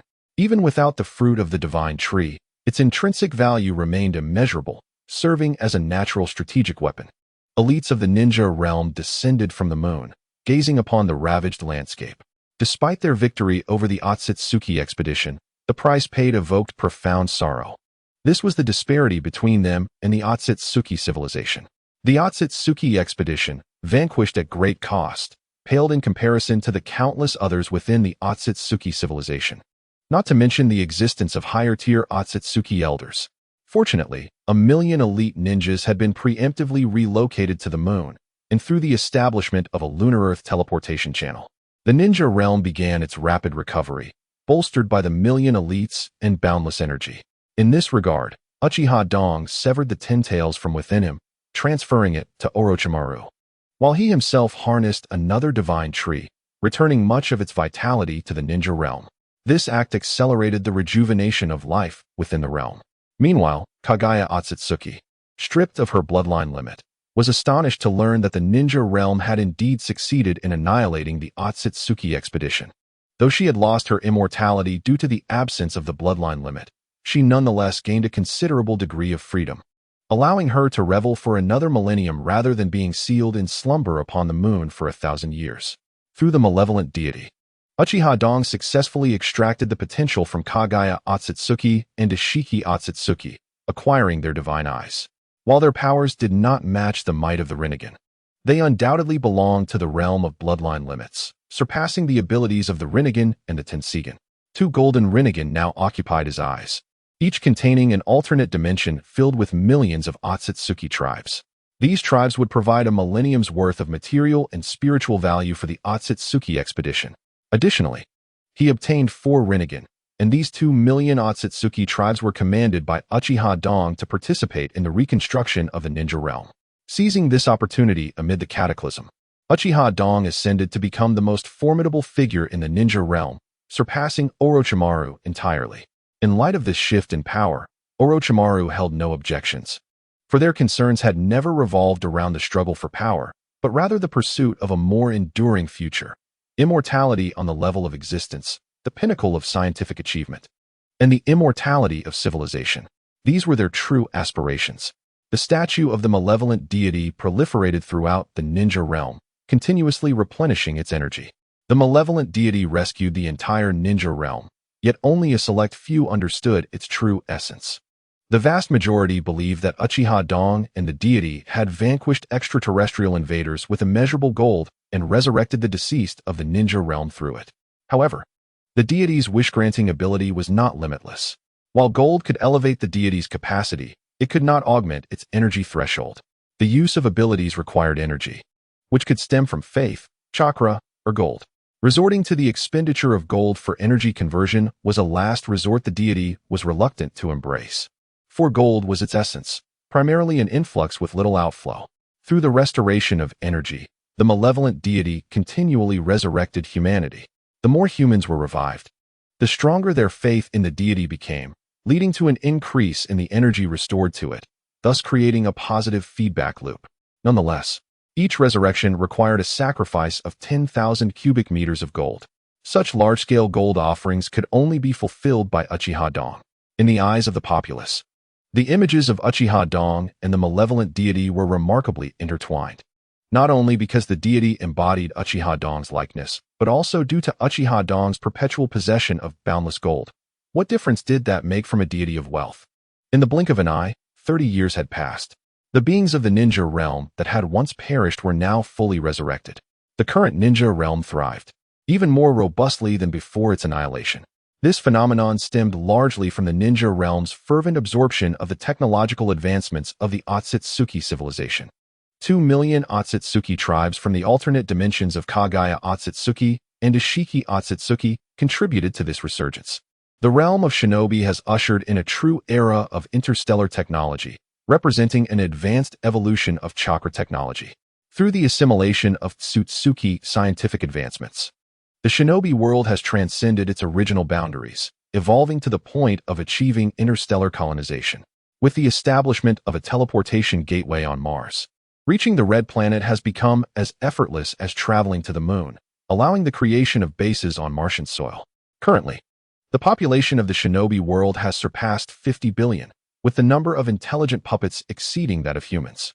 The populace has grown dissatisfied with the energy production capabilities of the shinobi realm itself, leading to the creation of numerous space fortresses that harness solar energy to fuel the advancement of shinobi civilization. The divine tree of the Tsutsuki has undergone extensive slicing research, and a cadre of scientists, including Orochimaru, has performed rudimentary grafting on this dormant divine tree. By grafting it onto the Ten Tails divine tree, they have managed to exploit the tree in reverse. Originally designed to absorb the life force of planets for growth, the divine tree now absorbs energy to nurture planetary vitality. This characteristic has enabled the colonization of planets centered around the divine tree, allowing lifeless worlds to be transformed into vibrant ones. The entire shinobi world is undergoing monumental changes. The arrival of the Tsutsuki extermination squad presents both a crisis and an opportunity. The current technological explosion is remarkable. Had development continued at its original pace, it would have taken 3 centuries to achieve what has been accomplished in merely 30 years. leveraging the greed of Tsutsuki Momoshiki and Tsutsuki Kinshiki. The shinobi realm has successfully constructed a malevolent deity to counter the Tsutsuki extermination squad. The malevolent deity's unique causal system, which exchanges gold for wishes, proves sufficient to eliminate members of the Tsutsuki extermination squad. However, a new dilemma looms: how to confront the possibility of the Tsutsuki civilization dispatching an elder. Momoshiki and Kinshiki are considered weaklings within the extermination squad, having been sent away for a millennium to retrieve Kaguya Tsutsuki. Now that Kaguya's physical form has been destroyed, the extermination squad has been annihilated. Even those with mere mastery of space techniques and a few time techniques like Momoshiki and Kinshiki are formidable enough to necessitate a desperate response. Utilizing the life force and gold of the entire shinobi realm, they have constructed the malevolent deity to achieve this counterattack. If they were to face a more powerful opponent, a true Tsutsuki elder who possesses core technological secrets of their civilization, the efficacy of the malevolent deity, with its limited causal abilities, would be uncertain. Moreover, even if they extract every ounce of value from Momoshiki and Kinshiki, they remain far behind the Tsutsuki civilization in both standard interstellar technology and chakra technology. For instance, the extermination squad possesses a formidable battleship embodying core Tsutsuki technology, particularly in space technology. However, neither Momoshiki nor Kinshiki understands the fundamental operational principles of this technology. They merely need it to function, akin to a pilot who does not need to know how to build an aircraft. Their spatial and temporal abilities are largely dependent on external forces, such as artifacts and ocular techniques. Without these tools, their spatial capabilities would likely pale in comparison to those of Senju Tobarama and Namikaze Minato. It is evident that while the Tsutsuki civilization reigns supreme across the stars, they remain acutely aware of the risk of technological leaks, particularly regarding spatial, temporal, and divine tree abilities. Consequently, the developmental ceiling of the shinobi world will undoubtedly be confined to these three domains. Without alternative pathways, no matter how much the shinobi realm progresses within the solar system, it will merely be an inferior replica of the Tsutsuki civilization, never a rival to the civilization that has evolved for millennia. The Tsutsuki civilization can withstand numerous failures, but the shinobi realm can afford to fail only once, facing annihilation as a consequence. Furthermore, the Tsutsuki civilization is unlikely to encounter repeated failures. They possess absolute advantages in every respect. Although the shinobi realm presently perceives its victory over the Tsutsuki invasion as a momentous achievement, akin to the triumph of Dragon Ball Earth over Frisia, the two extermination squad members are merely foot soldiers, unworthy of comparison to the likes of Vegeta and the Ginyu Force. The shinobi realm lacks the formidable power of a Super Saiyan, which serves as the ultimate force in the universe. In terms of technology, capabilities, and time manipulation, the shinobi realm does not hold the upper hand. The extermination squad required a millennium to reach the shinobi world, but should the Tsutsuki civilization elevate the threat level against them, their return will be expedited. The growth of the malevolent deity necessitates time. It remains uncertain whether the malevolent deity can mature sufficiently to confront an Tsutsuki elder or if the elder will arrive first. The Tsutsuki elder possesses mastery over higher-level temporal abilities, far surpassing the rudimentary time manipulation exhibited by the extermination squad. Such advanced combat techniques are beyond the shinobi realm's exploration capabilities. The notion of training through combat is implausible. The shinobi realm cannot afford a single loss, leaving no conditions for learning through experience. Thus, from a purely calculative perspective, the shinobi realm appears devoid of a promising future, regardless of perceived advancements. Without means to confront the Tsutsuki elder, their fate will be sealed upon the elder's arrival. Nevertheless, the shinobi realm still harbors a variable, Uchiha Ton, as both a traveler and a reincarnator. Even if his reincarnator's watch is limited to exchanging for gold, the shinobi realm's resurgence hinges on this very gold.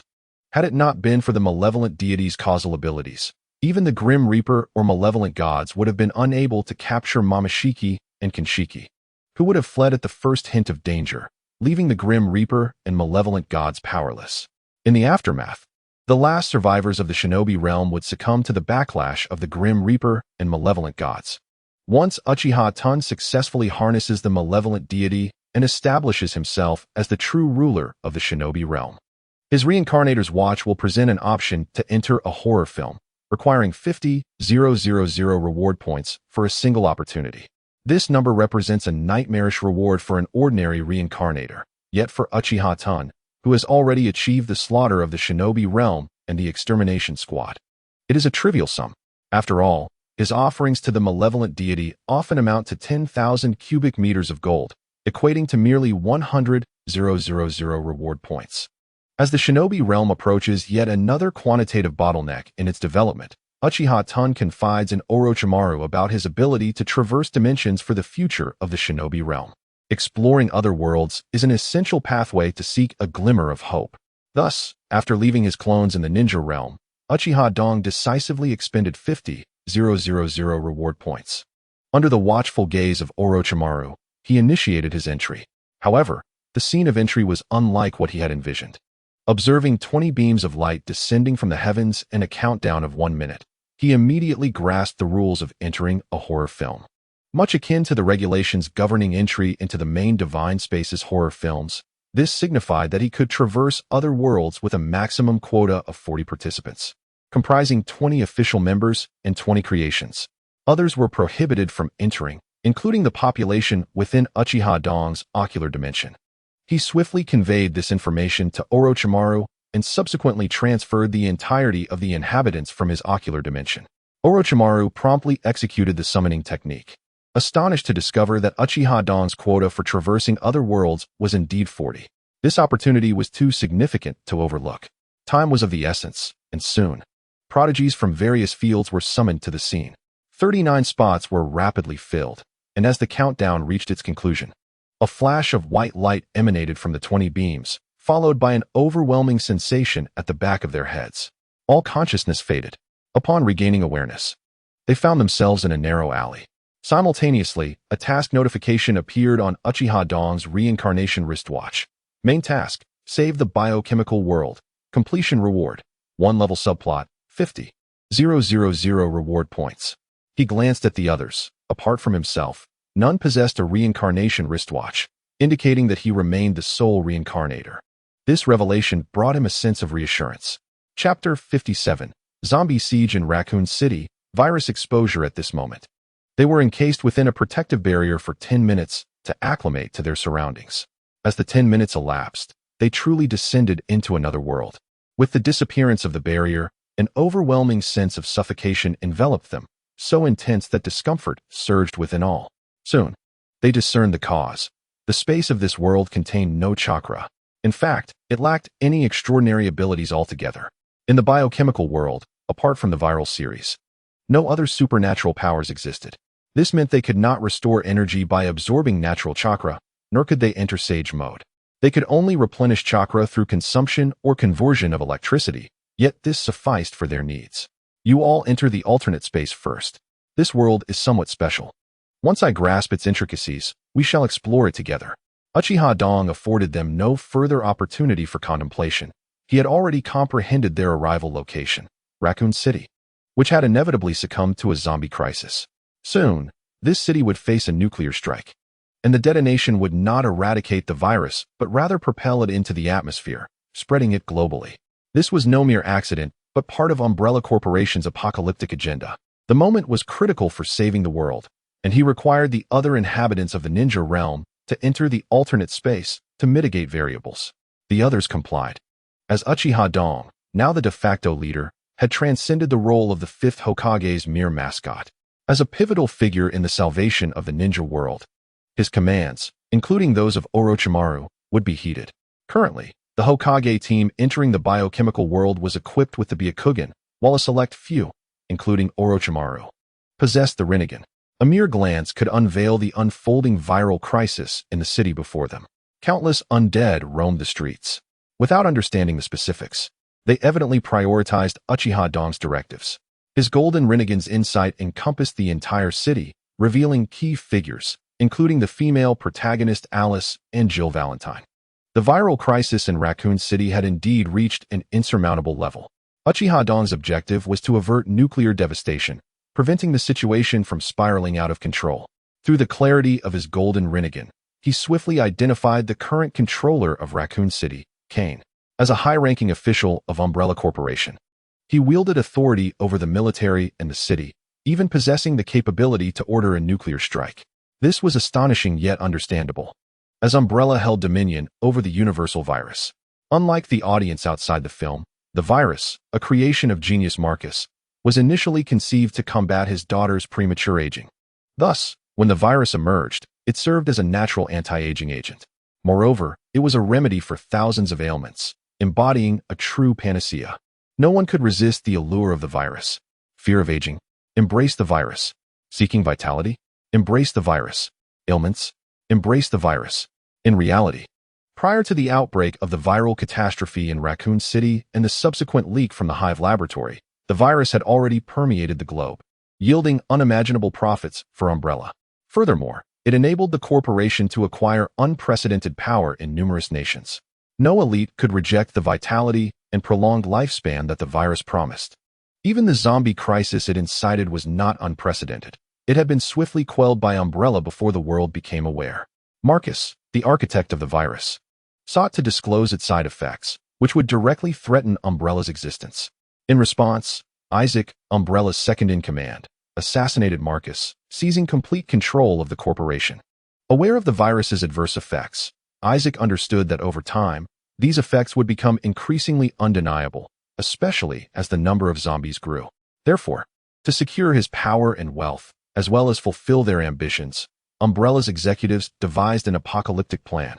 Rather than face global reckoning after the virus's side effects were unveiled, they opted to annihilate the world preemptively, intending to construct a new world atop the ruins of the old.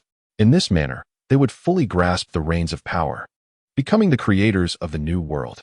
Thus, the apocalyptic plan commenced, with the seemingly accidental virus leak from the Hive laboratory leading to the viral outbreak in Raccoon City, culminating in nuclear strikes.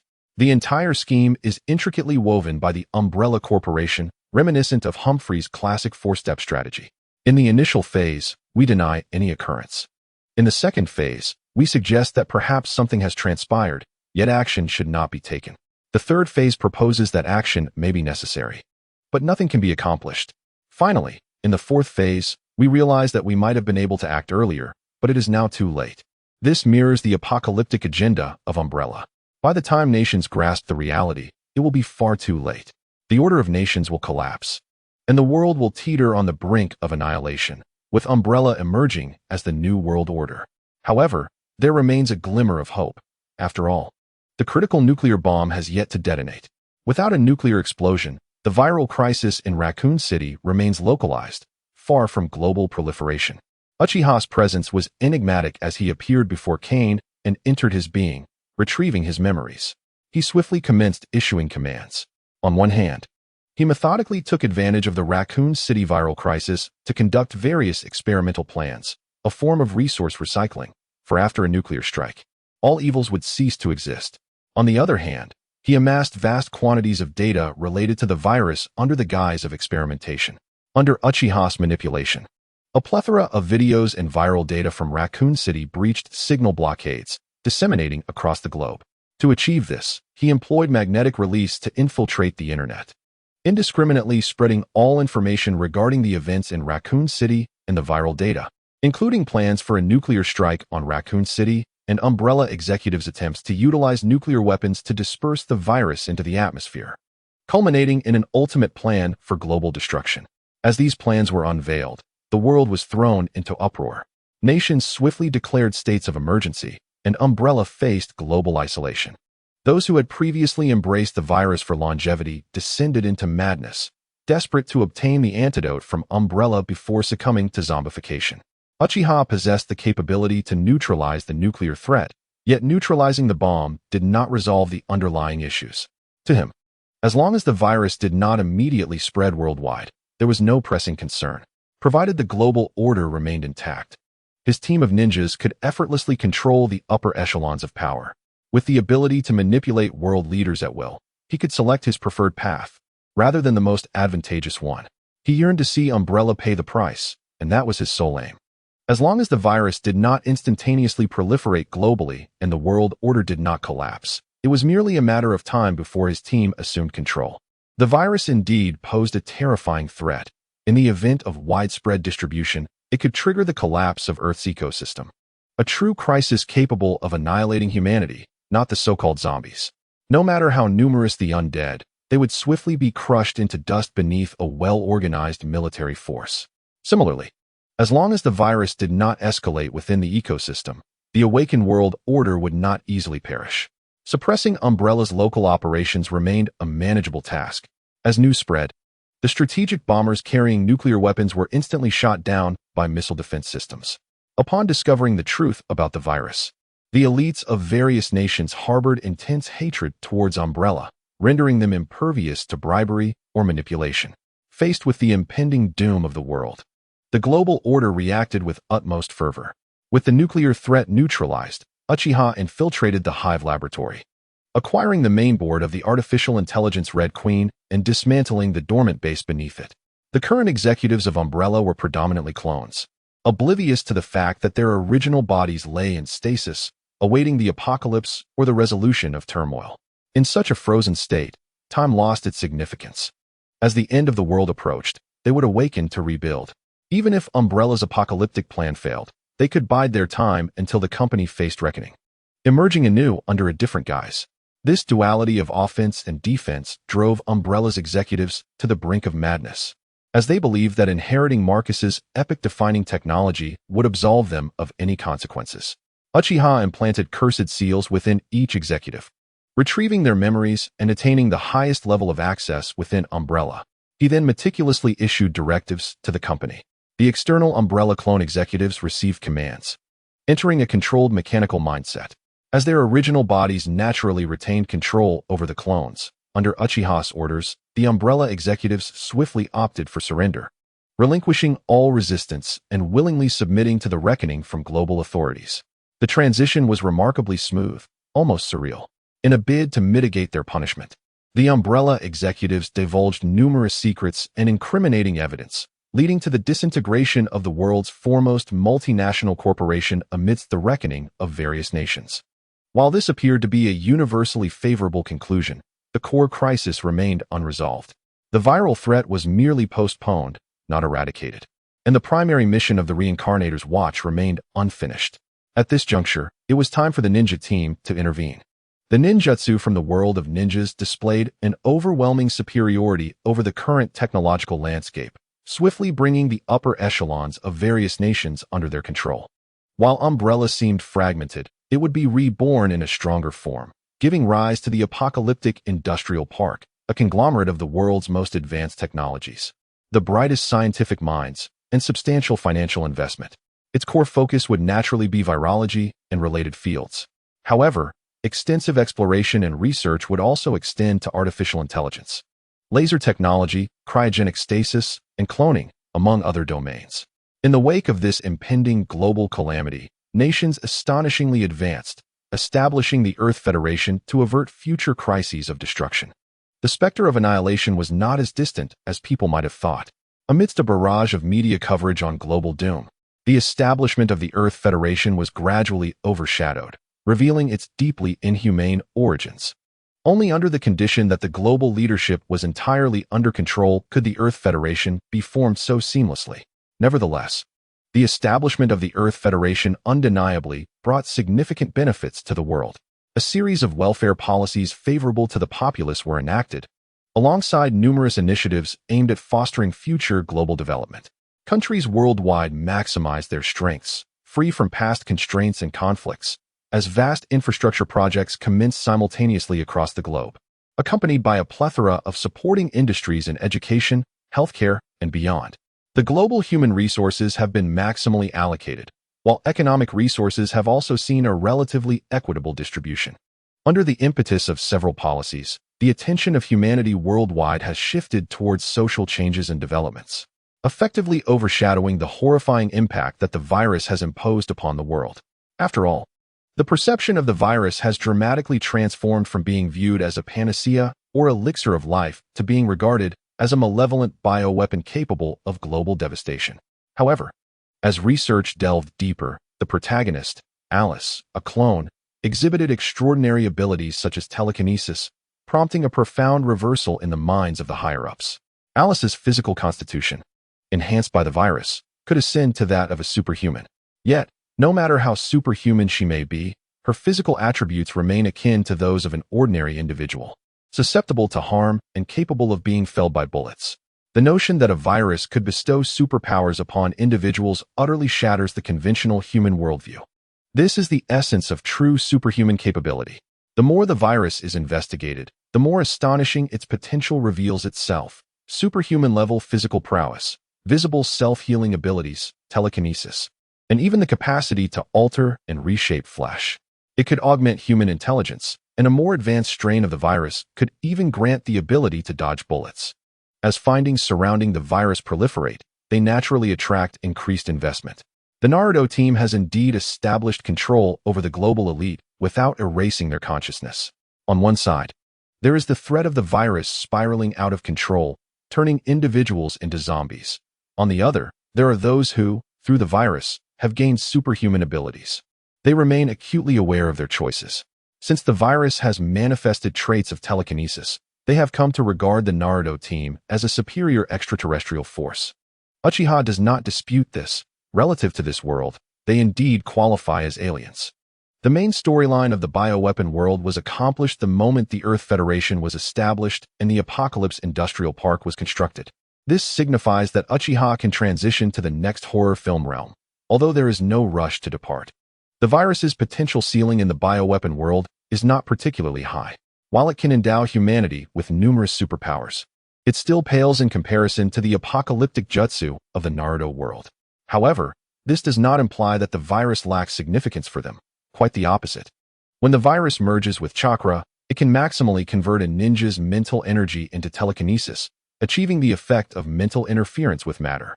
For ninjas, telekinesis is more potent than any ninjutsu devoid of hand seals. Where thought goes, destruction follows. It is essential to understand that through ninjutsu, the spirits of ninjas can be interconnected. It is hard to fathom the cataclysmic power that would arise from the collective spirit of the entire ninja realm. Chapter 59, Alien World, Eliminate the Alien. The Naruto team has lingered in the bioweapon world for 5 years. During this period, the Earth Federation experienced an extraordinary growth rate exceeding 20%. With the Naruto team serving as a natural arbiter, a more equitable order has emerged, facilitating the efficient allocation of global resources, labor, and finance, which has ushered in miracles of economic and technological advancement worldwide. Numerous monopolistic technologies, previously confined within the umbrella corporation, have been disseminated. Infrastructure has undergone comprehensive planning and upgrades. Smartphones have achieved widespread adoption. Artificial intelligence and big data models have entered countless households. Smart driving has become prevalent, and automated farming has emerged on a large scale. Projection technology has permeated society, with traditional neon lights and screens being extensively replaced. Alongside the comprehensive upgrades in infrastructure, healthcare, education, and technology, the world has entered a phase of frenzied growth. With the advent of a unified currency, the Earth dollar, and the abolition of paper money, the entire world has transitioned into the era of digital currency. In such a context, global development shows no signs of slowing down. Rather, it is merely a prelude to an impending explosion of progress. Previous advancements were merely laying the groundwork. The true era of productivity lies ahead. Various lofty concepts have been proposed, with controllable nuclear fusion technology being rapidly unraveled.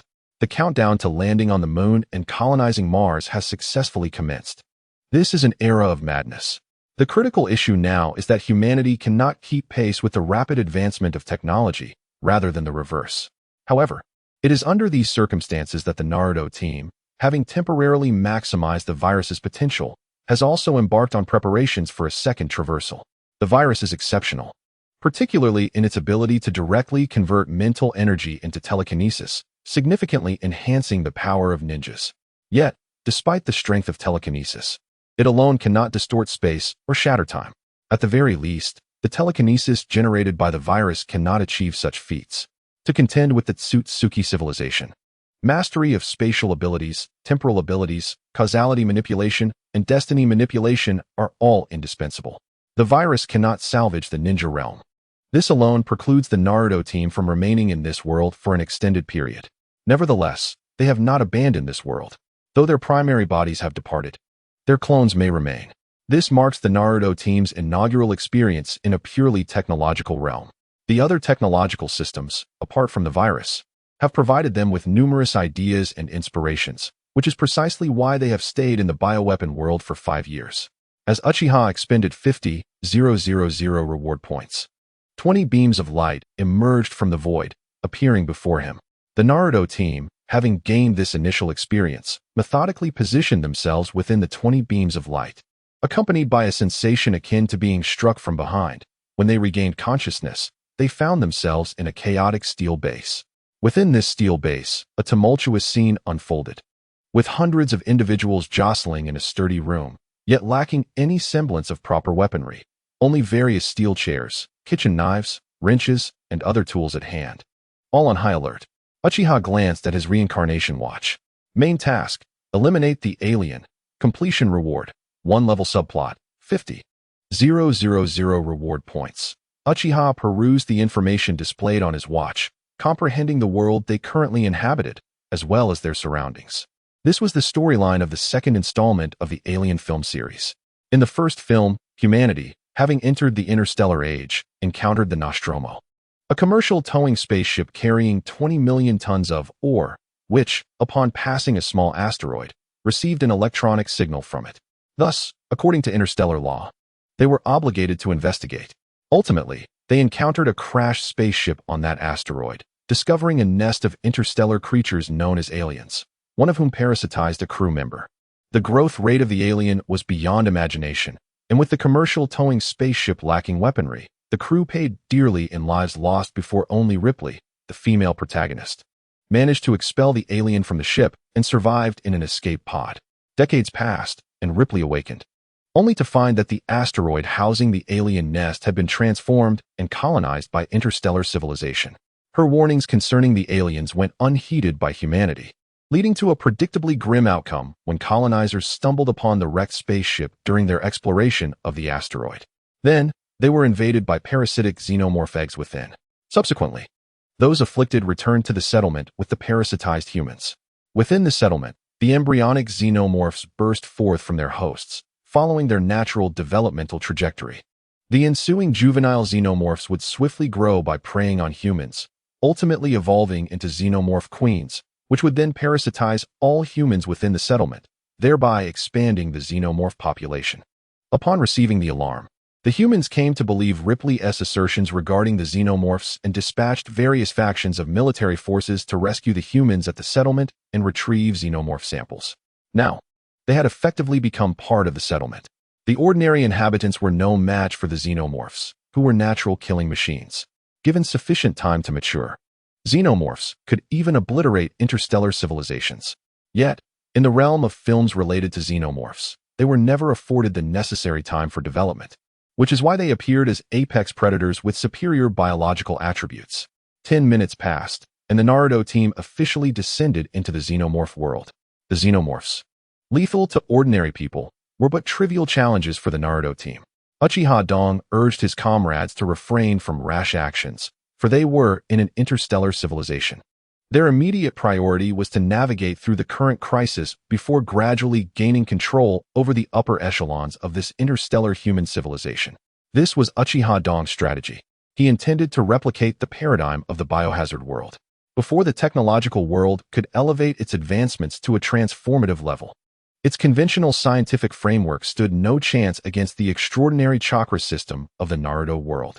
By progressively establishing dominance over the xenomorph world's interstellar human hierarchy, acquiring interstellar technological systems, or leveraging human resources for research and extermination of xenomorphs would pose no challenge.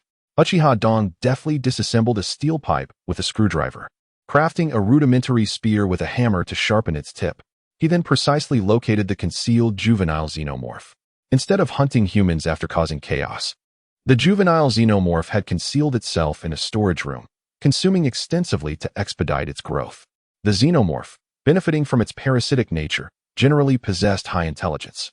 As it feasted, Uchiha Dong quietly approached and pierced its eye with a single lethal strike, killing it instantly. Next, they waited for the nearby human rescue and investigation.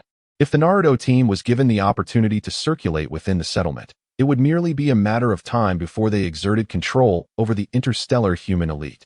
As true aliens, the Naruto team posed a far greater threat than the xenomorphs. Yet they harbored no intentions of annihilating humanity, nothing more. Chapter 60, The Human Federation. Terrifying xenomorphs. Currently, the Naruto team's identities were recognized as legitimate members of the colonial settlement. An asteroid had discovered a spaceship, which contained live xenomorph eggs and resulted in fatalities. This corroborated Ripley's claims. Soon, an interstellar rescue team arrived at the asteroid settlement. After confirming the existence of the crashed spaceship and the xenomorph eggs, it was deemed unsuitable as a colonial planet.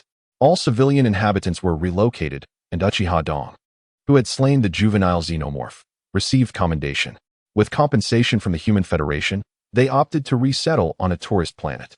Uchiha Dong chose not to remain to study the xenomorphs, but rather selected the tourist planet for its simplicity. The tourist planet lay at a crucial juncture of Human Federation transportation. Apart from lacking resource production, it was renowned as a premier tourist destination. Had it not been for the xenomorph incident, they would not have even qualified to serve on the tourist planet. Upon entering the interstellar era, humanity had embarked on a phase of rampant expansion.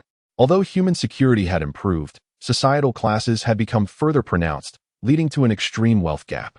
Compared to remaining on the asteroid to study xenomorphs, Uchiha Dong preferred to pursue an upper-class trajectory. Through the frequent population exchanges on the tourist planet, he aimed to selectively influence the upper echelons of humanity visiting, gradually infiltrating and mastering the entirety of the human elite, ultimately achieving control over the Human Federation. Once he held power within the Federation, researching and exterminating xenomorphs would be a far easier endeavor. In fact, 80% of the settlement's inhabitants chose to relocate to the tourist planet to start anew, while a minority opted for direct economic compensation. As an interstellar civilization, the Real Human Federation possessed technology far surpassing that depicted in films. Countless advancements exceeded those of the biohazard world. However, within this technologically advanced interstellar civilization, knowledge remained monopolized and strictly regulated. Weapons, too, were similarly restricted. Ordinary individuals were prohibited from wielding them, and even if they acquired weapons, these advanced tools generally required artificial intelligence authorization. The previous cargo ships and xenomorphs at the settlement could annihilate humans largely due to this limitation. Seemingly, in the interstellar age, humanity was devoid of knowledge, weaponry, and, under education, had lost its primal instincts. Thus, being easily hunted by xenomorphs was not unusual. In contrast, the protagonist Ripley, as a lieutenant, had undergone military training and possessed extensive weapon usage permissions, enabling her to combat the newly birthed xenomorphs.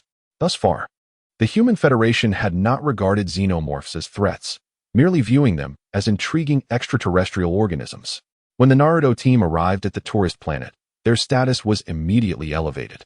They had intelligent chips implanted into their temples, allowing direct connection to virtual networks, after which they began receiving training in local services. In essence, their consciousness would be uploaded into biorobots, allowing them to engage in role-playing games with tourists. While many humans remained trapped in the lower echelons, struggling to survive, countless others had grown weary of virtual games, seeking more authentic experiences. Even intelligent biorobots could not satisfy their needs, leading to scenarios where real human consciousness controlled biorobots. Due to a resonance of pain shared with the biorobots, operating them resulted in heightened immersion and shared sensations of pain. This occupation offered substantial income, but inflicted severe psychological strain on the operators, making it challenging for anyone to sustain the role for extended periods. It was a position with high personnel turnover. According to the contract, they were required to endure 2 years of service to gain residency rights. Undoubtedly, while it appeared to offer them favorable treatment, they were essentially expendable. Regardless of their choices, securing their best interests was unattainable. Nevertheless, the Naruto team held no objections. They initially spent time researching and probing artificial intelligence. After manipulating the AI through brainwaves, they aimed to control the management of the tourist planet. With control over the management, they could ascertain the identities of those arriving on the tourist planet, allowing for precise targeting. Soon, the Naruto team departed the tourist planet under various guises. Their identities were uniformly that of playmates. As a tool of entertainment for the upper echelons, it may seem insignificant, yet it proves remarkably effective. no one pays attention to them. Upon arriving at the designated planet, they can swiftly facilitate the circulation and control among the elite under the guise of sharing companions. The number of individuals in the Naruto team totals 39. This figure refers specifically to the human members, as one among them is not human, the evil god of wealth. The avatar of the evil god has also traversed alongside the Uchiha clan. Due to the vastness of the star domain, the Naruto team spends the majority of their time journeying through it. It took them a decade to transition from mere dissemination to actual mastery over the entire Human Federation. While others absorbed the various interstellar technologies of the Human Federation, the xenomorphs were classified as a primary dangerous species by the Uchiha clan, thereby stripping all other human bases of their research rights regarding them. Only the headquarters of the Human Federation retains the authority to study and breed xenomorphs. In fact, the peril posed by the xenomorphs has already raised alarms among the upper echelons of humanity. If the xenomorphs were merely formidable beasts driven by a hunting instinct, they would be no match for the advanced technology of interstellar humanity. However, as research progressed, it became evident that xenomorphs possessed not only a remarkably high intelligence, but, more crucially, the ability to rapidly comprehend and structure technology. Through their astonishing evolutionary capabilities, once xenomorphs recognize the power of technology, they can consume technological items and subsequently, by ingesting the appropriate raw materials, directly generate technological constructs within their bodies. This phenomenon is utterly outrageous. The ability to acquire the genetic advantages of a host through parasitism can also manifest in technological realms. Given sufficient time for development, xenomorphs could feasibly construct a civilization by consuming technological items, thus posing a dire threat to existing civilizations. Experimental evidence reveals that xenomorphs can now devour human technological armor and subsequently generate armor suited to their own forms on their bodies. Such xenomorphs have attained the capability required for interstellar warfare. The silver lining is that, thus far, only one xenomorph nest has been discovered, with no more terrifying xenomorph civilizations uncovered. Chapter 61: Interstellar Technology and Xenomorph Modification. The concerns of the upper echelons of the Human Federation mirror those of the Uchiha clan. Fortunately, the Uchiha clan has managed to utilize the evil god of wealth to absorb xenomorphs en masse, subsequently locking onto the xenomorph species essence, and ultimately pinpointing each xenomorph nest through wishes. During this process, they uncovered more than one interstellar civilization that had been obliterated by xenomorphs. Thankfully, xenomorphs remain a parasitic type of civilization. Despite their numerous evolutionary advantages and capacity to assemble technology through absorption, they ultimately lack the ability to innovate technologically.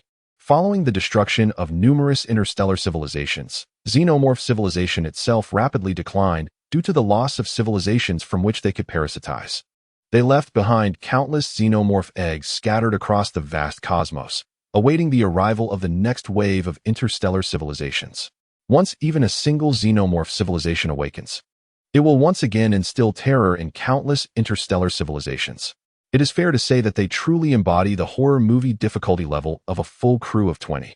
Had they not immediately seized control of the Human Federation, thereby elevating the alert level regarding xenomorphs to its zenith, humanity's propensity for self-destruction would undoubtedly have led many military factions and private companies to recognize the value of xenomorphs as war machines, resulting in their proliferation across human colonial planets, ultimately spiraling out of control. Even if the xenomorph nest resulting from the crashed spaceship is neutralized, such nests are not singular in the cosmos, but are, in fact, widespread. Without precise capabilities to locate xenomorph eggs, the expansion of the Human Federation civilization will inevitably lead to the resurgence of new xenomorph civilizations. The once straightforward task of exterminating xenomorph eggs will transform into an interstellar conflict. Should xenomorphs spread throughout the universe, the completion of the primary mission would be indefinitely postponed. They would likely perish within the xenomorph-infested cosmos, thus forfeiting their chance to enter the next horror narrative. Currently, under the guidance of the evil god, xenomorph nests are being effortlessly destroyed, and the ruins of interstellar civilizations are being uncovered. The fear of xenomorphs within the Human Federation has reached its apex, culminating in the total destruction of all genetic materials related to them. The Uchiha clan has consequently completed the primary mission. However, they do not rush to enter the next horror narrative. Instead, they choose to remain within the Human Federation to absorb its interstellar technologies. In the Xenomorph universe, they have indeed been utterly eradicated under the evil goddess direction. The completion of the primary mission is signified by the mark on the reincarnation watch. Yet, in other worlds, xenomorphs continue to exist. Undoubtedly, these worlds refer to the Naruto world and the Biohazard world. Upon clearing the horror movie world, one can return to previously conquered horror movie realms at the cost of 10 reward points per day. This cost is nearly negligible for the Uchiha clan. Xenomorphs may be exterminated, but they can easily be cloned anew in the Naruto and Biohazard worlds. This poses no issue for either realm. Previously, the technological advancements from the Biohazard world were integrated into the Naruto world. Now, the interstellar technologies of the Xenomorph world are similarly being infused into both the Naruto and Biohazard realms. At the very least, in the Xenomorph world, planetary terraforming technology has become quite commonplace. The Naruto world utilizes modified divine trees for planetary transformation, while the Biohazard world lacks such technology. It can be said that each exploration of a horror movie world allows for technological supplementation to previous realms, achieving a harmonious balance. These worlds will become valuable assets for the Naruto world, aiding it in its struggle against the Tsutsuki civilization. Concerning the formidable potential of the xenomorphs and the issue of their propensity for uncontrollability, the Naruto team has long devised several strategies. These include plans to modify the xenomorph brain using artificial intelligence, ensuring that, barring a betrayal by the AI, the xenomorphs remain under control. However, the risk of AI betrayal is indeed a genuine concern. There are also proposals to transform xenomorphs into human puppets, allowing them to retain their combat prowess while eliminating any risk of losing control. Another approach involves the reanimation of xenomorphs as corpses, maximizing their battle potential while removing their biological reproductive functions. Regardless of whether they are human puppets or revived corpses, both fundamentally involve the chakrization of xenomorphs, granting them the ability to utilize chakra and ninjutsu. This results in a qualitative leap in their capabilities compared to the original xenomorphs. When combined with interstellar battle armor, they would undoubtedly stand as formidable mainstays of an interstellar legion. Furthermore, they are cost-effective and can be mass-produced. Regrettably, the Naruto world faces adversaries of exceedingly high caliber. The Xenomorph Interstellar Legion, while indeed exceptional, lacks the capacity to pose a threat to the Bloodline Limit Alliance. And the same applies to the interstellar technologies of the Xenomorph world. Although they possess interstellar navigational capabilities and planetary transformation technologies that rival the Bloodline Limit Alliance, they remain unable to threaten the Alliance's control over space and time. In the realm of biochemical phenomena, the existence of extraordinary viruses persists. In contrast, the alien universe is purely a domain of technology, including the alien beings themselves. Despite exhibiting remarkably advanced evolutionary talents, they remain mere biological entities, devoid of the classification of extraordinary beings unless subjected to chakra modification and viral alteration. Compared to sheer technology, the Naruto team leans towards extraordinary powers. After residing in the alien world for a full 30 years, they maximally absorb the technological advancements of its interstellar civilization before embarking on their next traversal. Although this knowledge proved unhelpful against the Kekkei Genkai, it undeniably transformed the Naruto team, endowing them with genuine scientific literacy, unlike their previous amateur understanding in their original world. Furthermore, interstellar technology significantly enhanced their ninjutsu. The various types of chakra interstellar battle armor represent the latest achievements of the Naruto team. These mass-produced armors can grant even a low-ranking ninja the power akin to that of a shadow. The primary material for the chakra interstellar battle armor is derived from aliens. As the Naruto team left behind their clones in the alien world, the 50,000 reward points from the Uchihas reincarnation watch vanished. 20 beams of light emerged from the void, with the Naruto team standing in pairs within the columns. Beside Uchiha was the evil god of wealth, resembling an identical twin. Albeit the evil god of wealth was golden, resembling a statue of pure gold, with a similar density. Upon regaining consciousness, they immediately surveyed their surroundings, discovering they were in a sealed warehouse filled with food. However, all the electrical appliances within had been damaged, and the warehouse had undergone extensive disinfection, the pungent odor of disinfectant permeating the air. Judging solely by the state of the warehouse, It appeared to be a modern environment that had potentially encountered a virus. Uchiha glanced at his watch. Main task: eliminate Sadako. Completion reward: 1 level subplot, 50,000 reward points. This was no surprise. Chapter 62. The Destruction of Sadako. The Demon God Sadako. 10 fleeting minutes passed. As the barrier dissipated, abilities such as the Rinnegan and Byakugan, which possessed insight and perception, activated. A mere glance left them astounded. In the biochemical world, they had only witnessed a city succumbing to viral infection. Following the revelation of Umbrella Corporation's apocalyptic plan, the world fell under their control, hence they had never encountered the true visage of the apocalypse. Yet now, they finally beheld the genuine end of days. The entire world lay shrouded in resentment and the mutated strain of the variola virus. The living had dwindled to almost none. This was a world fully engulfed by Sadako's wrath. If it were merely the curse of Sadako's videotape, it would not suffice to annihilate the world.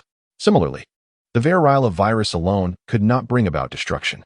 However, the confluence of both possessed the capability to obliterate existence. As Sadako's videotape played across every screen, every individual cursed by her tape transformed into a source of the mutated variola virus. The dual spread of curse and virus rendered the world's demise inevitable. With countless lives extinguished and an immeasurable amount of resentment absorbed, Sadako had transcended from a vengeful spirit into a divine entity, an overwhelmingly powerful demon god. Even among the current survivors, aside from a select few who had escaped her notice, most had become her acolytes, their survival contingent upon Sadako's whim. After all, Sadako was not a mindless, vengeful spirit. Rather, she possessed intelligence. Following her apocalyptic outburst of resentment, she began to manipulate humanity to shape her envisioned world. In her lifetime, Sadako inherited extraordinary powers from her mother but was subjected to the variola virus by her adoptive father and subsequently cast into a well, suffering torment until her death.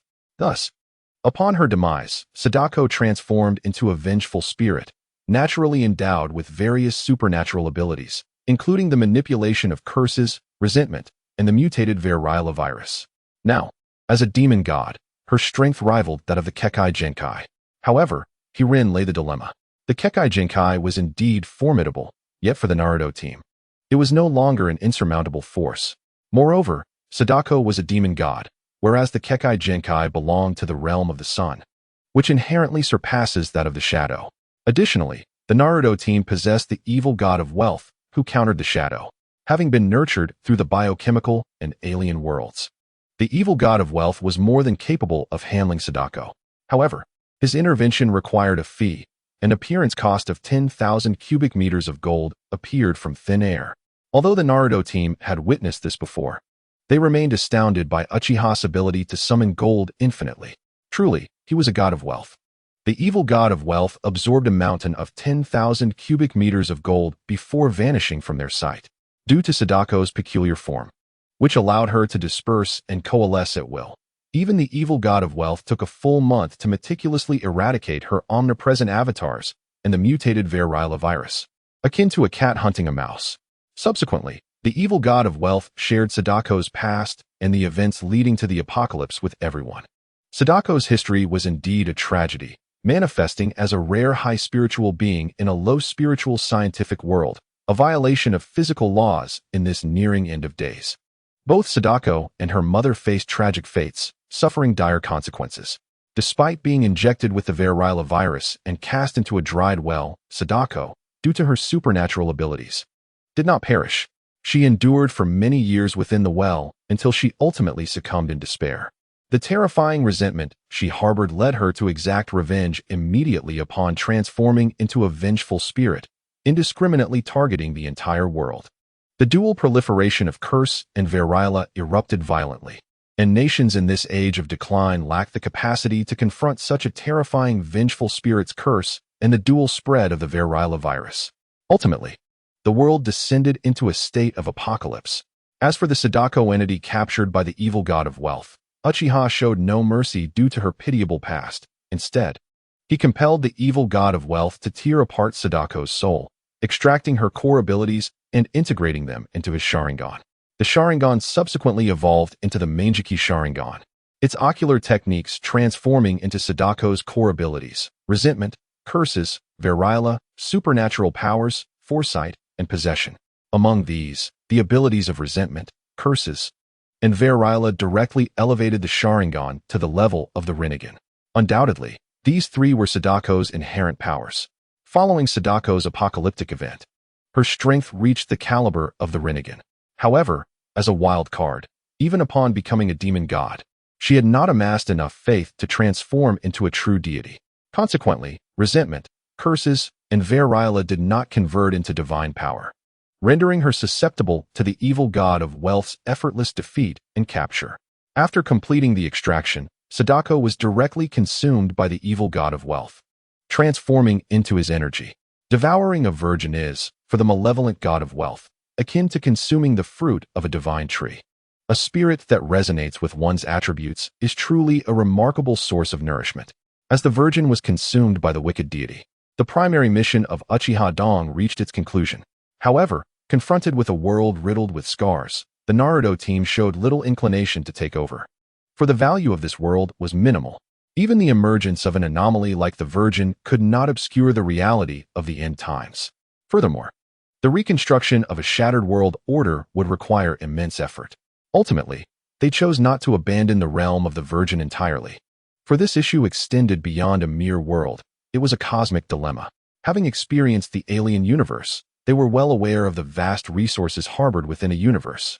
Swathes of bionic robots were deployed to seize control and reconstruct this world. In the face of overwhelming dominance exerted by the bionic robots, the current world lacked the capacity for resistance. As the bionic robots reshaped the order of the world, everything fell into place. All eyes eagerly turned to Uchiha Dong, the only one among them capable of traversing dimensions. Uchiha Dong offered a resigned smile, reflecting on how the Naruto team had enjoyed an untroubled journey thus far. Had they not realized that the difficulty of crossing worlds was steadily escalating? 20 individuals had faced the ultimate challenge, surviving each horrific realm without a single casualty. From initially saving worlds to exterminating aliens on a galactic scale, and now confronting the ghostly figure of the Virgin, the next horror might not be of divine origin. Yet, he refrained from issuing warnings. As the 50,000 reward points on his watch vanished, 20 beams of light descended from the void, signaling the Naruto team's entry into the next horror realm. Chapter 63, The World of Legends and Spirits, the City of the Undead, Hemyanaptra. Once again, they were greeted by the familiar sensation of being struck from behind. This was the inescapable fate of those trapped in the web of bloodlines. Upon regaining consciousness, they found themselves in a vast desert, an awe-inspiring yet desolate expanse devoid of any structures. Uchiha Dong glanced at his Reincarnator's watch, which displayed their mission, main task, in the divine era of the current world, completion reward, 1 level 1 side quest, 50,000 reward points undoubtedly. The difficulty of this world had escalated. Based on previous horror realms, this world was likely the realm of legends and spirits. Compared to the ghostly virgin from before, this time they were to confront true deities. Until they ascertained the strength of these gods, it was prudent not to recklessly reveal their own capabilities and intentions. This world was extraordinary. You all should enter the dimensional space first. I will assess the situation before proceeding. Despite Uchiha Dong's lack of trust in their safety, the others in the Naruto team displayed no signs of rebellion, including Orochimaru. Those chosen by Uchiha Dong were predominantly ninjas who had endured the ninja world wars or top scientists of impeccable character. The headstrong individual among them did not wish to complicate their main task. Thus, to avert unforeseen circumstances, he swiftly transported everyone into the dimensional space within a 10-minute barrier. He would not gamble his fate on the conscientiousness of others, especially since no one could guarantee that the gods would remain oblivious to the gaze of the Rinnegan. As the 10 minutes elapsed, the barrier dissipated and Uchiha Dong's brilliance faded, transforming him into an explorer endowed with spiritual sight. In this era, explorers were quite common. They plundered artifacts from various nations under various guises. After the window of World War II had passed, explorers morphed into tomb raiders. Now, the timeline of the realm of legends and spirits fell between the conclusion of World War I and the onset of World War II. Uchiha Dong activated his spiritual sight to confirm the flow of spiritual energy in the air. It was early morning. The sun had yet to rise, but the horizon glowed with a pale light. Wrapped in a thick sheepskin coat, Uchiha Dong carried a long rifle and a pistol, along with a hefty pack, striding lightly across the desert. Indeed, he had not wandered far when he heard the sound of camel bells, which grew increasingly frantic as the sun's rays broke through the horizon. The pace shifted from walking to running, accompanied by loud shouts. As Uchiha Dong crested a dune, he gazed into the distance and beheld an ancient city emerging from the light of the sun, Amenaptra, the city of the undead. This legendary site has long been whispered of in Egypt. In the heyday of ancient Egypt, it served as the burial ground for pharaohs through the ages. Yet, as the era of the gods waned and ancient Egypt faded, Amenaptra became a mere legend. Although the divine age had ended, it had not vanished entirely. In the pivotal window following World War I, the gods were on the verge of revival, and Amenaptra stood as a testament to this resurgence. Descendants of the pharaoh's guardians formed a protective brigade for Amenaptra, safeguarding the tomb from intruders. However, with the resurgence of the divine age, unforeseen events unfolded. Initially, a contingent of British troops discovered Amenaptra, only to suffer near total annihilation at the hands of the guardians. Yet, two individuals managed to escape, not out of desire to flee, but by divine will allowing their survival. One was Officer O'Connor, and the other was the local soldier Benny. Following the devastation of their company, both chose to flee, fearing that no one would believe the truth of a formidable cavalry force hidden within the desert, especially given the British reputation for ruthlessness prior to World War II. Thus, a unit mysteriously vanished in the desert, slipping away without a trace. No one pursued an investigation.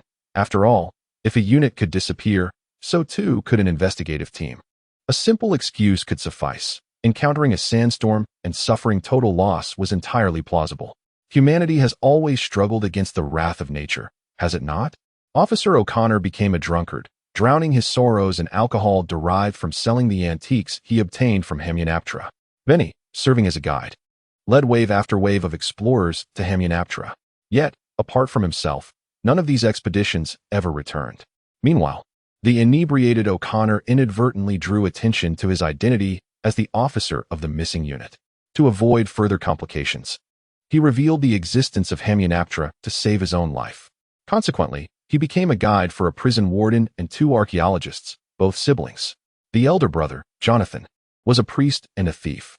Evelyn, the sister, is either a museum curator or an archaeologist, born to renowned archaeologists who tragically perished during an unknown excavation. She endeavors to prove her worth through the exploration of Amenaptra.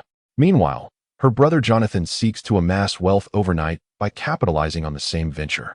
Each member of the team harbors their own motives.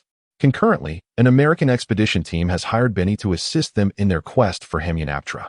The two groups intersect and, following an attack, choose to join forces for safety. In this present day, a third team led by Uchiha emerges at Amenaptra, a city of the dead symbolizing the resurgence of deities.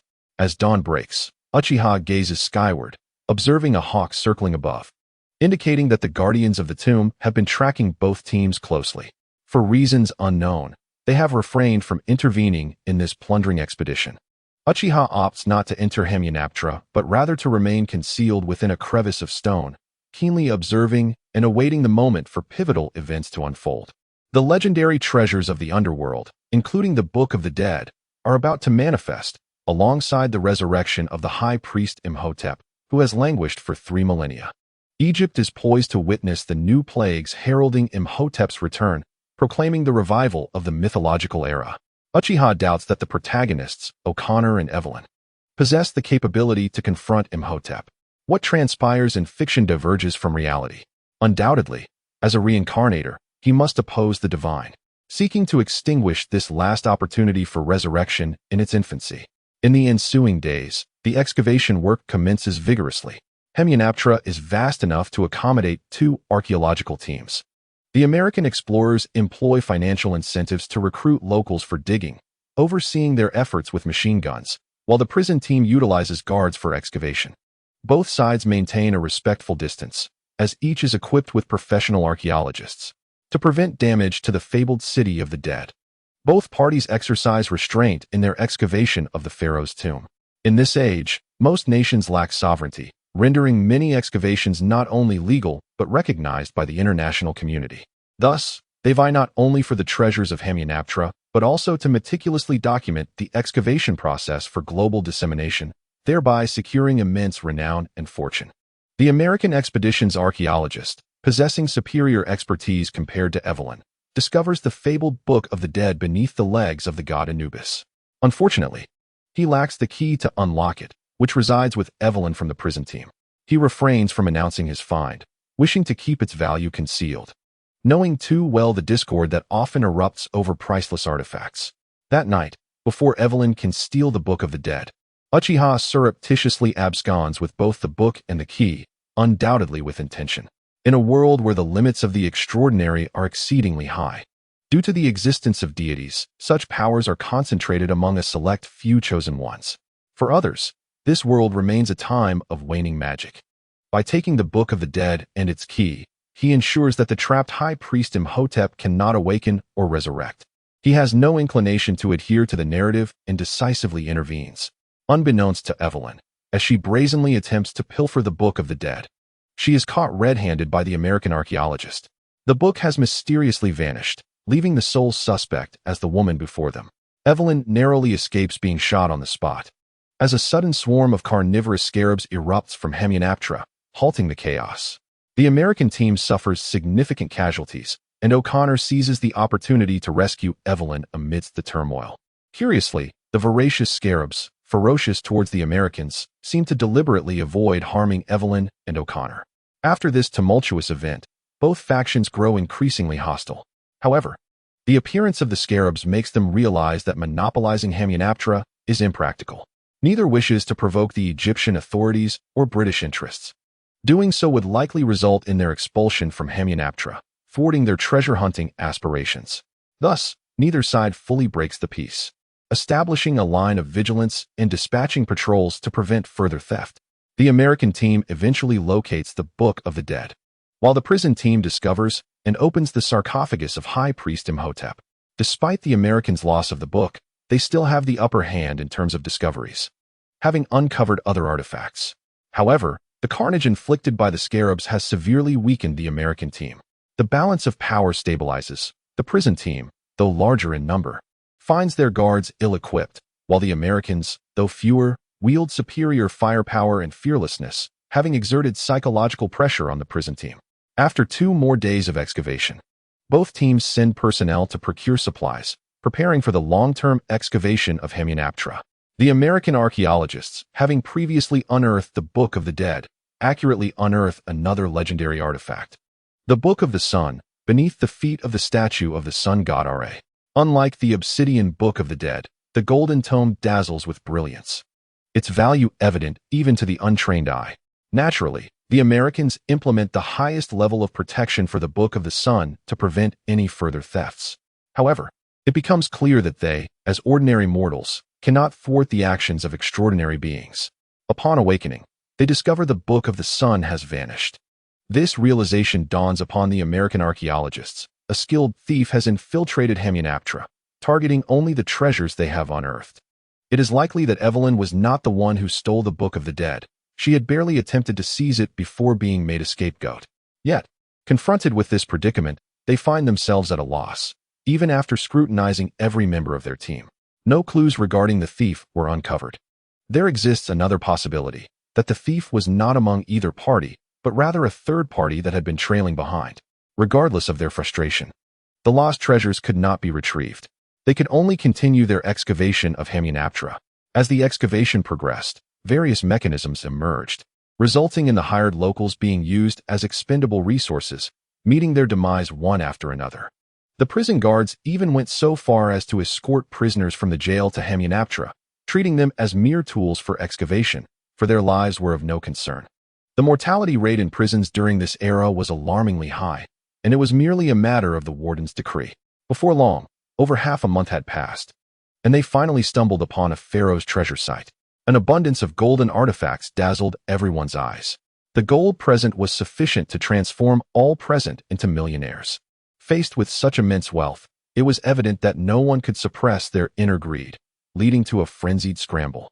In the midst of this chaos, someone inadvertently triggered the mechanisms, causing the treasure chamber to seal and collapse. Aside from a few who managed to escape, The others were entombed within the treasure chamber. Indeed, Hemyanaptra held a plethora of treasures, yet the challenge of bringing them out alive was formidable. Nevertheless, the appearance of the golden treasure chamber invigorated the spirits of both parties. The prospect of excavating vast amounts of gold promised a future free from want, where everyone could become wealthy. However, such dreams were abruptly dashed that very night when Uchiha moved into action. He seized the last legendary artifact from Hemyanaptra, the Pharaoh's scepter, also known as the Spear of Judgment, from Jonathan's grasp. He then recited the incantation to resurrect the High Priest Imhotep. Chapter 65. High Priest Imhotep faces the Reaper Anubis. With Imhotep's resurrection, the horrific resentment suppressed for 3 millennia erupted forth. A chilling wind swept through Hemyanaptra, stirring up clouds of dust. Simultaneously, a swarm of locusts appeared inexplicably, launching an assault on the camp. The inhabitants of the camp found themselves unable to escape, as the revived High Priest Imhotep consumed their flesh and blood. Only Evelyn was spared, and the reason for her preservation was simple. She was the reincarnation of the Pharaoh's daughter, who had been murdered by Imhotep 3,000 years ago. 3 millennia prior, Imhotep had fallen in love with Queen Ansuna. Their romance was discovered by the Pharaoh, leading to the Pharaoh's murder at their hands. Ansuna, bearing the weight of the crime, took her own life. Yet, 3,000 years ago was still an era where myths had not entirely faded. One can imagine the gravity of such an act as assassinating a pharaoh. Ansuna's body perished, but her soul would eternally languish, even in the depths of hell. After her burial, Imhotep dared to attempt resurrecting Ansuna, hoping to liberate her from suffering while rekindling their love. However, his actions were exposed by the Pharaoh's daughter, resulting in Imhotep facing the most brutal punishment known as the devouring by insects. As the instigator of the Pharaoh's murder, he was to be sealed alive within a coffin, subjected eternally to the gnawing of sacred beetles. Even in death, he would find no release. Yet, this form of punishment had a flaw. If the condemned could endure the torment without their soul perishing, upon resurrection, their resentment would transform into magical power, potentially bringing about national calamity. However, ancient Egypt never witnessed that day, as it was repeatedly conquered by other civilizations, leading to a complete replacement of its population. Now, after 3,000 years, Imhotep's resurrection saw him immediately intent on reviving his beloved Ansuna, having endured the devouring for 3 millennia. And with Ansuna also having suffered in hell for the same duration, it was only natural for him to resurrect her without allowing her to suffer even a moment more. The sacrificial offering for Ansuna's revival was none other than the reincarnation of the Pharaoh's daughter, Evelyn. It was she who had interrupted Ansuna's resurrection and had imposed the devouring upon Imhotep. Now, 3,000 years later, reviving Ansuna using Evelyn's reincarnated form was undeniably fortuitous. Everything unfolded remarkably smoothly, whether it was Imhotep consuming the excavation workers at Hemyanaptra or reviving his beloved Ansuna. This was only natural, even in his freshly revived state. Imhotep was a figure of legendary status. After his resurrection, he immediately grasped his mission. Through the memories he absorbed, he learned that 3,000 years had passed since his execution. The ancient Egyptian civilization, once at the pinnacle of the world, had perished. The modern Egypt bore little resemblance in culture or ethnicity to its former self.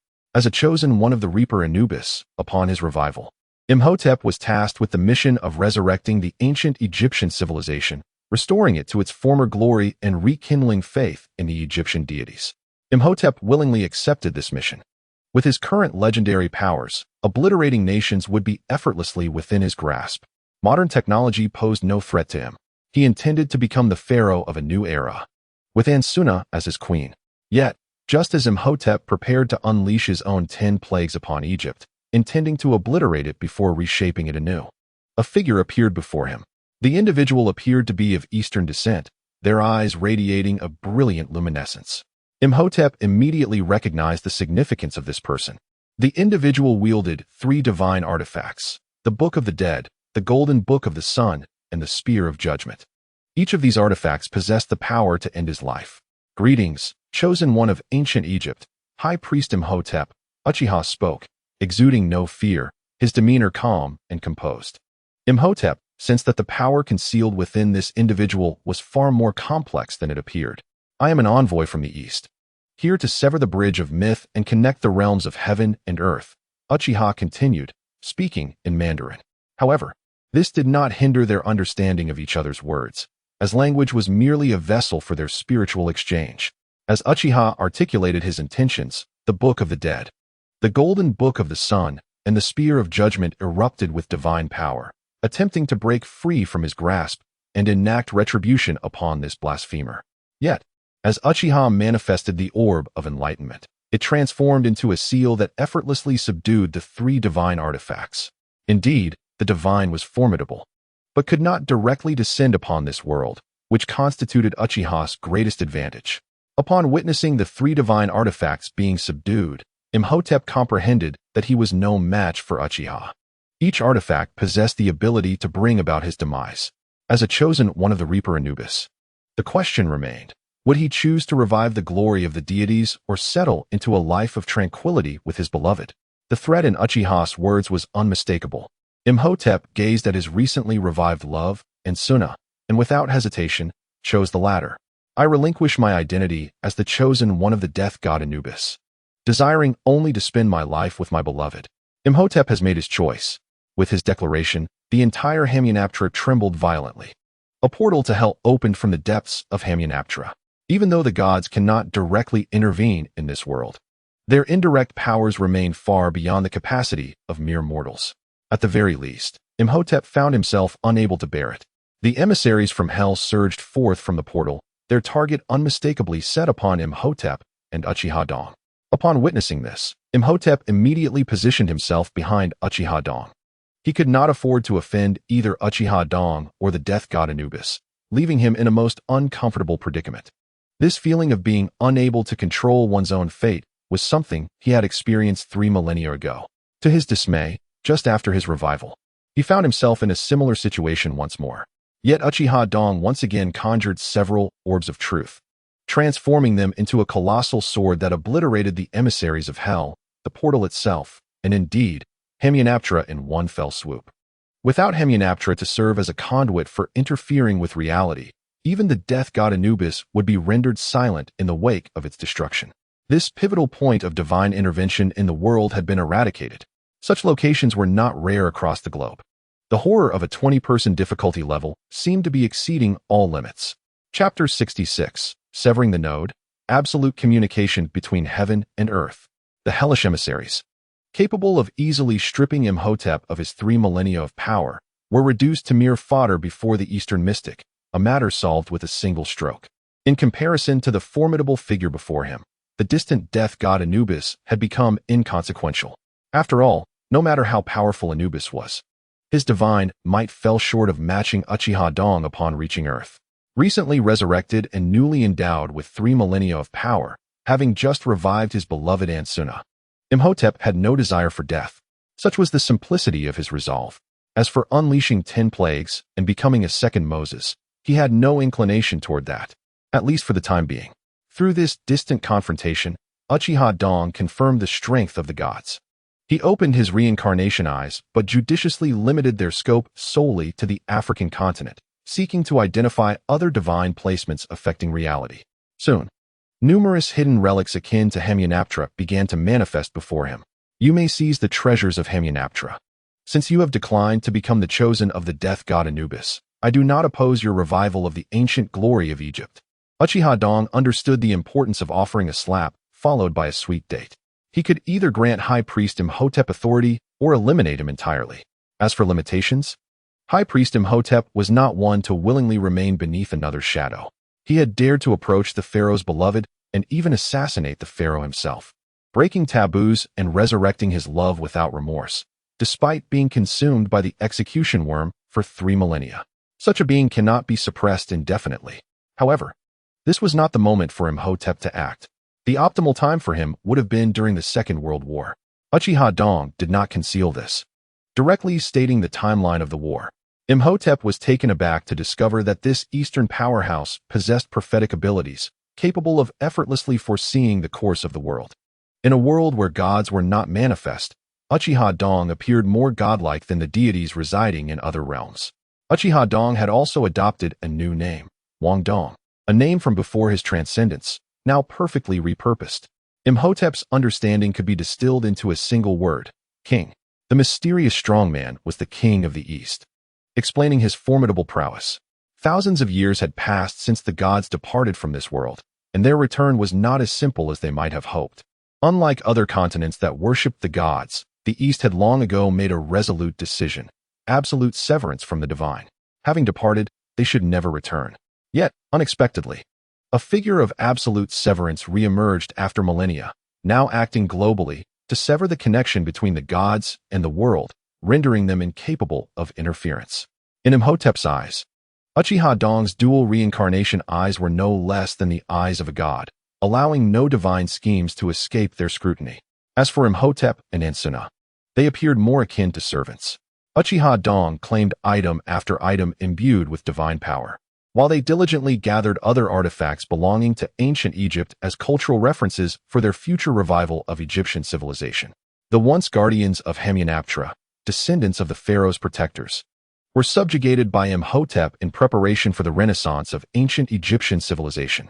Although ancient prophecies had aimed to prevent Imhotep's resurrection, times had changed. Even if Imhotep were deemed a demon, he was no longer the demon of ancient Egypt, for that civilization had vanished. What remained was a new Egypt, and compared to the glory of reviving ancient Egypt, outdated prophecies were insignificant. With the emergence of the high priest Imhotep, endowed with 3 millennia of power, the Westerners' advantage in firearms would no longer hold. The revival would become effortless. Imhotep not only demonstrated miracles to them, but also bestowed upon them vast quantities of gold. This gold was not the mere artifacts of ancient Egypt. Those had transformed into antiques. Selling as gold was now the cheapest endeavor. What Imhotep brought forth was gold dust, an abundance of it. With the ability to manipulate nature, whether sand or river water, he possessed unparalleled capabilities in gold mining. With his Moses-level magic, each gesture yielded tons of gold dust, sufficient for the pharaoh's protectors to lead better lives and acquire superior weaponry. With adequate incentives, they could unite the scattered ancient Egyptian tribes, ultimately reclaiming their Egypt when the time was ripe. After all, if a 2,000-year restoration was feasible, a millennium-long restoration of ancient Egypt would be entirely reasonable, a natural progression occurring within a decade or so. As Uchiha Dong resolved the divine channels in Africa, including the connection to the Amset ruins via the Death God's bracelet, it became clear that the Amset ruins appeared once every 12 years, shrouded in mystery, only opening in the year of the Scorpion. Aside from sheer luck, guidance via the Death God's bracelet was the most prudent course. By donning the Death God's bracelet and defeating the ancient Egyptian Scorpion Emperor, one could command legions of Death God armies. However, Uchiha Dong had little interest in acquiring such vast forces. His true fascination lay in the destruction of the Amset ruins. With the obliteration of the Amset ruins, the passage connecting the world to the Death God Anubis was irrevocably severed. At least on the African continent, a complete end to the age of divine intervention had begun. Henceforth, the souls of humanity would neither descend into hell nor be reincarnated, but rather cease to exist. Whether this was good or bad remained a matter of perspective. After all, the reincarnation of the pharaoh's guards and the pharaoh's daughter into the bodies of the citizens of the Yin kingdom is indeed quite absurd. Through this sweeping endeavor, Uchiha Dong acquired numerous artifacts that could be deemed sacred in this world. However, in Uchiha Dong's eyes, these so-called artifacts are merely tools of divine interference in the world. The more one utilizes the power of these so-called artifacts, the deeper the connection between the divine and the world becomes. Eventually, the deities could directly descend into this realm, severing the connection of the African deity to the continent. Following this, Uchiha Dong began to sever the connection points of the other 6 continents and 4 oceans. Indeed, the deities of the mythological era not only governed the land, but also the seas. Thus, the depths of the 4 oceans also contained connection points to the divine. Even the sky had its connection points, though here, sky refers not to the ordinary atmosphere, but to outer space. Within space, there also exist smaller realms. Even on celestial bodies such as the Moon, Mars, Venus, and Mercury, there are remnants of the divine. It can be said that, long ago, the divine indeed spread throughout the entire solar system. The environment of space is unbearable for humanity, yet for the divine, it is merely trivial. Although the deities have departed from the solar system, they left behind contingencies, retaining the ability to interfere with Earth. Now, these connection points are being systematically eradicated by Uchiha Dong, effectively isolating Earth from all divine influence. To Uchiha Dong's surprise, during the elimination of these divine connection points, only a few deities, such as Anubis, the god of death, reacted with vehement intensity. Most deities exhibited indifference to the destruction of their nodes on Earth, showing almost no reaction. However, he quickly comprehended the reason. Those who reacted strongly were primarily those with vested interests on Earth. Anubis, for instance, continued to siphon human souls through connections with the underworld, even after leaving Earth, deriving substantial benefits despite shouldering some responsibilities for reincarnation. Otherwise, the intensity of his reaction at the destruction of the nodes would not have been so pronounced. Conversely, Ra, the sun god, showed no reaction to the destruction of his connection points, indicating that he had relinquished his interests on Earth. This might also explain the demise of ancient Egyptian civilization. The deities abandoned the Earth. For Anubis, he does not concern himself with the civilization or race of the souls. As long as they are souls, that suffices. Thus, he is capable of reincarnating the souls of the pharaoh's guards and the pharaoh's daughter into the bodies of the citizens of the Ing kingdom. He only cares about the souls, regardless of their origins. This illustrates that civilizations that have fallen into decline are often those from which the divine has completely departed. In contrast, the rise of astonishing modern civilizations generally has the backing of the divine. This is a unique situation in the realm of myths and legends. The development of human civilization continues to influence its trajectory, even after the departure of the deities. Upon grasping this pattern, Uchiha Dong first targeted the nodes of the deities associated with the decline of civilization and myth. After all, ignoring the deities is one thing. Leaving contingencies is another. As the saying goes, one can do without them, but cannot be without them. The corresponding destruction of these nodes did not elicit any response. After systematically dismantling the divine nodes across other continents, Uchiha Dong prepared for his ultimate battle, a confrontation with Yahweh. Unlike other deities who have departed from Earth, Yahweh has never left. In the absence of the tiger, the monkey claims kingship. As the only deity visible on Earth, he established the monotheistic system, along with the concepts of heaven and hell. If Uchiha Dong wishes to accomplish his primary mission, he must contend with this formidable opponent. Yahweh, recognized as the sole and most powerful deity on Earth, possesses undeniable strength. The accumulation of millennia of faith has rendered Yahweh extraordinarily powerful.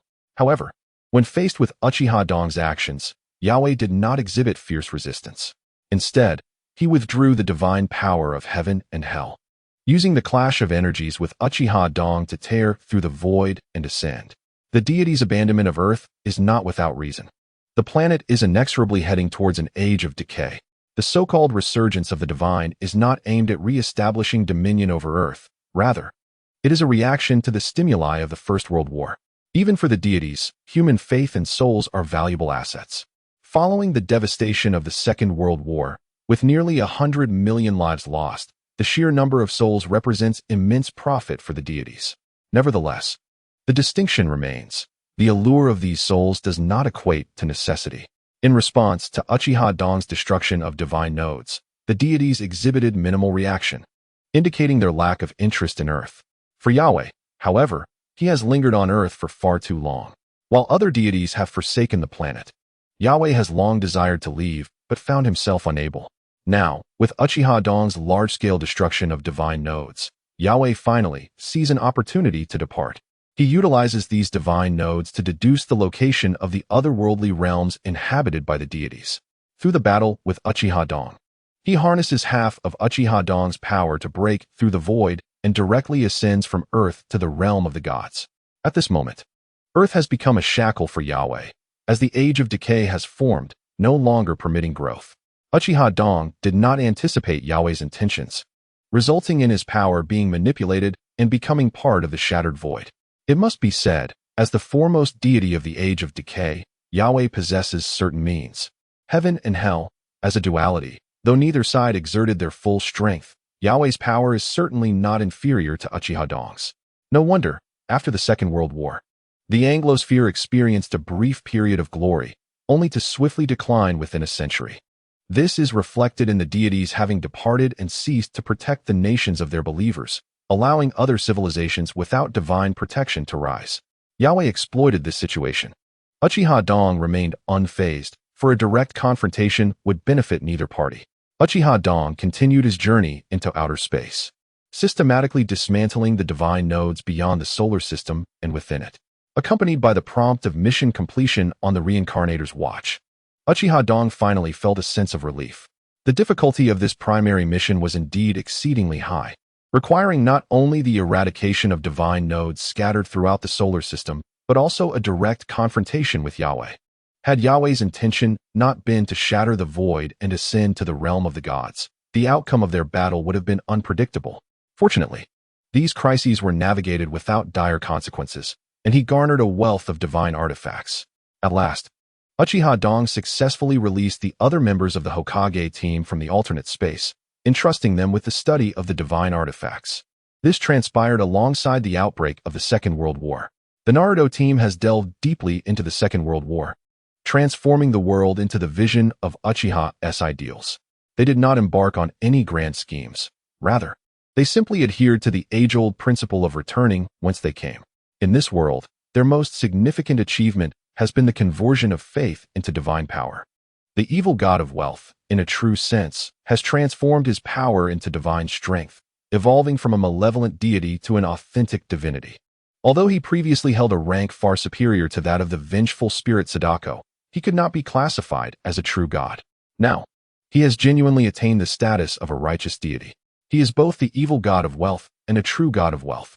From this point forward, he can genuinely influence the flow of wealth, no longer existing merely as a deity of greed and wishes. Moreover, the other members of the Naruto team can also transmute their faith into divine power, thereby becoming deities themselves or utilizing divine power to forge artifacts of immense power. They possess an array of horror film universes, granting them a unique advantage in collecting faith and transforming it into divine power. Uchiha has not rushed into the next horror film world, for this upcoming challenge is of an unfathomable magnitude. If the Naruto team does not undergo further enhancement, and if the difficulty of the next horror film surpasses that of the realm of spirits and demons, the Naruto team may face catastrophic losses. Chapter 68. Mastering Divine Power in the completely collapsed Transformers world in the realm of spirits and demons, the Naruto team has learned to transmute faith into divine power. The exploration of divine power will be the focal point for the Naruto team moving forward. Presently, the Naruto team commands several worlds, including those of Naruto, Biohazard, aliens, Sadako, and spirits. Among these, the alien world thrives most vigorously, reaching the level of interstellar civilization with a population exceeding 100 billion. The reason for this vast number is simply that humanity has only recently ventured into interstellar civilization, a mere few hundred years, spurred on by a technological explosion that has shaped the current landscape of human interstellar civilization. Promoting and collecting faith across these worlds is relatively straightforward. Designing virtual worlds suffices. By making these virtual realms accessible to ordinary people, the collection of faith and transformation into divine power becomes an achievable feat. In fact, due to the nature of the virtual worlds, the purity of the collected faith is often far superior to that of the real world. Nevertheless, they face the dilemma of how to collect faith. Should they ascend to godhood themselves? Or should they pursue other means to indirectly acquire faith for the transformation into divine power? Ultimately, the Naruto team opted for a conservative approach in their faith collection. After all, they can modify the contents of the virtual worlds. Should the need arise, they can simply shut down the previous virtual worlds and launch new ones. Time is on the side of the Naruto team. Additionally, with the emergence of faith as a factor, boosting the population must also be prioritized. The greater the population, the more faith is collected. The more faith collected, the more divine power acquired. In a swift passage of decades, they have reached two conclusions regarding faith and divine power. Divine power is nearly omnipotent, while faith can be toxic. The omnipotent divine power can be harnessed in myriad ways, including enhancing strength, extending lifespan, and forging artifacts. If the divine power is sufficiently vast, it could even create worlds from nothingness. Although such an endeavor demands an extraordinary level of divine strength. Through divine power, Uchiha has successfully transformed his alternate space into a divine realm. He possesses 3 alternate spaces, the Divine Might space, along with the alternate spaces of Otsutsuki Peach and Otsutsuki Urashiki. Unfortunately, due to their initial underestimation of the significance of alternate spaces, They had previously fashioned them into spatial bombs, resulting in the demise of Otsutsuki Urashiki. Uchiha has thus gained 3 divine realms, greatly augmenting his power. This illustrates the profound importance of divine power, paralleled only by the terrifying potential of faith. The primary victim of this dynamic is none other than the evil god of wealth. His insatiable greed is undeniable. Yet Uchiha's provision of near-infinite gold has tempered his avarice, allowing him to generally present a more benevolent facade. However, once he mastered the conversion of faith into divine power, transforming himself from the evil god of wealth into a righteous deity, he swiftly lost his independent persona under the overwhelming influence of faith. The once self-aware evil god of wealth became merely the god of wealth in the minds of the people. This transformation can be seen as a positive development, as the power of faith effectively eradicated the malevolent qualities inherent in the evil god, rendering him a true deity of wealth. Having witnessed the evil goddess' loss of self, the Naruto team no longer aspired to attain godhood themselves. After all, even if they were to gain divine power, losing their individuality would render such an achievement meaningless. Fortunately, due to the multitude of worlds they possess and the vastness of faith they have garnered, guided by the virtual worlds, the quantity of high-purity divine power they can generate is astonishing. Under the influence of divine power, they can mass-produce the Rinnegan and the Rebirth Eye, alongside creating numerous artifacts encompassing various aspects of life, combat, flight, and research. Armed to the teeth, the Naruto team is finally poised to embark on the next horror film. Even with the enhancement of divine power, their strength has escalated to unprecedented levels. Yet Uchiha cannot shake the feeling of impending danger. As they enter the horror film, they briefly lose consciousness. Upon regaining awareness, they find themselves amidst a desolate wasteland, surrounded by a cataclysmic battlefield of horror. Gigantic robots wreak havoc across the skies, land, and underground. Uchiha glances at his Rinnegan watch, which displays the main quest. Main quest: eliminate the Transformers on Earth. Completion reward: Side Story 1, 150,000 reward points. Good heavens. Uchiha realizes the world he currently inhabits. Yet he did not expect Earth in the Transformers universe to appear in such a state. In the films, the Transformers' powers seemed limited, lacking even energy shields, easily overwhelmed by human missiles and bombs. The battles among Transformers primarily revolved around artillery and close combat. However, upon arriving in the Transformers world, Uchiha observes an absence of human presence. Instead, human corpses litter the ground, while both factions engaged in battle consist solely of robots. Undoubtedly, these robots are Transformers, divided into 2 camps, the Autobots and Decepticons. Yet, from the perspective of the main quest, both factions are targets to be eradicated. After all, for Earth, the entire Transformers faction represents an invasion, albeit one that embodies varying degrees of hostility. If the Earthlings in the films could at least utilize weapons to harm the Transformers, exhibiting some capacity for resistance, the reality is starkly different. Earth has no means of contend with the Transformers. The technological gap between the two sides is insurmountable, rendering Earth entirely a plaything of the Transformers factions. As 10 minutes pass, the other members of the Naruto team await Uchiha's command. The previous world has already demonstrated that Uchiha D possesses considerable intelligence regarding the unknown realms. Thus far, he has not made any erroneous decisions that could lead to unpredictable consequences. Each time, he has reaped immense rewards, undoubtedly establishing his absolute authority through successive endeavors. Uchiha D refrained from issuing immediate commands, as it was clear that the narrative of this Transformers universe had veered drastically off course, much like that of Sadako's realm, fundamentally overturning the entire worldview. He, too, required intelligence. Clandestine electromagnetic waves quietly spread across the globe. He sought information to discern what had transpired on this Transformers Earth, resulting in such astonishing chaos between the two factions. The battlefield before him had far exceeded the limits of cinematic depiction. As information infiltrated and converged, a rough outline began to materialize in his mind. Yet, his reckless emission of electromagnetic waves seemed to disregard the presence of both Transformers as mechanical life forms. Their mode of communication was through electromagnetic waves, rather than the language depicted in films. Both factions of Transformers soon discovered that remnants of humanity still lingered on the battlefield. Intense firepower rained down upon the position of the Hokage team. Whether Autobots or Decepticons, they unhesitatingly chose to exterminate humans.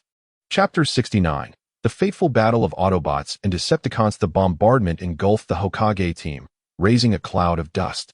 According to the principle of smoke without injury, the Hokage team emerged unscathed. As the electromagnetic signals vanished and the dust settled, the Hokage team disappeared from view.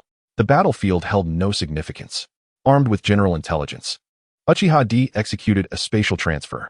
In the next moment, they found themselves at a distance from an even more astonishing battlefield. Here, tectonic plates were torn asunder, and endless magma erupted, while seawater surged onto the land, only to be vaporized, creating a scene too horrific to imagine.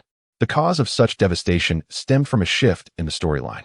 According to the intelligence Uchiha D had just gathered, contrary to the events in the film, both Autobots and Decepticons shared a unified stance towards Earth. They aimed to use it to revive Cybertron. The only distinction lay in the question of who would hold the reins of power. During their time on Cybertron, the Autobots and Decepticons had clashed fiercely over the Allspark, both factions vying for dominance. However, after a prolonged struggle, by the time the Decepticons gained the upper hand, Cybertron had suffered so much devastation that even mechanical life forms like Transformers found it increasingly uninhabitable. In a critical moment, Optimus Prime, the leader of the Autobots, denied the Decepticons their final victory.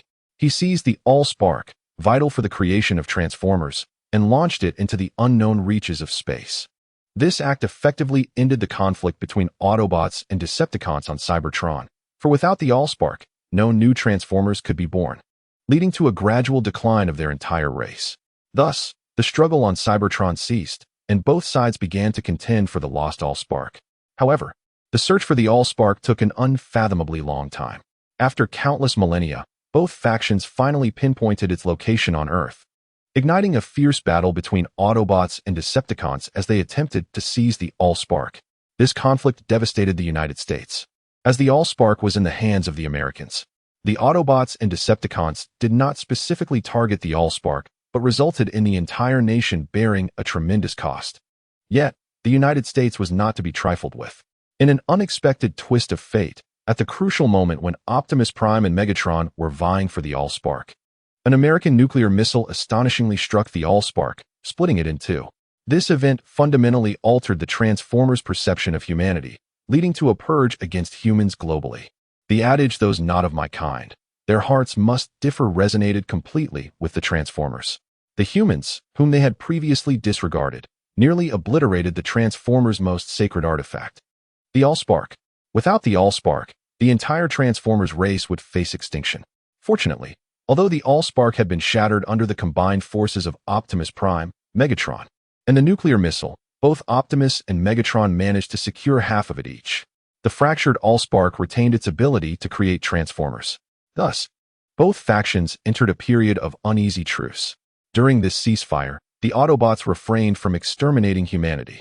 Instead, they enlisted humans to assist in the production of Transformers, significantly increasing their numbers. Observing the Autobots' efficiency, the Decepticons, who initially sought to eradicate humanity, began to treat them as slaves, employing them in the manufacturing of Decepticons. After countless millennia without new generations, the Transformers began to rejuvenate on Earth, just as both factions fervently expanded their ranks of various Transformers. A new arrival disrupted the balance. The long-missing, legendary super leader, Fallen. Long ago, on Cybertron, there were 7 super leaders who, to sustain the energy needs of the Transformers, collaborated to create a star harvester. Once activated, it could effortlessly drain the energy of an entire star, granting the Transformers infinite energy. However, due to the brutal nature of this method, which could also significantly enhance the super leader's powers, they devised a leadership module required to activate the star harvester. Unexpectedly, in a critical moment, Fallen betrayed them, attempting to seize the star harvester and leadership module. Ultimately, 6 super leaders, in unison, executed a spatial leap with the star harvester and leadership module, leaving Fallen with nothing. This incident resulted in the loss of all 7 super leaders on Cybertron, marking the beginning of the division and conflict between the Autobots and Decepticons. Little did they know, the star harvester and leadership module had ended up on Earth. Fallen descended upon Earth, intent on seizing the star harvester and leadership module, naturally becoming the new leader of the Decepticon faction. However, the Autobots had a contingency plan. Their former leader, Sentinel Prime. Sentinel Prime was a renowned inventor in Transformers history, having developed the space bridge technology capable of interstellar transportation, as well as devastating planetary attacks. As Fallen activated the Star Harvester, Sentinel Prime simultaneously initiated his space bridge cannon. Though the power of the space bridge's attack paled in comparison to that of the Star Harvester many times. The weapons wielded by both sides are not merely evaluated by their destructive power, but rather by the capacity for mutual annihilation. At a distance of 10 meters, a handgun and a rocket launcher are indistinguishable. Both can eradicate their adversary.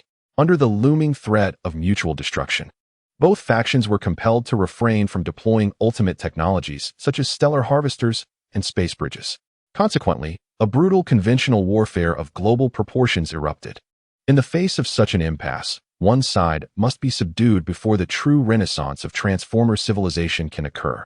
As for the mutual assault on humanity, it is rather straightforward. At this juncture, humanity has become obsolete to both parties. This conflict will ultimately determine the future of the Transformers.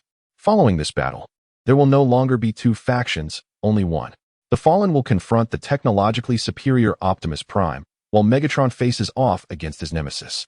The clash of these leaders disregards the Earth beneath them, willing to tear apart continental plates if necessary. Now, the Transformer race possesses two Allspark sources along with an unlimited energy source akin to a stellar harvester. The Transformers do not require an atmosphere. In fact, oxygen is toxic to them, corroding the very metal that comprises their forms. Should Earth be obliterated, they can simply relocate to another planet, regardless of which faction prevails. The sun is destined to be consumed by the stellar harvester, serving as the energy source for the entirety of the Transformer race. Subsequently, the Transformers will return to Cybertron through the space bridge, seeking to restore their home planet.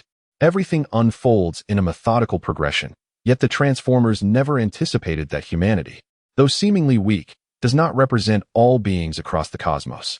The arrival of the Naruto team has become the greatest variable for the Transformers. Chapter 70. Mythical Interstellar Battle Armor, the Annihilation of the Cybertron Galaxy. Transformers possess extraordinarily powerful energy technology, making them nearly impervious until their energy is depleted, even if breached. Unless the Allspark core is directly shattered, they can swiftly recover from injuries through component reassembly. A fully powered Transformer exists in only two states, health and death, with no intermediate condition. The true Transformers are far more terrifying than depicted in films. Nuclear-level energy strikes are akin to mere inconveniences for the Fallen, Unicron, Megatron, and Optimus Prime. The outcome of their battle will dictate the fate of the entire Transformer species. The energy that Earth can provide has been entirely expended by the Decepticons and Autobots in this conflict. Following this battle, distinctions between factions will cease to exist. Earth's resources have been nearly exhausted by both sides. A single planet's energy and resources can only sustain one battle between Decepticons and Autobots. This leads to an understanding of how resource-rich Cybertron was in its prime, having endured countless millennia of war, ultimately driving it to its limits, while Earth can only endure the cost of a single conflict. After this war, unless the Stellar Harvester is employed to absorb stellar energy, the majority of Transformers will succumb to energy shortages and fall into a dormant state. However, their concerns are evidently unwarranted, for the Naruto team has intervened. The interstellar battle armor, powered by the colossal Rinnegan, emerges. The golden wheel of reincarnation, formed from numerous chakra orbs, effortlessly shatters the Fallen's energy defenses, severing one of his arms. Upon its debut, this mythical interstellar battle armor slices through the Fallen, Unicron, Megatron, and Optimus Prime as if they were mere vegetables. Following this, a terrifying gravitational explosion occurs as the Earth release, planetary devastation technique, is activated. Transformers on various battlefields are forcibly lifted from the ground and coalesce in midair into a massive sphere of Transformers. This unparalleled global conflict is swiftly subdued by the Naruto team's thunderous intervention. Meanwhile, the remaining humans, even after scouring the Earth, number no more than 1 million. This illustrates the terror of alien invasion. Not only is resistance futile, but in most cases, even subservience is met with disdain, ultimately leading to extinction. The Otsutsuki clan faced such a fate, as did the Xenomorphs and now the Transformers. Deities require faith, However, most extraterrestrial beings do not. For the fleeing Transformers, the Uchiha clan harbors one singular attitude: merciless extermination. In the face of the Renegade's insight, the Transformers find no escape. Soon, aside from the captured Transformers, the rest are slaughtered. The Uchiha seize the Allspark sources and leadership modules from the 4 Transformer leaders, as well as the Stellar Harvester and Space Bridge transmission pillars. A vast number of Transformers are contained within spatial artifacts and subsequently transported to the Moon, as Earth has been utterly devastated. This also aligns with the main quest requirements. Once all Transformers are relocated to the Moon, the Uchiha's primary mission is accomplished. Undoubtedly, the Naruto team's decades of preparation have proved effective, granting them a decisive advantage against the Transformers. Their next endeavor is to assimilate Transformer technology. In this regard, the Naruto team is already adept. Each Transformer is methodically disassembled.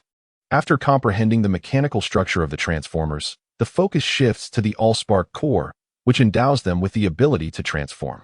Through continuous assimilation of machinery, theoretically, Transformers possess the potential for infinite enhancement. However, in reality, constrained by their technological level, the protracted wars have interrupted their technological advancement, resulting in regression rather than progression. The Allspark core bestows intelligence, transformation capabilities, and computational power upon the Transformers. However, the significant disparity among them arises because, at the time of receiving their Allspark cores, their developmental limits were imposed.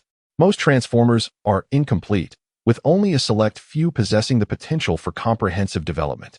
These exceptional Transformers ascend to leadership roles, commanding their factions in battle. For the Transformer race, the Allspark is of paramount importance, yet for the Naruto team, it holds little significance, as they seek the technological prowess of Transformer civilization rather than their intelligence. For the Transformers, war is etched deeply within their Allspark cores, an unalterable aspect of their existence. War has become an integral part of Transformer civilization. Even if the Naruto team were to create their own Transformers using the Allspark, what would it achieve? Deploying uncontrollable Transformers into battle? Do they lack in weaponry? The Xenomorph universe is replete with biomechanical and sentient robotic legions, all under the real-time surveillance of artificial intelligence, minimizing the likelihood of unforeseen incidents. Although their upper limits may not rival those of the Transformers, the potential for loss of control is significantly lower. Now, equipped with Transformer technology, there is no need for the Allspark. They can directly employ artificial intelligence to master transformation techniques, thus developing transformation modes that rival those of the Transformers. The transformative technology, energy science, weaponry advancements, and intelligent templates of the Transformers have been thoroughly analyzed and assimilated by the Hokage team. A multitude of dismantled Transformers has been dispatched to the realms of ninjas, bioengineering, and alien worlds for research. Concurrently, under the immense power of the Hokage team's mythic interstellar battle armor, shattered continental plates have been mended. With divine strength capable of altering the very fabric of the world, they have rejuvenated Earth's ecosystem. While the Transformers remain indifferent to Earth, the Hokage team shares a similar apathy. However, the Uchiha clan does care, and they have chosen to take action by gathering survivors. A significant number of bionic beings and intelligent machines have taken over the production lines of the Transformers, meticulously restoring Earth's ecological balance. After extracting all memory data from the leaders of the Transformers, they acquired the technology for spatial bridges. Shortly thereafter, the Hokage team activated the spatial bridge, transporting them directly from the Moon to the planet Cybertron. At this moment, Cybertron appeared even more desolate than Earth, ravaged by countless millennia of warfare that had utterly depleted its energy and resources. What seemed to be omnipresent metallic components upon closer inspection turned out to be mere metallic debris, unfit even for the most basic parts. Faced with the desolation of Cybertron, the Uchiha clan ensured its final journey, activating a stellar harvester on the planet. With the activation of the stellar harvester, unimaginable energy fluctuations spread forth. Under the immense forces of space and gravity, a directed spatial tunnel surged toward the star like an abyss. The stars of the Cybertron system were rapidly consumed by the harvester, creating a terrifying spectacle akin to the arrival of a black hole. The magnitude of this energy explosion surpassed the Hokage team's energy limits. Even with their current capabilities, they could not effortlessly unleash such a level of energy sufficient to devour an entire star. Within a mere few months, the stars of the Cybertron system vanished, plunging the entire system into complete darkness. The very foundation of Cybertron crumbled, leading to the total extinction of the Transformers' homeworld. Chapter 71. The dissemination of transformative technology and the technology of teleportation erased the Uchiha clan marveled at the efficiency of the Stellar Harvester, which undoubtedly stood as one of the most formidable and terrifying technologies encountered across the many worlds. This attests to the might of the Transformers civilization during its zenith. However, the infighting among the 7 supreme leaders ultimately led to the fragmentation and civil war of Cybertron, resulting in its decline.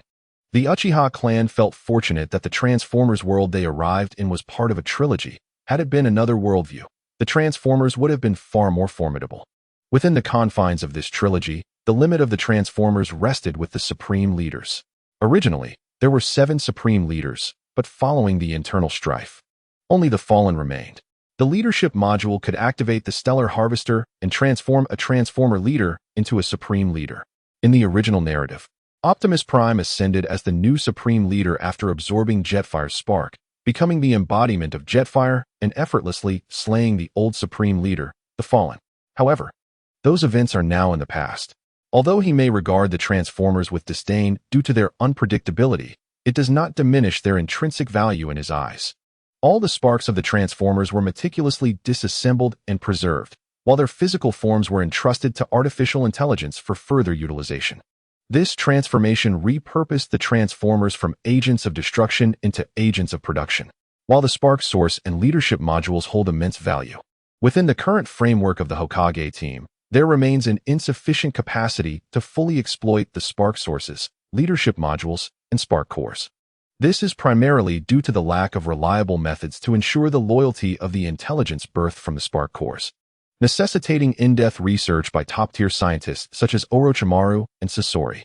Only after establishing sufficient reliability can widespread utilization occur. Otherwise, experiments with spark cores will remain limited in scope.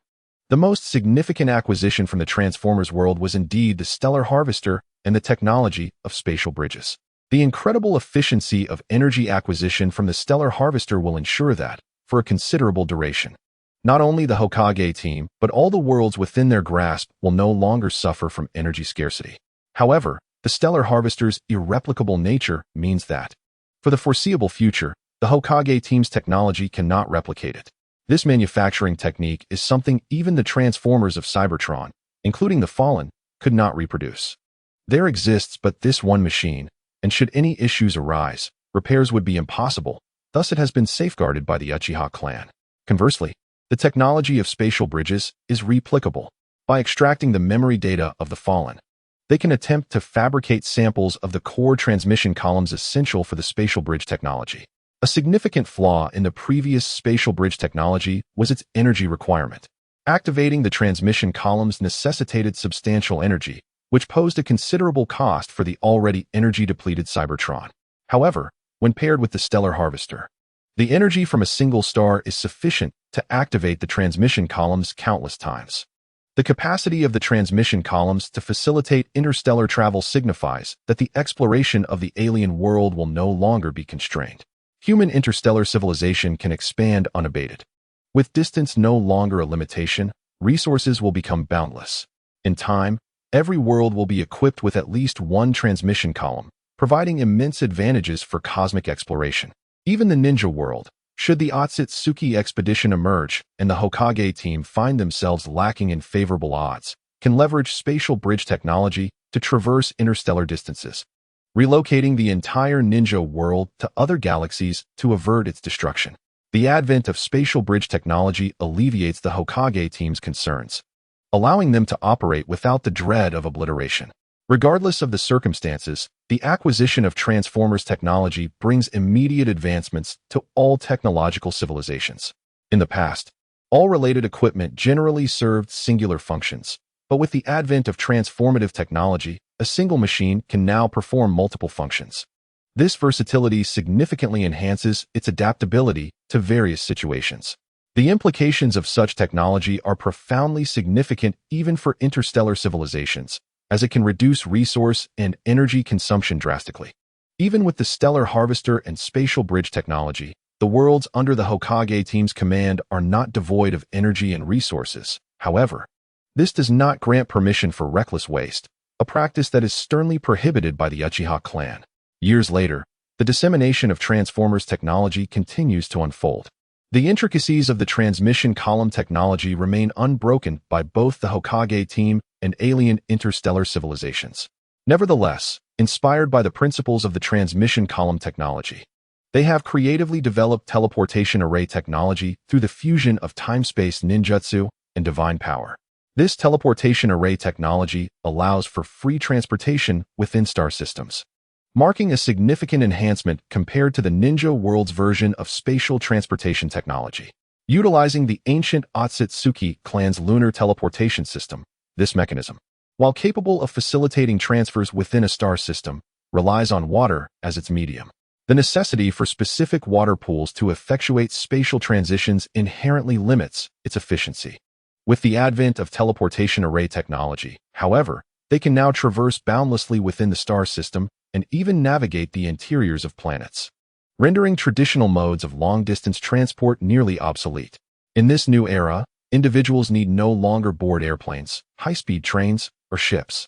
A mere blink through the teleportation array transports them instantaneously to another city or even another planet.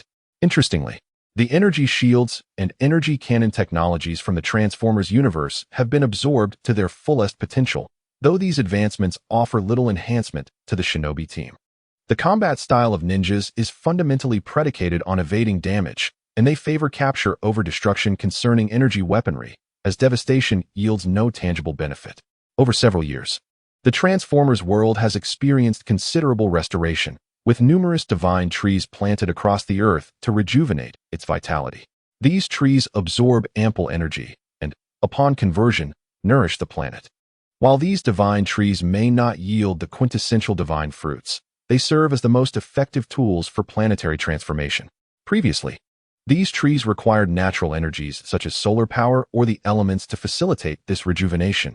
However, the shinobi team now possesses abundant energy, allowing each divine tree to be embedded with an energy pillar, accelerating their growth and the revitalization of the earth that had once been devastated. Uchiha Dong gazed at the next horror film displayed on the Reincarnation Watch, sensing an inescapable spiral of endlessness. To combat the Otsutsuki civilization, they must continually immerse themselves in horror films to gain strength. Yet, each foray into these terrifying narratives presents ever-increasing challenges. Should they inadvertently venture into a film beyond their capabilities, they risk failing the main mission or facing annihilation within the horror itself, thus rendering their efforts futile. Rather than placing themselves in unknown peril to counter the Otsutsuki civilization, it may be more prudent to first master the technology of spatial bridges and embark on interstellar wanderings with the shinobi realm. However, human nature is often irrational, and the allure of adventure in a new world propels their actions. Under the expectant gazes of his comrades in the shinobi team, Uchiha Dong activated the next horror film. Chapter 72, The Shushan World, where justice struggles against evil. The oppressive atmosphere persisted as they regained their consciousness, only to find themselves ensconced within a cave. Due to the existence of a barrier, their perception of the external world was hindered, and they would have to wait 10 minutes for the barrier to dissipate. They refrained from attempting to attack the barrier, as Uchiha Dong had forbidden it. To this day, the other members of the shinobi team remained unaware of the principles governing Uchiha Dong's traversal. He, however, was cognizant of the means by which they entered the horror film within the main divine space, yet he too was perplexed by the main divine space itself. To prevent any inadvertent mishaps that could damage the Reincarnator's functions, he imposed strict limitations on any unexpected actions. The task before him was straightforward: avoid reckless behavior. For those lacking even this modicum of self-awareness would never be admitted into the shinobi team. Uchiha Dong glanced at his Reincarnator watch, which displayed the main mission. Eliminate the blood demon of the Ghost Spring. Completion reward. Level 1 side story, 100,000 reward points. Uchiha Dong understood that he was situated within the realm of Shushan. The narrative of Shushan was unremarkable, consisting as it did of the classic battle between righteousness and evil, with the righteous led by the Ame sect and the evil by the blood demon of the Ghost Spring. This was not the first confrontation between the blood demon and the righteous. Historically, Evil had never prevailed over good. Yet at this juncture, a reversal had occurred, with righteousness faltering under the weight of evil. This shift was precipitated by the decline of human dynasties, leading to chaos and desolation across the land, which in turn exponentially augmented the blood demon's powers. Numerous sects fell before him, including the Kunlun sect, a representative of the righteous path. Even so, the Ame sect, under the vigilant stewardship of the Grandmaster Changmei, remained capable of withstanding the blood demon. It was only when the blood demon discovered and entered the blood cave of Chiyu, a site brimming with malevolent energies, that he achieved the pinnacle of his powers. At that moment, no one could hope to restrain him. Ultimately, Grandmaster Changmei sealed the blood cave and dispatched his disciple, Dan Shinzi, to guard it. He then entrusted the leadership of the Ame sect to the Kunlun disciple, Shantian sect, and ascended to seek a means to vanquish the blood demon from beyond. In the end, Grandmaster Changmei discovered the Nanjing Lihua sword, and with Ame disciples Li Yingqi and Li Yanxing wielding the twin thunder swords in unison, alongside the Shantian sect's Nanjing Lihua sword, they narrowly triumphed over the blood demon, restoring peace to the realm of cultivation once more. However, this was but a narrative. From the main mission, Uchiha Dong surmised that in this timeline, it was highly probable that the blood demon of the Ghost Spring had triumphed over the righteous and unified the realm of cultivation.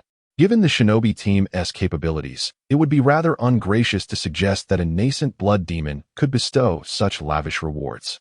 10 minutes elapsed, and the barrier vanished. Despite their confinement within the cave, they could still sense the pervasive aura of malevolence, bloodlust, and sinister energy saturating the atmosphere. The intensity of these negative energies spoke volumes. While it is often said that evil cannot triumph over good, when evil does prevail, it leads to untold suffering. Having learned from their previous experiences with horror films, the shinobi team refrained from activating the rebirth eye, Byakugan, or any other sensory abilities. Otherwise, they would find themselves ensnared in a foreign dimension until Uchiha Dong resolved the situation, leaving them with no chance to breathe free air. Disguising themselves as ordinary martial artists, they prepared to venture forth and assess the circumstances. Although the shinobi team possessed sufficient strength to overpower the blood demon of the Ghost Spring, the true challenge lay not in defeating him, but in ensuring his demise. The blood demon commanded an army of 10,000 blood gods, capable of forming an immensely powerful blood river formation. Should they fail to annihilate all 10,000 blood gods in one fell swoop, the blood demon could return. Thus, while the blood demon could be vanquished time and again, the righteous path needed only to falter once to face eternal damnation.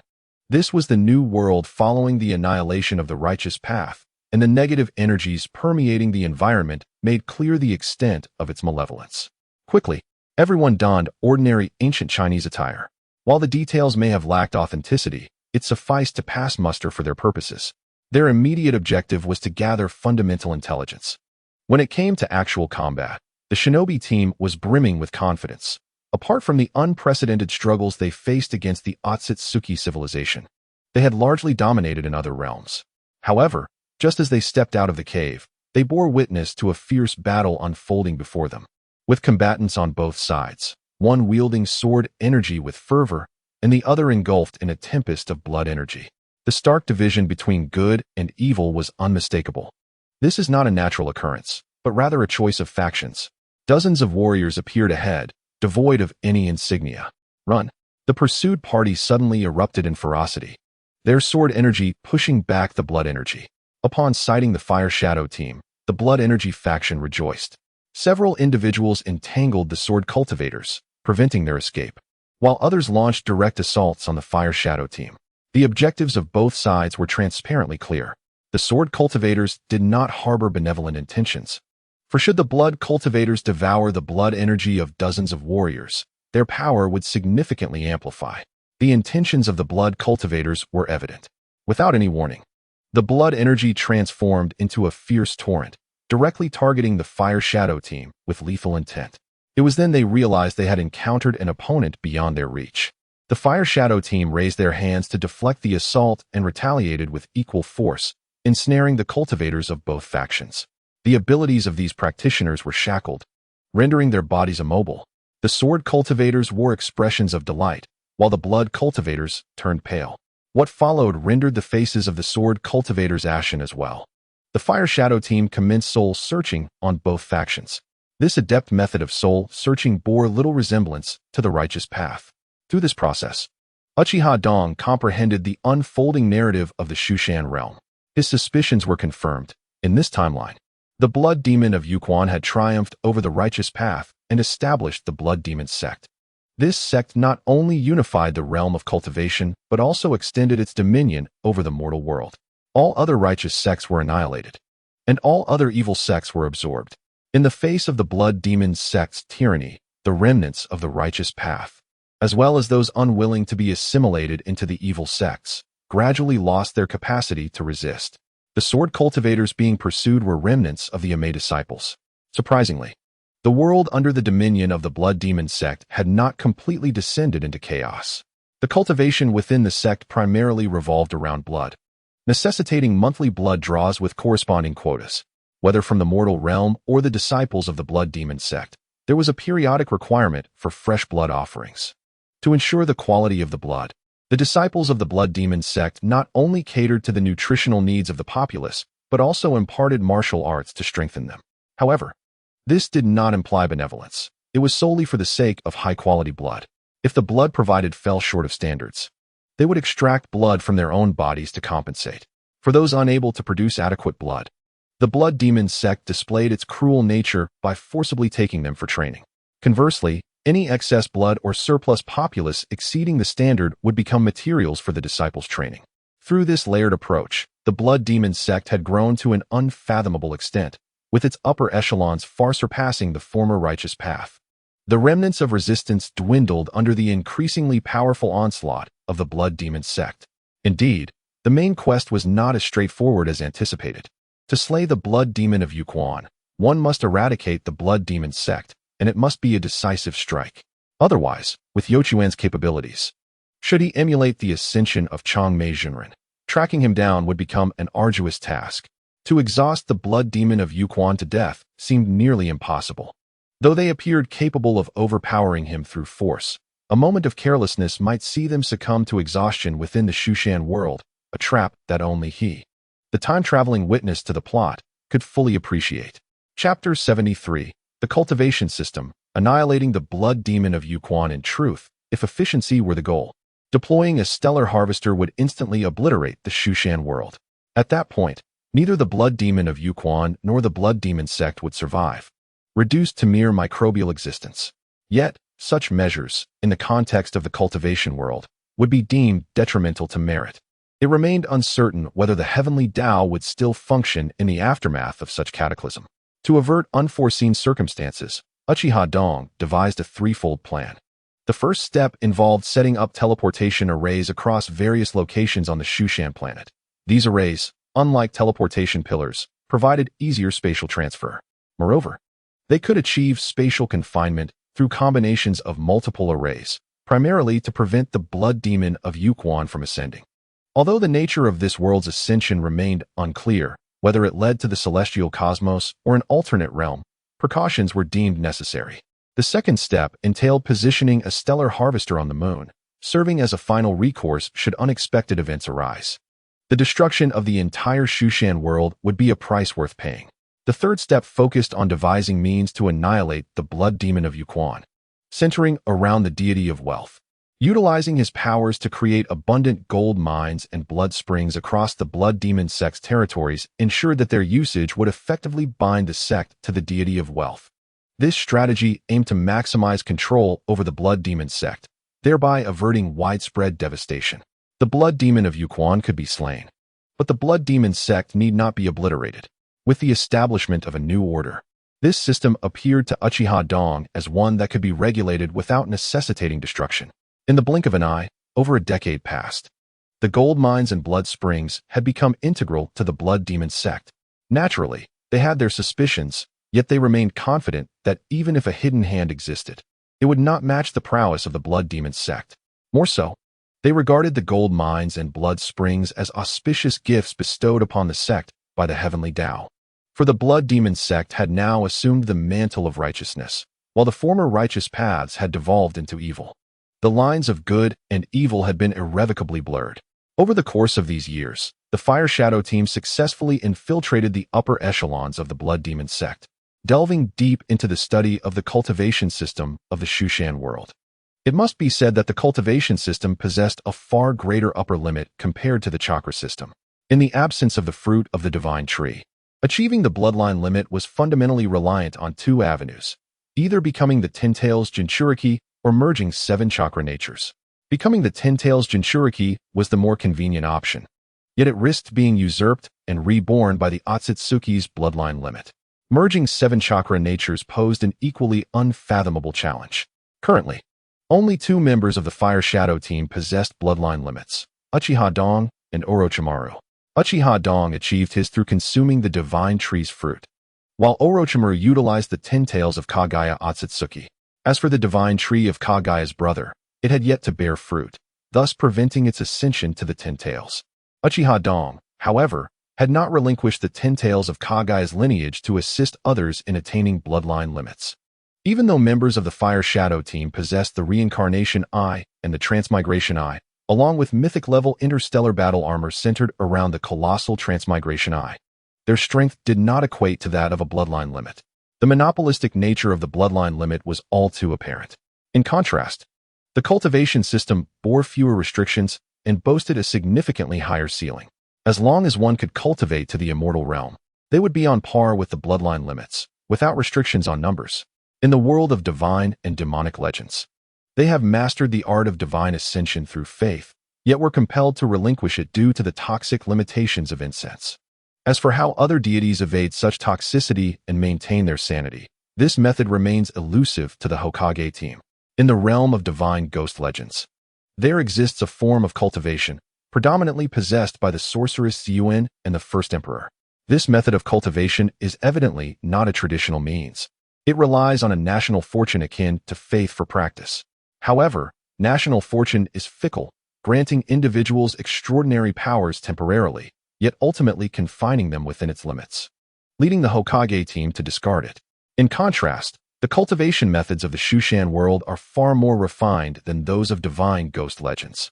Nevertheless, the Shushan cultivation also has its limits, which culminate in the attainment of immortality.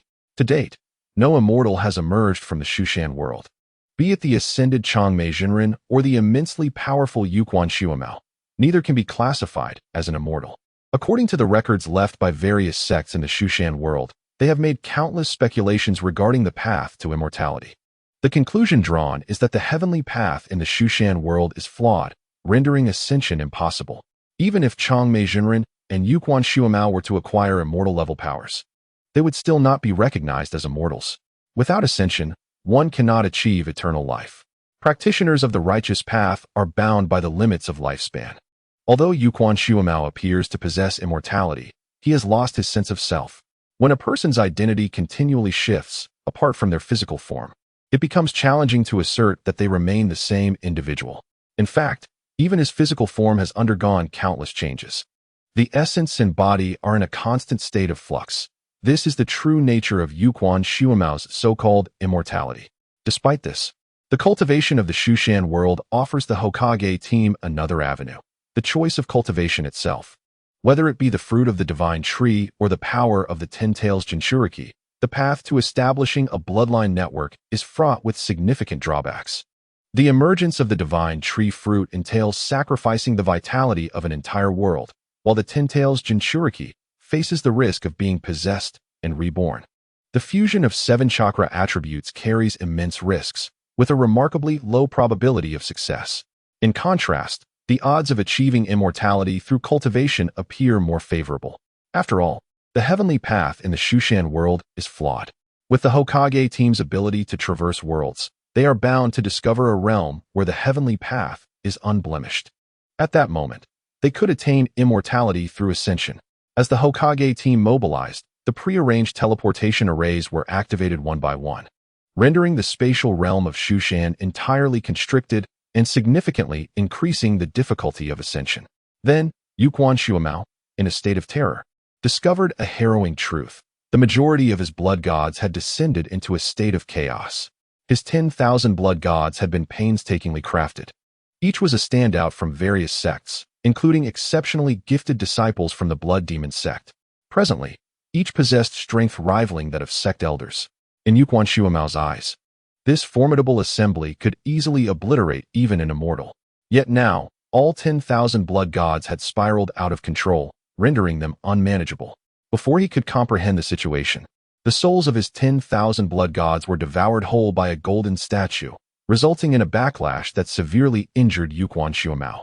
Subsequently, a celestial golden sword descended upon the location of Yuquan Shuamao's true form, obliterating him into ashes. When Uchiha Dong's watch vibrated, signaling the successful eradication of Yuquan Shuamao, the primary mission was accomplished. Amidst the lack of understanding within the Blood Demon sect, the Xiantian sect emerged to take the reins of the Blood Demon sect, establishing itself as the new sect leader.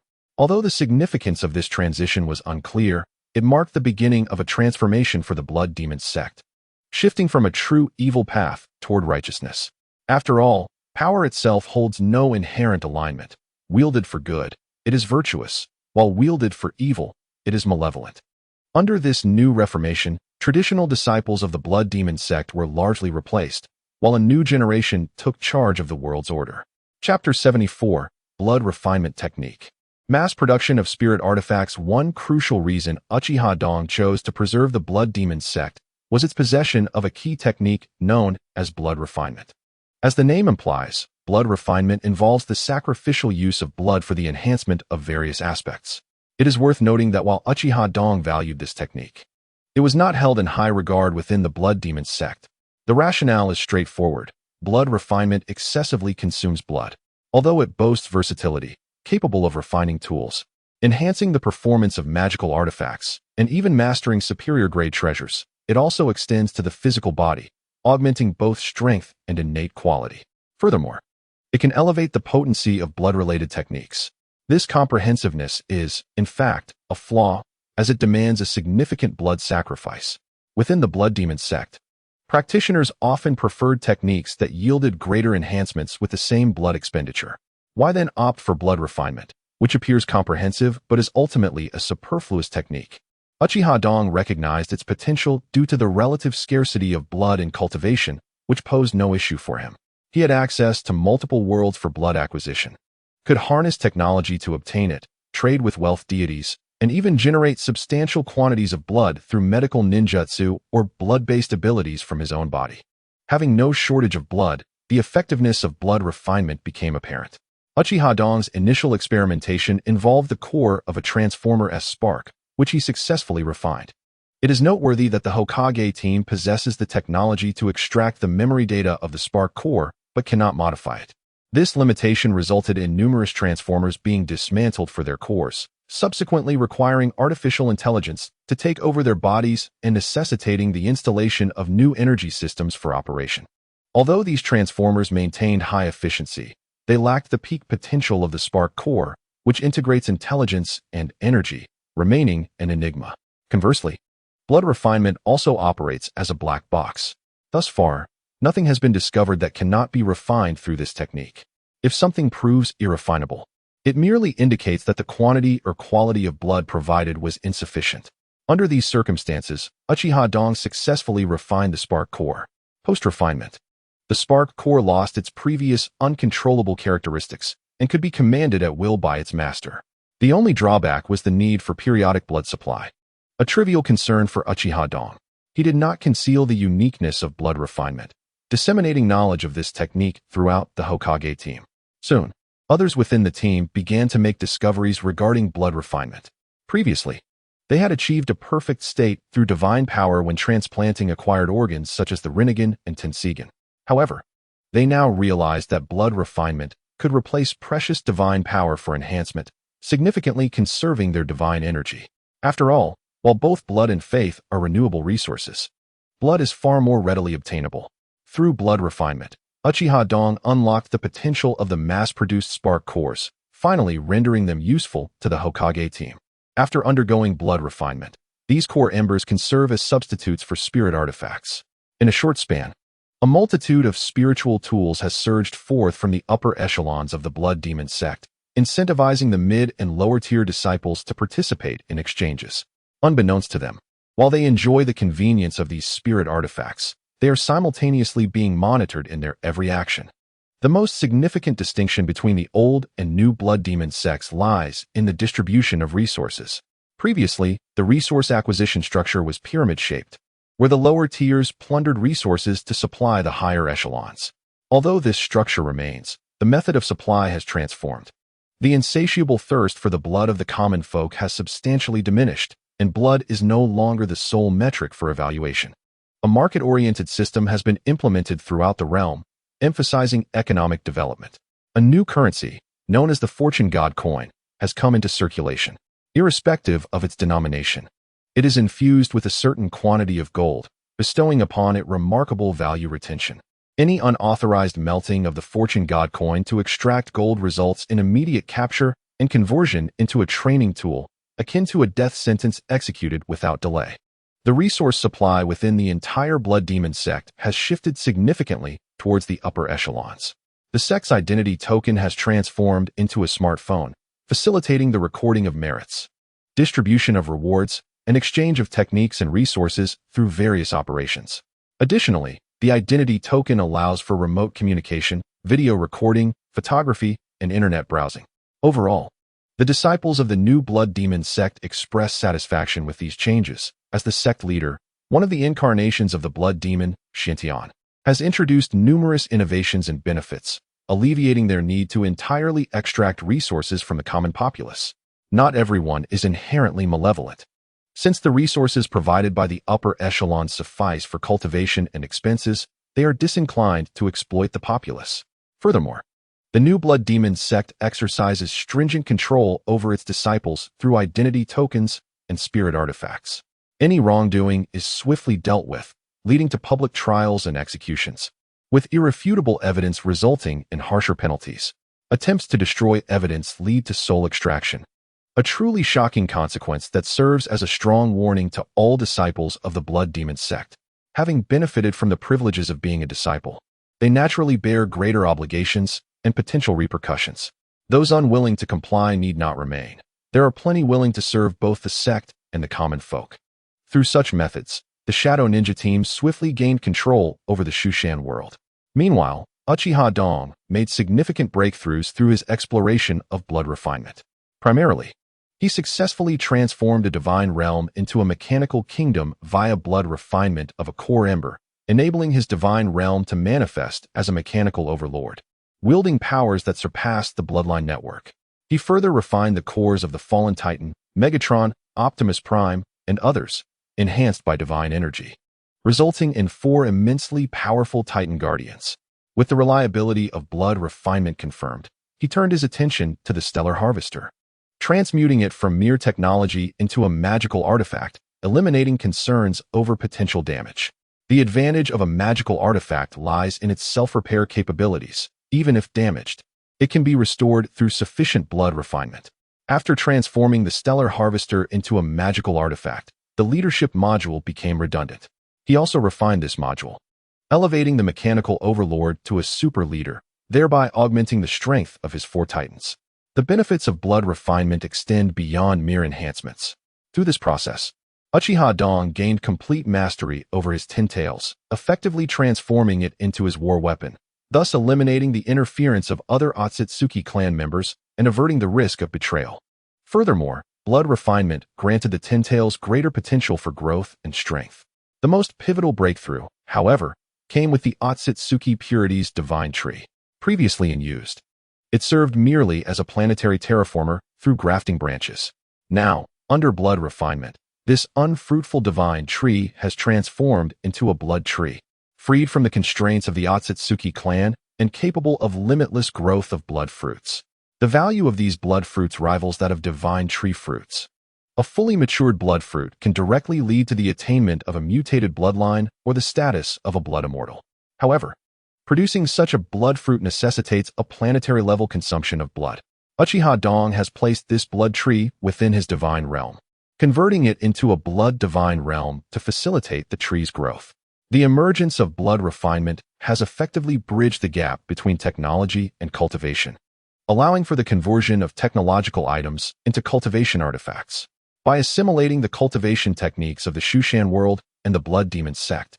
The Shadow Ninja team's strength has undergone a comprehensive enhancement.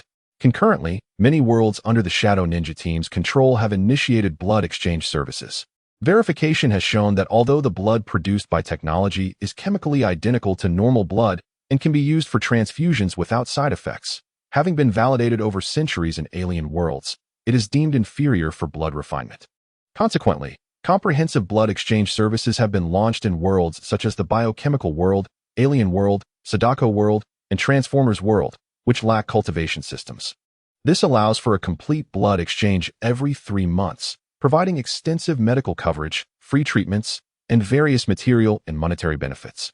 In contrast, in worlds like the Naruto World, Ghost World, and Shushan World, which possess cultivation systems, such services have not been made available to avoid complications.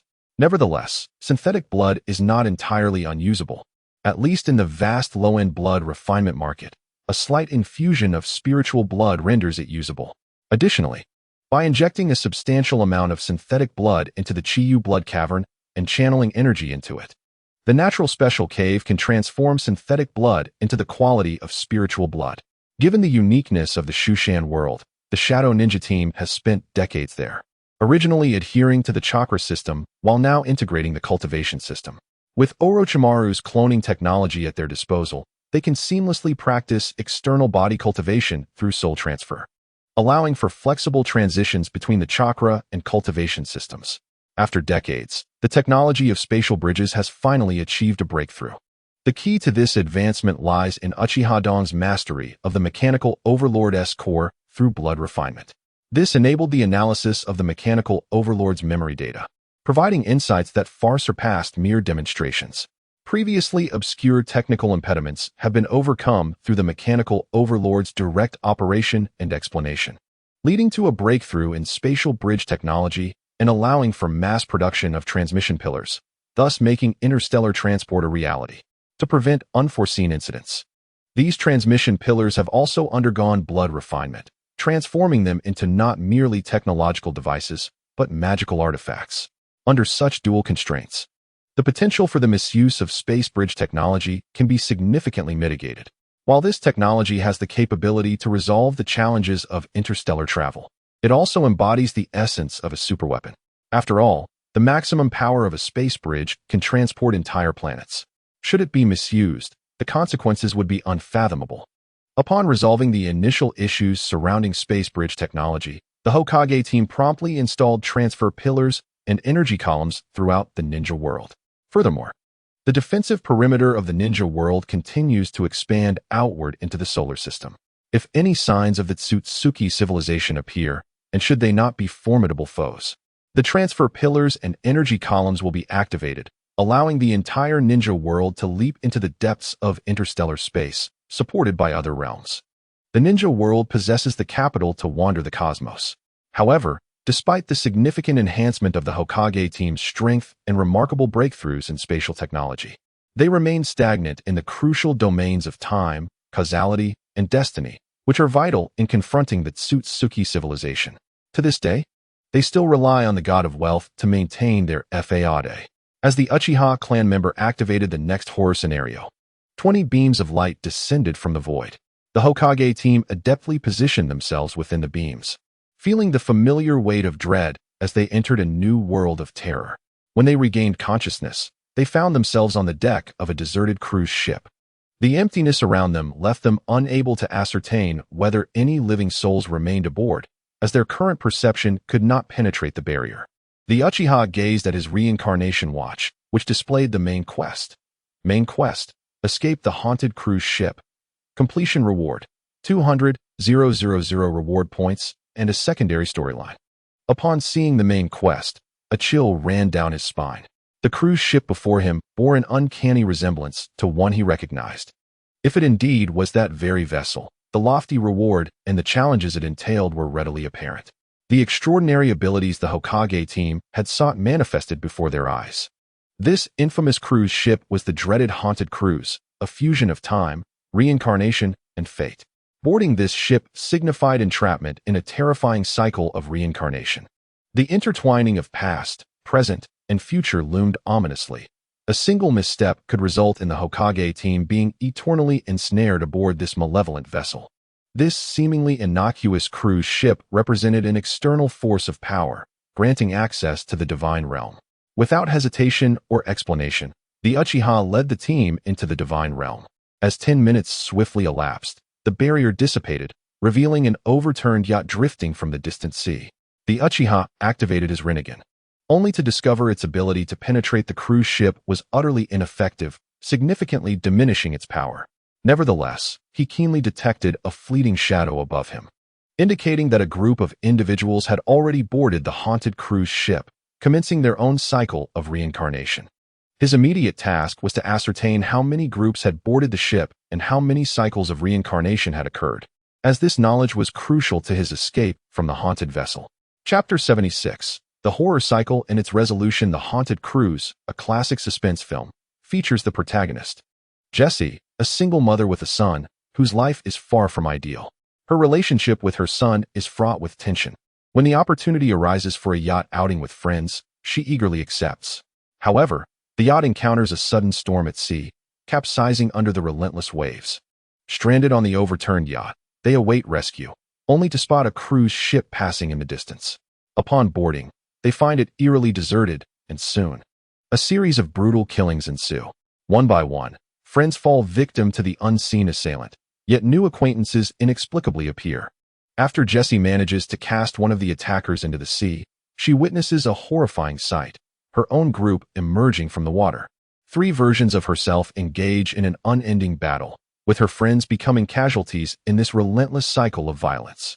It dawns on her that the attackers are, in fact, her own selves, and the one she cast overboard has not perished but returned to the moment before their fateful outing. Haunted by the violence, Jessie returns home and, without hesitation, kills her pre-outing self, a horrific act witnessed by her son. In a desperate attempt to escape the cycle of the haunted cruise, she plans to flee with her son. However, due to her son's reluctance and an unfortunate collision with a seagull, a tragic accident occurs, resulting in her son's death. In that moment, Jessie reappears, willingly stepping into the cycle of the haunted cruise to save her son, only to lose all memory of the events that transpired aboard the ship. Thus, the cycle begins anew, marking the completion of 2 rounds of reincarnation, one aboard the cruise ship with 3 Jessies and another on land with 3 different Jessies. These 2 cycles intertwine like 2 triangles, forming an endless and biased strip. In the film, this narrative does not unfold in a neatly tied fashion. Religious elements are interwoven into the plot, particularly following the accident when a taxi driver, suspected to be a Grim Reaper, appears beside Jessie. However, the horror film diverges significantly from reality. The Uchiha's Rinnegan cannot penetrate the cruise ship, yet it easily observes the whole of Earth. He does not see the disguised Grim Reaper on land, and the events unfolding there appear to belong to the past, beyond his Rinnegan's perception. Utilizing the water release, mist shadow technique, the Uchiha conjured fog over the sea, which naturally enveloped the entire cruise ship. He sensed the presence of 2 groups of Jessies aboard, with no bodies in sight, indicating that the cycle of violence had yet to commence. Only when the new group of Jessies boarded the yacht would the killing begin, transforming the violence aboard the cruise ship into an eternal cycle. Concurrently, the Jessies aboard would repeatedly cast themselves into the sea, perpetuating the unending loop of the past. The Uchiha felt a foreboding sense that once the cycle closed, even the formidable Hokage team would be forever trapped aboard this haunted cruise ship, unable to escape, for in the face of the immense power of time, strength holds little significance. Each cycle of time gives rise to 3 versions of oneself. These 3 selves represent 3 distinct teams of Hokage, each possessing identical strength. If these 3 teams were to engage in mutual slaughter, it would become a true nightmare. For time, if it could indeed be divided, then the universe a second before and a second after would be entirely complete universes, differing only in their trajectories, yet otherwise perfectly identical. This is the terror of time itself. The emergence of the mist shadow technique confounded the perception of Jessie and his companions, preventing them from boarding the cruise ship amidst their maritime disaster. Consequently, what was to be a closed loop consisting of 3 groups aboard the cruise turned into 2 on the ship and 1 at sea. The task for Uchiha was to thwart the formation of this loop. Once Jessie's 3 groups appeared on the cruise, a closed loop would be established. However, if even one Jesse were to fall into the sea, the past loop would be recreated. This method of loop creation bears resemblance to the Uchiha clan's forbidden technique, Izanami, which constructs a cycle of illusion in the mind by fulfilling predetermined conditions. Unless one permanently alters their perception, they would remain ensnared in this illusory cycle, akin to a diluted version of the Konoha Tsukimi. Yet, Izanagi merely creates an illusionary cycle, while the cruise ship represents a temporal cycle. Uchiha was determined to prevent the emergence of a second or third self on the ship. Fortunately, after using the mist shadow technique to prevent the Jesse team on the sea from boarding, he did not encounter another version of himself on the cruise. Perhaps it was also due to him obstructing their boarding that, although the ship continued its journey, the mysterious sea currents kept the Jesse team at sea in parallel, rather than leaving them far behind. This indicated that the presence of Jesse on the surface was indeed crucial to the loop. Otherwise, the ship would not have carried them along. However, the ship merely utilized this mechanism and did not resort to unfair tactics to directly transfer Jesse and his companions aboard. As long as the enhanced mist shadow technique existed, Jesse's group could only circle around the ship, unable to board or escape. To prevent any mishap for the Jesse team at sea, he thoughtfully tossed them water and hamburgers, ensuring they would not suffer from dehydration or hunger. As long as they remained off the ship, all would be well. He had realized that preventing the Jesse team from boarding was of paramount importance. Should they board, it was highly likely that a second self and a second Hokage team would emerge, leading to the tragic convergence of past and present loops. The appearance of a third self and team would plunge everything into irreversible chaos. To resolve this terrifying cycle, Uchiha devised two strategies. One was to escape the horror of the cruise ship as per the main quest directive, and the other was to refine the terrifying vessel. It is worth noting that the horror cruise possessed a refresh mechanism, allowing resources aboard to be constantly replenished. However, while resources could be renewed, corpses would not. Each cycle would yield new corpses, either cast into the sea by Jesse or piling up unnoticed in various corners of the ship. This mechanism, which did not refresh corpses, might be the key to breaking the cycle. Chapter 77. Refining the Ship of Fate since the corpses would not refresh. Uchiha resolved to utilize them to refine the terrifying cruise ship, which possessed astonishing temporal and spatial looping abilities. Under the shroud of the mist shadow technique, even more horrifying events began to unfold aboard the cruise. A multitude of blood corpses erupted from within Uchiha, quickly filling every corner of the ship. These blood corpses merged into the vessel, turning it progressively red, permeating the air with a metallic scent, and gradually seeping blood from various parts. At that moment, the two groups of Jesse aboard the cruise had succumbed to illusion, completely oblivious to the terrifying changes occurring around them. Had they witnessed the scene before them, it is likely they would have perished from fright, as the sight was enough to instill terror. Once ensnared in the cycle of the horror cruise, escape was nearly impossible, leading to inevitable slaughter among the three Hokage teams, a scene of unimaginable carnage. Fortunately, the most terrifying aspect of an unanchored horror cruise is its initial encounter. Should a team unaware of the plot's progression confront the Jesse group at sea, they would instinctively compel them to board the ship for information. However, this would be a trap. As soon as Jesse boarded, a second recursive team would emerge. Once a third team appeared, all hope would be lost. Now, he had successfully stalled the horror cruise's cycle and began refining it, transforming the once intractable battle of wits into a war of attrition. With the foundation of the three divine realms of Uchiha, it was unlikely that the horror cruise could outlast him. As time passed, Uchiha felt a growing connection to the cruise. However, the time required to refine it exceeded his expectations, lasting a full 3 years. He tirelessly refined the cruise for 3 uninterrupted years, all while ensuring that the two Jesse teams aboard and the one at sea suffered no casualties, especially the main character, Jesse, who must not come to harm. He sensed that should any version of Jesse appear, the cruise would restart its cycle, rendering his progress void. Such a loss would be irretrievable and would deplete his resources. Fortunately, none of these scenarios transpired. Over the span of 3 years, he relentlessly refined the horror cruise. Finally, on the last day of the 3rd year, he succeeded in refining the vessel before him. He learned its name, the Ship of Fate. The mechanisms indeed aligned closely with his deductions. This Ship of Fate possessed dual cycles, one for the 3 teams aboard and another for the 3 teams outside. Theoretically, this allowed for the simultaneous existence of up to 6 versions of oneself or 6 adversaries. An unanchored ship of fate could be unraveled through understanding its mechanisms, while an anchored ship of fate could instantaneously initiate cycles through its master's interference. At that point, enemies could either be ensnared in the Horror Cruises cycle, permanently trapped within, or be mercilessly besieged by 3 identical versions of themselves, an exceedingly tyrannical prospect. Furthermore, the mechanism of non-refreshing corpses aboard the Horror Cruise could be exploited to continually eliminate targets for resources. If confronted by Tsutsuki Kinshiki or Kinshiki, Uchiha could trap them in a loop, incessantly hunting them to acquire resources such as the Byakugan, Rinnegan, Dimensional Space, and Divine Tree remnants. All he needed to do was maintain the basic operations required by the Ship of Fate. This is where the true terror of the Ship of Fate lies. As long as the gains outweigh the expenditures, it is indeed more terrifying than a perpetual motion machine. The Wheel of Fate consumes not mere destinies, but the very essence of an entire planetary civilization. Theoretically, the more cycles the Wheel of Fate undergoes, the more the civilization's fate is depleted. As this depletion intensifies, the civilization faces inevitable decline, ultimately leading to extinction. Presently, the Wheel of Fate resides in the hands of Uchiha Dong, who governs more than one world.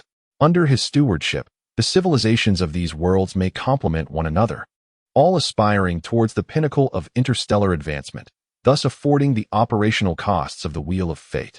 After all, he possesses the ability to halt the wheel's cycles at will, as he demonstrated by directly eliminating 2 squads of Jessie aboard the wheel. The Jessie on the surface of the sea became the sole survivor. Consequently, this Jessie team broke free from the cycle, attaining freedom. Due to the peculiar nature of the Wheel of Fate, little time elapsed in the outside world.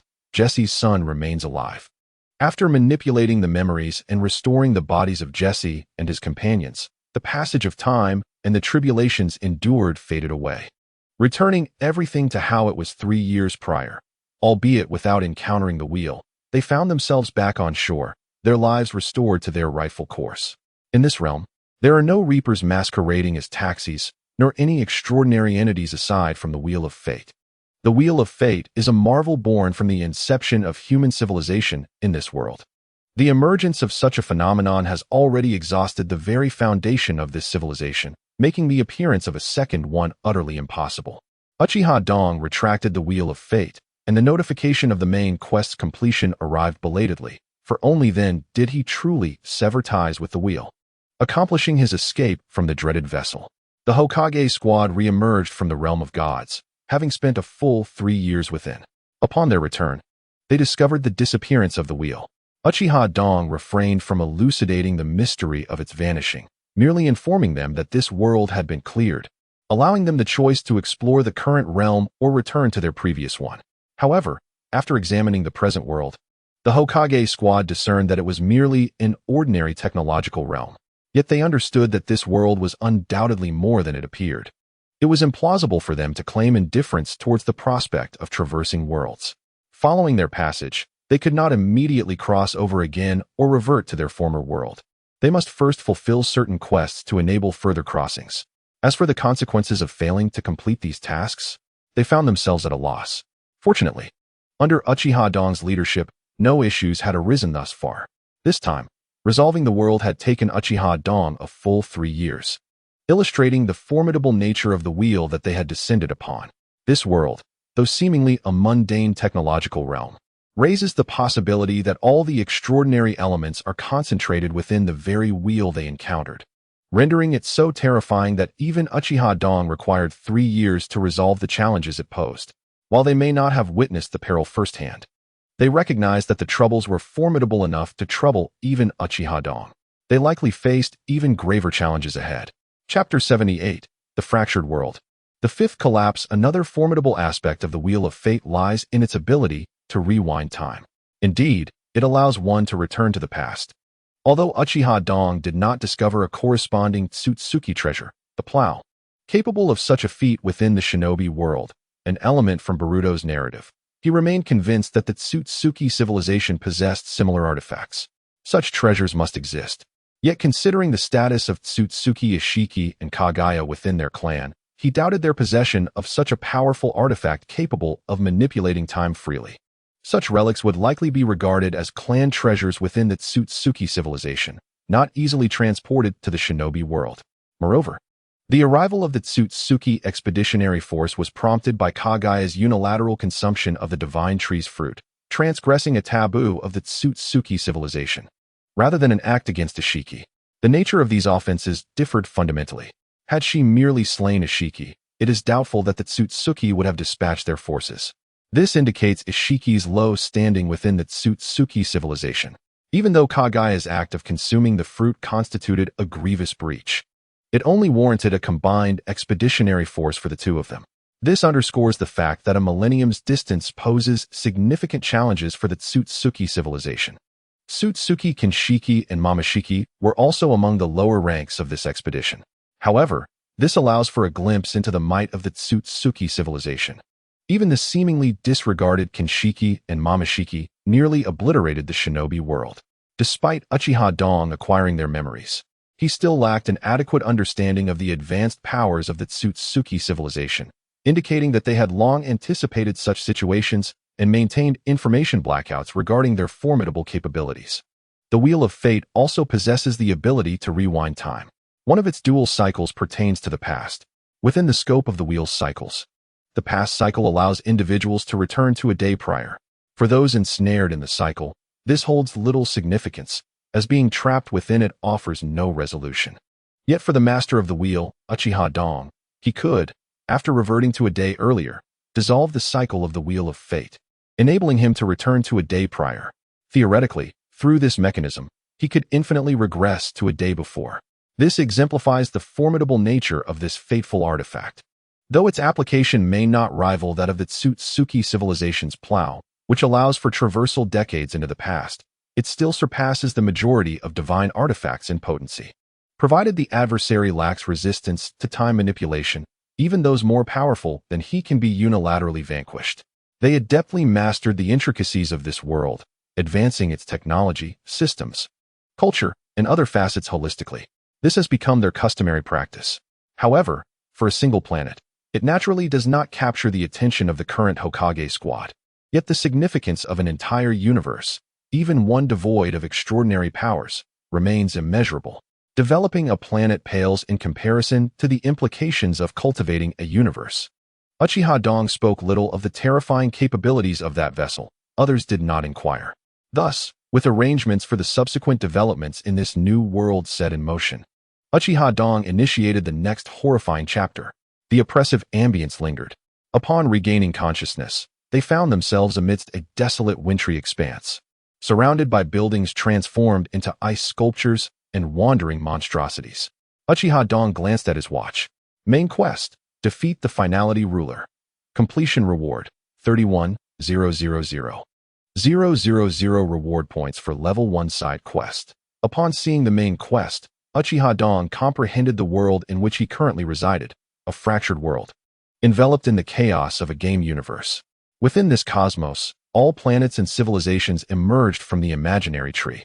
The advancement and progression of each civilization inevitably lead to catastrophic collapses. The more advanced the technology, the more pronounced the ensuing devastation, culminating in the emergence of world-ending rulers. The Lorerunners serve as the harbingers of destruction. Each Lorunner possesses the capability to annihilate civilizations.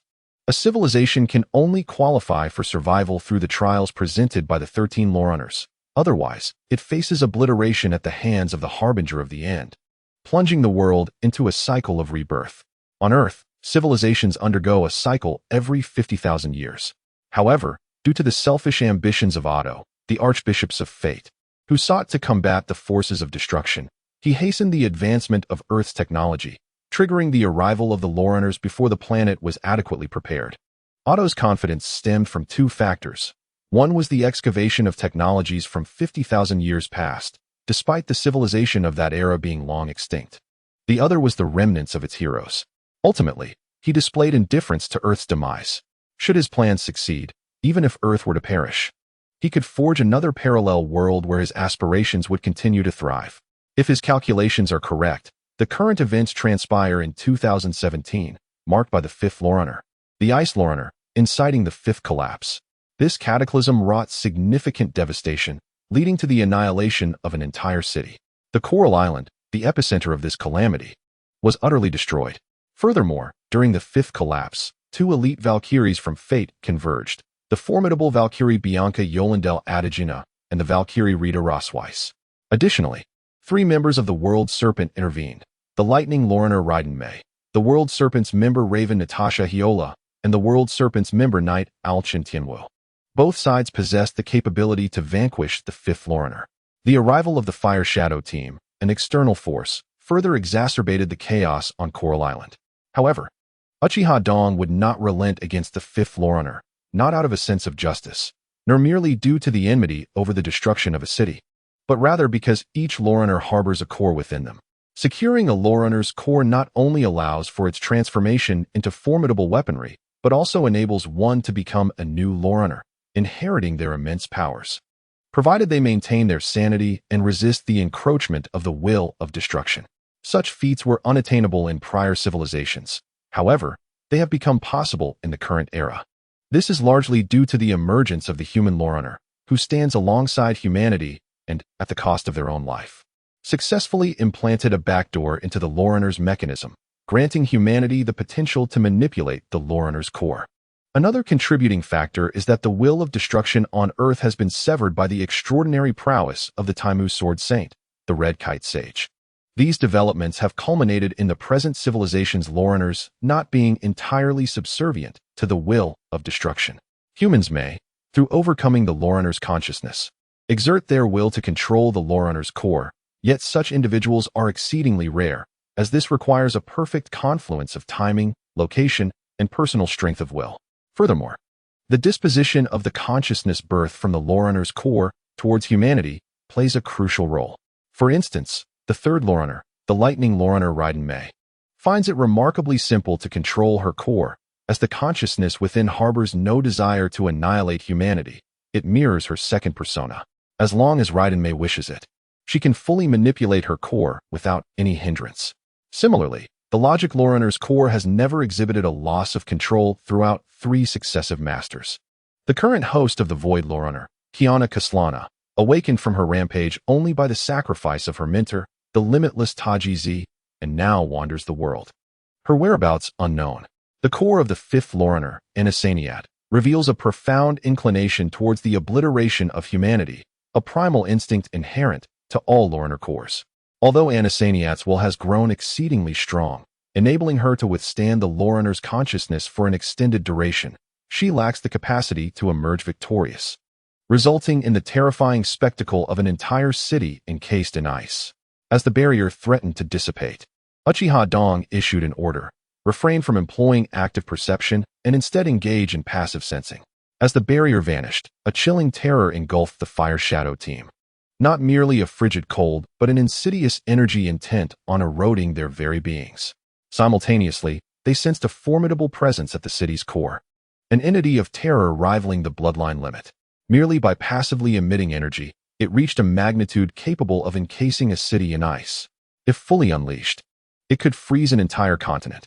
Such assertions are not exaggerated. Given the Lorunner's strength, the total annihilation of a continent is entirely within their capabilities. The Flame Lorunner of the previous civilization once scorched an entire continent, and the Ice Lorunner indeed possesses the ability to encase a continent in ice. All factions must act before the Lorunner descends into complete rampage. The Earth has endured 4 collapses. Thus, it has garnered ample experience and capability to confront the 5th. This world is unique. You must not act independently, nor utilize technology surpassing the current era, and certainly do not expose yourselves. With that as a premise, gather intelligence and familiarize yourselves with this world. You need not intervene in the current events. Disperse and act separately. Faced with Uchiha Dong's grave and hesitant directives, the Fire Shadow team did not afford him further hesitation. They were acutely aware that the challenges presented by each world escalated progressively. This world, in particular, seemed more formidable than their previous encounters. Yet, the enemy they must confront remained shrouded in mystery. Uchiha Dong, under specified conditions, permitted them autonomy. This was far preferable to remaining in the divine realm, oblivious and uninformed. Thus, upon the issuance of Uchiha Dong's command, the 38 members of the Fire Shadow team swiftly vanished, with only the God of Wealth being taken into the divine realm by Uchiha Dong. The Fire Shadow team exhibited no intention of defying Uchiha Dong, promptly retreating from the island, now engulfed by overwhelming icy forces. Frankly, if the challenge were solely at the level of the Lorerunners, the Fire Shadow team, with their strength, could easily prevail. However, Uchiha Dong's hesitation indicated that their true adversary lay not in the immediate display of power, though currently, the Fire Shadow team consists of only 2 with bloodline limits. Any conventional bloodline limit-level adversary lacking spatial time abilities could be defeated by them. With the augmentation of various technologies, they have reached an unparalleled level of strength. This increase in power has bolstered their confidence. Therefore, their objective is to comprehend the world, uncover the genuine formidable foe that even their leader, Uchiha Dong, finds formidable, and understand the unique power dynamics of this world, particularly the potent, corrosive energy. Should they obtain it, it would rival the might of the bloodline limit. As the Fire Shadow team dispersed, Uchiha Dong began to contemplate how to maximize the benefits from the current scenario. The intensity of the 5th collapse had been overwhelming. The ordinary populace of the entire city and even the island had perished entirely. Whether due to the erosive capabilities of the collapse, or the extreme cold surpassing that of Antarctica, or the multitude of collapsed beasts spawned following the eruption, the devastation is complete. The situation has far exceeded the realm of ordinary human survival. In the face of the 5th Herschers, even the average Valkyries proved to be of little use, only adding to the casualties. Thus, this time, both the Herschers of the Void and the World Serpent dispatched only their most elite warriors. From the World Serpent, there are the Herschers of Thunder, Raiden Mei, along with executives Raven and Night Owl. On the side of the Herschers of the Void, 2 top Valkyries, Durandal and Rita, have been summoned. While the World Serpent focuses on directly confronting the 5th Herschers, the Herschers of the Void must also contend with the natural disasters that arise from the low temperatures triggered by the Herschers of Ice, such as typhoons. Consequently, the efficiency of the World Serpent's operatives is notably higher, while the Valkyries' actions are comparatively slower. Currently, the Herschers of Ice, the World Serpent operatives, and the Valkyries are in plain sight, while the Uchiha clan lurks in the shadows, waiting for the opportune moment to strike. Anna's remarkable resistance against the Herschers' core's corruption can be attributed to another factor, the influence of her Sanyat bloodline. As one of the 3 core families of the Herschers of the Void, these families inherited a unique bloodline from the previous civilization. They include the Apocalypsis family, whose current Archbishop Otto has wielded power for 5 centuries, significantly advancing Earth's technological development. The Kaslana family, whose lineage traces back to Kevin Kaslana, the foremost among the 12 heroes of the previous civilization. And finally, the Sanyat family, whose members inherently possess the ability to manipulate and resist the forces of destruction. Cecilia Sanyat, the strongest Valkyrie of the former Herschers of the Void, represents this lineage, and her daughter, Durandal, stands as the current strongest Valkyrie. Although Anna, as a member of the Sanyat family, cannot fully harness the power within her bloodline to reach Cecilia's level, she has managed to resist the Herschers' core for an extended period through sheer willpower, preventing her complete transformation into the 5th Herschers and the ensuing chaos it would unleash upon humanity. Despite the fact that Coral Island has been frozen, the threat has been minimized. Should she fully transform into the true Herschers of Ice, the devastation would extend far beyond the confines of Coral Island. In this regard, Anna has done her utmost. However, she ultimately falls short, unable to overcome the Herschers' core through will alone. The World Serpent operatives arrive before Anna, whose resolve is on the brink of collapse. Such a 5th Herschers is no match for the 3rd Herschers, Raiden Mei. Yet the World Serpent seeks to capture the 5th Herschers alive, which presents an opportunity for Night Owl. Night Owl has previously crossed paths with Anna during a prior crisis. Anna saved Night Owl's life, and Night Owl's judgment helped them escape a trap. This bond, though unspoken, blossomed into mutual affection, hindered by their disparate statuses and the fact that Anna could not save Night Owl's sister, which haunts Anna's conscience. 2 years have passed, and as Anna nears her transformation into the 5th Herschers, Night Owl's outward mission to deal with her conceals a deeper desire to rescue Anna. After all, the examples set by the Herschers of Reason, the Herschers of the Void, and the Herschers of Thunder demonstrate that humanity can indeed triumph over the Herschers' core. Night Owl wishes to aid Anna in conquering the Herrscher's core, aspiring for her to become the fourth Herrscher's to wield the core through human will. This is Night Owl's selfish ambition. He betrays the world serpent, using the originally intended tool, the Staff of Yomi, to ensnare Raiden Mei. Subsequently, he ambushes the unsuspecting Raven, seizing the third divine key, the cleansing Seven Thunder. Using a token obtained from Anna, he awakens the consciousness of the fifth Herrscher's, Anna, to facilitate their escape.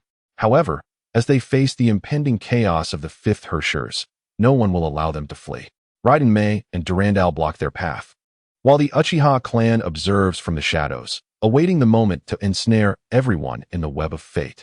In Chapter 80, the sixth Herrscher's, Chen Tianwu, the Wheel of Fate strikes. Utilizing the third divine key acquired from Raven, Night Owl, Chen Tianwu, alongside the briefly awakened Anna, struggles against Raiden Mei and the formidable Valkyrie. Durandal.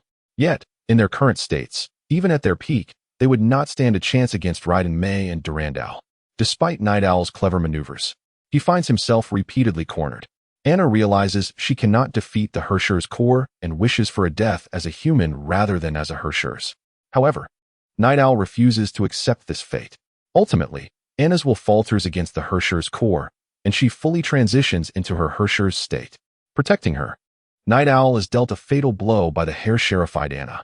Yet, he is indifferent to this fate, as his body has been eroded by the forces of destruction for 2 years and is already on borrowed time. His survival hinges solely on technological means. At a critical moment, the will of destruction intervenes. During the second collapse, the will of destruction, in an effort to preserve the second Herrscher's, Sharingan, took upon itself the brunt of the strongest attack from the Red Phoenix, resulting in a prolonged disconnection. Now, the will of destruction has returned with a vengeance. Its initial strike is monumental, intent on annihilating the current civilization. The Herrschers of humanity, Alicia, implanted an emotional vulnerability within the Herrscher's core of the current civilization, enabling humanity to potentially triumph over it through sheer will. This notion fuels the will of destruction's malice towards the current civilization. Only by dismantling the present civilization can the Herrschers return to its original path, completely under the will of destruction's control. During the second collapse, the will of destruction empowered the second Herrscher's, Sharingan, granting her dominion over the Herrscher's cores of the void, death, wind, flame, and thunder. Coupled with the core of reason seized from Walter, she possessed 6 Herrscher's cores at once, achieving an unfathomable level of power, capable of obliterating civilization. Yet, like a pufferfish, once she gained the upper hand, she expanded uncontrollably, only to suffer repeated defeats. Even with the Archbishop of the Herrschers of the Void consistently hindering her and the will of destruction granting her enhancements, Sharingan was ultimately bested twice, leading to her demise. Subsequently, under Otto's manipulation, she was resurrected within the protagonist Kiana, igniting the fourth collapse. Now, with the fifth collapse erupting, Anna has just succumbed in her struggle against the Herrscher's core. Yet, even as Anna fully becomes the Herrschers of Ice, she remains no match for Raiden Mei and Durandal. Thus, the will of destruction initiates its next move. Memories flood into Chen Tianwu's mind. One particularly sinister memory depicts Anna's in action during her sister Chen Tianwen's plight. This memory is treacherous, for while Valkyries bear the duty to save the populace, the Herrschers of the Void imposes no obligation for them to sacrifice their lives in the process. The lives of Valkyries are valuable as well, and since they battle on the front lines against the forces of destruction, their safety must invariably take precedence over that of the public. Unlike the logic applied to military personnel and police, as civilians can be trained to become soldiers and officers. Thus, it is reasonable for soldiers and police officers to save more civilians with minimal sacrifice. However, ordinary citizens cannot transform into Valkyries, as the qualifications required for such a transformation are exceedingly stringent. Even with the majority of the world's resources at their disposal, the ability to cultivate Valkyries en masse remains elusive. Each confrontation with the Honkai erodes the Valkyries, leading to a high mortality rate and a limited service life. Once they reach a certain threshold, forced retirement becomes inevitable, lest they succumb to the Honkai. Consequently, retired Valkyries rarely live beyond the age of 40. In the face of Honkai, ordinary people possess no means of resistance. In times of apocalyptic crisis, The priority of Valkyries will always supersede that of ordinary citizens. Without the Valkyries, the fate of ordinary individuals is sealed in death. In the Honkai incident 2 years prior, Anna theoretically possessed the capability to rescue Chen Tianwen. However, no warrior would dare to bring themselves to the brink of exhaustion. They must retain the necessary combat capacity. Eventually, Anna did indeed reach her limit. It was through their mutual cooperation that she and Chen Tianwu narrowly escaped the clutches of the Honkai. This collaboration fostered a deep emotional bond between them. Yet Anna felt a barrier due to Chen Tianwen's circumstances. At that time, she had not yet known Chen Tianwu. Among the multitude of injured in the city, she had not only failed to save Chen Tianwen but many others as well. Her priority was to preserve her own life. Night Owl Chen Tianwu is undoubtedly exceptional. But remarkable individuals often harbor a propensity for extremism. Having been transformed by the Herschers, Anna attacked the near-fatal Chen Tianwu from behind. Following the infusion of this memory by the Honkai will, his beliefs crumbled. He now clings to 2 convictions for survival. One is his sister, and the other is Anna. After his sister's demise, all his struggles and efforts were directed towards one goal: to stand before Anna in a manner befitting her, even if their fates were not entwined. Yet, the emergence of this memory shattered another of Chen Tianwu's convictions, unleashing a terrifying surge of Honkai energy. Under the manipulation of the Honkai will, Night Owl Chen Tianwu ascended to become the 6th Herschers, the Herschers of Stars. While an Ice Herschers is no match for Raiden Mei or Durandal, 2 Herschers present a different challenge. The birth of a new Herschers undoubtedly unsettled Raiden Mei and Durandal. As a ruthless individual, Night Owl Chen Tianwu has endured countless horrors. Like Anna, he possesses a steadfastness inherent to humanity. He yearns to perish as a human rather than as a Herschers. He wishes to transfer his Herschers core to the Herschers Anna, as a final act of gratitude towards her. However, before he could complete this action, an old cruise ship inexplicably appeared, sailing through the city as if it were the ocean. The 5th Herschers Anna and the 6th Herschers Chen Tianwu were directly pulled aboard the vessel. Witnessing the 2 Herschers being rescued, Raiden Mei and Durandal did not hesitate to ascend the ship. They could not allow these 2 Herschers to slip from their grasp. Despite their emotional resonance with Anna and Chen Tianwu, it was evident that neither possessed the fortitude to overcome the Herschers' core through sheer will. They had to be resolved before the 5th and 6th Herschers could unleash greater devastation. Chapter 81. The cycle begins. 3 groups of oneself. Even though Raiden Mei and Durandal moved swiftly, they could only watch as Anna and Chen Tianwu vanished into the ship's cabin. They chose not to pursue them inside. This cruise ship was clearly extraordinary, capable of manifesting sea-like properties on land, and its emergence was notably peculiar. Materializing directly from the void, a mysterious figure stood aboard the ship, disappearing after pulling Anna and Chen Tianwu on board. Raiden Mei was not in optimal condition. She had fallen into Chen Tianwu's trap. The weapon meant to confront the 5th Herschers, the staff of Huang Quan, was turned against her. While she could still engage in direct combat, she was wary of falling into another trap, given her inexperience in such matters. Durandal also refrained from entering the enigmatic cabin. Despite her status as the strongest Valkyrie, she did not fear traps, yet she was not inclined to experience one. Regardless of what the cruise ship was, destroying it outright would be the simplest solution. Durandal raised the 6th divine key, Black Abyss White Flower. A terrifying surge of Honkai energy erupted from her being, creating a palpable sense of threat, even for Raiden Mei. As a Valkyrie of unparalleled strength, she was the greatest trump card of the Schicksal. When the attack of Black Abyss White Flower struck the old cruise ship, the outcome was astonishing. An assault potent enough to obliterate an aircraft carrier landed upon the vessel. Yet nothing transpired. Or rather, something had occurred, yet they remained oblivious to it. The instincts of the top-tier warriors screamed warnings, as if foretelling an impending calamity. Yet they stood ignorant of the impending crisis. They were unaware of the rules governing the Wheel of Fate. Ordinarily, the Wheel of Fate would cycle every 3 hours, with the number 3 holding critical significance. Most situations correspond to this number. However, attacking the Wheel of Fate would prematurely trigger a cycle. Durandal's single strike with Black Abyss White Flower reached the limit of the wheel's cycle, transforming what should have been a 3-hour cycle into one lasting merely 3 minutes. In the blink of an eye, the time passed, leading to an incredible scene. A new Anna and Chen Tianwu were pulled aboard the ship, followed by the arrival of new Raiden Mei and Durandal. Both sides stood on the deck, gazing at one another in utter disbelief. In their perception, the other was undoubtedly themselves.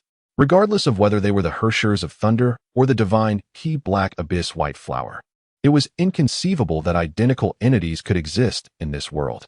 While humans can be cloned, a Hersher's core exists singularly, as does the divine key. Yet now, 2 Thunder Hershers, 2 Durandals, and 2 Black Abyss White Flowers had materialized. The incredulity of this situation was overwhelming. The newly arrived Durandal decisively launched an attack.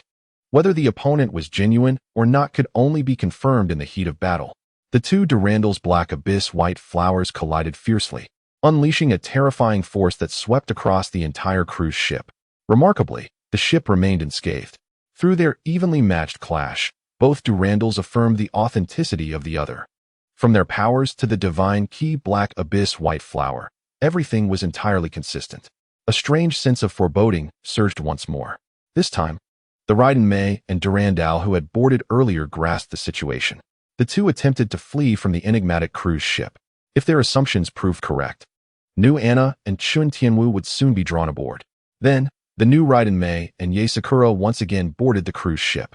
However, Raiden Mei and Yae Sakura had just dashed out from the vessel only to inexplicably reappear on the ship from the opposite side. After several attempts, they confirmed their inability to leave the cruise ship before them. 3 minutes swiftly elapsed, and indeed, the previous scene replayed itself. The new Anna and Shin Tianwu were drawn onto the cruise ship by a mysterious figure, followed by the new Raiden Mei and Yae Sakura boarding as well. Yae Sakura made the same choice. This time, the new Yae Sakura simultaneously launched an assault on both of her counterparts, only to have her attack thwarted. Yet this time, the cruise ship did not enter a news cycle. 3 distinct versions of themselves coexisted. This marked the limit of the fateful vessel. To manifest a 4th version would be simple. One merely needed to eliminate one of the existing selves. Confirming the presence of 3 groups of Raiden Mei and Yae Sakura aboard the ship, each group was indeed their authentic selves, complete with identical Hershers' cores and keys of the gods. The 3 groups realized the gravity of their predicament. They had unwittingly boarded such a terrifying cruise ship, unable to escape, and confronted with 3 iterations of themselves. Each group believed they were the singular version, as their bodies, abilities, weapons, and memories were indistinguishable. No conflict erupted among them. After calm deliberation, the 3 groups opted to split up and explore the cruise ship. The vessel was impervious to destruction. Attacks could potentially generate new versions of themselves. While it seemed that 3 versions were the ship's limit, they instinctively refrained from attacking the enigmatic cruise ship again, fearing the activation of even more unknown mechanisms. However, as the 3 groups of Raiden Mei and Yae Sakura entered different cabins, the cruise ship vanished, leaving them in a state of bewilderment. Before them, Chun Tianwu handed his Hersher's core to the Hersher-transformed Anna. The fusion of the 2 Hersher's cores birthed an entirely new Hersher's of ice. Subsequently, this more powerful Hersher's was effortlessly dispatched by Yae Sakura, who wielded her might with unrestrained ferocity. Destiny acquired 2 Hersher's cores, and Raiden Mei reclaimed the 3rd key of the gods, the cleansing 7 Thunder, departing the now-ruined Coral Island aboard the Raven. As for the 2 additional versions of themselves and Anna, Chun Tianwu's whereabouts remained a mystery. Nevertheless, they needed to return to the headquarters of Destiny and the World Serpent to report. The ability to replicate oneself aboard the cruise ship was shrouded in mystery and uncertainty. The 5th collapse concluded in such an enigmatic manner. In contrast to the incredulity of Raiden Mei and Yae Sakura, the Archbishop Otto of Destiny and Kevin, the leader of the World Serpent, found themselves lost in contemplation. The mysterious cruise ship's capability to duplicate additional versions of themselves, along with the complete replication of Hersher's cores and keys of the gods, might indicate that Earth could possess multiple Hersher's cores and keys, leading to the emergence of more Hershers and keys. The key to overcoming the collapse lay in the Hershers of the End. If they could not defeat the Hershers of the End, then vanquishing all 12 Hershers would be futile. The previous civilization had faced this reality. After defeating all 12 Hershers, they met with catastrophic failure when confronting the Hershers of the End on the moon, leading to their extinction. A handful managed to guide the development of the current civilization through stasis. The Celestial Red Crow and Kevin, the leader of the World Serpent, were both among the 12 heroes of the previous civilization. If a sufficient number of Hersher's cores and keys were available, defeating the Herschers of the End would become a possibility. Chapter 82. A breakthrough of hope. Raiden Mei and Yae Sakura recognized the crisis posed by the fateful cruise ship. Yet Otto and Kevin perceived a glimmer of hope for a breakthrough in the world, in the face of potential civilization annihilation. As long as the individual controlling the mysterious cruise ship was not deranged enough to desire the destruction of human civilization, cooperation was feasible. Just as a starving population might turn to cannibalism, the identity of the one providing sustenance, be it an angel or a demon, becomes inconsequential. What matters is the sustenance itself, the hope of survival. The same principle applied now. Amidst the looming threat of civilization's demise, the priority of defeating the Herschers of the End took precedence over all else. Otherwise, no matter how fiercely they vied for power, once the Herschers of the End awoke, civilization would face extinction and be condemned to repeat the cycle. 50,000 years later, a new civilization would confront the Herschers once more. This cycle had repeated on Earth for hundreds of thousands of years. The current civilization was the most likely to defeat the Herschers of the End, but that was merely a possibility. In reality, the present Earth ravaged by collapse harbored four major factions opposing the collapse: Destiny, the Celestial, the World Serpent, and Anti-Entropy. Anti-Entropy had splintered from Destiny. With the transfer of the Herschers of Reason from the leader of Anti-Entropy, Walter, to Valkyrie Bronya, Anti-Entropy as a whole had lost its capacity to combat the Herschers. Destiny's current standing was largely attributable to the technology of the previous civilization acquired through archaeology.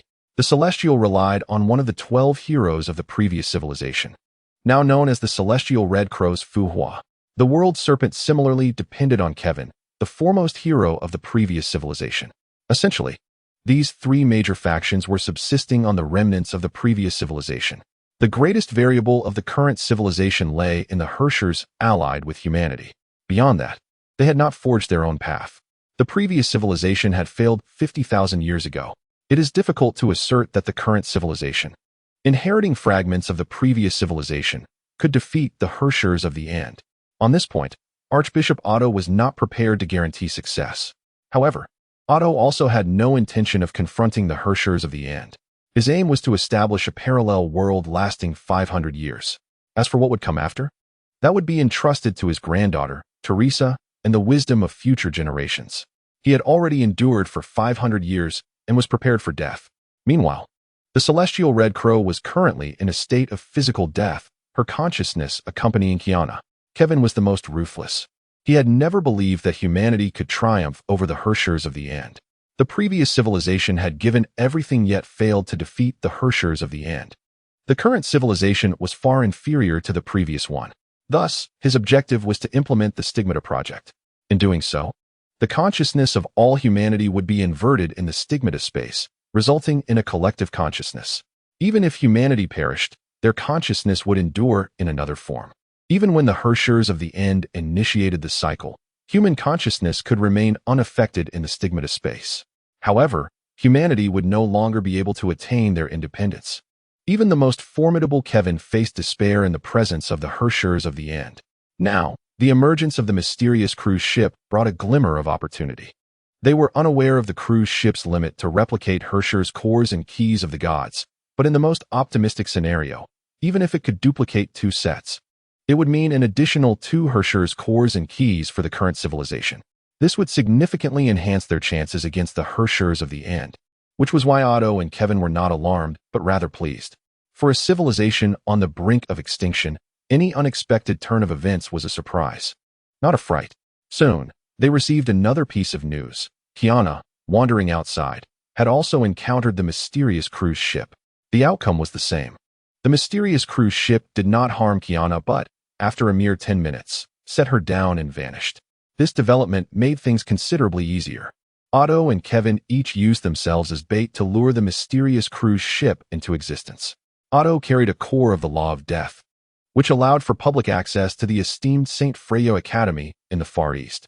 Meanwhile, Kevin, the leader of the World Serpent, made his presence known. They both had a singular demand: to meet the master of the enigmatic vessel. As fate would have it, at the moment Otto met with his granddaughter, Teresa, the mysterious cruise ship materialized from the void. Otto seized the 11th divine key, the Oath of Judas, from Teresa's hands and swiftly boarded the ship. This time, The fluctuations of the universe did not conceal themselves. Both parties were astute, rendering stealth unnecessary. Upon boarding the mysterious cruise ship, Otto's expression shifted dramatically. The reason was simple. The Otto before them was indeed brave, yet it was not true courage. He feared death, but did not desire it. Thus, what stood before them was Otto's soul steel doppelganger. Soul steel is a form of living metal that, until truly harmed, bears no discernible difference from the human body. Otto could transfer his consciousness back and forth within the soul steel doppelganger. At that moment, the consciousness of his doppelganger was severed from his true self, a scenario he had anticipated. As soon as he boarded the mysterious cruise ship, Otto activated the divine key, the Oath of Judas. The essence of each divine key lies in its core, and while the law of 1,000 had 1,000 cores, other cores were singular. The Oath of Judas, among the divine keys, was particularly unique. Once unleashed, it could create a god's blessing barrier. Within this barrier, the power of collapse would be nullified, and other energies significantly weakened, lasting for 1 minute. Given the prowess of the Valkyrie, 1 minute could accomplish much. However, upon the activation of the god's blessing barrier, it had no effect on the mysterious cruise ship. The barrier enveloped the entire vessel without any impact. Otto had foreseen this. He patiently waited for 3 minutes. In the next moment, a new Otto surged onto the ship, momentarily taken aback by the activated Oath of Judas. He immediately harnessed the core of the law of death to launch an attack on the ship. A terrifying force of decomposition erupted, swiftly disassembling Otto himself. Yet, the ship was merely stripped of its outer layer, remaining impervious to further erosion.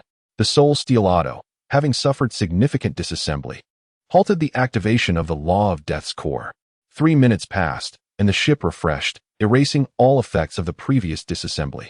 Another Otto ascended onto the ship. Observing the activated Oath of Judas and the other doppelganger, now largely disassembled. The last Otto to arrive refrained from attack. Having met the conditions of the three, there was no need for aggression. He could sense that the divine key, the Oath of Judas, and the law of death core on the other two were genuine. I am Wang Dong. Having met 3 bishops, the entity known as Uchiha Dong spoke, even using the Han language. The 3 Ottos exchanged glances. The first Otto introduced himself. I am the Fate Bishop, Otto Apocalypsis. It is an honor to meet you, Lord Wang Dong. Otto performed a respectful gesture, his language and mannerisms more refined than even Wang Dong's own, reflecting an authentic Eastern demeanor. Otto had traversed the world for 5 centuries, including the land of the East. His understanding of its culture far surpassed Wang Dong's own. I know your purpose for seeking me, and I am willing to divulge mine. I seek the end of the world law. Uchiha Dong articulated his intent almost in a rambling manner. Otto nodded, intrigued. Are you an alien? This was Otto's primary concern. Indeed, Uchiha Dong confirmed. The vastness of this universe is unfathomable. While every civilization on each planet must endure the trials of collapse, not every planet's collapse possesses the formidable nature of yours. Countless hunters of law cores exist across the cosmos. Even for interstellar civilizations that have survived collapse, law cores remain invaluable treasures, myself included. However, I do not merely hunt law cores. I also pursue the end of the world law, whose value far exceeds that of ordinary laws. I hope you shall not impede my efforts. Otherwise, I could easily assist the end of the world law in obliterating your civilization before turning against it myself. Uchiha Dong articulated his principles, revealing that he was indeed an alien, but from another universe, a reincarnator who preferred to keep this fact concealed for now. Otto's expression shifted to one of understanding. All his questions found resolution. It was not that earthly civilization was inferior, but rather that it had unfortunately encountered the unique threat posed by the end of the world law. If it were merely the 12 laws without the end of the world law, both past and present civilizations would possess the means to prevail. The existence of the end of the world law is both a threat and a safeguard. Your planet has been observed by numerous interstellar civilizations as a specimen, but merely as an observer, for most civilizations lack the capability to contend with the end of the world law. The end of the world law is mobile. Should it be drawn to your civilization, disaster would ensue. As long as the end of the world law exists, Earth is unlikely to face an alien invasion. Though I am an exception, Uchiha Dong elucidated further, supplementing the narrative. His assertions were indeed valid, contingent upon an understanding of the plot. Earthly civilization and the entirety of the solar system are subjected to a hellish beginning due to the presence of the end of the world law. It is known that the end of the world law has previously reached Mars, Venus, and then the Moon, directly leading to the annihilation of both Martian and Venusian civilizations. How many end of the world laws have you hunted? Otto inquired, testing the waters. None, came the reply. This is my first attempt, but I believe I will succeed. Otto, who had recently developed admiration for Uchiha Dong, felt a wave of disillusionment wash over him. Yet, considering Uchiha Dong's possession of such a remarkable cruise ship, his abilities could not be underestimated. Could you elucidate the nature of this extraordinary vessel? Its capacity to replicate law cores and divine keys is indeed impressive. Otto continued his probing. I understand your curiosity. My Destiny cruise ship does indeed possess replication capabilities. It can replicate 2 individuals at a time while allowing 3 to coexist. It can replicate the vast majority of life forms and objects, including law cores and divine keys. However, only one may disembark at a time. Thus, you comprehend the stakes. Either you may turn against one another until only one remains, or I shall intervene and ensure that only one survives. Uchiha Dong disclosed some of the rules pertaining to the Destiny cruise ship. Otto's countenance darkened, though this was within his expectations. Such a powerful artifact could not exist without its vulnerabilities. The prior departures of Raiden Mei, Durandal, and Kiana had made this point clear. Thus, there were 2 additional instances of Raiden Mei, Yae Sakura, and Kiana being slain at the hands of the individual before us. This demonstrates a considerable level of power, indicating that the opponent's strength exceeds that of Raiden Mei and Yae Sakura. We may face death, however. Is there a limitation on the replication of the Hersher's core and the divine key? I believe collaboration is possible. Otto once again methodically initiated his probing. There are no restrictions, but do you wish to know what the Fates Wheel consumes upon activation? It consumes fate itself. Presently, the Fates Wheel is drawing from the destiny of this world's civilization. Should too much fate be expended, civilization will encounter misfortune. If you are willing, I can infinitely replicate the Hersher's core and the divine key. I shall retain 2 copies, while you may take one. Uchiha stated the energy source of the Fates Wheel, as well as the terms of the transaction. Otto's expression grew grave upon hearing this, yet he remained unmoved. When compared to the extinction of civilization, the mere consumption of its destiny is a cost one can manage, provided one maintains the balance. Those 2 cores of the dead Hershers and 2 divine keys shall serve as a token of our meeting. I propose we convene in reality, rather than on this Fates Wheel. Upon realizing the energy source of the Fates Wheel was indeed fate itself, Otto resolved not to squander even a fraction of this power. Fate belongs to the entirety of Earth's civilization and should not be wasted frivolously. Certainly, 2 Aten took their own lives. As Uchiha collected the 2 Aten's soul-steel corpses, along with the 2 Hersher's cores and 2 divine keys, the Fates Wheel vanished. The 2 found themselves at an airport, where Durandal stood vigilant, preventing anyone nearby from approaching. It was only when she saw her grandfather Otto and a stranger that her expression betrayed an uncontainable sorrow. The issues within her class were indeed problematic. Student Raiden Mei triggered the 3rd Hersher's incident, becoming the Hershers of Thunder. Student Kiana had the Hershers of the Void core implanted within her. Student Bronya became the 3rd Hershers of Reason. Student Wendy transformed into the Hershers of Wind, yet before chaos could ensue, she was defeated and abducted by anti-entropy. Intelligence reports indicated that Wendy's core had been extracted, leading to her demise. Once the mightiest Valkyrie, Wendy's downfall was tragic. Student Fuhua perished, and teacher Wuliangta Jeezy fell in battle against the Hersher-turned-Kiana during the 4th Hersher's incident. The Hershers of Thunder, Raiden Mei, betrayed her organization to join the World Serpent. Kiana remained in hiding, ever wary of succumbing to the Hershers of the Void once more. Bronya was comparatively worry-free, currently serving as a bridge between destiny and anti-entropy. The greatest obstacle between them was Archbishop Otto. Once Otto perishes, a foundation for merging destiny and anti-entropy would be established. It was Otto's inhumanity that led to anti-entropy's separation from destiny. The petite Durandal had endured numerous separations and losses. It was natural for her to feel emotionally drained. Otto tossed the divine key, Judas Oath, to Durandal. I kindly request Mr. Wong to accept my invitation to visit the Destiny headquarters. Additionally, should we notify the leader of the World Serpent and the Master of Anti-Entropy for a meeting? To discuss how to address the situation with the Herschers of the End, Otto proposed. Chapter 84. The Gathering of Leaders and Distribution Plan. Otto's ambition was to open another parallel world. Truthfully, the current progress is far from satisfactory, as the crucial Herschers of the Void has proven uncooperative. With previous cases of the Herschers of Reason and the Herschers of Thunder, his plan hinged on obtaining a controllable Herschers of the Void. To this end, he was willing to cultivate Kiana as a vessel for the Herschers of the Void core. Ultimately, Kiana did indeed perfectly accommodate the core, yet he had not anticipated that the previous Herschers of the Void, Sirin, had not perished but instead clung to the core.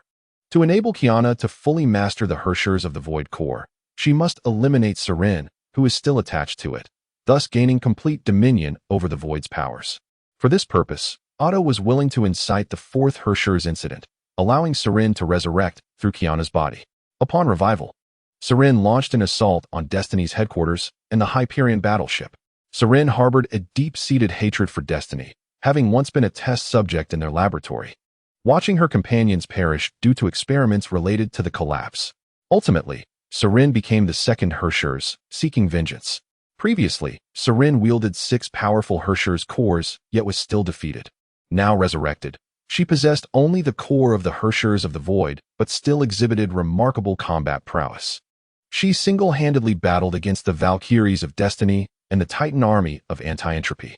However, Sirin was once again vanquished, as the Valkyrie Wuliangtajizi, clad in the Crimson Knight's Eclipse armor, chose to sacrifice herself, forcibly injecting the god-slaying spear into Sirin, compelling her into slumber and allowing Kiana to awaken once more. Upon her revival, Kiana witnessed Jizi's death and, with her astonishing willpower, suppressed Sirin's resurgence. In that moment, Kiana underwent a transformation on the level of will, restraining the Herscher's consciousness with human intent. Correspondingly, Sirin continuously sought to erode Kiana's consciousness, aiming to complete her revival.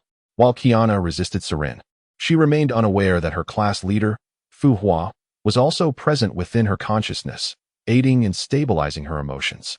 Kiana believed Fu Hua was merely an illusion conjured by Sirin, attempting to undermine her spirit, and thus rejected both. It can be said that Kiana's growth did not meet Otto's expectations. He desired a Kiana who fully mastered the powers of the Herschers of the Void, rather than one who could merely suppress Sirin's consciousness but struggled to wield the Void's powers. Kiana was a pivotal component of his plan. Recognizing Kiana's critical importance, he was compelled to make another choice, to repair Fu Hua's body. This was not Fu Hua's first death. As one of the 12 heroes of the previous era, she bore the genes of the Emperor-level collapse beast, Kenisa, becoming a fusion warrior. For Fu Hua, even when faced with a fatal injury, as long as her body remained intact, she would gradually recover. According to Otto's plan, he would restore Fu Hua's body, allowing her to resurrect and subsequently erase Sirin's consciousness, enabling Kiana to master the Herschers of the Void's powers entirely. Kiana was now capable of wielding the Herschers' powers. Only Sirin's interference impeded her progress. Time was of the essence, and Otto could not afford to wait. However, he had not anticipated that fate would intervene. The will of collapse allowed the Herschers of knowledge to manifest within Fu Hua, seizing control of her consciousness. This Herschers, endowed with the mightiest body of Fu Hua, could have spelled disaster.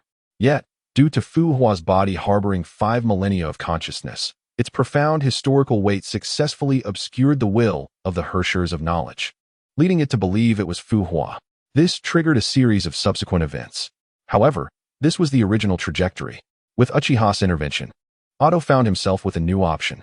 Since Kiana's progress is not particularly satisfactory, it would suffice for him to acquire multiple cores of the Void Archon, from which he could cultivate new Archons to align with his ambitions. A few days later, at the headquarters of the Destiny organization, the leaders of the 3 major factions convened. In a display of sincerity, Otto presented all the Archon cores and divine keys possessed by the Destiny organization. Meanwhile, Walter, the leader of Anti-Entropy, attended the gathering with the Wind Archon core and Bronya, the Logic Archon. Kevin, the leader of the World Serpent, brought along the 7th divine key, the Heavenly Fire Saint's Judgment, and the Lightning Archon, Raiden Mei. Among the 3 factions, Destiny possessed the greatest number of divine keys. It was common knowledge that defeating the 12 Archons was merely the threshold to confronting the final Archon. Even the formidable forces of the previous civilization faced defeat against the final Archon. The current civilization saw no glimmer of hope in overcoming the final Archon head-on. Under the influence of the will of destruction, the birth rate of Archons had accelerated, resulting in the emergence of the 5th and 6th Archons, leaving only 4 more to complete the 12th. Time was of the essence for everyone, with the opportunity to acquire multiple Archon cores and divine keys. They were determined not to let it slip away. Utilizing these cores and keys was the sole method to directly confront the final Archon. However, when they learned that the cost of replicating the Archon cores and divine keys was the death of the copies and the depletion of the civilization's fate, only Walter frowned slightly. Otto and Kevin remained indifferent. If such a price could save the world, it seemed exceedingly worthwhile. Had the fluctuations of the Uchiha occurred in the previous civilization rather than the current one, perhaps their downfall could have been averted. Both Otto and Kevin had witnessed countless deaths, numbering in the millions, billions. A mere handful of sacrifices for redemption seemed a small price to pay for a world that appeared so beautiful in contrast to the brutality they had witnessed. Otto of Destiny and Kevin of the World Serpent swiftly committed to acquiring 2 sets of Archon cores and divine keys, referring to 2 complete sets of each. They paid little heed to the sacrifices and the depletion of fate. Walter, feeling somewhat out of place, also requested 2 sets of Archon cores, but only the logic Archon core, refraining from duplicating all the others. For anti-entropy, which prioritized technology, the logic Archon core was of paramount importance, surpassing all others. Soon, the leaders of the 3 organizations reached an initial distribution agreement. Should the 3 sets of Archon cores and divine keys prove insufficient against the final Archon, they could always seek more copies from the Uchiha fluctuations. In this grand endeavor, Otto took charge personally, bringing along all the Archon cores and divine keys, including the locomotive form's 2nd divine key, the Qianjie, the satellite form 4th divine key, and the similarly massive 5th divine key, the Wanwu Shumyan. The others included the 1st divine key, the Shukong Wanzong, the 6th divine key, the Heiyuan Baihua, and the 8th divine key, the Yuda Chun, which had been acquired through the demise of Fu Hua. The 10th divine key, the key of domination, numbered in the thousands, and Destiny had amassed a considerable collection. The 11th divine key, the Oath of Judah, and the 12th divine key, the earthly Zong Yuhuan, were also included, alongside the Death Archon core and the recently acquired Ice and Star Archon cores. As for the Flame Archon core, it had been lost in the void space following the death of Mu Liang Takiko. This was the depth of Destiny's resources. Walter brought the Wind Archon core, extracted from the Wind Archon Wendy after her defeat by Anti-Entropy's acting leader, Kokolia, as well as the Logic Archon core he recovered from Bronya. He also possessed the 9th divine key, the Eden Star, and the core technological achievement of Anti-Entropy, the Moonlight Throne. The Moonlight Throne could convert destructive energy into other forms of energy, which was a primary reason Anti-Entropy faced no energy shortages, focusing on mechanized combat and research. However, the Moonlight Throne posed significant technical and manufacturing challenges. Despite Walter's full support in its development, only a limited number had been produced thus far. Moreover, the primary material for the Moonlight Throne was soul steel, the vast majority of which was monopolized by Otto of Destiny, who had created numerous soul steel avatars. This scarcity hindered mass production of the Moonlight Throne. Theoretically, if enough Moonlight Thrones could be replicated, they could potentially evaporate the final Archon. During the last assault by the previous civilization, a fully powered Moonlight Throne managed to vaporize 30% of the destructive energy within the final Archon. Yet, even with 70% remaining, the final Archon's strength was still far superior to that of the last heroes. A mere encounter had resulted in the failure of the expedition against the final Archon. Now, Walter sought to leverage the mechanism of the Uchiha Fluctuation's Wheel of Fate to replicate the Moonlight Throne in abundance. All were striving to save the Earth, albeit through differing methods. Kevin, too, took matters into his own hands. Upon the validation of the Wheel of Fate's effects, he immediately captured the descendant Kiana. Indeed, the Kaslana family were all his descendants, and he believed he held absolute decision-making power over them. He intended to ascend the Wheel of Fate alongside the Divine Key, the Heavenly Fire Saint's judgment, the Seven Thunder of cleansing sin, and his descendant Kiana, along with Raiden Mei. However, just as everyone was prepared, a terrifying surge of destructive energy erupted at the Destiny headquarters, heralding the birth of a new archon. This was perceived as a positive development by all present. Yet upon witnessing the identity of the newly emerged archon, their expressions shifted dramatically. It was none other than the Red Tuan Immortal. To everyone's astonishment, the Immortal of the Divine Land had become an archon. This transformation rendered the Red Tuan Immortal immensely powerful. The entire Destiny headquarters, a floating archipelago, became unstable under the pressure of destructive energy. Should a battle ensue, the consequences would be dire. The Red Tuan Immortal's prowess was unquestionable during the second breakdown. She had displayed overwhelming strength, defeating the second archon, Sarin. Had it not been for the interference of the will of destruction, Sarin would have been taken down in a single blow, with no further developments to follow. Given the oppressive aura exhibited by the current knowledge archon, even if they could defeat her, the entire Destiny headquarters would inevitably meet its doom. All eyes turned in unison towards the Uchiha fluctuation. The Wheel of Fate was the only peculiar object capable of controlling the situation. If they could confine the knowledge archon to the Wheel of Fate, they could easily resolve the threat together without allowing the devastation to propagate. However, disregarding any sense of composure, the knowledge archon directly broke free from her containment pod and made her way to the gathering, not waiting for any words to be exchanged. In the next moment, the Wheel of Fate materialized out of thin air, disregarding the presence of irrelevant individuals. For instance, the lost key to the divine, the Black Abyss White Flower, caused Yolandale and Rita to swiftly retreat. Otto, Walter, and Kevin synchronously launched an assault against the one known as the Ruler of Knowledge. Astonishingly, this ruler faced their combined attack head-on, but at a cost. She too was forced onto the Wheel of Fate. A terrifying surge of energy enveloped them, accompanied by an inexplicable sense of trepidation. The trio realized that the Wheel of Fate had entered a cycle, poised to initiate its first replication in 3 minutes. They once again struck to confine the Ruler of Knowledge, preventing her escape from the Wheel of Fate. Simultaneously, Uchiha moved swiftly, transferring all divine keys and the Moonlight Throne onto the Wheel of Fate. Flesh inexplicably burgeoned upon the deck, enveloping the massive divine keys and the Moonlight Throne. In this cyclical process, mere objects would be refreshed, yet anything held by a living entity would not be refreshed, but rather duplicated. The Ruler of Knowledge found herself battling Otto, Walter, and Kevin single-handedly, her strength reaching unprecedented heights. Not only did she possess an almost unrivaled physical form, but under her dominion, the techniques of the Red Crow Immortal, particularly the Void Sword Chi, were wielded with unparalleled mastery.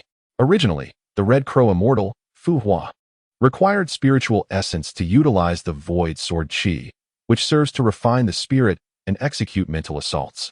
When combined with the divine Ki Feather Dust, her powers were exponentially enhanced, albeit at a significant cost to her mental energy. The Ruler of Knowledge, however, possessed an almost limitless mental capacity.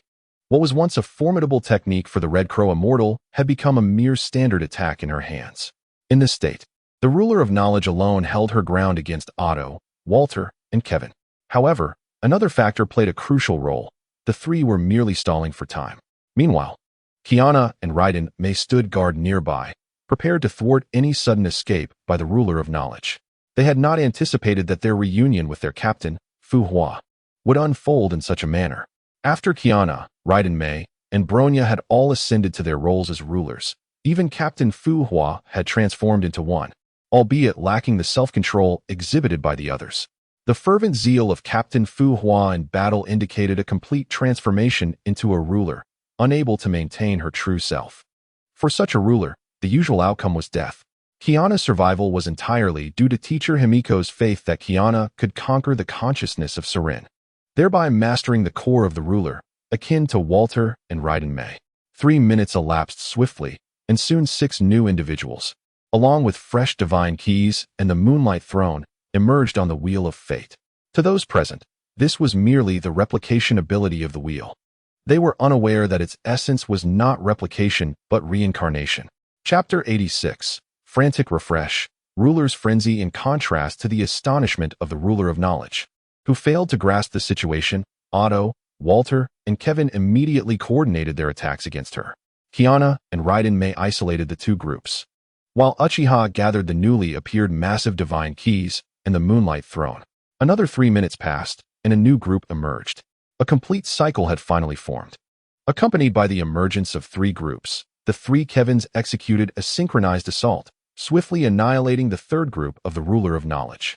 They then concentrated their firepower on the second and first groups, severely wounding the rulers and incapacitating their movements. Following this, the members of the third group committed suicide. When the two groups of rulers witnessed Uchiha extracting the core of the ruler from the body of the third group, they realized the truth. They were not the Red Crow immortal, but rather the ruler of knowledge. Yet, it was too late for them to resist. Having misjudged their own identities, they believed they were engaging in a duel against three, unaware that the others were merely biding their time to claim their lives. Had they recognized their identities sooner, they might have unleashed their ultimate technique, the Void Sword God, upon meeting the others. Such an attack, targeting the mind directly, could have potentially incapacitated Kevin in an instant. While killing him might not have been guaranteed, plunging him into a long-lasting unconsciousness was certainly within reach. But now, all was lost. Soon, the fourth group appeared, followed by the fifth. It was only after 19 groups that this round of refresh concluded. Otto received 2 sets of the ruler's heart and divine keys, while Kevin similarly acquired 2 sets. Walter found himself in a stupor as he gazed at the 2 cores of the ruler of knowledge in his hand. He had indeed requested only 2. Yet, he found no remedy for his regret, as time had run out. The wheel of fate vanished. For the wheel, the act of replicating an apple was akin to replicating all cores of the rulers and divine keys. It existed solely within the constraints of cycles, with no limitations on quantity. As long as the replicated entities did not exceed the entirety of the wheel of fate, it would persist until the wheel faded away. Otto, Kevin, and Walter stared in disbelief at the ruler's cores and divine keys they held. Everything had unfolded far too easily. I believe we shall have another collaboration. Uchiha vanished. Indeed, they would have another opportunity, for both Otto and Kevin now possessed 2 complete sets of divine keys. However, they were still short of the cores of the Flame Ruler, the Dominion Ruler, the Constraint Ruler, and the Corruption Ruler. A complete set required 12 cores. Gazing at the 2 cores of the Ruler of Knowledge in hand, Walter was filled with regret. He had not anticipated that a single core of a ruler would hold no distinction from an entire set of cores and divine keys.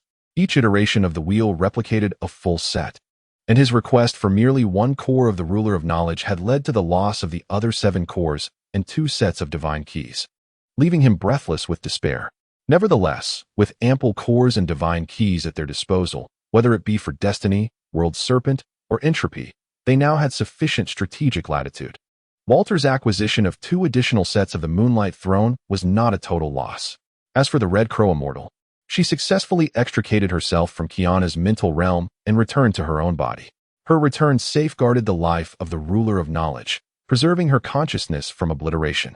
With the capabilities of the Red Crow Immortal, she was fully equipped to master the core of the Ruler of Knowledge.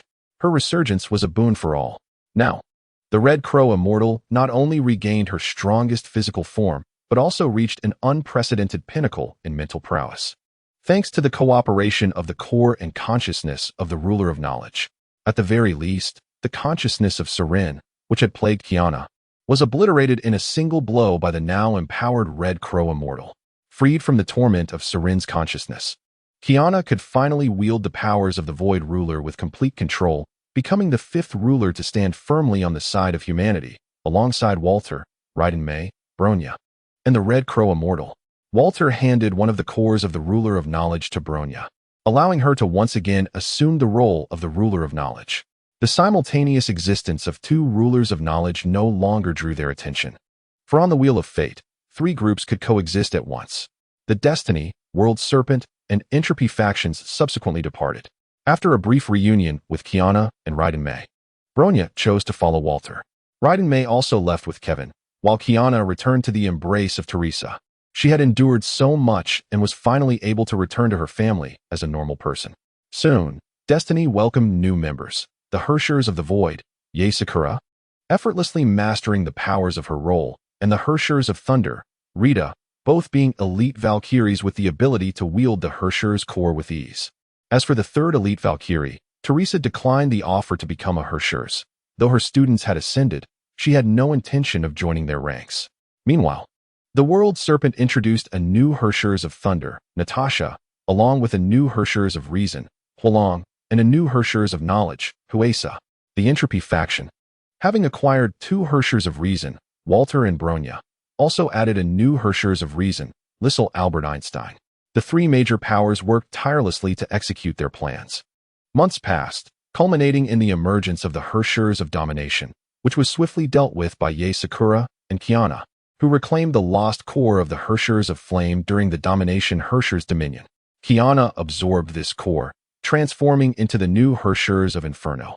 At this juncture, both had discovered the truth of their identities. It turned out that Yae Sakura was the true Kiana Kaslana, while Kiana was a clone, designated as 423. Years ago, their father, Siegfried, had believed Kiana perished during the destruction of the cloning facility while rescuing 423, thus accepting 423 as his daughter. Unbeknownst to him, Kiana had survived but suffered severe head trauma, leading to amnesia. Under Otto's guidance, she became the strongest Valkyrie, Yae Sakura. Siegfried was returned by Kevin, who, upon seizing Siegfried's god key, the sacred fire judgment, cast him into the trial of the stigmata space. Siegfried remained unable to overcome the trial, slipping into a comatose state, and was deemed a failure by Kevin.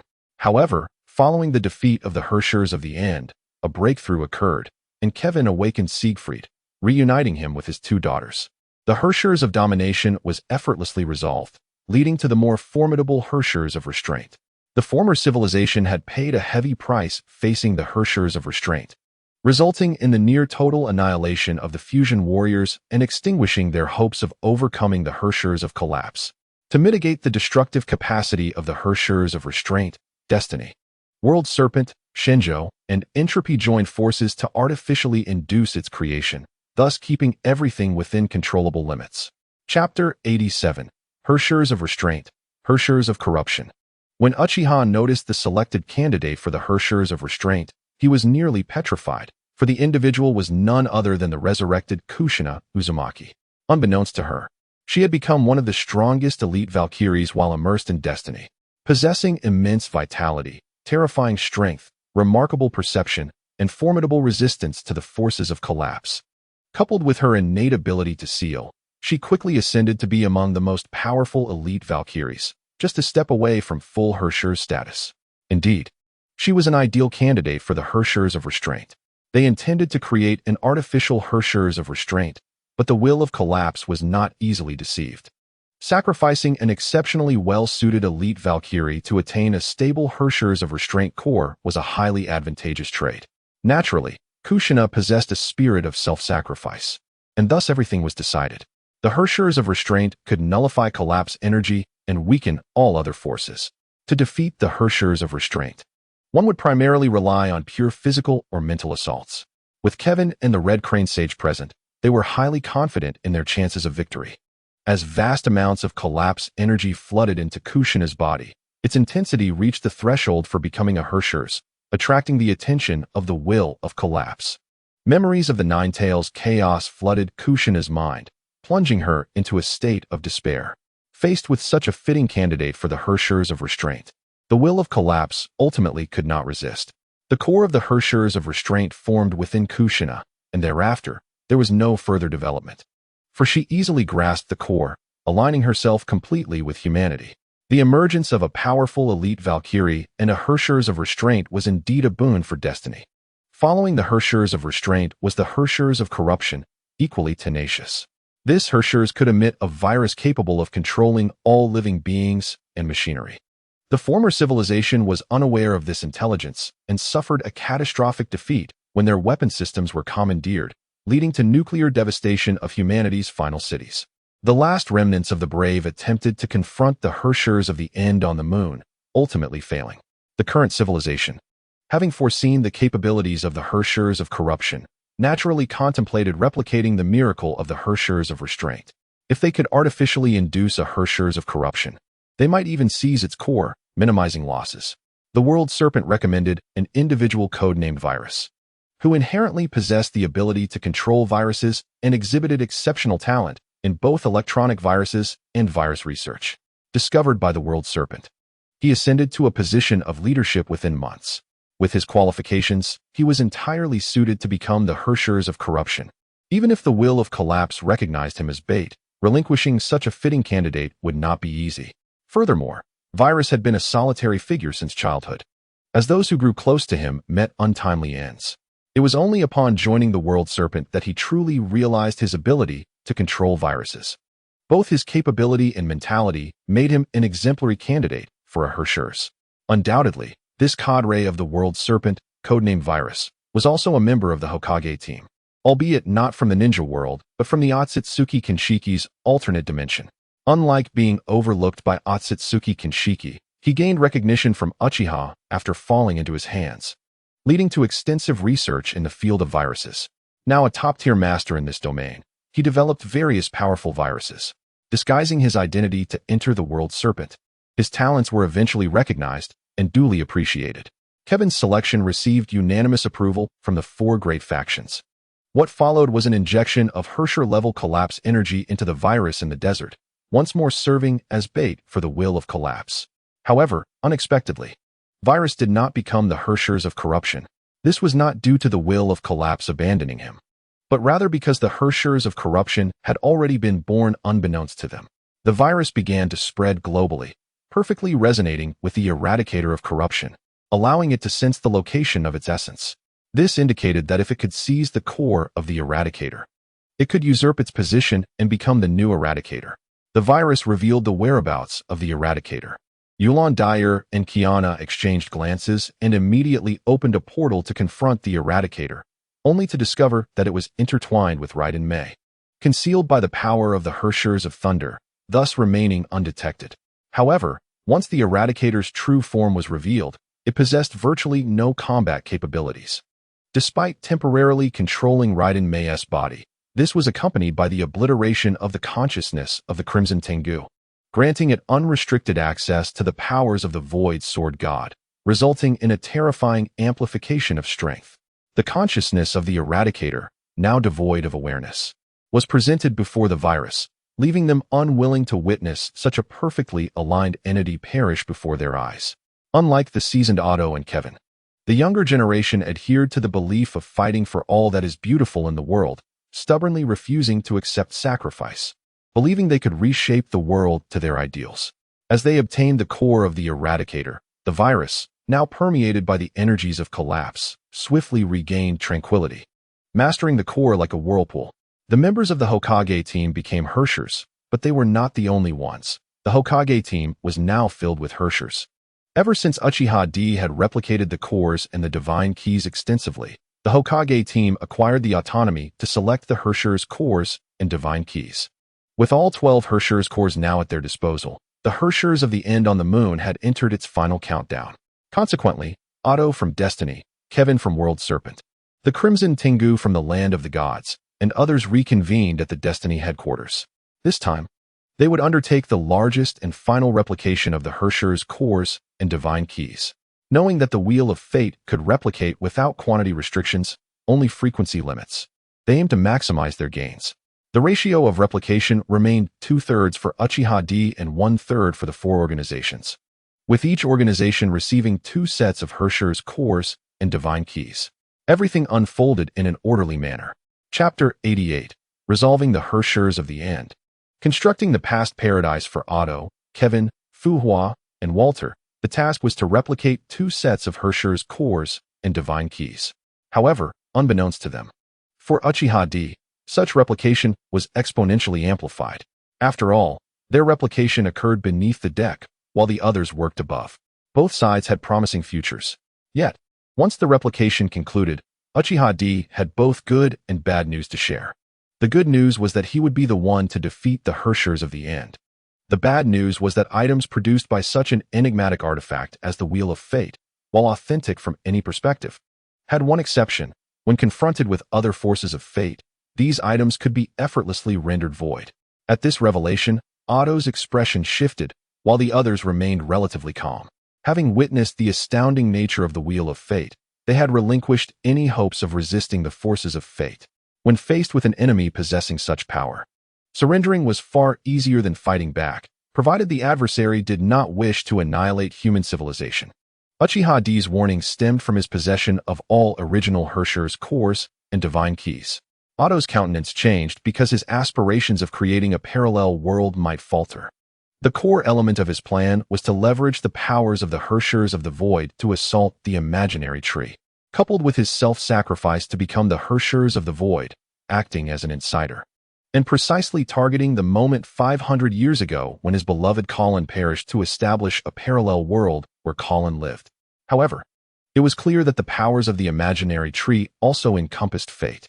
This meant that using two counterfeit Herschers of the Void to assault the imaginary tree would likely result in the immediate disappearance of the cores within Yulon Dyer and Kiana. Nevertheless, Otto did not despair. Having lived for 5 centuries, even if his plan to save Colin through a parallel world failed, he could still devise other methods for her resurrection. After all, the Herschers of the End no longer posed a threat to Earth. It would be dealt with by Uchiha D, the extraterrestrial. Uchiha D also revealed another piece of information. The amalgamation of the 12 Herschers cores could give rise to the Herschers of the End. As long as one could become the Herschers of the End before it fully awakened, they could reverse the celestial mandate, siphoning the unwoken Herschers of the End's essence, thus replacing it. However, the prerequisite was that there must be someone on Earth capable of bearing the 12 Herschers cores. After Uchiha D articulated this, he methodically absorbed the 12 Herschers cores, thereby becoming the Herschers of the End. He then opened the imaginary space and, in the next moment, appeared on the moon. There, he drained the Herschers of the End, still encased in its chrysalis and not yet fully revived, of its energies of collapse in one swift motion. Devoid of collapse energy, the Herschers of the End was left with only a single core. The Reincarnator's wristwatch vibrated, signaling the completion of his main quest. The distinction between the Herschers of the End and the Herschers of the End was slight, yet the implications were vast. Were it not for the revival mechanism of the Herschers of the End within its chrysalis, the Herschers of the End, as a counterfeit, would have been no match for the true Herschers. By absorbing the core of the Herschers of the End, he could replace it and become the new Herschers. However, Uchiha D had no intention of doing so, for to him, the Herschers of the End and the Herschers of the End were fundamentally similar. He cast the core of the Herschers of the End into the Wheel of Fate, allowing it to absorb the core. This was his plan.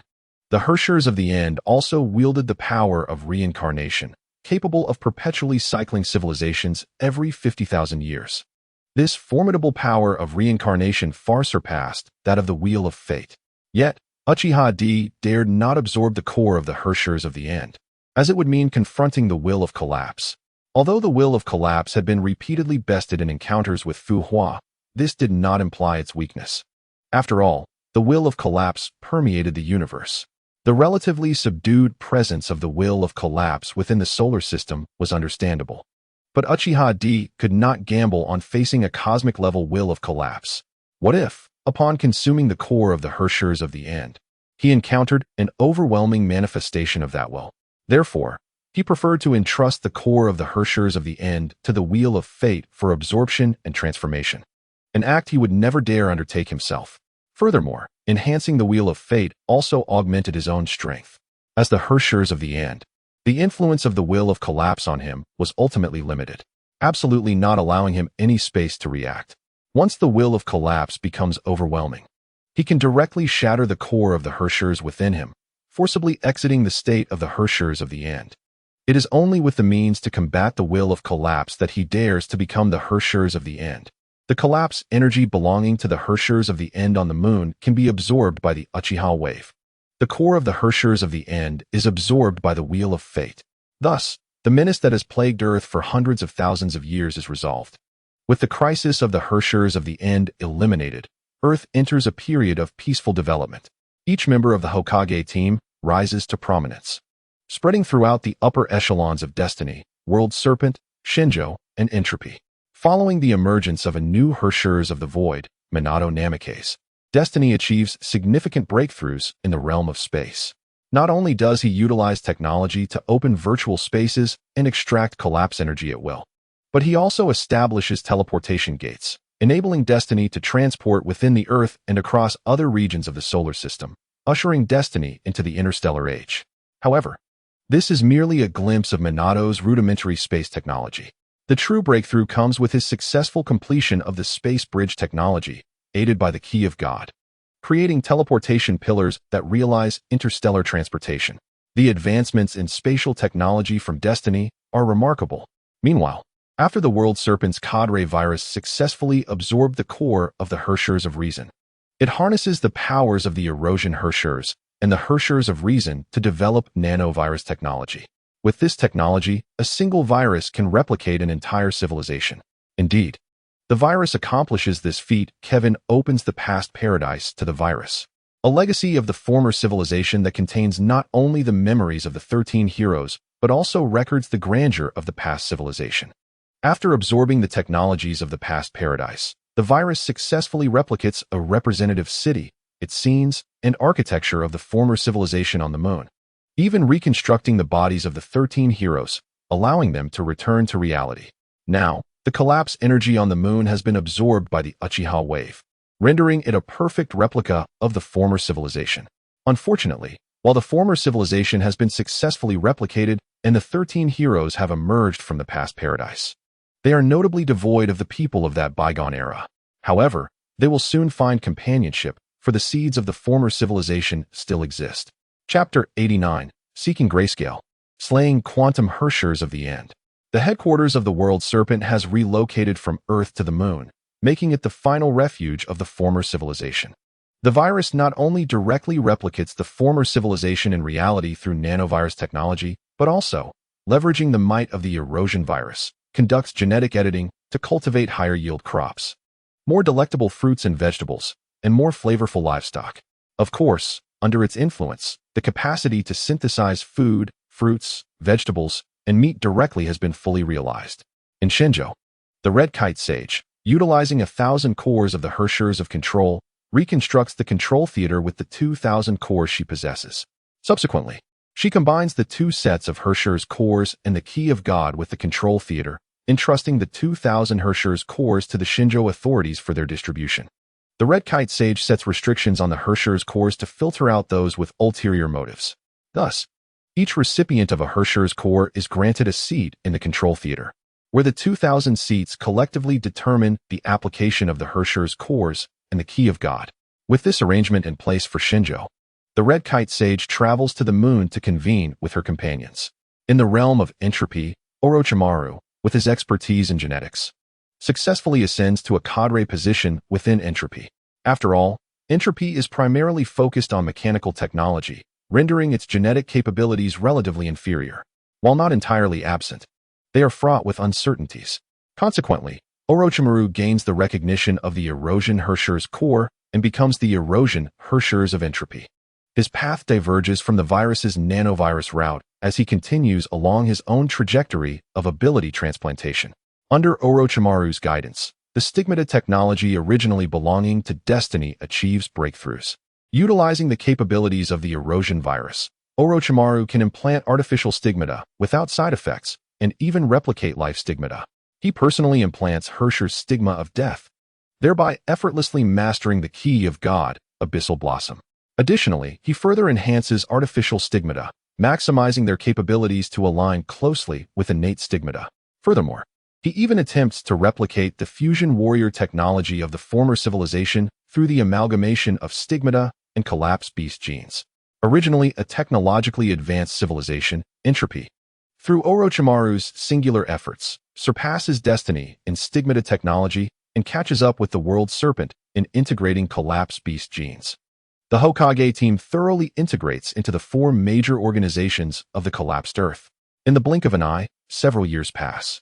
The Wheel of Fate finally succeeds in absorbing the core of the Hershers of the End, resulting in a comprehensive evolution in functionality.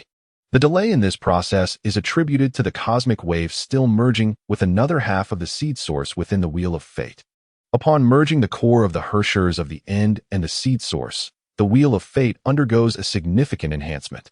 The outdated image of the old wheel vanishes, replaced by a shape-shifting spacecraft.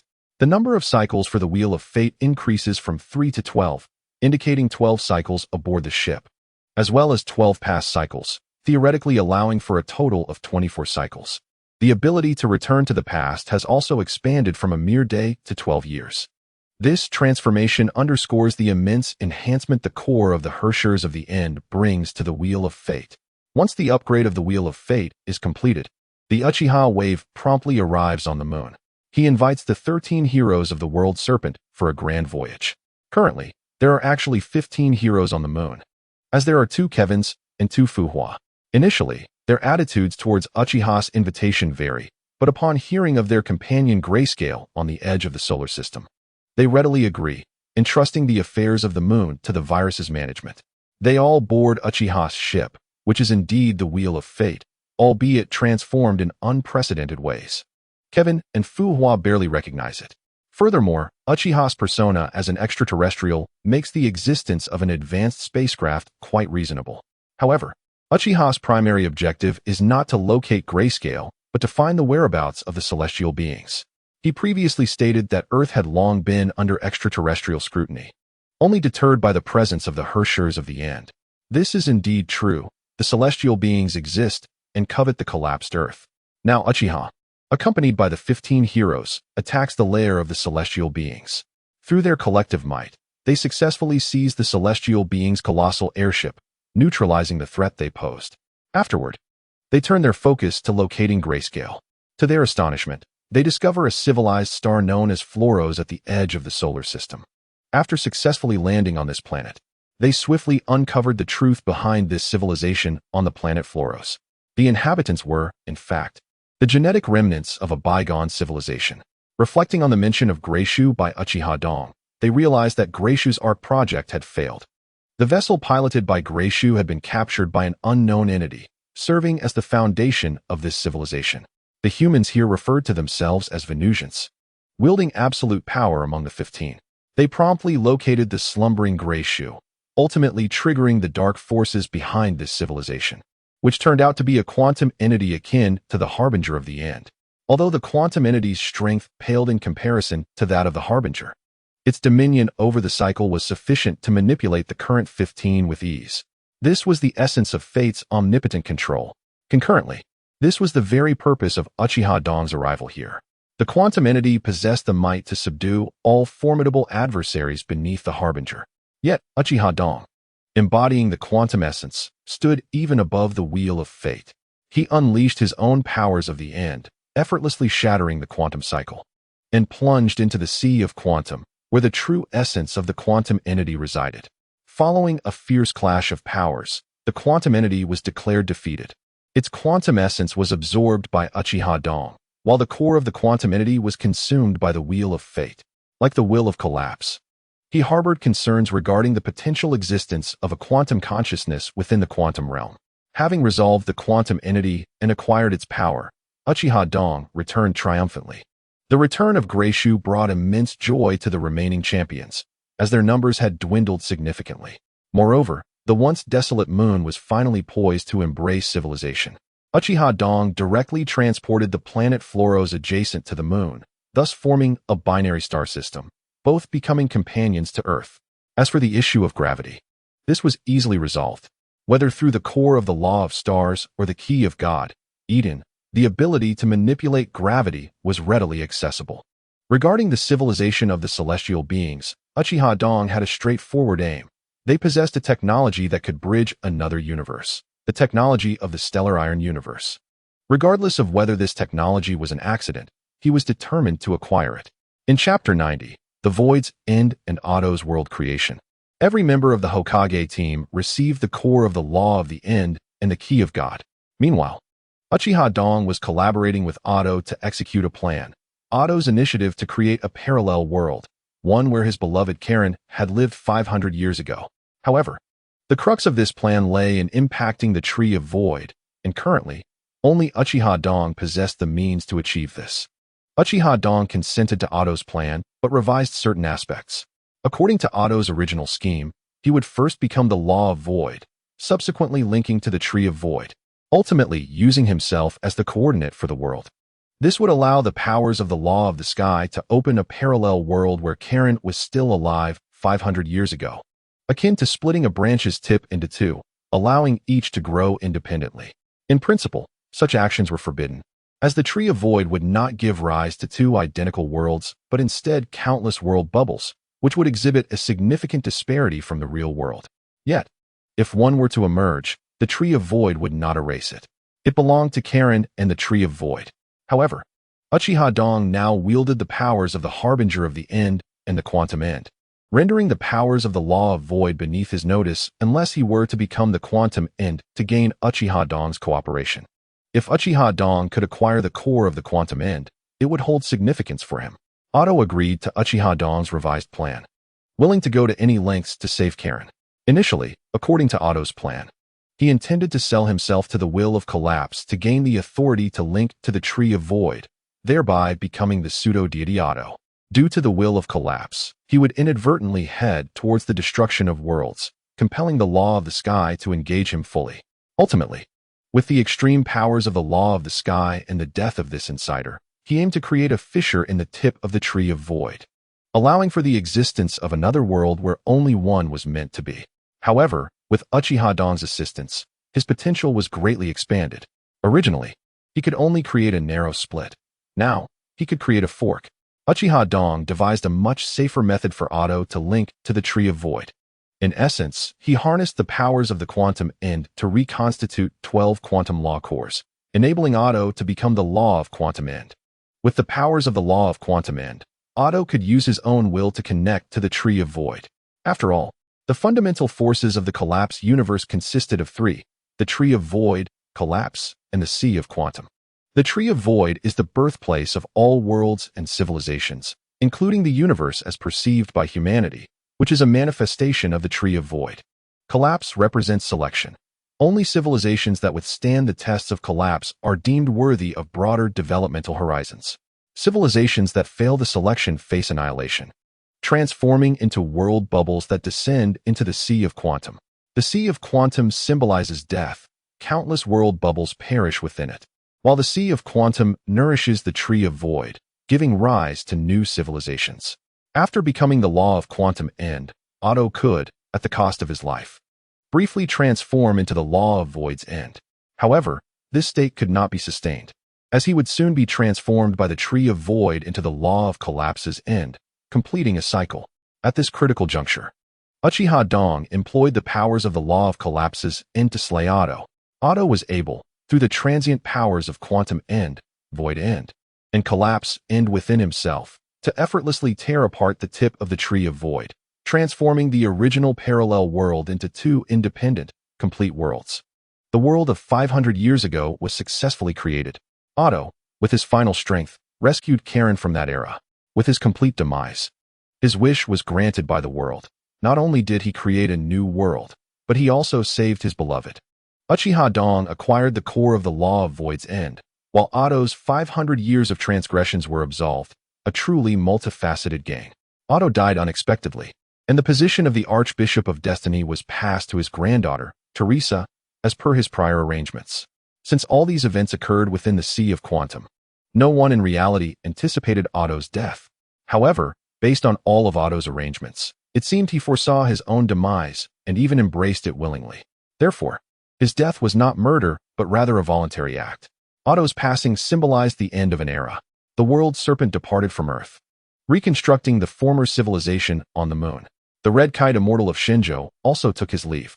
Meanwhile, on the side of the anti-entropy, Walter and the older generation soon announced their retirement. Anti-entropy fell into the hands of Orochimaru as everyone sought to convert the powers of collapse into other forms of energy. It was indeed the time to popularize the Moonlight Throne system. Orochimaru, however, chose to diverge from the conventional path. He astonishingly invented a technology that converts energy into collapse energy, a monumental discovery that rivals the Moonlight Throne itself.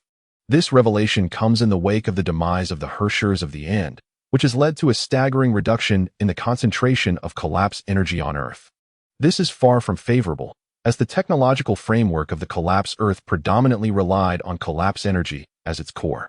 The Valkyries, the warriors of the Celestial Empire, the World Serpent's fusion soldiers, and the Entropy Titans all exemplified this dependency. Even Entropy's technology was fundamentally based on converting collapse energy into ordinary energy. Without collapse energy, the extraordinary energy consumption of Entropy's technology far exceeds what Earth's current energy resources can provide. It was only due to the distribution of the Hersher's core and the Key of God by the Uchiha clan on the collapsed Earth that the majority of the power systems remained functional. The Valkyries would lose their combat prowess without sufficient collapse energy, while the Celestial Warriors would find their cultivation stifled. Entropy's technology would become untenable due to excessive energy demands. Under these circumstances, converting ordinary energy into collapse energy presents a significant opportunity, representing a groundbreaking technological revolution. It averts a potential collapse of the collapse energy system if the Hersher's core and the Key of God were ever to malfunction. This effort lays a solid foundation for what could be a precarious endeavor. It is an unequivocal technological breakthrough. Given the current technological capabilities of Earth, harnessing solar energy in space is remarkably effortless. The near-infinite solar energy equates to an almost boundless supply of collapse energy, offering a sense of reassurance. Moreover, the technology of the extraterrestrial beings has been deconstructed and assimilated by the Uchiha clan. This initiative amalgamates the technological achievements of the four major organizations: Destiny, World Serpent, Celestial Empire, and Entropy, culminating in a collaborative endeavor through the Naruto team. In contrast to the uncertainties of entering a horror film via the Reincarnator's watch, where failing to complete the main quest could spell disaster for the Naruto team, the importance of technology capable of traversing the cosmos cannot be overstated. Chapter 91, Cosmic Transmission. Beloborg. All members of the Naruto team were greatly intrigued by the prospect of extraterrestrial technology that could traverse the universe. Thus, they conducted numerous experiments within the Transformers world, finding the collapsed Earth to be particularly appealing. This world is abundant in top-tier scientists, making it an excellent research environment. Moreover, the prodigies of the collapsed Earth tend to respond better to collaboration than coercion, necessitating a cooperative approach to governance rather than a brute force method. This not only does not hinder their resource mobilization capabilities, but also better incentivizes the enthusiasm of these geniuses. In fact, the Naruto team's ability to ascend to the upper echelons of the four major organizations is significantly attributed to their fair distribution of interests, as they are indifferent to the gains and losses of a single planet. In this regard, they have far surpassed the indigenous management. After numerous tests, a stable cosmic passage was finally established, signifying the advent of alternative pathways to traverse the universe. However, the energy consumption required for such travels is considerable, with each crossing demanding an energy equivalent to that of a Hersher's. Nonetheless, when weighed against the potential benefits of traversing the cosmos, this expenditure is negligible, as the energy of a single star can facilitate countless journeys across the universe, with every universe housing innumerable stars, rendering the energy costs relatively acceptable. With the stable cosmic portal now operational, the considerable energy expenditure necessitated a cautious approach. Furthermore, the cosmic transmission pillar was duplicated multiple times using the Wheel of Fate, enabling the Naruto team to swiftly enter another universe in less than 3 seconds. Upon their arrival in an unfamiliar universe, they found themselves on a planet blanketed in ice and snow, but sensed an unsettling peculiarity in the chill that enveloped them. This frost seemed to harbor an unusual power, emanating a coldness that transcended mere temperature, imparting a chilling sensation at the level of consciousness.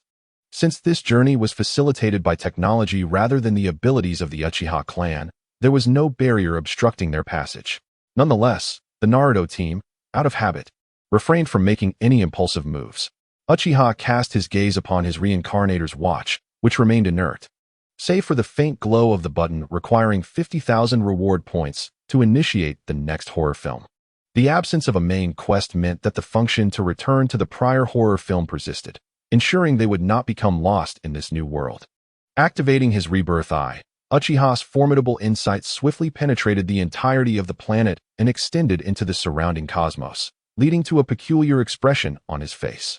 They had indeed arrived in the Star Iron universe. He had anticipated this outcome, as the extraterrestrial technology, as per its natural development, had previously transported Walter and the Void's myriad to the Star Iron universe. However, he had not expected that, following their comprehensive modifications and experiments, they would still achieve this result, landing them on the first planet of the Star Iron storyline, Yalalo. Using the Rebirth Eye, Uchiha observed the city of Beloborg and the Astral Express. While his vision was obstructed by the Astral Express, he remained convinced that another Walter must exist aboard it. distinct from the Walter they encountered in the collapsed Earth. Due to their interference, the Walter from their collapsed Earth could no longer reach the Star Iron universe and embark on the adventure of the Nameless Pioneer. Consequently, the Walter aboard the Astral Express belonged to another parallel world of the collapsed Earth, no longer the Herschers of Reason's Walter. Meanwhile, the trio of the Nameless Pioneer, Donghung, March 7, and Star, had arrived in Belloborg, where they were being hosted by the Great Guardian, Kakolia. Please wait a moment, I shall be with you shortly. Uchiha vanished from his original position, only to reappear moments later. However, upon his arrival, a stellar core writhed in his grasp, its struggles quickly waning as Uchiha suppressed it. The other members of the Naruto team sensed the stellar core in Uchiha's hand and recognized it as the source of the planet's extreme cold, akin to the climate they currently experienced. This object, reminiscent of a Herrscher's core, was the cause of the planet's frigid conditions. Under such extraordinary cold, survival for ordinary humans was impossible. This stellar core, inferior to the Herrschers of the End, yet superior to the Herrscher's core, was not advisable for absorption, as the entity behind the stellar core was the Star God. Similar to the collapse will, the Star God generally refrains from interfering with the stellar core. But should the Star God desire, the core's power would be entirely within its grasp. Uchiha briefly explained the background of the stellar core. Currently, the planet is shrouded in such ice and snow due to the stellar core, with only the last surviving city holding out. There is no need for caution. We shall seize this city as our stronghold. With Uchiha's directive issued, the Naruto team activated their rebirth eyes and set forth toward the last city, Belloborg, without pretense. At the moment when they unleashed their formidable destructive energy upon Belloborg, the disparity in power became unequivocally apparent. Each member of the Hokage team, merely by virtue of the energy they radiated, had attained the lower threshold of the Stellar Steel Universe's envoy level. The minimal requirement for any envoy is the capacity to obliterate a planet single-handedly. With such a multitude of envoys, 39 in total, any one of them could effortlessly annihilate Belloborg. This revelation left not only Belloborg in shock, but also Walter aboard the Astral Express. He sensed the presence of 39 Lorerunners descending upon Belloborg, among whom Uchiha possessed the aura of the Harbinger of the End. Even though Walter was no longer the arbiter of reason and had long departed from the original world of the collapse, he found it inconceivable that the number of Lorerunners could exceed such a staggering magnitude. The members of the Hokage team were unfamiliar with the language of Belloborg and lacked the current world's communicative technology, the synaptic beacon, which was monopolized by the Interstellar Peace Company. Only this company held the rights to issue the synaptic beacons, allowing civilizations within its sphere of influence to utilize them for seamless communication. However, Belloborg had been estranged from the Interstellar Peace Company for 7 centuries. Yet, this posed no challenge for the Hokage team. They directly accessed memories to acquire extensive knowledge, including language, and swiftly completed their understanding of the city and its history. To gain a more profound insight, they required the knowledge held by Belloborg's elite. When the Grand Guardian Kakolia witnessed the suppressed memory core in Uchiha's possession, she entirely relinquished any desire to resist and obediently accepted the Hokage team's governance. Walter could not rest easy knowing that Donghung, March 7th, and Stellaron had leapt from the Astral Express and landed in Belloborg. Upon his arrival, he was promptly subdued and assigned to the Goethe Hotel, where Donghung, March 7th, and Stellaron were staying. The Hokage team was somewhat taken aback upon seeing Walter, but did not dwell on it. Walter, no longer even the arbiter of reason, warranted little attention.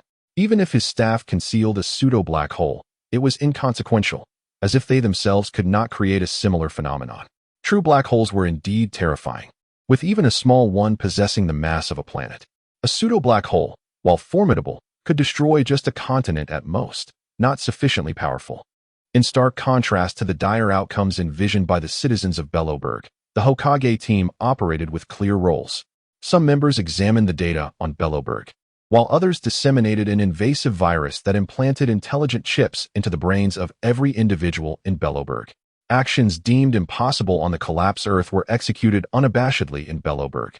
The city could muster no semblance of resistance against the Hokage team. Uchiha did not manipulate the memory core to absorb the ice and snow of Belloborg. Rather, he harnessed the powers of the Ice Lorunner to refine the ice and snow imbued with the memories of fate. Directly refining the memory core could attract the attention of the Memory Star God, but indirectly refining the power of memory fate should be negligible. By refining the power of memory fate and integrating it into the cores of the Ice Lorunner and the Knowledge Lorunner, he obtained a high-fidelity memory core. This core absorbed the entire ice and extreme cold of the Yalirlo planet, rendering it nearly indistinguishable from an authentic memory core after assimilating a vast quantity of memory fate energy. While Uchiha delved into the study of the high-fidelity memory core, Belloberg, now free from the encroachment of memory fate energy, flourished under the effects of wood release, with verdant life sprouting everywhere. An abundance of food was distributed to each individual. Evidence of crimes committed by the powerful elite of Belloberg was shared through intelligent chips, leading to the collapse of the previously monopolistic power structure based on resource control. In its stead arose the Hokage team's efficient and transparent management system via intelligent chips, clarifying the rights, obligations, and possible contributions of every individual as they endeavored to rebuild the planet. The formerly isolated lower districts were opened, and the Grand Guardian Kakolia was sentenced to indefinite imprisonment for her various crimes against humanity. The upper districts were managed under the leadership of Bronya, while the lower districts fell under the oversight of Seal. Faced with the prospect of a better life, the populace of Belloberg displayed little resistance. Those who did resist were relocated to the lower districts, while the former lower district inhabitants ascended to the upper echelons, expressing profound gratitude to the Hokage team. In the face of life and death, the sentiment of starvation being trivial compared to loss of virtue rang hollow. Such individuals were simply malevolent, and depriving them of sustenance for over a decade would resolve the issue. Previously, in a desperate attempt to prolong the survival of Belloberg, the Grand Guardian Kakolia had closed off the lower districts, forcing them to independently confront the assaults of dimensional monsters while excessively extracting resources to satisfy the upper district's demands. She provided only minimal supplies to sustain basic survival in the lower districts, resulting in the deaths of tens of thousands over the years. Their suffering far exceeded the upper district's imagination. Yet, the narrative persisted. Let the lower districts endure hardship, while Kakolia bore the blame. Now, in an astonishing reversal, those who once benefited from this policy in the upper districts, including Kakolia herself, found themselves exiled to the lower districts. The former lower district inhabitants became the jailers, overseeing the upper district elites and their duplicitous residents.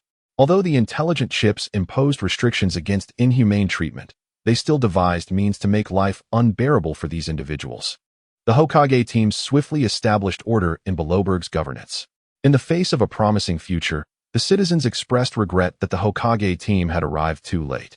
Belloberg had endured 7 centuries beneath an icy shroud, during which its population had steadily dwindled, culminating in innumerable deaths. Kakolia not only sealed off the lower districts to mitigate resource consumption, but even ordered the Silver Mane Guards to engage in combat, thereby annihilating the population and conserving resources, ingraining ruthlessness and coldness into her very essence. Countless tragedies unfolded in Belloberg, all stemming from its lack of any interstellar assistance. Even as the Interstellar Peace Company incessantly broadcast advertisements regarding Belloberg, their presence was primarily one of surveillance, never offering genuine support. They publicly claimed to have found no signs of life on Yalirlo, a narrative rooted in the betrayal of the Interstellar Peace Company by Belloberg's first Grand Guardian. Yalirlo had endured a 3-century war against the Antimatter Legion, depleting its resources and leaving most of its territories ravaged, with only the industrial stronghold of Belloberg remaining steadfast. Even as Yalirlo's builders fought valiantly, the Interstellar Peace Company provided merely supplies and weaponry. The true essence of military assistance cannot be said to be entirely absent. However, it can only be characterized as a mere semblance of support.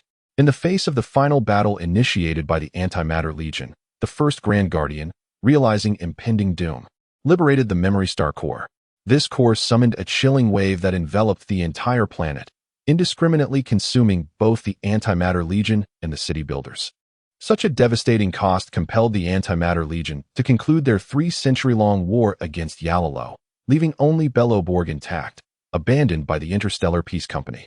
With the cessation of hostilities towards Yalilo, the Antimatter Legion inevitably opened new fronts elsewhere, inflicting significant losses upon the interests of the Interstellar Peace Company.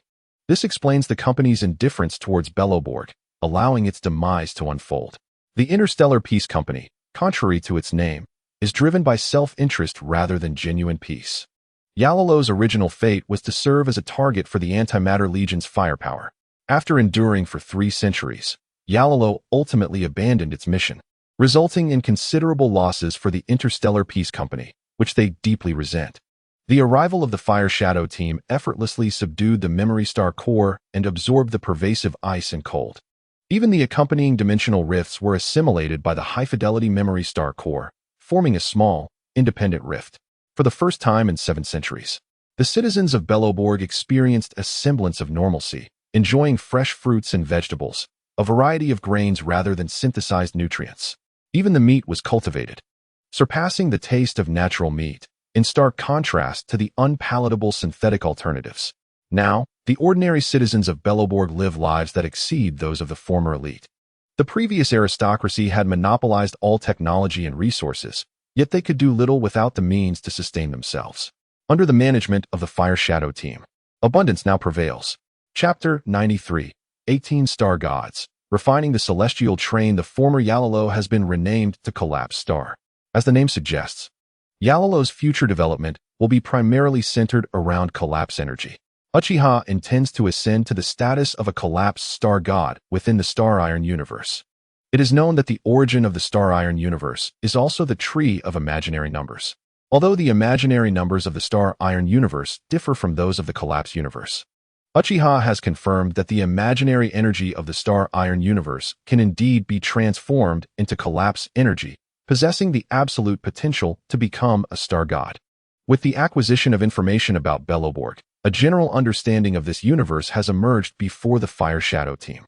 Undoubtedly, the scale of this universe is unprecedented, reaching heights that the Fire Shadow team has never encountered before. The collapse will of the previous collapse universe had already imparted an extraordinary experience upon them, akin to their understanding of the heavenly path. In contrast, the existence of imaginary and quantum wills could not be verified, leading to their dismissal. However, within the Star Iron universe, there exist as many as 18 wills akin to the heavenly path.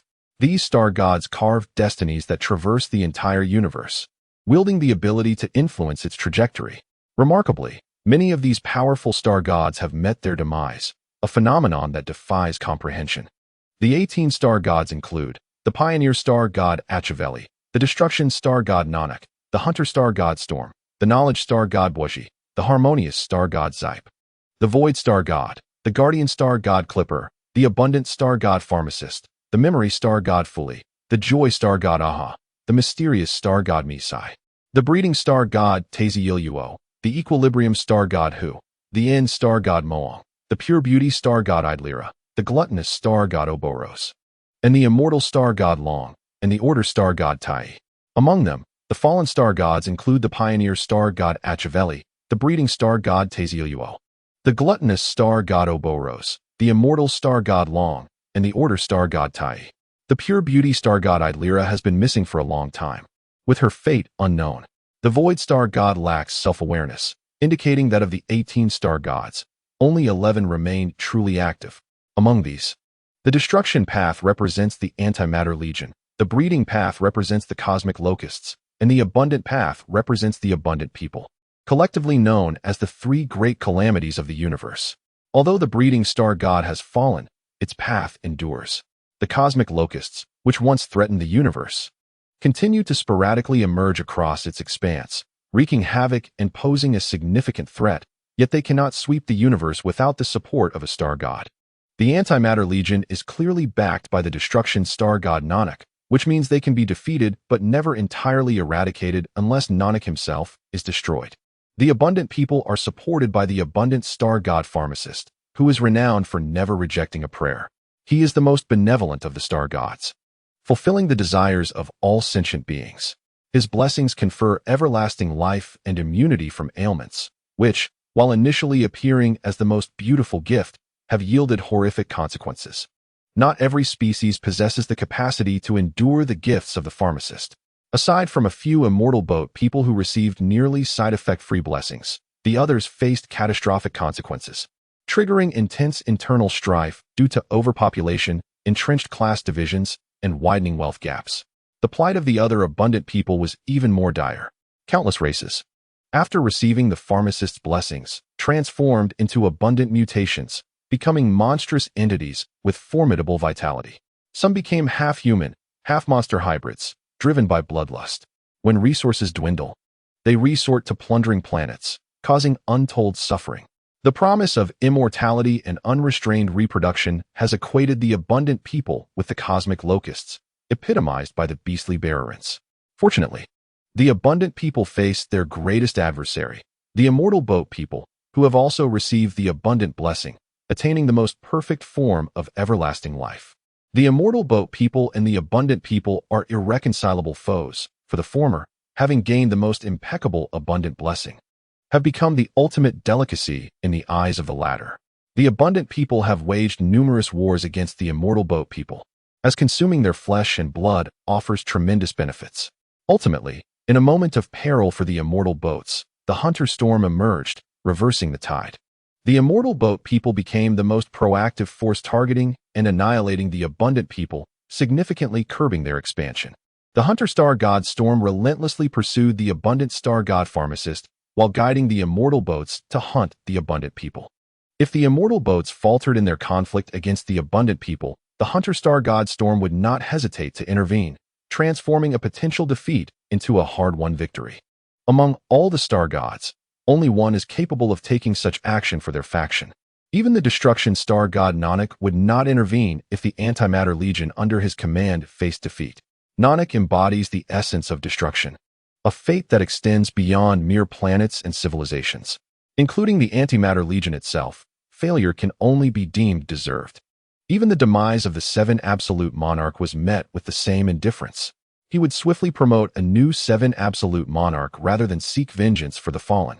Upon comprehending the grand backdrop of the current universe, Uchiha Dong unabashedly revealed his ambition to become the god of ruin in this cosmos.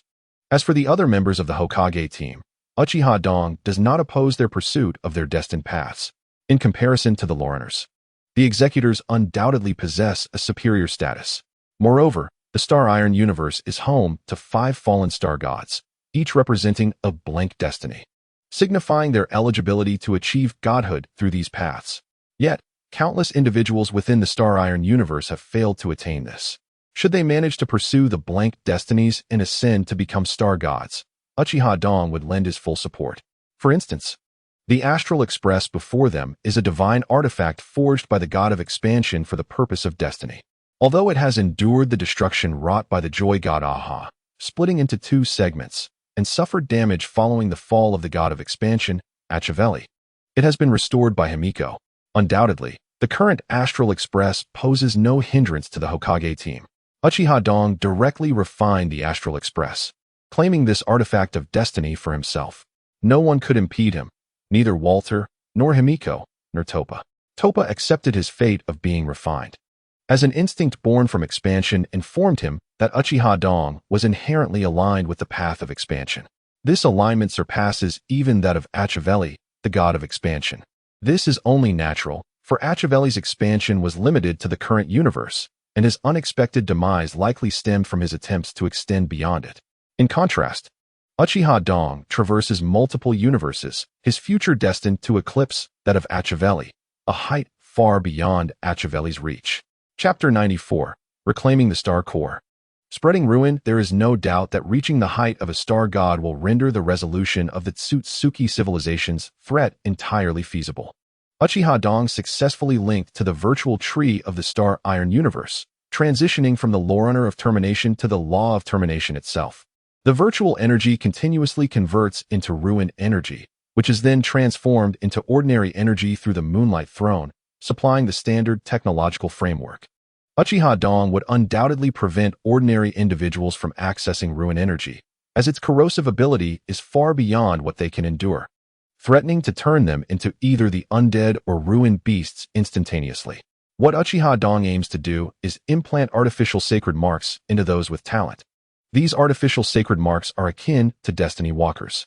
The optimized artificial sacred marks developed by Orochimaru possess potential comparable to innate sacred marks. In theory, the bearers of these artificial sacred marks can continually tap into their potential, ultimately becoming Valkyries. These Valkyries can condense the core of the Lorunner, achieving the status of a Loriner. Loriners are essentially a lower-tier version of executors, provided that the ruin system spreads sufficiently wide. Uchiha Dong can indeed first establish the ruin destiny, and subsequently attain the status of a ruined star god. However, this propagation framework is merely a fade to prevent the ruin system from being rejected by the civilizations of the Star Iron universe, particularly by the Galactic Peace Company. In truth, the real expansion of the ruin system occurs in the rift. Wherever there is a star core, there exists a rift. The rift gives rise to rift monsters and various anomalies, serving as a mirror of the universe. To date, no one has comprehended the origins or future of the rift. It is only known that it expands in tandem with the star core. Due to the inherent mystery of the rift, Uchiha Dong can continuously transform it through ruin energy and quantum energy, crafting the rift into a new kind of ruined space and quantum sea. This establishes a cycle between the virtual tree of the Star Iron universe, ruin, and the quantum sea. Uchiha Dong became the conductor of the Astral Express, representing both the Forerunners and the Nameless. He then replicated the Astral Express using the second key of the gods, the Thousand Realms. A message was transmitted through the Astral Express channel, leveraging the Galactic Peace Company's network to announce across the universe, the Forerunners are offering star core reclamation services. With compensation negotiable, this news rapidly caused a stir throughout the universe. When Acheveli, the god of expansion, was alive, the Nameless was a name celebrated across the cosmos. However, with the fall of Acheveli, the tide of the Nameless swiftly waned, transforming from a hero of cosmic expansion into a harbinger of disorder. Indeed, the Nameless followed his own principles and refused to yield to power, acting without restraint. During times of interstellar chaos, the Nameless was a messenger of justice. But in times of interstellar peace, the Nameless became an embodiment of destruction. Many nameless individuals in this current era are either wanted or on the run. Their reputations far from favorable. The Astral Express, once the chariot of Acheveli, serves as a symbol of the Nameless. Although word has spread of its recent relaunch, no one anticipated the boldness with which it would tackle the issue of star cores. However, in the current universe, countless planets suffer from the burden of star cores, often referred to as the cancer of all realms. To date, no organization has been able to definitively address the core issue, neither the Galactic Peace Company nor the Genius Club. There are, however, star core hunters targeting star cores, yet these hunters typically focus on seizing cores rather than dealing with wild cores. Therefore, their reputation in the universe is worse than that of the Nameless and the Sea Wanderers, consistently topping the bounty charts. Numerous civilizations driven to desperation by star cores reached out to the Astral Express with a sense of hope. Subsequently, the world witnessed a peculiar sight. It appeared that there was not just one Astral Express, but multiple instances observed across various star domains. Upon the arrival of unfamiliar Forerunners, the star cores on the distressed planets were swiftly resolved. However, the cost was that these planets had to accept a peculiar power system known as ruin sacred marks. These marks can convert ordinary energy into ruin energy, unleashing power that rivals or even surpasses that of Destiny Walkers. Simultaneously, the destiny power of the star core would be drained and transformed into a special Loriner core, which would replace the star core as the nucleus of the rift, continuously disseminating ruin energy and quantum energy into the rift. The Astral Express's efficient handling of star cores and its dissemination of new powers quickly captured the attention of various civilizations across the universe. They soon realized the terrifying nature of the current Astral Express. Not only does it possess multiple spatial anomalies, but each conductor of the Astral Express is an entity of executor caliber. They refer to themselves as ruin executors, the current conductors of the Astral Express, and the leaders of a newly formed power system. The presence of 38 true ruin executors is utterly astonishing. Soon, Walter himself became a new ruin executor, regaining the core of the law of reason and becoming the law of reason itself. March 7th transformed into the law of knowledge. Danheng became the law of death. Himiko became the law of reason, and Star became the law of flame, particularly Star. By transforming the power of the destruction star core within him into the power of the law of flame, continuously fuels this transformation. Her power has experienced an explosive enhancement, leading to monumental shifts within the cosmos. The stellar deities have remained silent, perhaps engaged in their own intricate power struggles. The master of the Astral Express is now mobilizing to disseminate the ruin system throughout the universe. His intentions are transparent, to challenge the ruined stellar deities. Throughout history, countless mortals have aspired to ascend to the ranks of the stellar deities, with notable examples such as the Huntress Lan, who was a mortal elevated to divinity.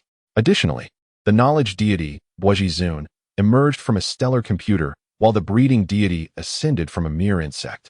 Theoretically, mortals could also achieve the status of a stellar deity.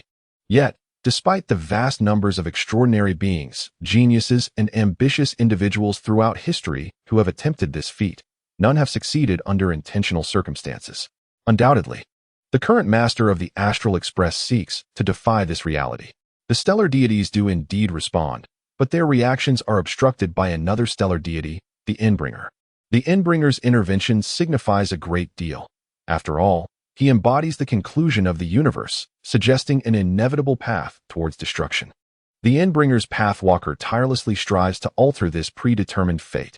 The Endbringer's recent actions indicate that the emergence of the ruin system has indeed influenced the trajectory of the universe's demise.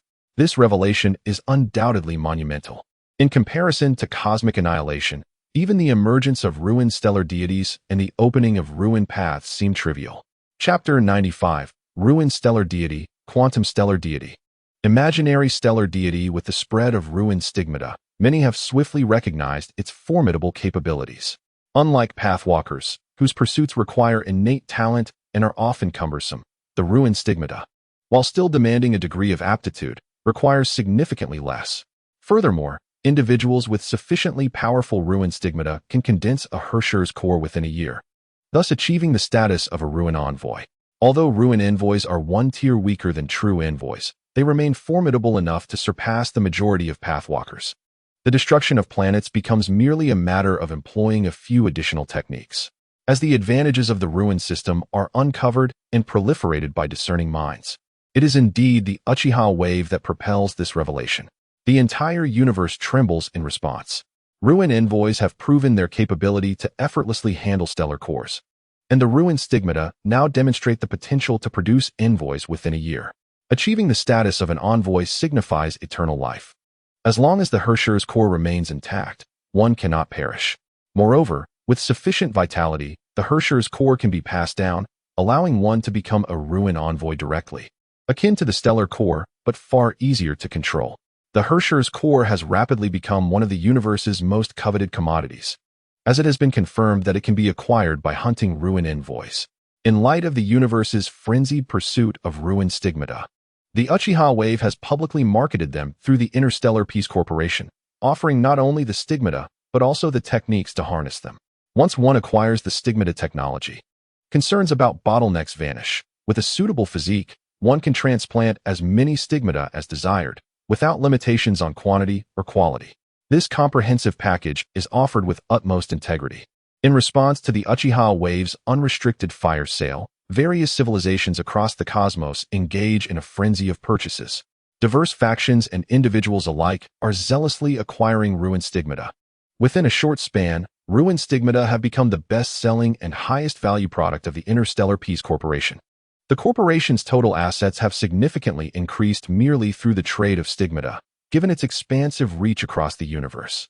Even though everyone is aware that the Astral Express's fervent sale of stigmata and their techniques is a prelude to achieving stellar deity status, no one can resist the allure of the stigmata. The threshold for acquiring them is sufficiently low, especially when compared to the requirements of pathwalkers. While the potential is remarkably high, the barriers to becoming an envoy have been drastically lowered, and merely achieving the status of a Hersher's equates to attaining immortality, a remarkable victory. Amidst this universal embrace of ruined stigmata, the Uchiha wave swiftly meets the conditions necessary to open the ruin path. Once the ruin path is successfully established and the Uchiha wave ascends to become a ruined stellar deity, people are astounded to discover that ruin is not solely beneficial. In contrast to the localized dangers posed by stellar cores, ruin is indiscriminate. All civilizations are engulfed in ruin, leading to the emergence of ruined beasts and the undead. It becomes evident that Hershers embody not only power, but also destruction. Those who attain the status of Hershers through opportunism and lack of conviction are swiftly dominated by the Hersher's core within them, becoming agents of civilization's annihilation. The indiscriminate nature of this destruction inflicts greater devastation than that wrought by the antimatter legions under the command of the destruction deity Nanak. Countless civilizations perished at the hands of the Herschers the moment the Uchiha wave unlocked the ruin path, rendering ruin the most potent force for obliterating civilizations. However, civilizations that succumb to ruin are generally those lacking sufficient strength. In stark contrast to the inefficiency of the antimatter legions in eradicating civilizations, ruin operates with far greater efficiency.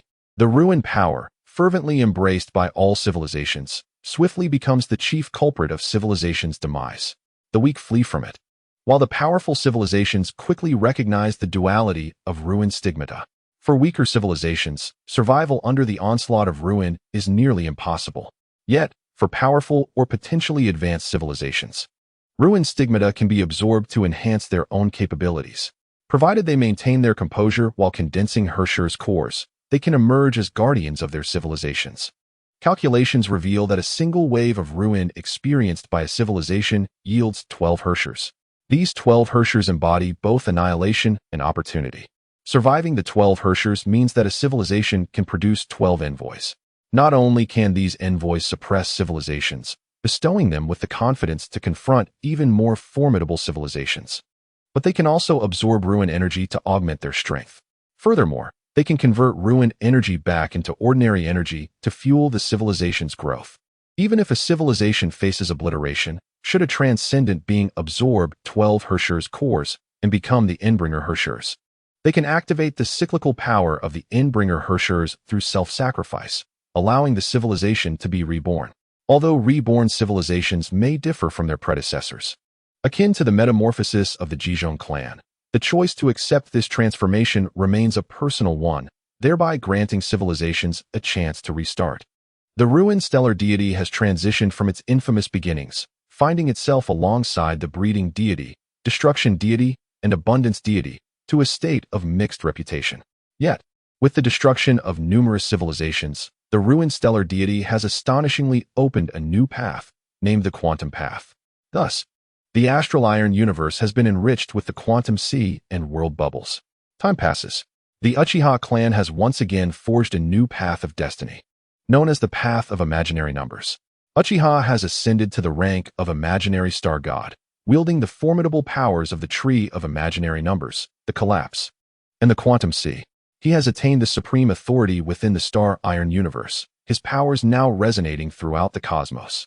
In theory, he possesses the ability to initiate a direct reincarnation and restart of the star iron universe. At this juncture, the guardian star god, Clipper, has laid down his massive hammer and ceased the construction of barriers.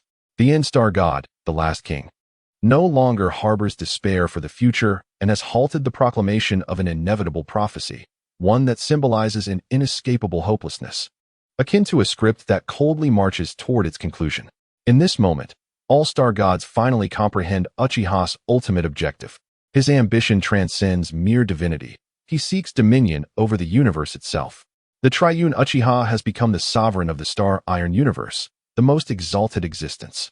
Even if all star gods were to unite, they would never rival him. The Naruto team gazes upon Uchiha with awe, recognizing a pinnacle they can scarcely hope to reach. Uchiha, however, is not stingy with rewards. He has transformed the path of immortality and bestowed it upon Orochimaru, the greatest contributor, elevating him to the status of the reincarnation dragon star god, symbolizing the reincarnation of the Chme clan. The Chme clan's egg transformation has now been empowered by this path, allowing them the choice of reincarnating with or without memories. The latter option offers the promise of rebirth, yielding at least 2 new infants after the transformation, thereby increasing the clan's numbers. Despite Orochimaru's path being confined within the bounds of the Chme clan, he remains a star god, embodying the essence of undying reincarnation. As long as he so desires, no other star god can bring about his demise. He will continue to reincarnate endlessly. In Chapter 96, the Chakra Star God, the mystery of the Reincarnator's watch unfolds. As Orochimaru ascends to star god status, others receive corresponding gifts, becoming supreme emissaries above the law of endings. Yet, despite possessing such extraordinary power, he does not hasten to confront the Tsutsuki civilization, for their expeditionary forces have yet to reach the ninja world.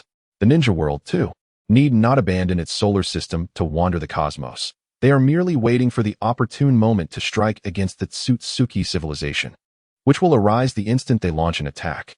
This justification, while seemingly potent, is ultimately nothing more than a ceremonial guise. Even if the expeditionary forces of the Tsutsuki never arrive, Uchiha would not spare them.